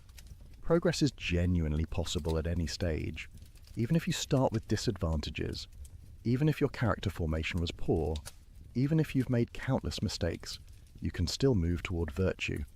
Maybe you won't achieve the complete virtue of someone with every advantage, but you can become better than you were, more virtuous than you are, closer to excellence than you started. The path requires honesty about your current state, clear vision of where you want to go, sustained effort in practicing virtue, patience with setbacks, and perhaps most importantly, surrounding yourself with virtuous people who model excellence and support your development. Because you can't become virtuous alone. We are social creatures, shaped by our communities, influenced by those around us. The company we keep forms our character as surely as our own choices do. This brings us to one of the most beautiful aspects of Aristotle's ethics, his account of friendship. No one, Aristotle says, would choose to live without friends, even if he had all other goods. Not wealth, not honor, not pleasure, not even virtue itself could make a life good without friendship. Friendship is not optional for eudaimonia, but essential. Not an extra pleasure, but a necessary component of human flourishing. The Greek word philia, translated as friendship, has broader scope than our English word. It includes family affection, romantic love, civic bonds, collegial relationships, and what we'd call friendship in the narrow sense. Aristotle examines all these forms, but he's most interested in what he calls complete or perfect friendship, the highest form of human relationship. To understand complete friendship, we must distinguish it from two lesser forms. First, friendships of utility. These relationships exist because each person is useful to the other. Business partners, professional networks, neighbors who help each other, colleagues who collaborate, all exemplify friendships of utility. Nothing wrong with such relationships, but they're inherently fragile. When the usefulness ends, the friendship dissolves. Second, friendships of pleasure. These relationships exist because each person enjoys the other's company. Drinking buddies, hobby companions, people you have fun with, romantic relationships based primarily on physical attraction, all exemplify friendships of pleasure. Again, nothing wrong with them, but they're conditional. When you no longer find each other pleasant, when tastes change or circumstances shift, the friendship fades.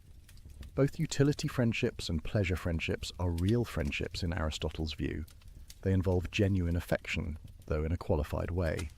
But they're incomplete, instrumental, based on what each person gets from the other rather than on who the other person is. Complete friendship is different. It exists between good people who are similar in virtue. Each loves the other for who they are, not for what they provide.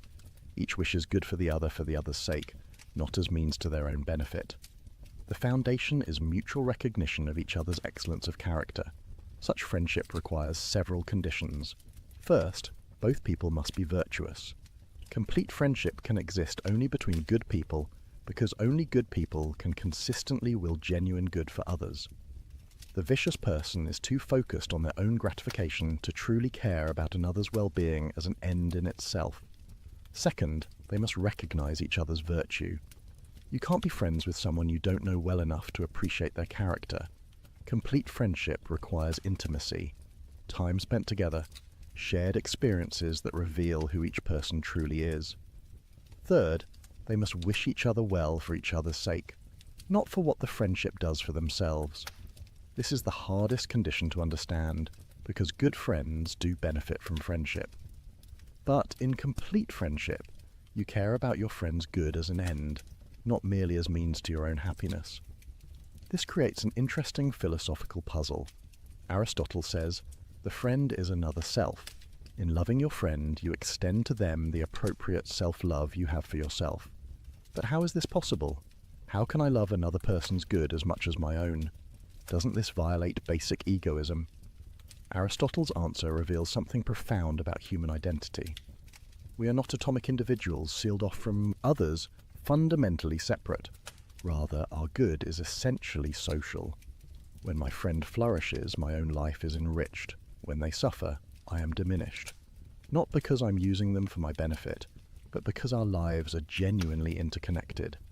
Their eudaimonia becomes part of my eudaimonia. Think of what this means. Complete friendship isn't an addition to an already complete life, a nice bonus if you can get it. It's constitutive of eudaimonia itself. The solitary person, no matter how virtuous or intelligent or accomplished, cannot achieve complete flourishing. We need friends not as instruments for other goods, but as essential components of living well. Why? Several reasons. First, friends enable our own virtue. We become better people through association with good people. Their example inspires us. Their feedback corrects us. Their expectations hold us accountable. Trying to become virtuous alone is extraordinarily difficult. With virtuous friends, the path becomes clearer and more achievable. Second, friends provide the context for exercising many virtues. Justice finds its highest expression in relationships between equals. Generosity manifests most beautifully in giving to friends. Even courage and temperance are strengthened by acting together with others who share our commitment to excellence. Virtue practiced with friends becomes more complete than virtue practiced alone. Third, friends enhance our understanding. Through conversation, we clarify our thoughts, test our ideas, see things from new perspectives. The friend acts as mirror and lens, reflecting back to us aspects of ourselves we might not perceive, focusing our attention on truths we might overlook. Philosophical understanding deepens through dialogue with friends. Fourth, friends multiply our joys and divide our sorrows. Achievements feel more meaningful when celebrated together. Difficulties seem more bearable when faced with support. This isn't merely psychological comfort, though it's that too. It's about the amplification of good and the distribution of burden that complete friendship provides. Fifth, and perhaps most profoundly, friends provide someone to be excellent for. The virtuous person wants to act excellently, but excellence requires context, requires others who recognize and appreciate it, requires shared commitment to what's genuinely good. Friends create the space where virtue can be fully expressed and appropriately valued, but complete friendship is rare. Why? Because it requires virtue in both parties, and virtue itself is rare, because it requires time and intimacy, and most people lack the opportunity for deep connection with many others, because it requires reciprocity of affection and recognition, and finding someone who both appreciates your virtue and whom you appreciate is uncommon. Aristotle thinks you can have only a few complete friendships, not because you should limit them artificially, but because the conditions make having many impossible. You simply don't have time for intimate relationship with dozens of people. You can't share life deeply enough with large numbers to achieve the recognition and reciprocity that complete friendship requires.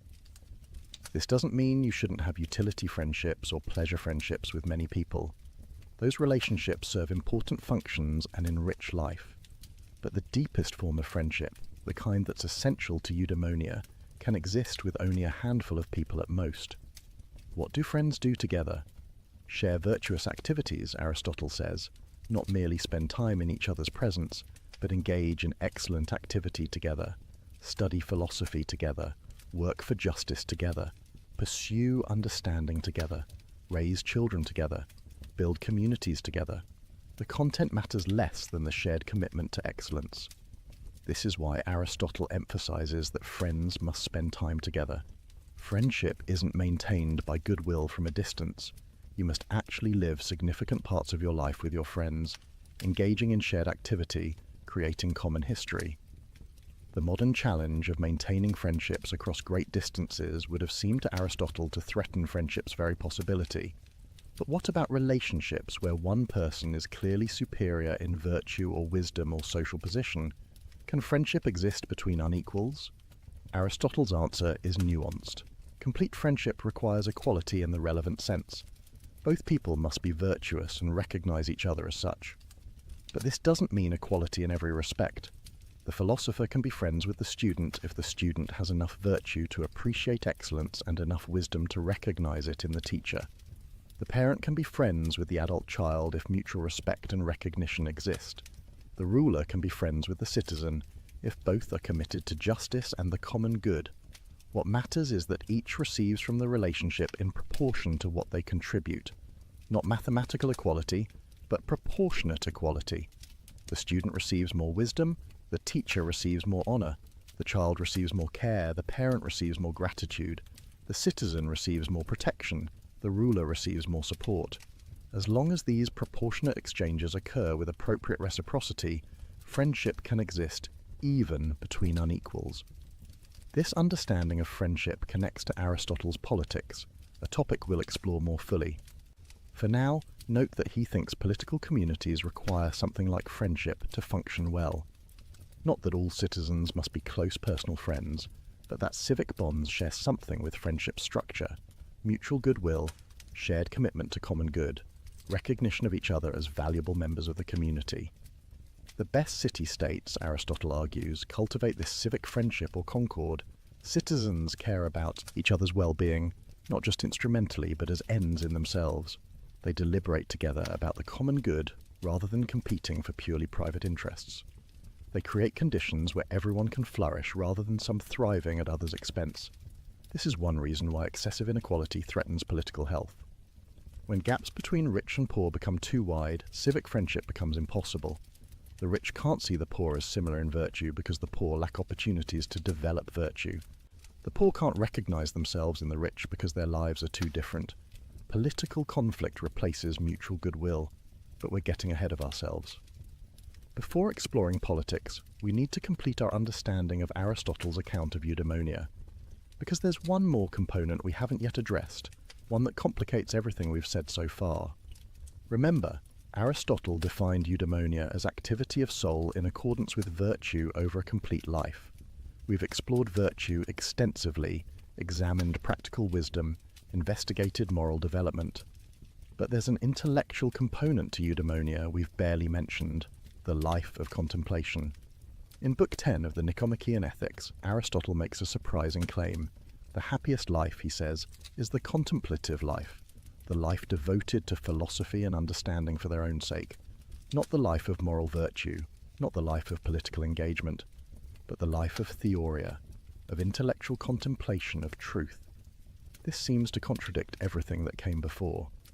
After spending 9 books discussing moral virtue, practical wisdom, action in the world, suddenly Aristotle elevates a life of pure thought above everything else. What's going on? The contemplative life deserves its place as highest eudaimonia, Aristotle argues, because it exercises the highest part of human nature, the intellect. While moral virtue involves our emotions, our relationships with others, our bodily nature, contemplation is purely intellectual. It engages reason at its purest, understanding reality for the sake of understanding itself. Think about what happens in contemplation. You study mathematics, working through proofs, understanding necessary relationships. You investigate the structure of reality, examining the causes that explain why things are as they are. You explore philosophical questions about knowledge, being, goodness. In all of this, you're exercising theoretical wisdom, Sophia, the intellectual virtue that grasps fundamental truths. What makes this activity so excellent? Several factors. First, it's the most self-sufficient activity. Moral virtue requires other people. Politics requires a community. Even practical wisdom needs situations to navigate. But contemplation can be pursued alone.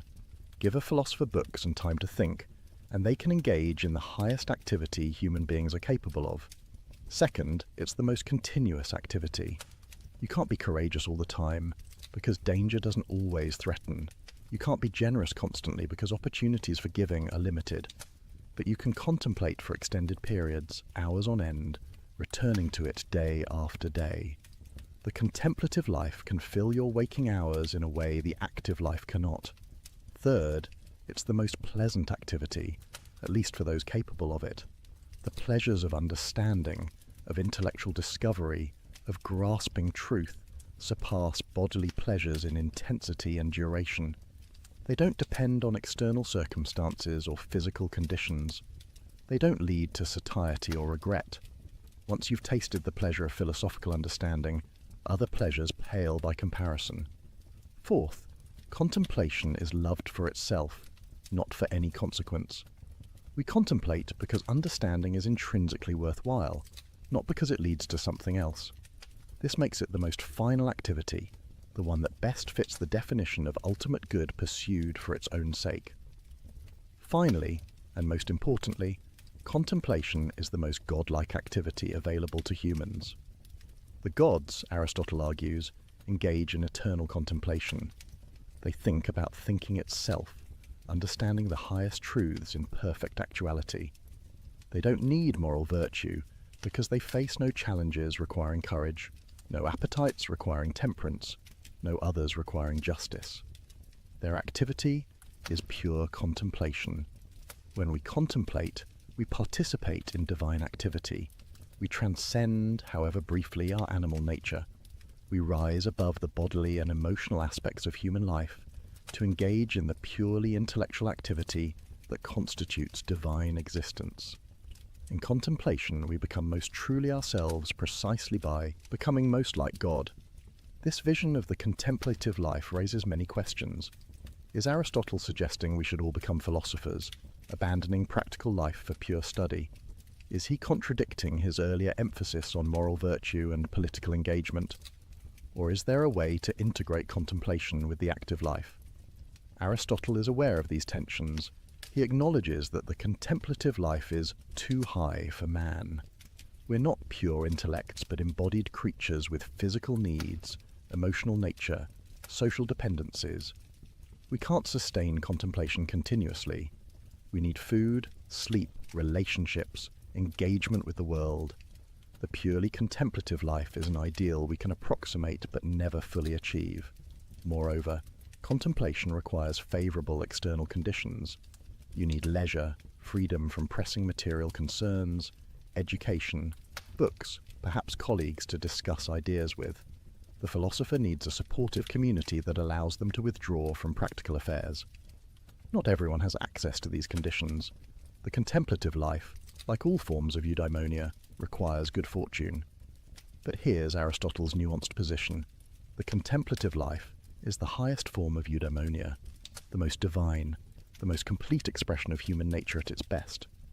But the life of moral and political virtue constitutes a secondary form of eudaimonia, genuinely excellent, though less perfect than contemplation. Most people will pursue this secondary happiness, engaging in virtuous action in the world, forming friendships, participating in political community, exercising practical wisdom in navigating life's challenges.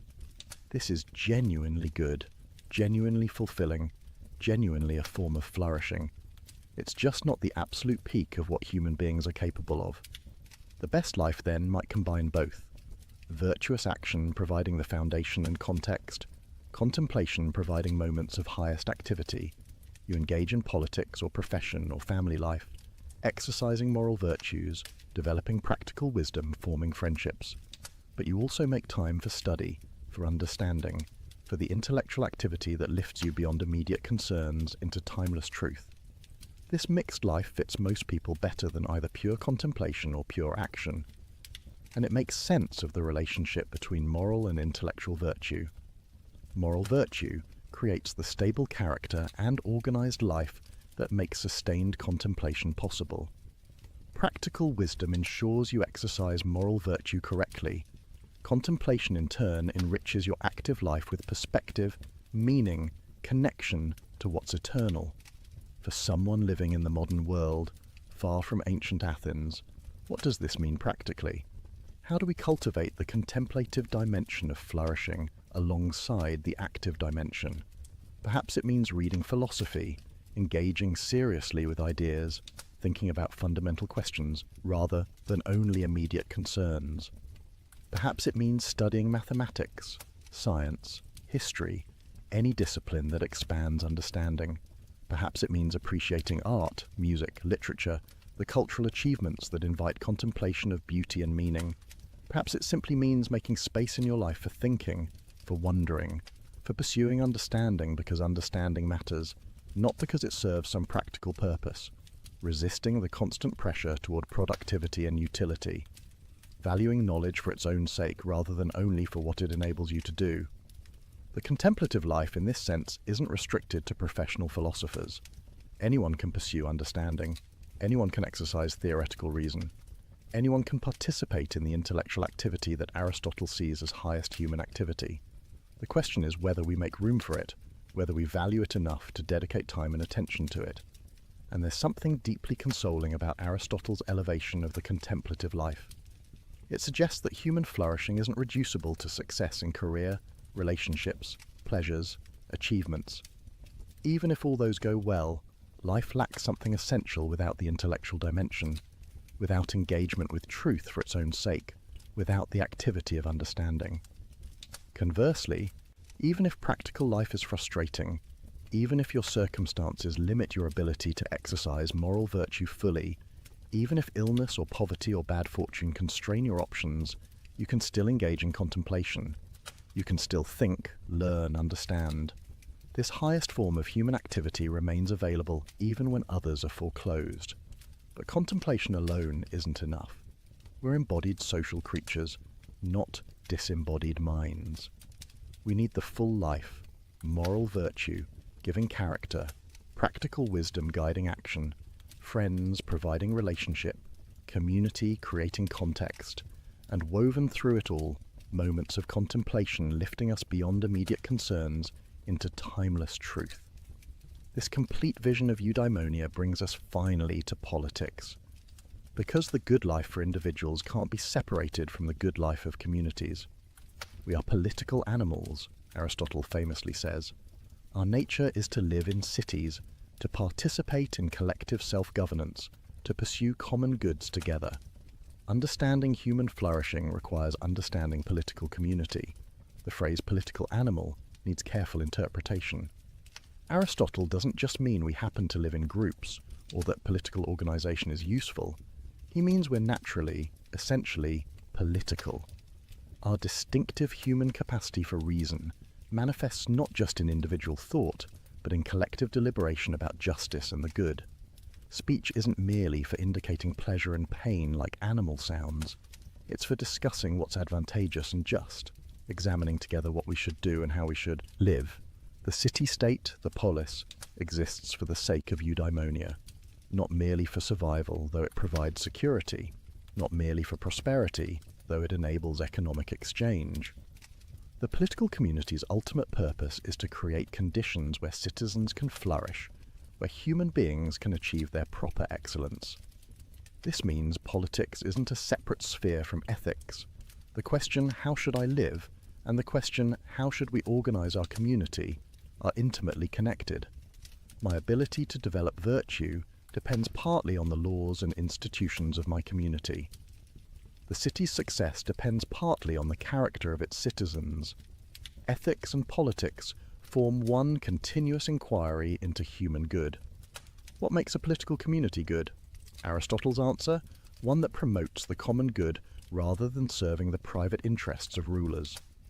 The good forms of government, whether monarchy or aristocracy or polity, aim at what benefits all citizens.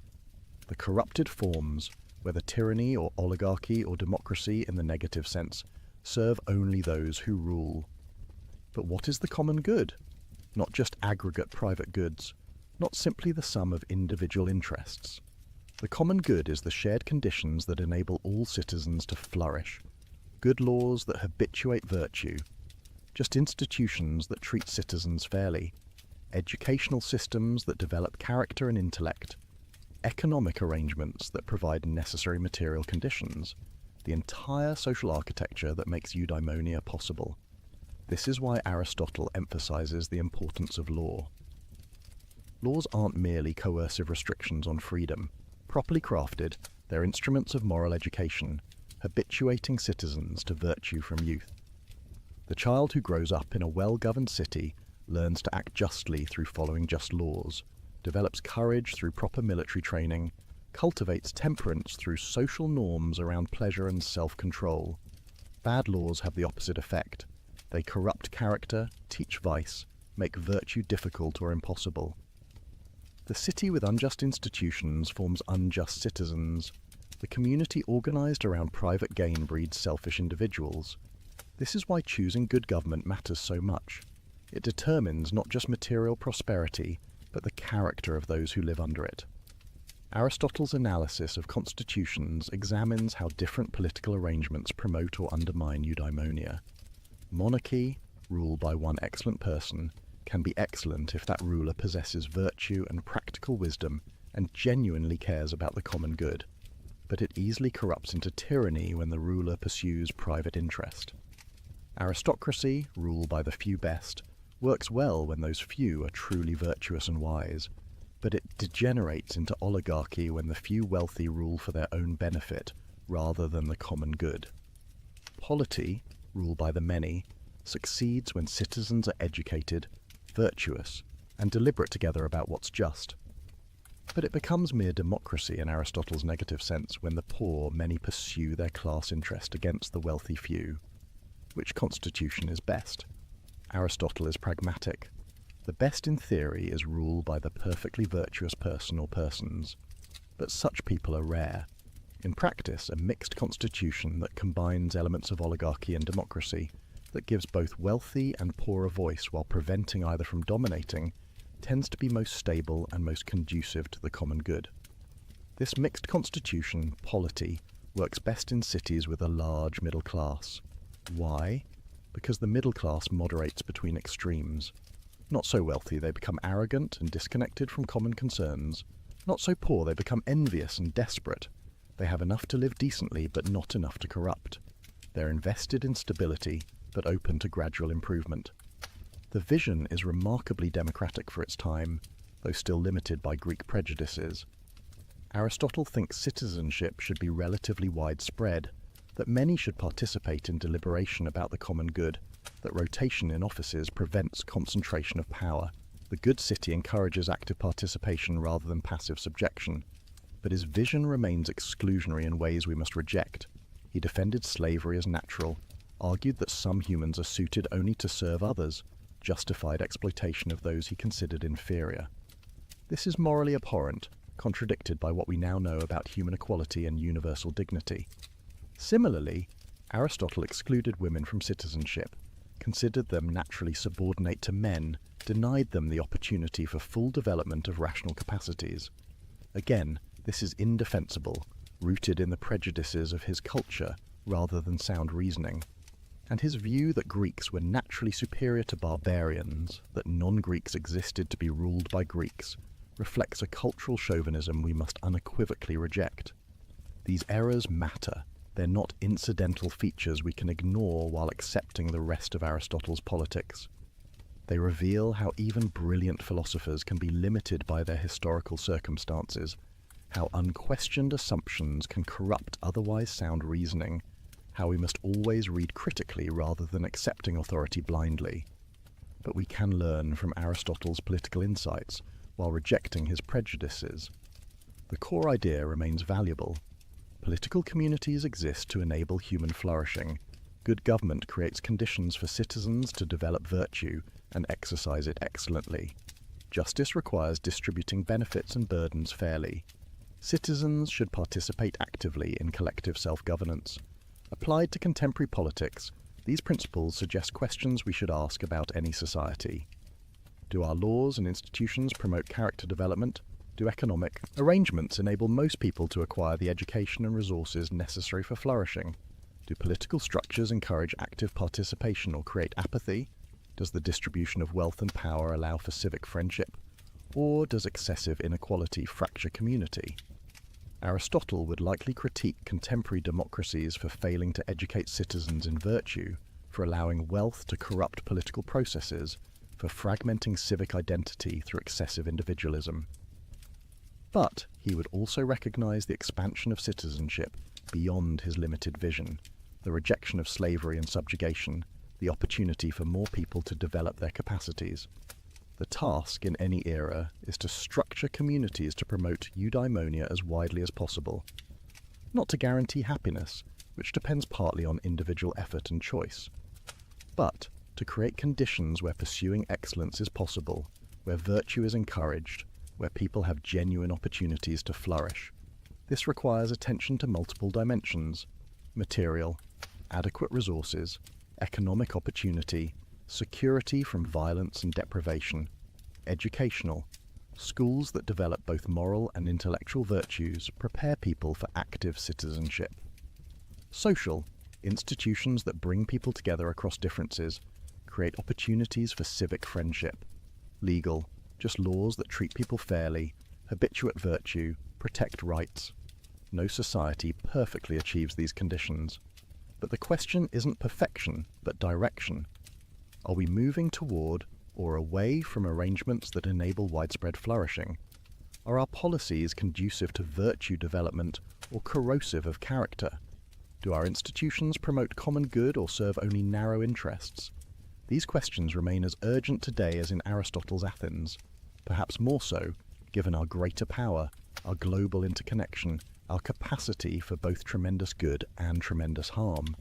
The ancient philosophers' insistence that politics matters morally, that political arrangements shape character, that communities bear responsibility for creating conditions that enable flourishing, speaks directly to our contemporary challenges. But politics and ethics together don't exhaust Aristotle's philosophy. He developed comprehensive accounts of knowledge, logic, metaphysics, biology.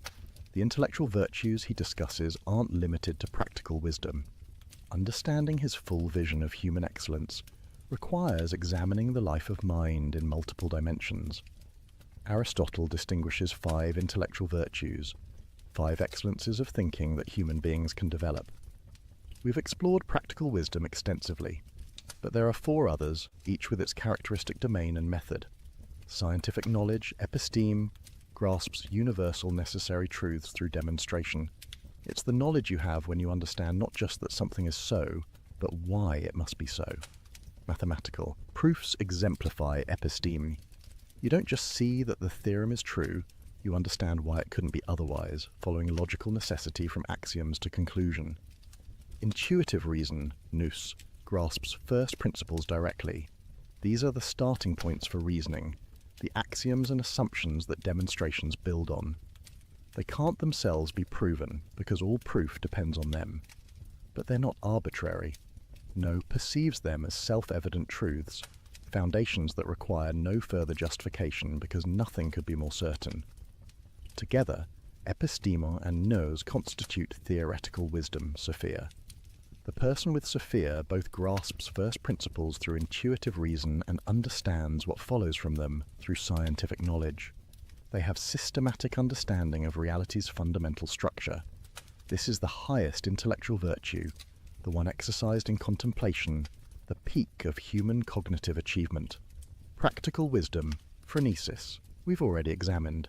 Its excellence in deliberating about what conduces to living well, about how to act in particular situations to achieve good ends. Unlike theoretical wisdom, which grasps unchanging truths, practical wisdom deals with contingent matters, things that could be otherwise, situations requiring judgment and choice. Craft knowledge, techne, is excellence in making or producing things. The carpenter has techne regarding construction, the chef regarding cooking, the physician regarding healing. Like practical wisdom, techne deals with variable matters, things that depend on human choice and skill. But unlike practical wisdom, which aims at action itself, techne aims at producing some external product. These 5 intellectual virtues correspond to different ways reason engages with reality. Theoretical wisdom grasps what's necessarily so. Practical wisdom discerns what should be done. Craft knowledge produces what's useful or beautiful. Each is valuable. Each develops different capacities. Each contributes to complete human excellence. But they're not equally valuable. Aristotle ranks them, considering theoretical wisdom highest because it grasps the most important truths, deals with what's most divine, exercises reason at its purest. Practical wisdom comes next, enabling the excellent action that constitutes moral virtue. Craft knowledge is valuable but lower, concerned with mere production rather than action or understanding. This hierarchy reflects Aristotle's metaphysics, his understanding of reality's structure. At the top is the unmoved mover, pure actuality, thought thinking itself, the divine principle that makes all motion and change possible. Human theoretical wisdom participates in this divine intellection, understanding the unchanging principles that govern reality. Below the divine comes the realm of nature, studied by natural philosophy and biology. Here Aristotle spent enormous energy observing animals, categorizing species, investigating life's principles. The natural world has its own structures and purposes, its own wisdom to discover. Further down is the realm of human action, governed by practical wisdom, the sphere of ethics and politics, where we create good lives and communities through choice and habituation. At the bottom is the realm of production, where craft knowledge operates, making useful objects and beautiful artifacts. Each domain requires appropriate intellectual virtue. You can't understand mathematics through practical wisdom or determine ethical action through theoretical wisdom. Each type of knowledge has its proper sphere and method, but all contribute to eudaimonia. The complete life includes all the intellectual virtues operating in their proper domains.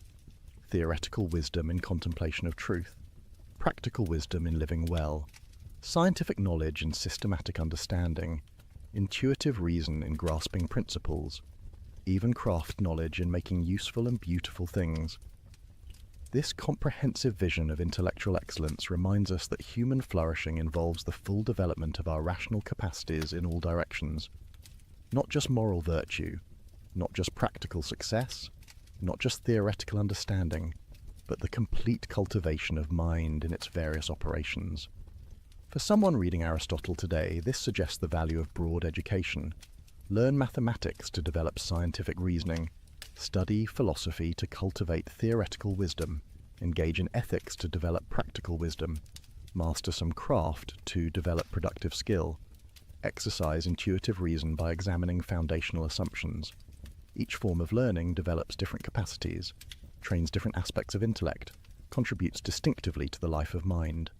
The educated person isn't narrowly specialized but broadly cultivated, able to think well across multiple domains. But intellectual virtues alone don't constitute eudaimonia. We must return to the complete picture Aristotle paints, integrating all the elements we've explored into a coherent vision of human flourishing. The Aristotelian good life combines multiple components, all necessary, working together. It requires moral virtue, the settled dispositions that enable excellent action. It requires practical wisdom, the judgment that applies virtue appropriately in particular situations. It requires adequate external goods, the material conditions that make sustained excellent activity possible. It requires friendship, the relationships that give life meaning and provide context for virtue.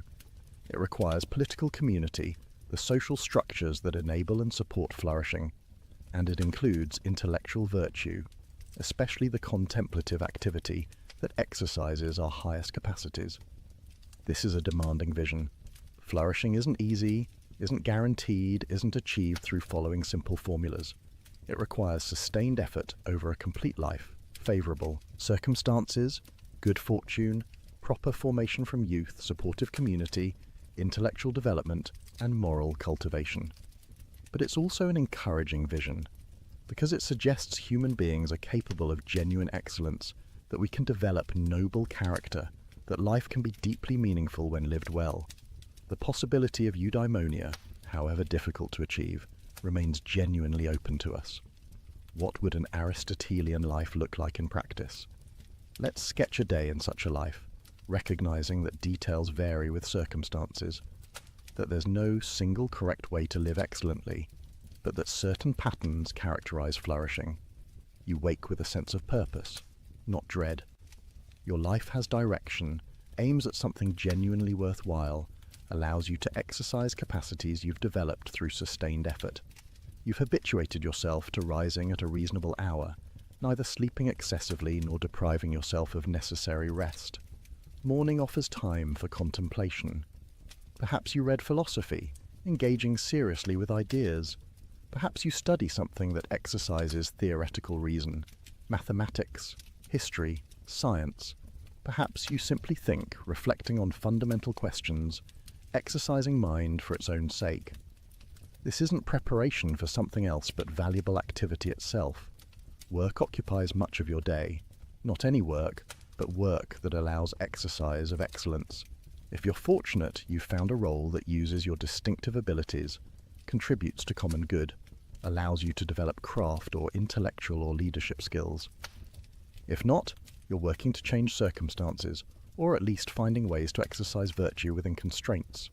You approach work with practical wisdom, discerning what each situation requires, finding the mean between extremes, acting virtuously even in difficult circumstances, courage when confronting problems, temperance in managing success, justice in dealing with colleagues, generosity in helping others. Meals are occasions for both nourishment and social connection. You eat with temperance, enjoying food without excess. If possible, you share meals with friends or family, the conversation enriching the physical sustenance. You're present to those you're with, not distracted, not checking devices, but engaged in genuine human interaction. Afternoon continues productive activity, whether work or household responsibilities or civic engagement. You're contributing something, exercising capacities, participating in common life rather than merely consuming or withdrawing. Evening brings relaxation, but not mere passivity. Perhaps physical exercise, maintaining health through appropriate activity, perhaps cultural engagement, attending to art or music or literature, perhaps social time with friends, the complete friendship based on mutual virtue that Aristotle values so highly. Some evenings involve civic participation.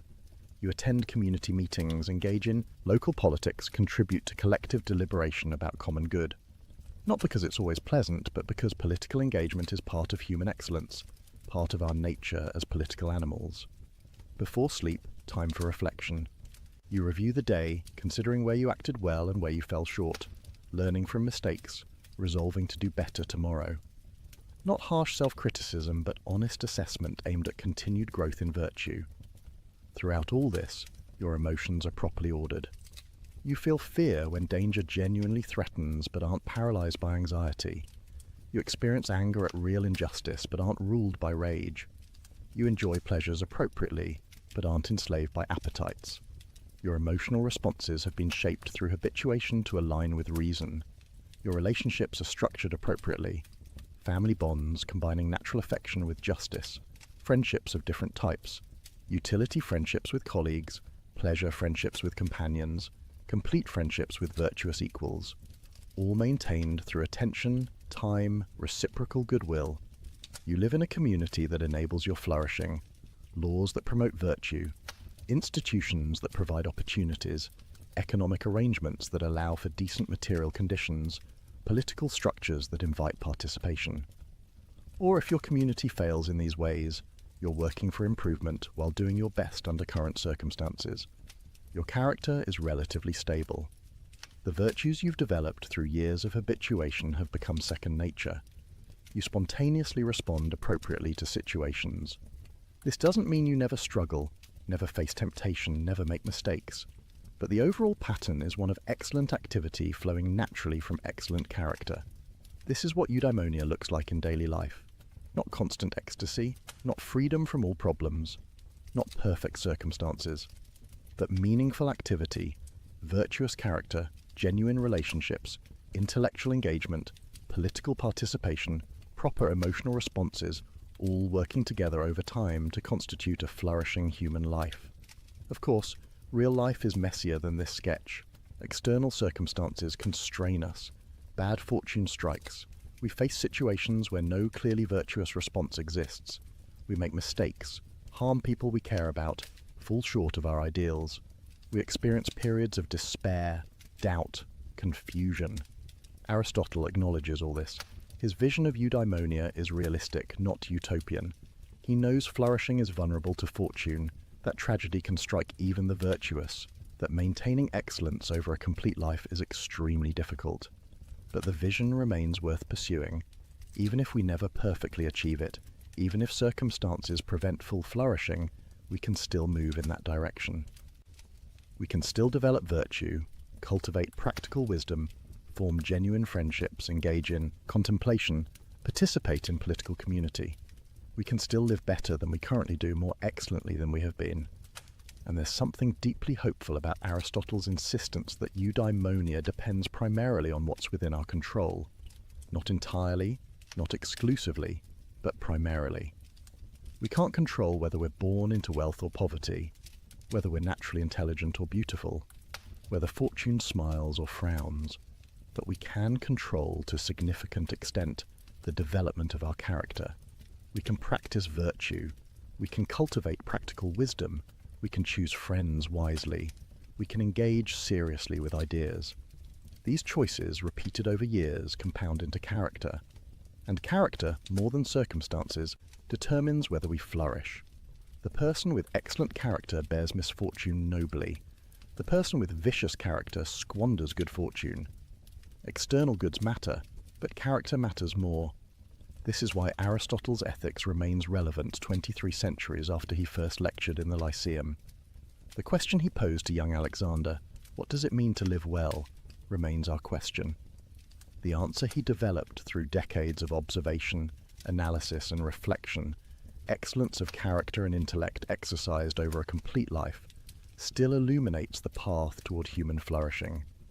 We can reject his prejudices, update his science, question his metaphysics, but his core psychological insights, his analysis of virtue and practical wisdom, his understanding of friendship and community, his vision of happiness as activity rather than feeling, all remain profoundly true to human experience. And there's something uniquely valuable about Aristotle's approach. Unlike moralists who offer rigid rules, he acknowledges the flexibility required for ethical living. Unlike relativists who claim there are no objective standards, he identifies genuine excellences rooted in human nature. Unlike abstract theorists who ignore psychology, he attends carefully to how character actually forms. Unlike pessimists who see virtue as impossible, he insists it's achievable though difficult. His philosophy is at once demanding and encouraging, realistic and idealistic, rigorous and humane. It challenges us to become better while acknowledging our limitations. It sets a high standard while insisting the standard is achievable. It takes human excellence seriously while recognizing we're complex creatures with bodies, emotions, relationships, not just pure intellects. As you settle into sleep, consider what Aristotle offers you. Not a simple formula for happiness, not a guarantee of success, not an easy path, but a comprehensive vision of human flourishing, a map of the territory you must cross, a companion for the journey toward excellence. He reminds you that happiness is something you do, not something that happens to you. That virtue is achievable through practice, not an inborn trait. That wisdom develops through experience, not just study. That friendship is essential, not optional. That community matters, not just individual achievement. That contemplation enriches life, not just practical success. He invites you to ask, what virtues am I cultivating? What habits am I forming? What is my character becoming through my repeated choices? Do I act courageously when courage is needed? Do I moderate pleasures appropriately? Do I give generously but wisely?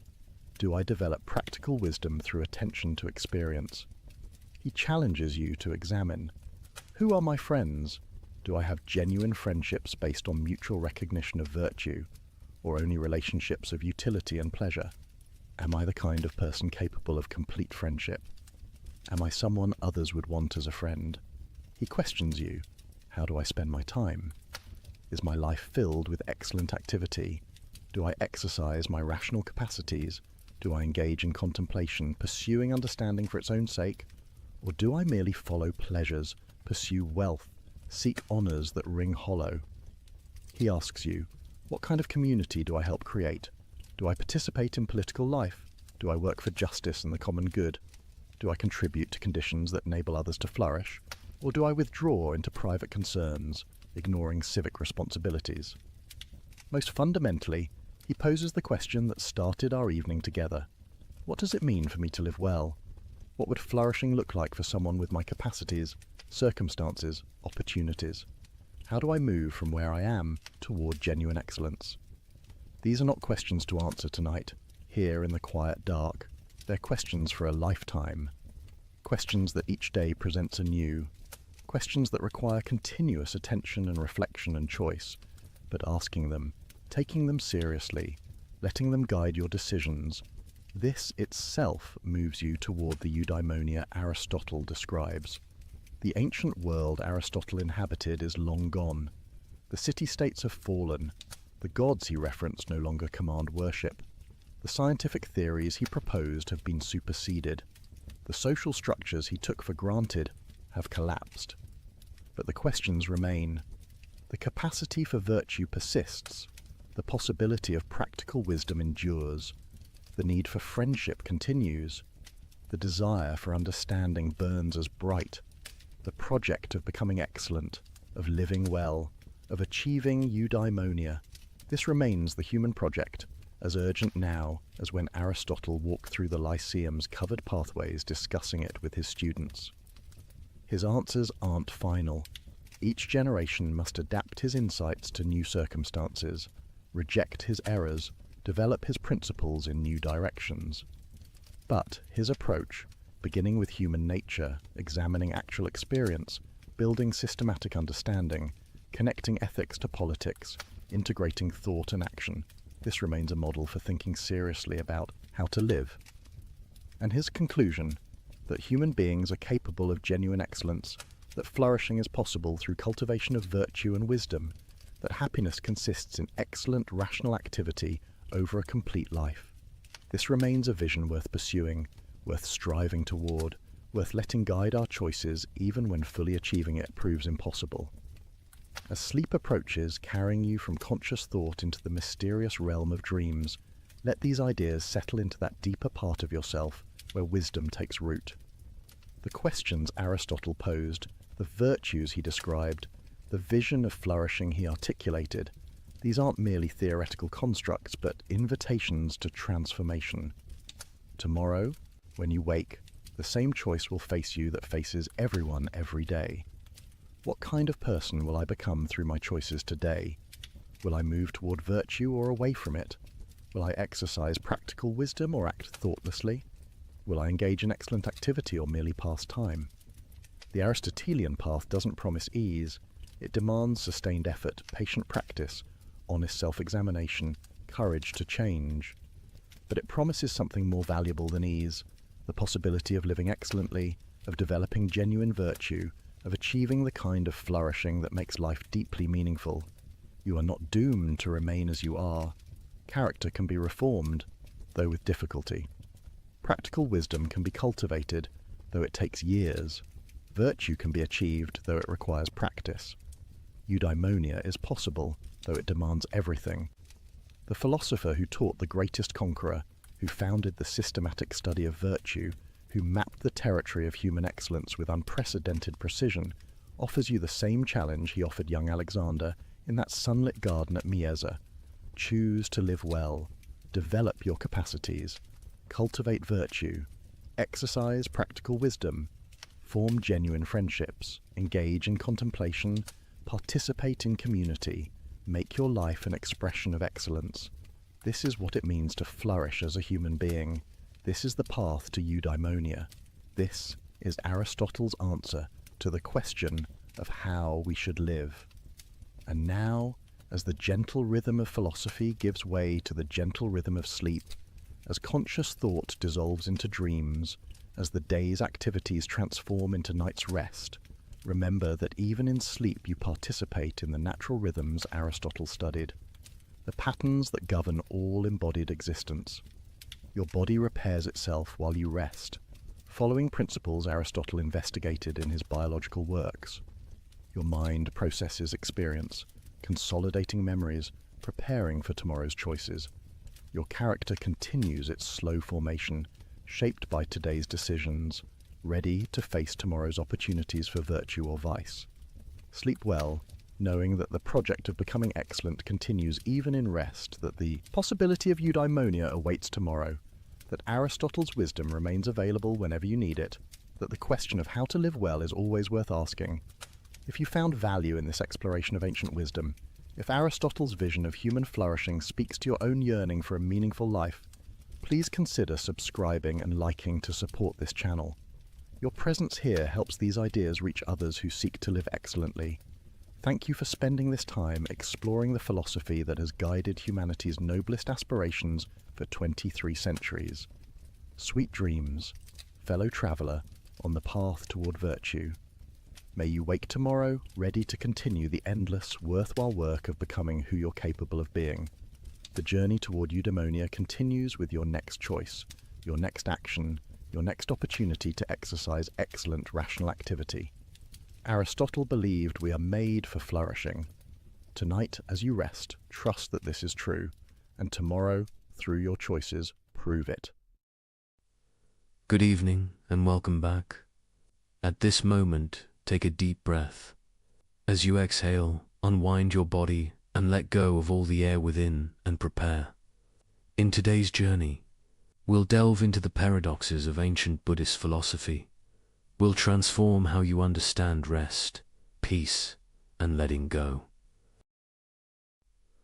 Welcome to this exploration of ancient wisdom, a journey into what the Buddha understood about suffering, and how this understanding holds the key to the deep, restorative rest you seek. Tonight, we shall travel together through teachings that have brought peace to countless minds across 25 centuries. These are not mere words to help you sleep. They are truths that transform how you relate to your own mind, your own experience, and ultimately, how you find rest. You see, the Buddha made a remarkable discovery. He found that our inability to rest, our racing thoughts at night, our anxious minds that refuse to settle, these are not random afflictions. They arise from a fundamental misunderstanding about the nature of existence itself. Most sleep guiders tells you to quiet your mind, to push away thoughts, to force relaxation. But the Buddha taught something far more profound. He taught that true rest comes not from suppressing the mind, but from understanding it so deeply that it naturally settles, like mud gradually clearing. From disturbed water, the connection between suffering and sleeplessness is not metaphorical. It is direct, it is causal, and once you understand this connection, once you truly see it, the quality of your rest transforms forever in the hours ahead. We shall explore 3 profound insights from the Buddha's teachings. First, we will examine the first noble truth, the truth of suffering, or, as the Buddha called it in Pali, dukkha. But this is not merely about pain or sadness. It is about the fundamental unsatisfactoriness that pervades human existence when we do not see clearly. We will understand why the unexamined mind cannot rest, why it churns endlessly through the night, replaying the past and rehearsing the future. Second, we will explore the origin of this suffering, what the Buddha called tanha, craving or thirst. We will see how our constant reaching, our endless wanting, our desperate clinging to what we desire, and our fierce rejection of what we fear, creates the very turbulence that prevents sleep. The mind that grasps cannot settle. The mind that pushes away cannot rest. And third, we will discover the cessation of suffering, the path of letting go. We will understand anicca, impermanence, and how truly seeing the flowing, changing nature of all things allows the mind to release its grip. This is not philosophical theory. This is the direct path to the peace you seek. Throughout this journey, we shall draw upon the Buddha's own words from the ancient Pali Canon, the earliest recorded teachings. We shall explore stories and parables that have guided seekers for millennia, and we shall see how these ancient insights speak directly to the modern mind, struggling to find rest in our turbulent world. So settle yourself comfortably now. There is nowhere you need to be, nothing you need to do. Simply listen and allow these teachings to work upon your understanding. The Buddha taught that right view, correct understanding, is the foundation of all transformation. Tonight, we cultivate that view together. Let us begin with the first great truth that the Buddha proclaimed upon his awakening, the truth that opens the door to all liberation, the recognition of suffering itself. The Buddha's first teaching after his enlightenment was delivered in the deer park at Sarnath to 5 ascetics who had been his former companions. This teaching, known as the Dhammacappapo the discourse on the turning of the wheel of Dharma, begins with a statement so simple yet so profound that it has echoed through the centuries. Birth is suffering, aging is suffering, illness is suffering, death is suffering, union with what is displeasing is suffering, separation from what is pleasing is suffering. Not to get what one wants is suffering. This is the first noble truth, the truth of dukkha now. The word dukkha is often translated as suffering, but this translation, while convenient, does not capture the full depth of what the Buddha meant. Dukkha is not merely pain or obvious distress. It is something far more subtle, far more pervasive. Dukkha means unsatisfactoriness. It means the inherent instability and unreliability of all conditioned phenomena. It means the deep, often unnoticed stress that comes from living in a state of fundamental misunderstanding about the nature of reality. The Pali word dukkha is actually composed of 2 parts. Du means bad or difficult, and ka originally referred to the axle hole of a wheel. A wheel with a poor axle hole, one that is off-center or misaligned, creates a rough, uncomfortable ride. This is dukkha, the journey of life when we do not understand its nature correctly, when we are out of alignment with reality, becomes unnecessarily difficult and uncomfortable. Consider your own experience as you lie here tonight. Perhaps your body is comfortable, perhaps you are safe, perhaps there is no immediate crisis, yet the mind churns, it worries, it replays conversations from the day, it rehearses scenarios for tomorrow, it judges itself for not sleeping, it fears the consequences of tiredness. This churning, this inability to rest even when all external conditions are favorable. This is dukkha. The Buddha made a radical observation. He saw that even in moments of pleasure, even in experiences we call happiness, there is an undercurrent of dukkha. Why? Because all pleasant experiences are impermanent. They arise and they pass away. And in their passing, there is disappointment, there is loss, there is the subtle ache of wanting them to continue. We cannot hold on to pleasure. We cannot make happiness permanent. And this very fact, this inability to secure lasting satisfaction, creates a background tension in the mind. This tension prevents sleep.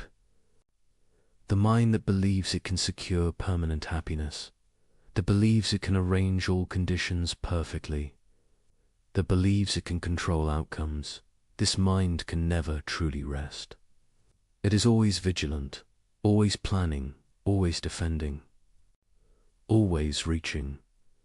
The Buddha identified 3 forms of dukkha, 3 layers of this unsatisfactoriness that we must understand if we are to find peace. The first is dukkha, the suffering of suffering.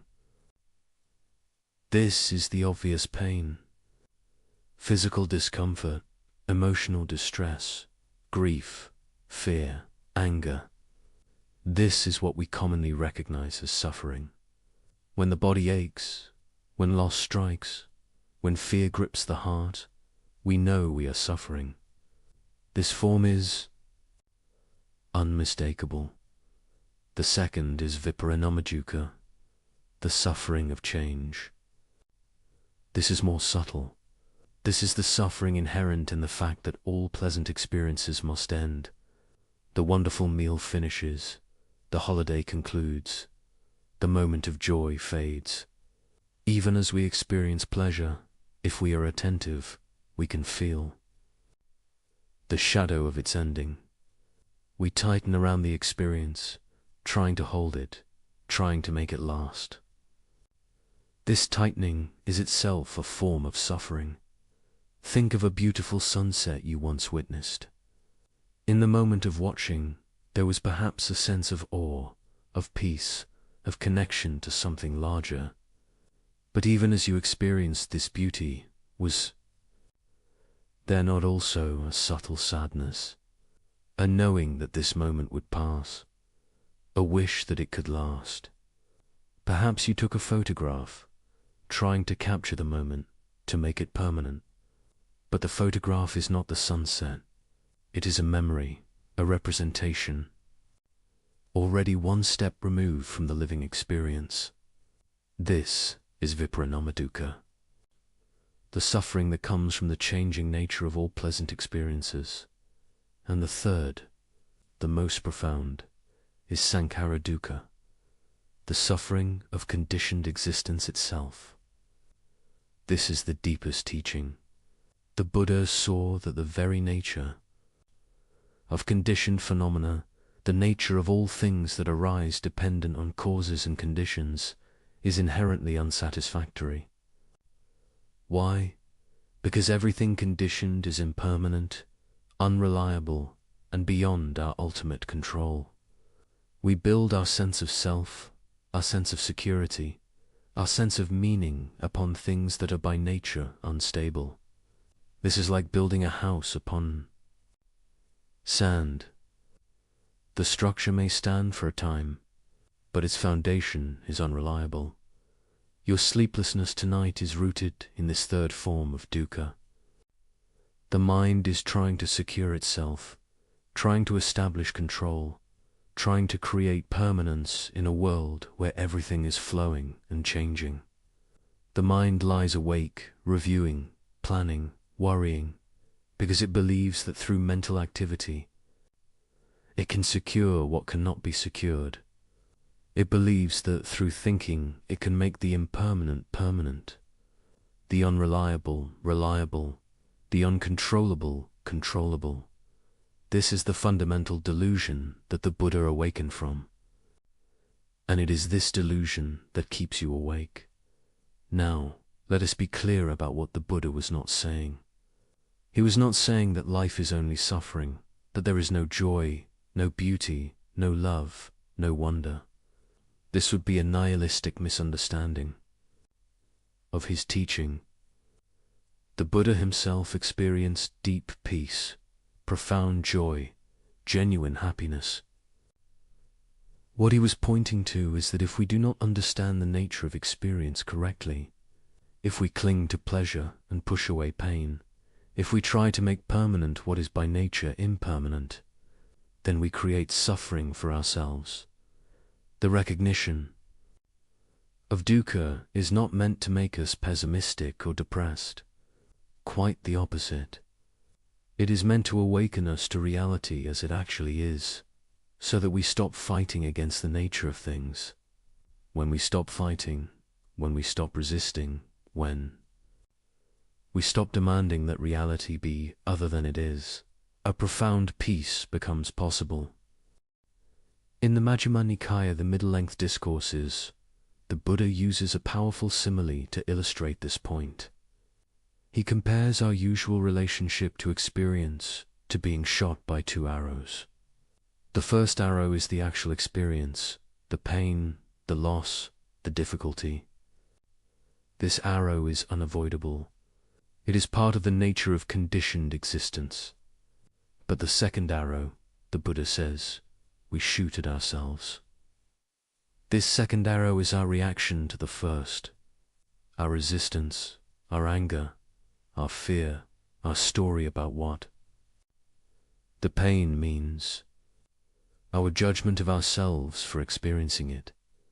The first arrow is dukkha, in the sense of the inevitable challenges of existence.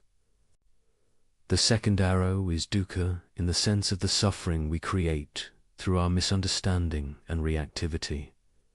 The Buddha's teaching is aimed at helping us avoid shooting that second arrow. We cannot always prevent the first arrow. Life brings pain, loss, change, uncertainty. But we can learn not to compound that pain with our reactivity. As you lie here tonight, unable to sleep, consider this teaching. Perhaps there is a genuine difficulty in your life right now, a challenge at work, a strain in a relationship, a concern about health or finances. This is the first arrow. It is real.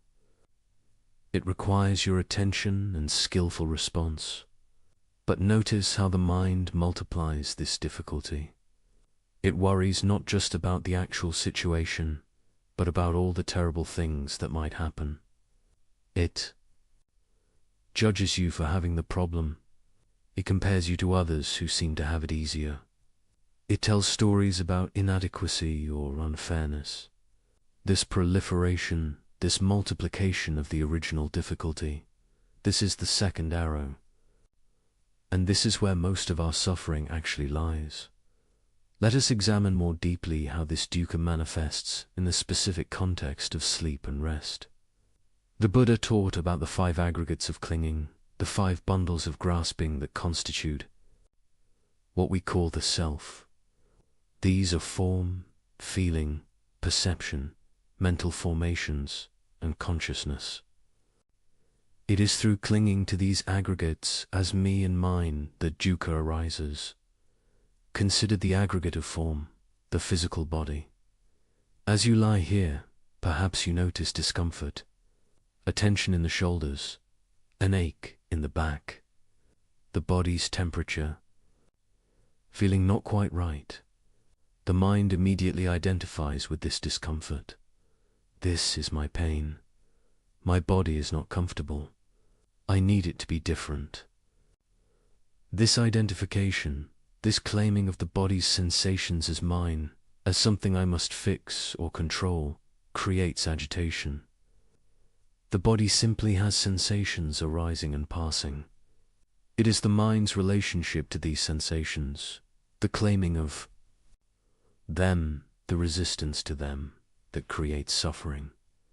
The Buddha taught a practice of observing the body with what he called kyanupassana, contemplation of the body. Not thinking about the body, but directly observing it. Feeling the sensations as they actually are, without the overlay of judgment or story. When you observe the body in this way, you begin to notice something remarkable. The sensations are constantly changing. That ache in the back is not a solid, unchanging thing. It is a flow of sensations, appearing and disappearing, intensifying and softening, moving and shifting. When you stop trying to make it go away, when you simply observe it with clear awareness, often it changes on its own, not because you controlled it, but because change is its nature, or considered the aggregate of feeling, the pleasant, unpleasant, or neutral tone that accompanies every experience. A thought arises about tomorrow's responsibilities. An unpleasant feeling accompanies it. Immediately, the mind contracts around this unpleasantness. It tries to push the thought away. It judges itself for having the thought. It worries about the worry. Layer upon layer of reactivity builds upon a simple, unpleasant feeling tone. The original feeling may have lasted only a moment, but the mental proliferation around it continues for hours, preventing sleep. The Buddha taught Vedananupassana, contemplation of feelings. This means observing the feeling tone of experience directly. pleasant, unpleasant, or neutral. That is all. Not the story about the feeling, not the judgment of the feeling, not the reactivity to the feeling, simply the bare feeling tone itself. When you observe feelings in this way, you notice that they too are impermanent. A pleasant feeling arises and passes. An unpleasant feeling arises and passes. Even what seems like a continuous, unpleasant feeling, when observed closely, is actually a series of moments, each slightly different, appearing and disappearing in rapid succession. And here is the liberating insight. If you do not grasp at pleasant feelings, trying to make them last, they arise and pass naturally without creating the suffering of clinging. If you do not push away unpleasant feelings, resisting their presence, they arise and pass naturally without creating the suffering of aversion. The feelings themselves are not the problem. Your relationship to them, your grasping and pushing, this is where dukkha is created. The aggregate of perception labels and categorizes experience. This is good, this is bad. This thought means I am anxious. This sensation means something is wrong. These perceptions, these labels, are not reality itself. They are the mind's interpretation of reality, but we take them as absolute truth. We believe our perceptions completely, and this belief keeps us trapped in reactivity. The Buddha taught sana, the understanding that perceptions are constructed, not given. They arise based on past conditioning, past experience, learned patterns. A sound in the night is perceived as threatening or benign based on past association, not on the sound itself.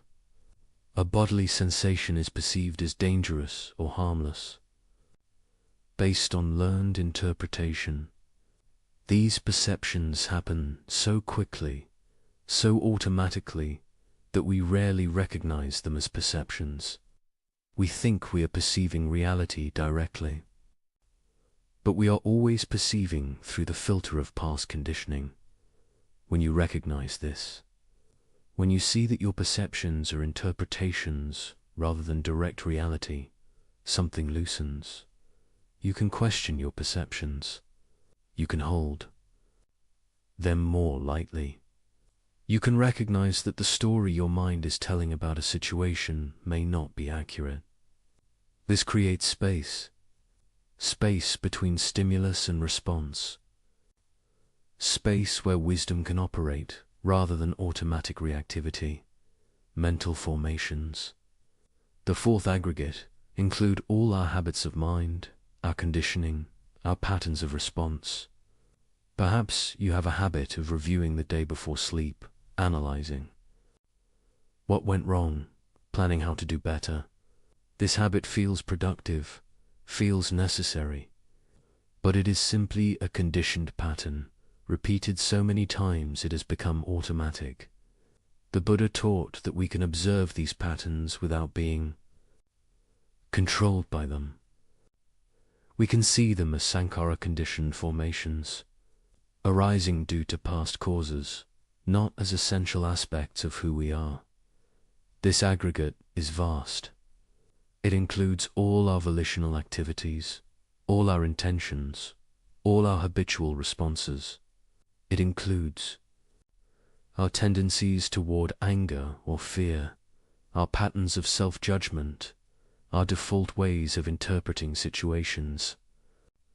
All of this is conditioned. All of this has been learned. And crucially, all of this can be unlearned, or rather, seen through.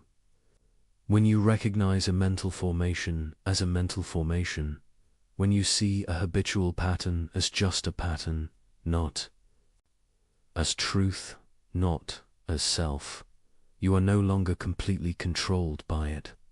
And consciousness, the fifth aggregate, is awareness itself, the knowing of experience. Even this, the Buddha taught, is impermanent and conditioned. Consciousness arises dependent on contacts between sense organ and sense object. It is not a permanent self, not an unchanging witness. It too comes and goes, appears and disappears. Eye consciousness arises when the eye contacts a visible form.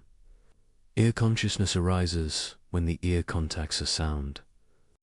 Mind consciousness arises when the mind contacts a mental object, a thought or memory.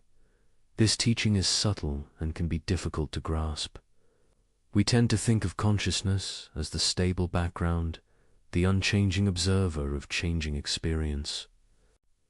But the Buddha pointed to something more radical. Consciousness itself is part of the flow. It arises and ceases, moment by moment. There is no eternal witness standing apart from experience. There is simply the arising and passing of knowing. Different types of consciousness appearing and disappearing based on conditions. When we cling to any of these aggregates as me or mine, when we identify with them, when we try to control them, dukkha arises. The body, feelings, perceptions, mental formations, consciousness, all are flowing, changing, unreliable. To grasp at them for security is to grasp at water. To demand that they be other than they are is to fight against the fundamental nature of conditioned existence. This is why ordinary approaches to sleep so often fail. They treat the symptoms without addressing the root cause. They try to manipulate the aggregate, to force the body to relax, to suppress thoughts, to create pleasant feelings, to control consciousness. But these aggregates cannot ultimately be controlled. They operate according to their own nature, arising and passing based on conditions, not on our will. The Buddha's approach is radically different. Rather than trying to control experience, he taught us to understand it. Rather than fighting against the aggregates, he taught us to see them clearly, to recognize their impermanent, unsatisfactory, and selfless nature. And in that recognition, clinging naturally releases. When clinging releases, dukkha ceases. When dukkha ceases, the mind settles into its natural state of peace.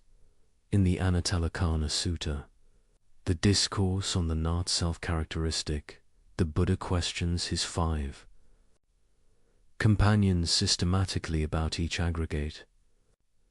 Is form permanent or impermanent? He asks. Impermanent, venerable sir, they reply. Is what is impermanent satisfactory or unsatisfactory? Unsatisfactory, venerable sir. Is it fitting to regard what is impermanent, unsatisfactory, and subject to change as, this is mine, this I am, this is myself? No, venerable sir. He asks the same questions about feeling, perception, mental formations, and consciousness. Each time, the answer is the same. These aggregates are impermanent, unsatisfactory when clung to, and not fit to be regarded as self.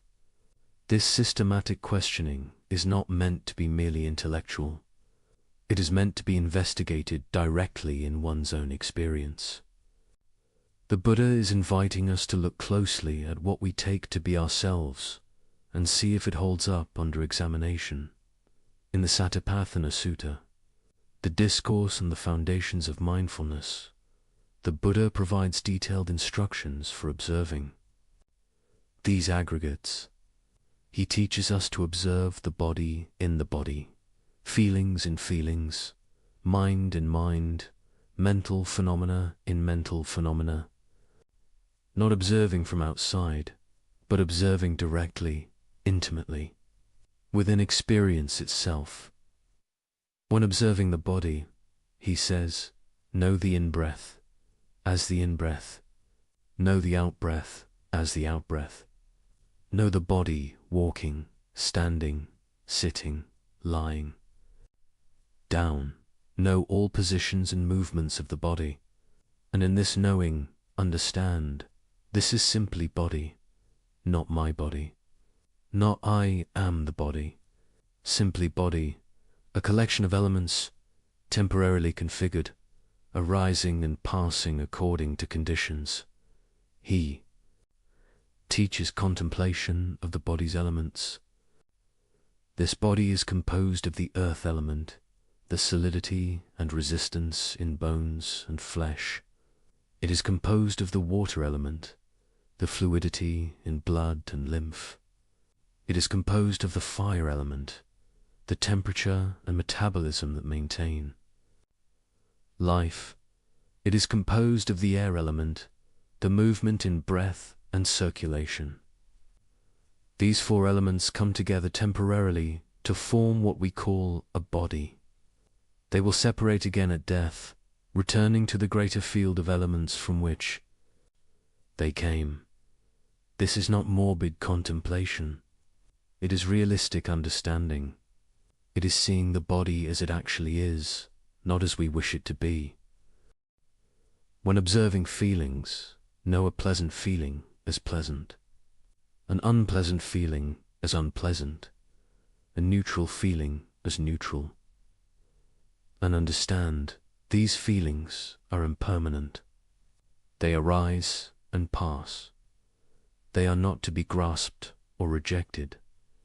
They are simply the natural response of organism to conditions. In this understanding, the reactivity to feelings lessens. The mind does not chase after pleasant feelings or run from unpleasant ones. It simply observes the feeling tone, recognizes its impermanent nature, and remains equanimous. The Buddha further distinguishes between worldly and unworldly feelings. A worldly pleasant feeling is one based on sensual experience. An unworldly pleasant feeling is one based on renunciation or on meditative joy. A worldly unpleasant feeling is one based on attachment to sensual experience. An unworldly, unpleasant feeling is one based on the sincere wish for liberation, the healthy discontent with the unsatisfactory nature of conditioned existence. These distinctions help us understand our feelings more subtly, more accurately, when observing the mind. Know a mind with desire as a mind with desire, a mind with aversion as a mind with aversion, a mind with delusion as a mind with delusion. Know a concentrated mind as concentrated, a scattered mind as scattered. Know a great mind as great, a small mind as small. Know a surpassable mind as surpassable, an unsurpassable mind as unsurpassable. Know a concentrated mind as concentrated, an unconcentrated mind as unconcentrated. Know a liberated mind as liberated, an unliberated mind as unliberated. This is not judgment, it is recognition. The mind has many states, constantly changing. By knowing each state as it arises, by recognizing its characteristics, we stop identifying with the state. We see that these are visitors, temporary conditions of mind, not who we are. The mind that is scattered now may be concentrated later. The mind with desire now may be free of desire later. None of these states are permanent. None define us absolutely. And when observing mental phenomena, understand the hindrances when they arise. No sensory desire, ill will, sloth and torpor, restlessness and worry, doubt. Understand how they arise, how they are sustained, how they cease. These hindrances are what prevent meditation, what prevent concentration, what prevent clear seeing. And significantly for our purposes tonight, These hindrances are what prevent sleep.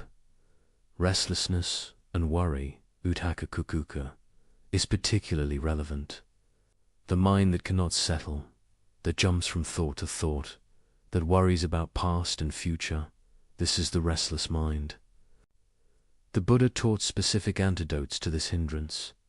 One is concentration practice, gathering the mind to a single object. Another is calming the bodily formation, relaxing the body to help calm the mind. Another is reflecting on the teachings, bringing wise attention to bear on the worried thoughts to see their impermanent, insubstantial nature. Observe also the factors of awakening when they arise. Know mindfulness, investigation, energy, joy, tranquility, concentration, equanimity. Understand their conditions, their development, their maturation. These 7 factors, when cultivated, lead to awakening, to the direct realization of the truth the Buddha taught. Mindfulness is the foundation. Investigation examines experience closely. Energy sustains the practice. Joy arises from skillful practice. Tranquility is the calming of body and mind. Concentration is the collected, unified mind. Equanimity is the balanced, non-reactive awareness that sees all phenomena with the same clear gaze. This is the Buddha's medicine for dukkha. Not positive thinking, not distraction, not suppression, but clear, direct, unflinching observation of experience as it actually is. And in this observation, wisdom arises, the wisdom that sees impermanence directly, the wisdom that recognizes the unsatisfactory nature of clinging, the wisdom that understands there is no permanent, unchanging self to be found in these flowing aggregates. This wisdom does not come from belief. It does not come from faith. It comes from direct observation. The Buddha famously said in the Kalama Sutta, "Do not believe something simply because it has been passed down through tradition, or because it has been said many times, or because it is written in scriptures, or because it accords with your beliefs, or because it seems logical, or because it accords with your philosophy, or because it appears true after consideration, or because the speaker appears trustworthy, or out of respect for a teacher.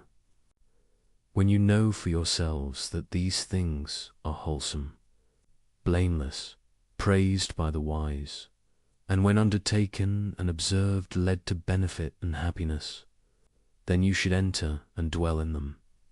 This is an extraordinary statement for a religious teacher. The Buddha is telling us not to believe him on authority, but to test his teachings in our own direct experience. If you find them to be true, leading to benefit, to welfare, to happiness, then accept them and live by them.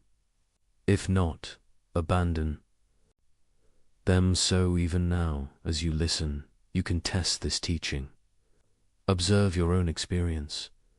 Notice the thoughts that arise and pass. Are they permanent or impermanent? Notice the sensations in the body constantly changing. Are they permanent or impermanent? Notice feelings appearing and disappearing. Are they permanent or impermanent? Is there anything in your experience right now that is truly permanent? Is there anything that is completely satisfactory when grasped? Is there anything that is truly under your absolute control? If you observe carefully, honestly, you will see that the Buddha's teaching is not philosophy or theory. It is description. It is pointing to what is already true, what has always been true, but what we have not clearly seen.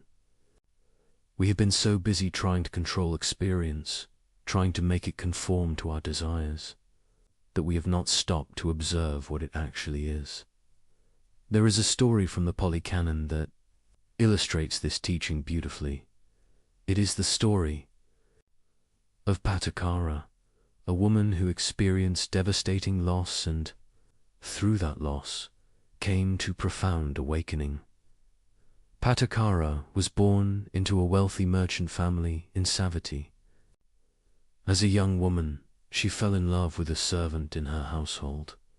Her parents, disapproving of this relationship, planned to marry her to a man of suitable status. In desperation, she fled with her lover to a distant village where they lived. As simple farmers, years passed and Patakara became pregnant. As the time of birth approached, she wished to return to her parents' home for the delivery, as was the custom. Her husband refused, fearing her parents' anger. But when he was away, Patakara set out on the journey alone, driven by her longing for her family. Her husband, discovering she had left, rushed after her. But on the road, far from any village, her labor began. She gave birth beside the path. That night, as they huddled with their newborn, a terrible storm arose. Her husband went to gather materials to build a shelter. In the darkness, he disturbed a nest of vipers and was bitten. He died there, alone, trying to protect his family. Patakara, not knowing what had happened, waited through the night with her infant and her toddler son. At dawn, she found her husband's body, grief-stricken, but, needing to survive, she continued toward her family home, carrying her infant and leading her toddler by the hand. They came to a river, swollen by the storm. She could not carry both children across at once. She left her toddler on the bank and waded across with her infant. She placed the baby on the far shore and returned for her older son. But as she reached the middle of the river, a hawk, seeing the infant alone, swooped down and seized it. Patakara screamed and waved her arms, but the hawk flew away. The toddler, hearing his mother's cry and thinking she was calling to him, stepped into the river. The current swept him away before her eyes. Mad with grief, she continued to her parents' home. On the outskirts of the city, she met a man coming from town. She asked about her family. The man, not recognizing her, told her that in the storm, a wealthy merchant's house had collapsed, killing the merchant, his wife, and their son.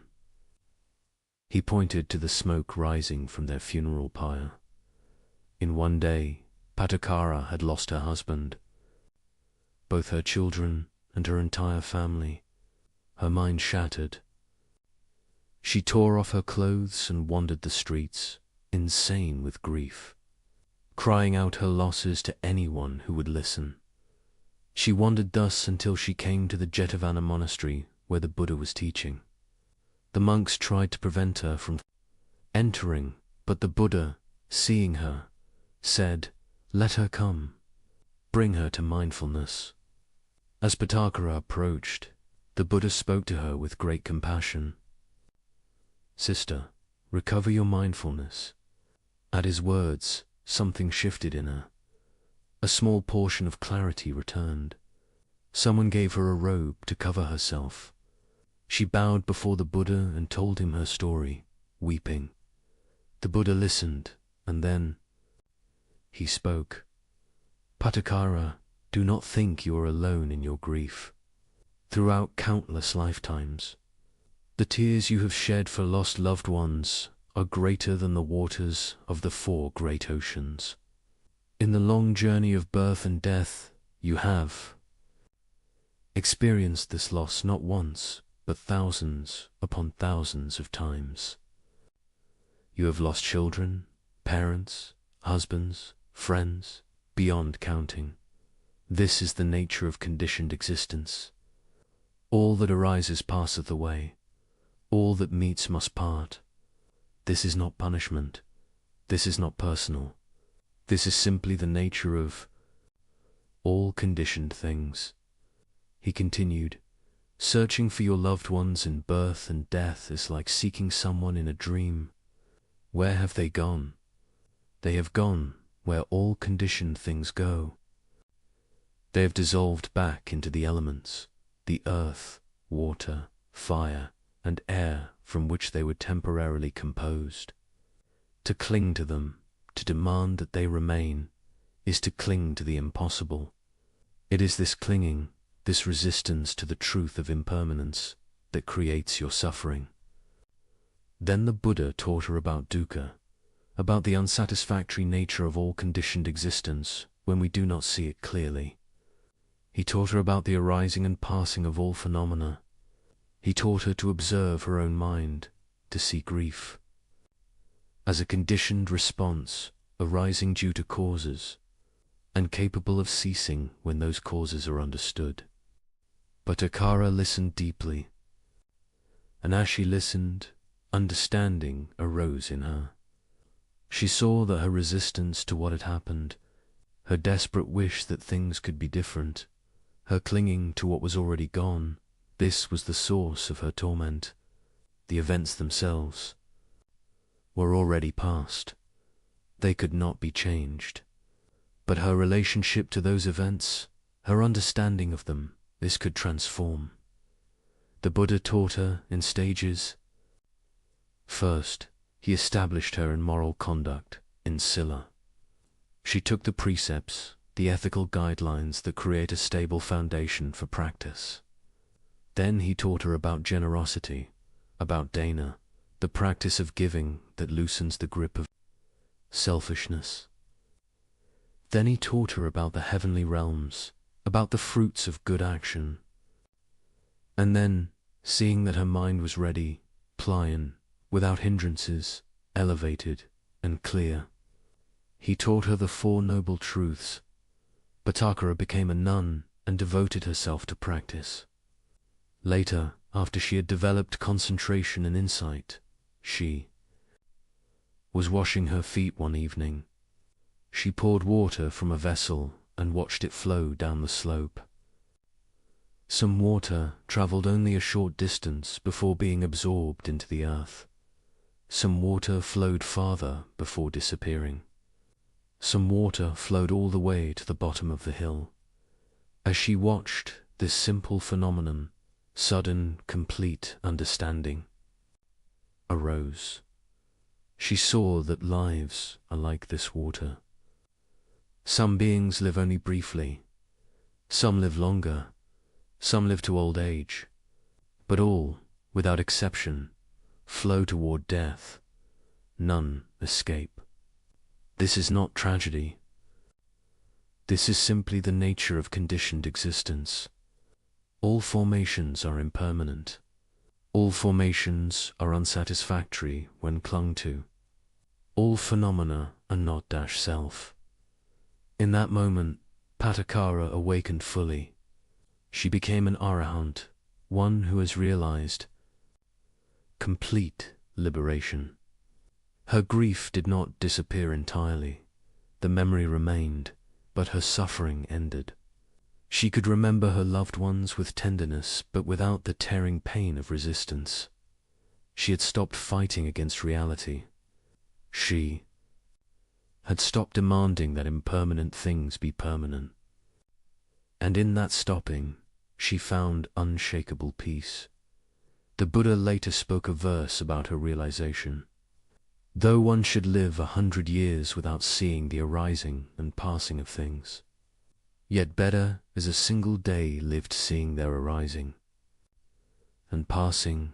Bhattakara became a great teacher herself.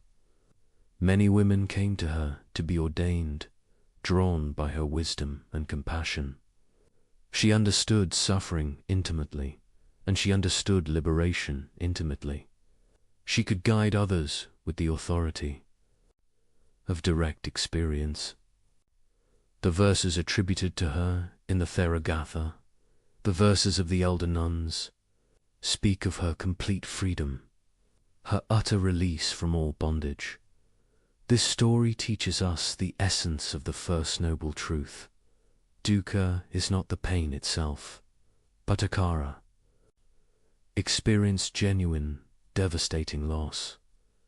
The dukkha, the unnecessary suffering, was her resistance to the impermanent nature of all things. When she saw clearly that all conditioned phenomena arise and pass, when she stopped demanding that reality be different from what it is, her suffering ceased even though the memory of loss remained. This is the understanding that allows the mind to rest, the mind that accepts impermanence, that does not cling to the past or grasp at the future, that sees clearly the flowing nature of all experience. This mind can settle. It has nothing to defend. It has nothing to secure. It can simply be, moment by moment, with what is now. Patakara's realization was complete and sudden, the fruit of intense practice and the perfect ripening of conditions. For most of us, understanding develops more gradually, but even a partial glimpse of this truth, even a momentary recognition of impermanence, can bring relief.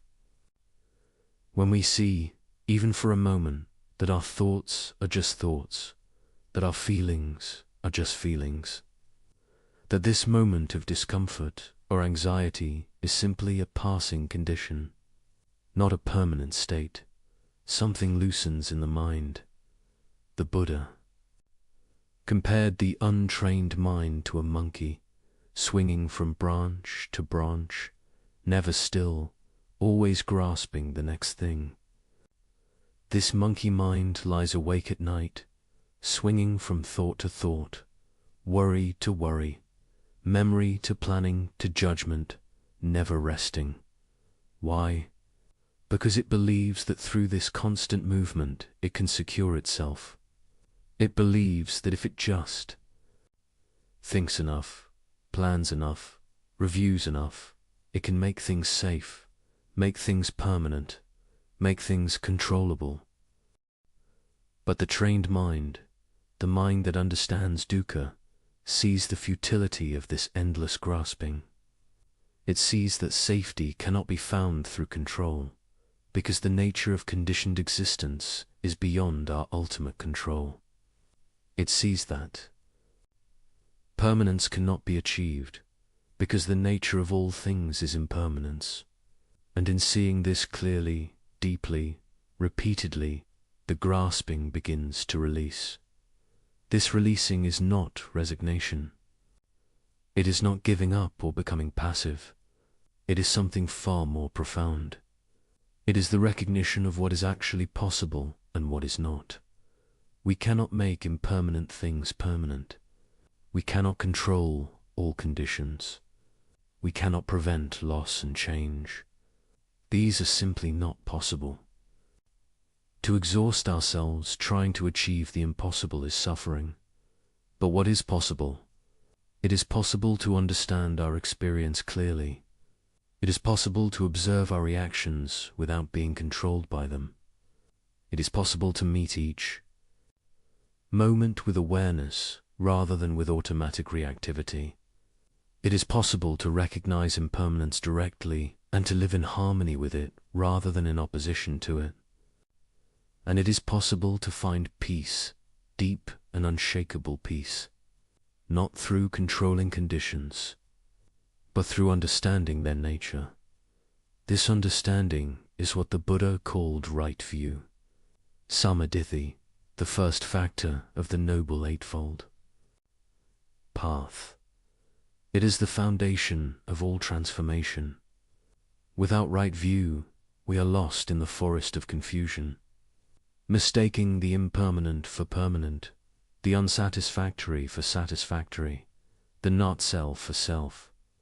With right view, the path becomes clear. We see where we are, where we need to go, and how to get there. Right view has two aspects. There is mundane right view and supramundane right view. Mundane right view is the understanding of karma, of cause and effect in the moral realm. It is the understanding that wholesome actions lead to happiness and unwholesome actions lead to suffering. This view motivates ethical conduct and creates the conditions for deeper practice. Supramundane right view is the direct penetration of the Four Noble Truths, the seeing of things as they actually are. This is the view that liberates, the view that cuts through delusion at its root. This is the view that Patakara realized as she watched the water flowing down the hill. This is the view that ends suffering completely and finally. But even before full liberation, even in the development of practice, right view transforms our experience. When we understand, even intellectually at first, that clinging causes suffering, we begin to notice our clinging. We catch ourselves grasping at pleasant experience, pushing away unpleasant experience. And in that noticing, in that awareness, the grip loosens slightly. We are no longer completely identified with the craving or aversion. We see it happening, and what can be seen can eventually be released. As you lie here tonight, perhaps you can begin to sense this truth in your own experience. Notice the thoughts that prevent sleep. Are they not thoughts of resistance? Resistance to how the day went. Resistance to how you feel. Resistance to the uncertainty of tomorrow. The mind churns because it is fighting against what is, or what might be. What if, just for this moment, you stopped fighting? Not giving up, not becoming passive, but simply ceasing the internal war against reality. What if you allowed this moment to be exactly as it is, with all its uncertainty, all its incompleteness, all its imperfection? What if you recognized that your sleeplessness itself is an impermanent condition, arising due to causes, and capable of ceasing when those causes are understood? This is the beginning of wisdom. This is the first noble truth.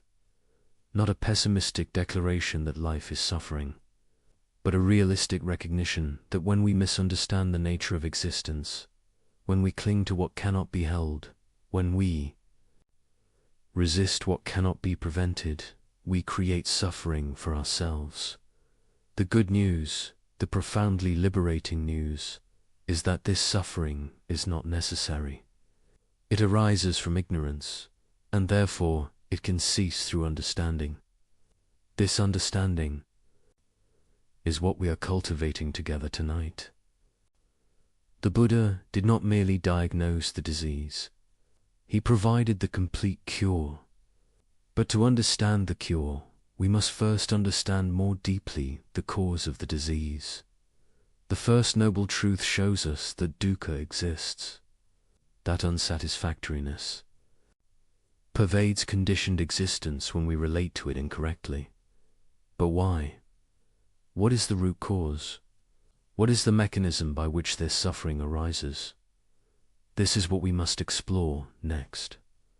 We must investigate what the Buddha called the second noble truth, the origin of suffering. We must examine tanha, the thirst, the craving, the endless wanting, that drives the mind's restless pursuit and prevents its peace. For it is not enough to recognize suffering. We must understand its source. A physician does not merely identify symptoms. He traces them to their cause, their origin.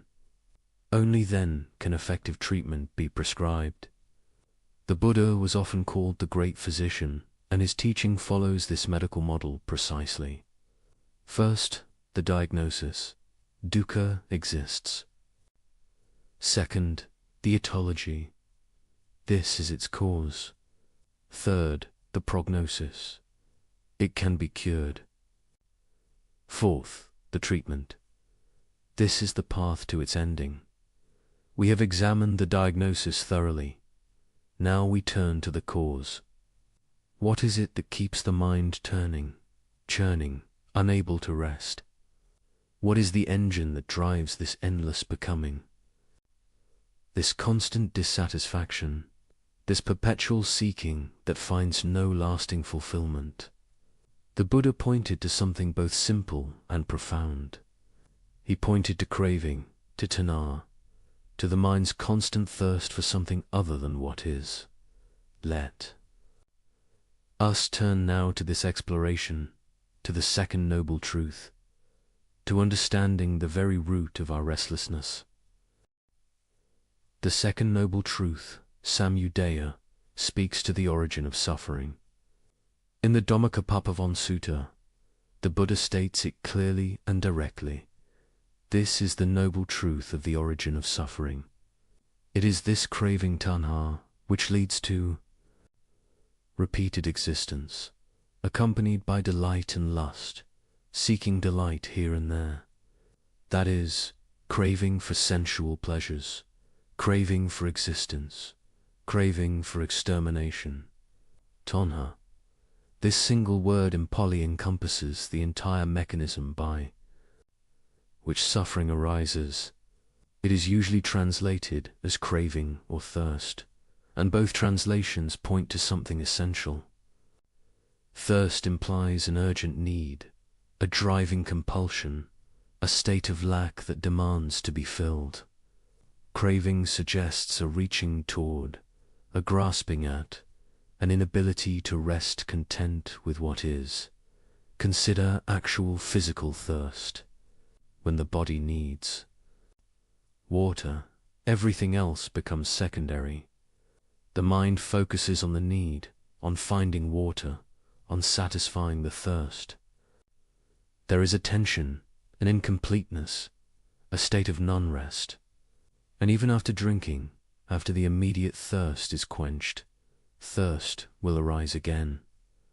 It is never permanently satisfied. This is the nature of tanha. It is an endless cycle of wanting, temporary satisfaction, and wanting again. But the Buddha was not speaking merely of physical thirst or even of obvious desires. He was pointing to something far more subtle and pervasive. He was pointing to the fundamental orientation of the unawakened mind, the mind that has not understood the nature of reality.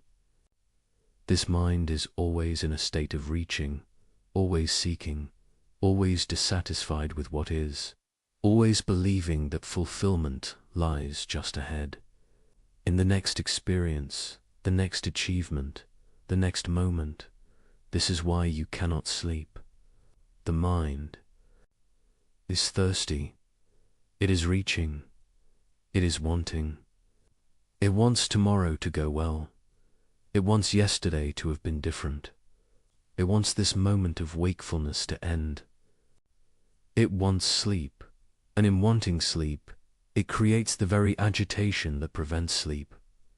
This is the paradox of tanha. The more we crave, the more we suffer. The more we grasp, the more we create the conditions for dissatisfaction.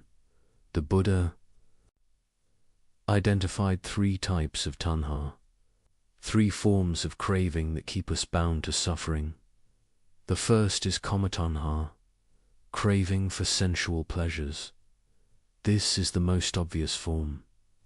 The craving for pleasant sights, sounds, smells, tastes, touch, sensations. The desire for wealth, for status, for the pleasures of the senses. This craving drives much of human activity. We organize our lives around the pursuit of pleasant experiences and the avoidance of unpleasant ones. We work to earn money to buy things that will bring pleasure. We seek relationships that will provide emotional satisfaction. We consume entertainment to stimulate pleasant feelings. None of this is inherently wrong. The Buddha was not an ascetic who rejected all pleasure. He himself had experimented with extreme asceticism before his enlightenment and found it unhelpful. He taught the middle way, neither indulgence nor denial. But he saw clearly that when we are driven by craving for sensual pleasure, when we believe that happiness lies in acquiring and consuming pleasant experiences, we create suffering for ourselves. Why? Because sensual pleasures are impermanent. They arise and they cease. The delicious meal ends. The pleasant sensation fades. The exciting experience becomes ordinary through repetition. And in their ending, in their fading, there is disappointment. There is loss. There is the immediate arising of craving for the next pleasant experience. We are on a treadmill, constantly running, never arriving. The second type is bhavatanha, craving for existence or becoming. This is more subtle. This is the craving to be someone, to become something, to establish ourselves as a particular identity. It is the craving for recognition, for achievement, for the building up of self. We want to be seen as successful, as intelligent, as attractive, as spiritual, as good. We create a self-image, and then we crave experiences that confirm and enhance this image. This craving for becoming is intimately tied to our sense of self.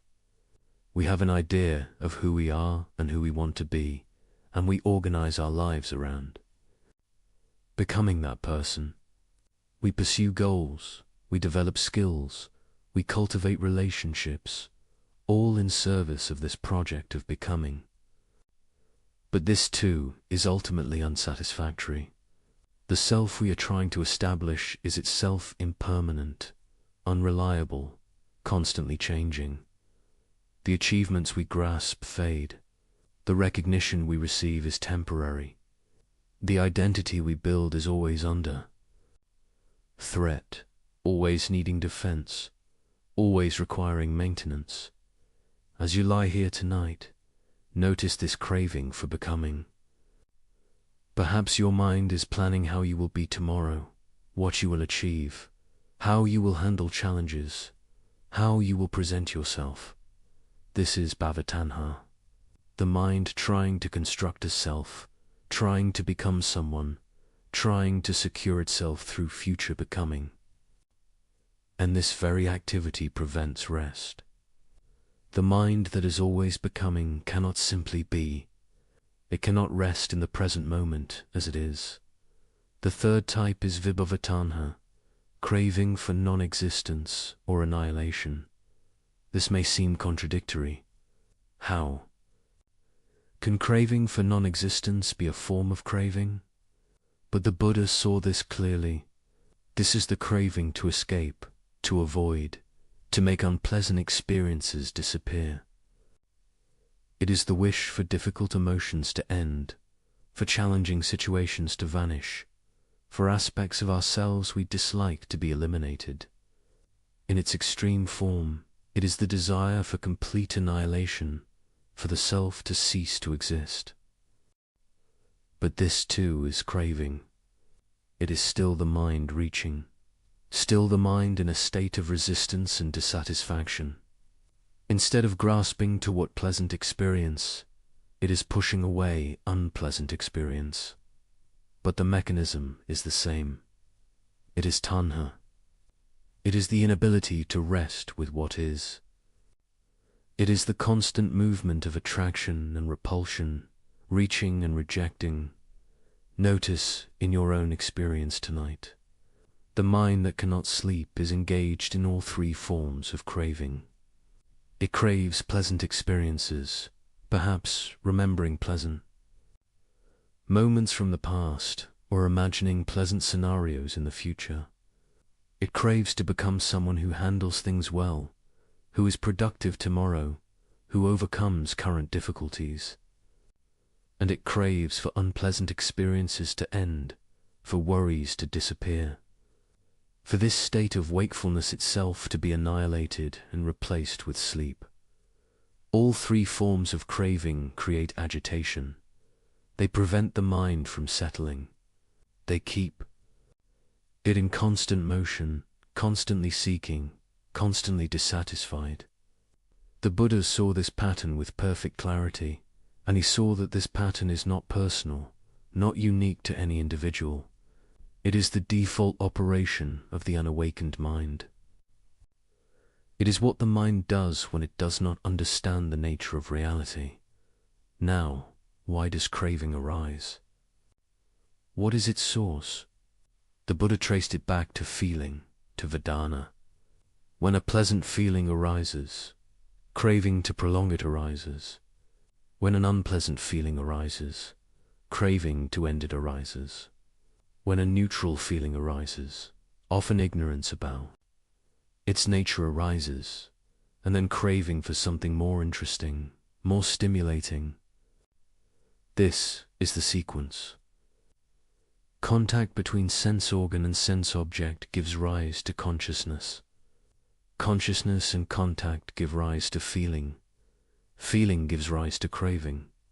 Craving gives rise to clinging. And from clinging arises all suffering. This is called paticca samuppada, dependent origination. It is the Buddha's most profound teaching on causality, on how suffering arises through a chain of conditions. Each link in the chain depends on the previous link. Break any link, and the chain is broken. Suffering ceases. This is not fatalism.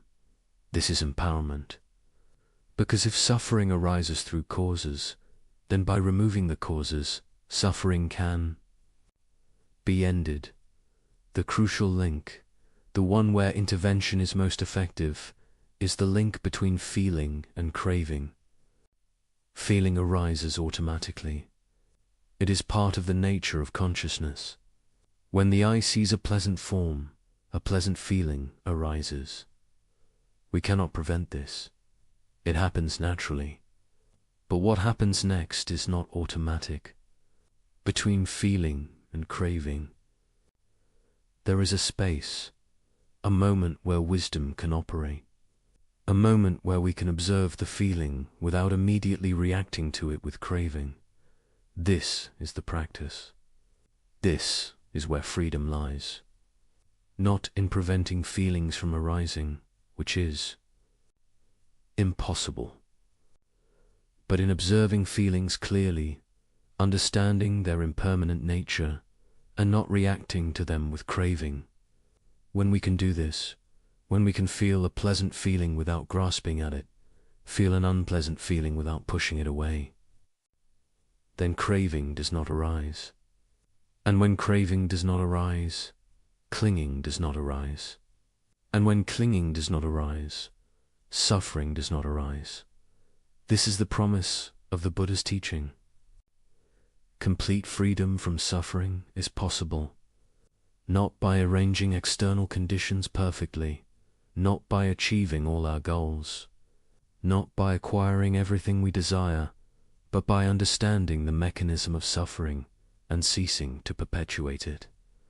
Let us examine more closely how craving operates in the mind. The Pali texts describe it with the term perupa saturupa, that which is agreeable and pleasing.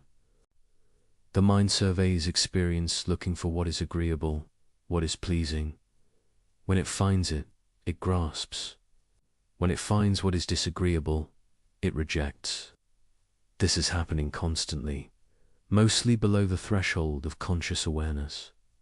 The mind is evaluating, judging, categorizing, reaching, rejecting, all in a continuous stream. This evaluating mind, this judging mind, this craving mind prevents rest. To rest, to truly rest, the mind must stop this constant activity. It must cease.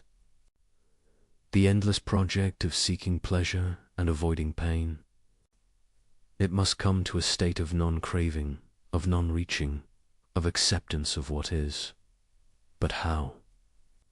Simply telling the mind to stop craving does not work. Craving is deeply conditioned. It has operated for so long through so many lifetimes according to the Buddhist view that it feels like our nature. It feels like who we are. We identify with our desires. We think we are what we want, what we fear, what we hope for. To stop craving feels like ceasing to exist. And here we encounter a profound teaching. The Buddha said that craving arises from ignorance, avidya. We crave because we do not see clearly. We do not understand the nature of what we are craving. We think that acquiring the object of craving will bring lasting satisfaction. We think that avoiding what we fear will bring lasting security. We think that becoming what we want to be will bring lasting happiness. These are all mistakes. They are misunderstandings about the nature of reality. Every object of craving is impermanent. It will change and pass away.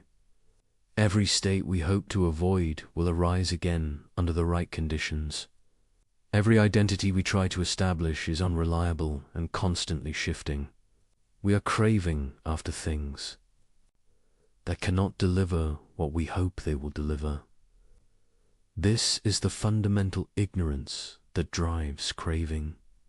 When we see this clearly, when we understand directly through our own experience that no conditioned thing can provide lasting satisfaction, then craving naturally weakens. Not through suppression, not through force, but through understanding. The mind that sees clearly loses interest in chasing after what it now knows to be unsatisfying. There is a famous simile in the texts.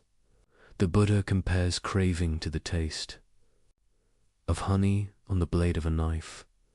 A child, seeing the honey, licks the blade, attracted by the sweetness. But in licking the blade, the tongue is cut. There is both pleasure and pain mixed together. The pleasure is temporary, superficial. The pain is real and lasting. This is the nature of all experience driven by craving. There may be temporary satisfaction, but it is always mixed with suffering, always leading to more craving, always cutting even as it sweetens. The wise person sees this and no longer licks the blade. Not because they suppress desire, not because they grit their teeth and resist, but because they see clearly that this leads to harm. The seeing itself is the freedom. When you truly see that something leads to suffering, you naturally stop doing it. You do not need to force yourself. The clarity itself protects you. This is why the Buddha emphasized wisdom, panna, over willpower. Willpower can suppress craving temporarily, but it creates tension, creates struggle, creates a sense of deprivation. Wisdom sees through craving, understands its nature, and in that understanding, craving releases naturally. There is no struggle, no sense of giving something up. There is simply clarity and the natural response to clarity. Consider how this works in your own experience. When you were a child, perhaps you believed in certain myths or stories that you later outgrew. When did you stop believing? Not through forcing yourself, not through willpower, simply through growing in understanding, through seeing more clearly. The belief fell away naturally when it was no longer supported by your level of understanding. This is how craving falls away through wisdom, not through struggle, but through seeing. As you lie here tonight, you can begin to observe craving directly. Notice when a thought arises and there is a reaching toward it or a pushing away from it. That movement, that lean of the mind, that is tanha. Notice how the mind wants things to be different. It wants sleep when there is wakefulness. It wants tomorrow to come so today can be over. It wants certain thoughts to stop and other thoughts to continue. All of this is craving. All of this is the movement that prevents rest. And notice something else. Notice the suffering that accompanies craving, the tension, the dissatisfaction, the sense of incompleteness. Craving and suffering arise together. They are two sides of the same coin. Where there is craving, there is suffering. Where craving ceases, suffering ceases. This is not theory. This is something you can observe directly in your own mind right now. The Buddha taught about the proximate cause of craving, what conditions give rise to it. He said that craving arises dependent on feeling, but also dependent on ignorance. It is the combination. Feeling plus ignorance equals craving. Feeling plus wisdom equals equanimity. Same feeling, different response, depending on the presence or absence of understanding. So the practice becomes clear. We must develop wisdom. We must understand reality as it actually is. And specifically, we must understand three characteristics of all conditioned phenomena. These are called the tilakkhana, the three marks of existence. All conditioned things are impermanent anicca. All conditioned things are unsatisfactory when clung to dukkha. All conditioned things are not self-ownata. When these three characteristics are directly seen, deeply understood, thoroughly penetrated, craving loses its grip. The mind sees there is nothing to grasp, nothing that will provide the permanent satisfaction it seeks, nothing that can be claimed as me or mine. Let us explore a traditional story that illustrates the nature of craving and its consequences. This is the story of King Pasenadi and the lesson of the 4 horses. Found in the Samyutta Nikaya, King Pasenadi of Kosala was a devoted lay follower of the Buddha and often visited him for teachings. One day, the king came to the Buddha and asked about the different types of practitioners on the spiritual path. The Buddha responded with a simile about 4 types of excellent thoroughbred horses. The first horse, the Buddha explained, moves at the mere shadow of the whip before any physical contact. This horse is so sensitive, so responsive, that the slightest indication is enough. It understands immediately what is required and responds with perfect compliance. The second horse moves when the hairs of its body are touched by the whip. The third horse moves when its flesh is touched. And the fourth horse moves only when the whip strikes to the bone. The Buddha then explained the meaning. The first type of practitioner hears about the suffering in someone else's experience, perhaps in another village, perhaps even in another land. Someone has fallen ill, someone has died, someone has lost everything. And hearing this practitioner reflects deeply. They understand that this same suffering could come to them. Impermanence is universal. No one is exempt. This understanding penetrates so deeply that they are moved to practice with urgency, to develop wisdom, to prepare for the inevitable changes of life. This is like the horse that moves at the shadow of the whip. The second type of practitioner needs to see suffering more directly. Someone in their own village becomes ill. Someone they know experiences loss. Now the reality of impermanence becomes more vivid, more personal, and this moves them to practice. This is like the horse that moves when its hairs are touched. The third type needs suffering to come even closer. Someone in their own family falls ill. Someone they love dies. Now suffering is at their door, and they cannot ignore it. This, finally, moves them to earnest practice.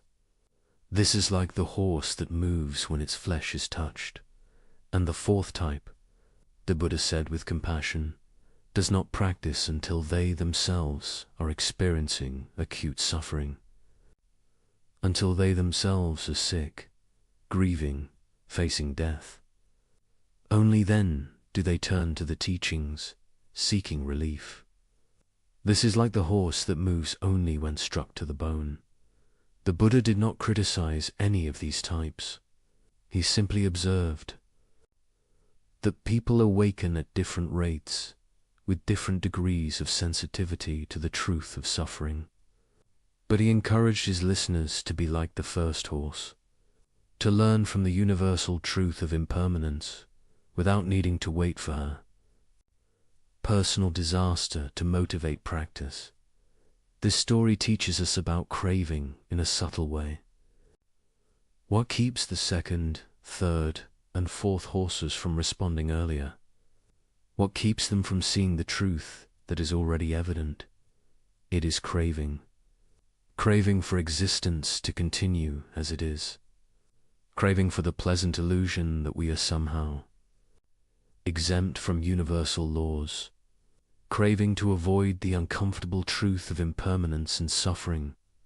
We want to believe that things will stay the same, that the people we love will always be here, that our health will last, that our circumstances will not change dramatically.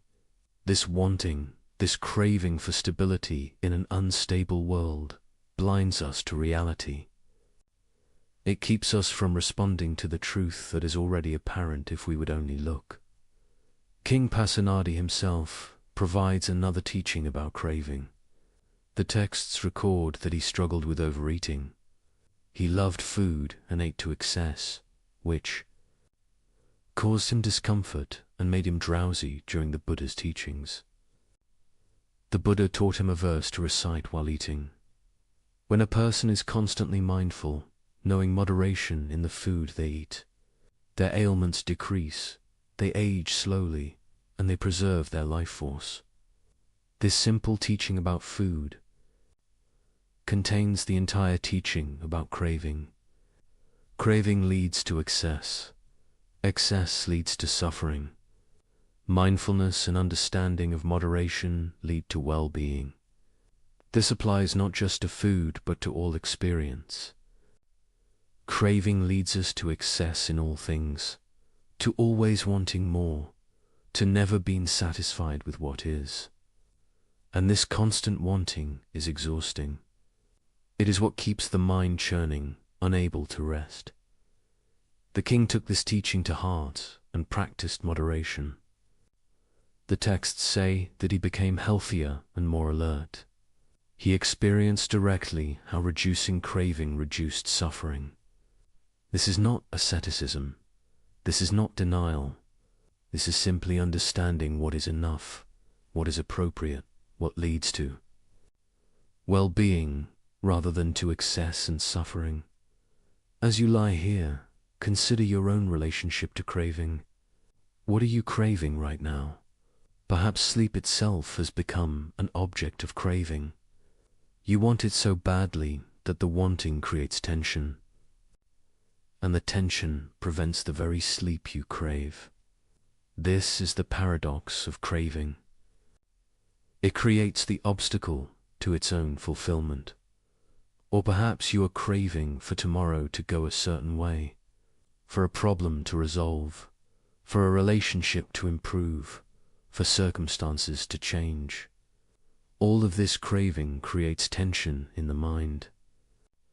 The mind that craves cannot rest because it is always reaching toward something that is not yet present, always dissatisfied with what is.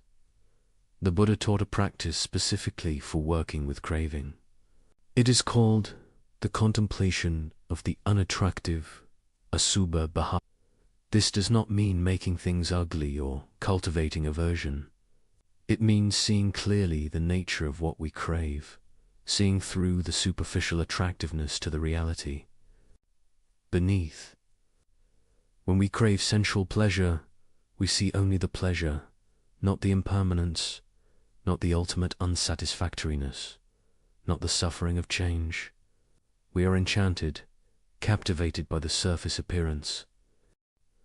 The contemplation of the unattractive breaks this enchantment, not by making things ugly, but by seeing them completely, by seeing all aspects, including the aspects we normally ignore. The beautiful flower is also dying from the moment it blooms. The delicious food will become waste matter in hours. The praised achievement will be forgotten. The comfortable circumstance will inevitably change. This is not pessimism, this is realism. This is seeing the whole truth rather than only the pleasing part. When we see the whole truth, craving naturally lessens. We are no longer chasing after illusions. We see things as they are, and this seeing brings a natural equanimity. We can enjoy beauty without clinging to it. We can experience pleasure without craving for it to last. We can accept comfort without demanding that it remain. This is the freedom that comes from understanding. Another teaching the Buddha gave about craving is found in the discourse on the simile of the snake. He taught that there are two ways of grasping things. One is like grasping a snake incorrectly, by the tail or the middle of the body. The snake, feeling threatened, will bite. The bite brings suffering. The other way is like grasping a snake correctly, with a forked stick behind its head. The snake cannot bite. It can be held safely. The same is true of the teachings and of experience itself. If we grasp the teachings or experiences incorrectly, through the lens of craving and clinging, we will suffer. If we hold them correctly, with wisdom and non-attachment, they will not cause suffering. The problem is not the teaching or the experience. The problem is how we hold it, how we relate to it. This is crucial for understanding craving. Craving is a way of relating to experience. It is not the experience itself. You can have the same experience with craving or without craving, and the result will be completely different. With craving, there is tension, dissatisfaction, suffering. Without craving, there can be peace, contentment, ease. The Buddha also taught about the gratification, danger, and escape regarding sense pleasures. The gratification is the pleasure we experience, the satisfaction, the temporary happiness. This is real. The Buddha did not deny it, but he said we must also see the danger. The danger is the impermanence, the bondage, the way pleasure binds us to the cycle of craving. And the escape is the renunciation, not of pleasure itself, but of craving for pleasure, of dependence on pleasure for our well-being. When we see all three clearly, gratification, danger, and escape, then we are no longer enslaved by sense pleasures. We can experience them without being controlled by them. We can enjoy them without needing them. This is mature renunciation, not the forced denial of the beginner, but the natural no-note attachment of one who sees clearly. Consider the relationship between craving and identity. Much of our craving is tied to our sense of self. We crave things that confirm our identity, that make us feel real, that establish us as someone. If we identify as successful, we crave recognition and achievement. If we identify as attractive, we crave admiration. If we identify as spiritual, we crave peaceful experiences and progress on the path.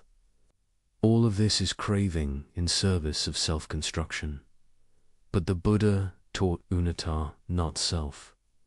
He taught that there is no permanent, unchanging self to be found. In the five aggregates, this teaching directly undermines the basis of craving. If there is no self, who is doing the craving? What is being protected?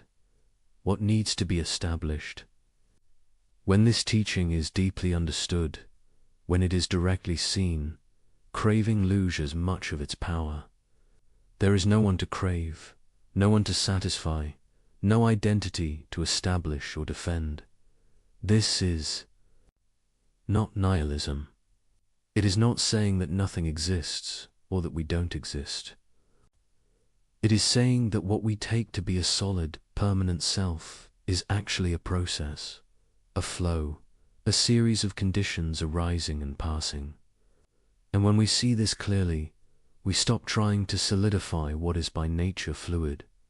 We stop trying to make permanent what is by nature impermanent. And this stopping is the cessation of craving. The mind that does not crave has no need to remain awake, vigilantly seeking, constantly evaluating. It can rest. It has nowhere to go, nothing to protect, nothing to acquire, nothing to become. This is the peace the Buddha pointed to. This is the peace that makes deep rest possible.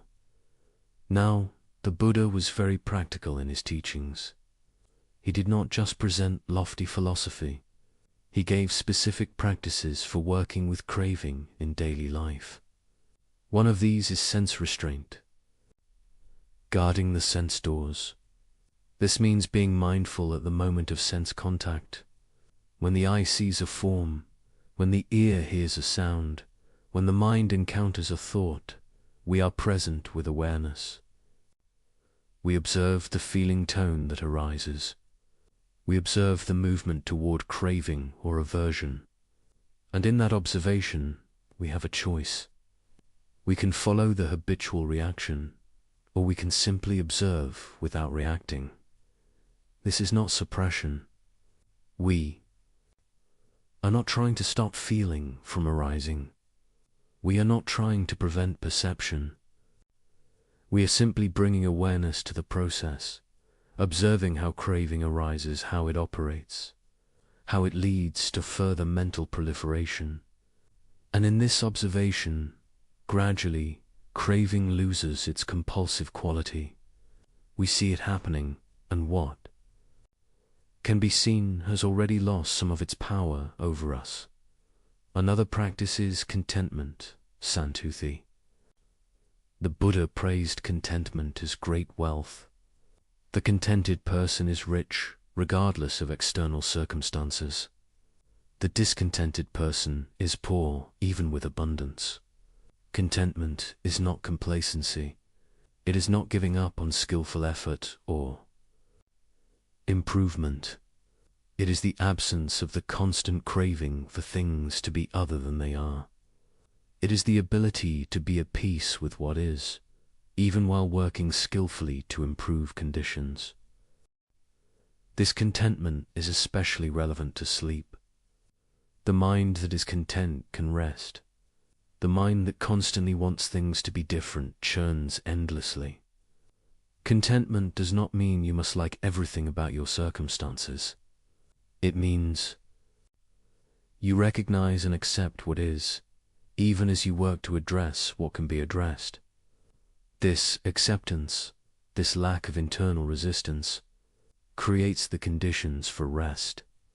The Buddha also taught about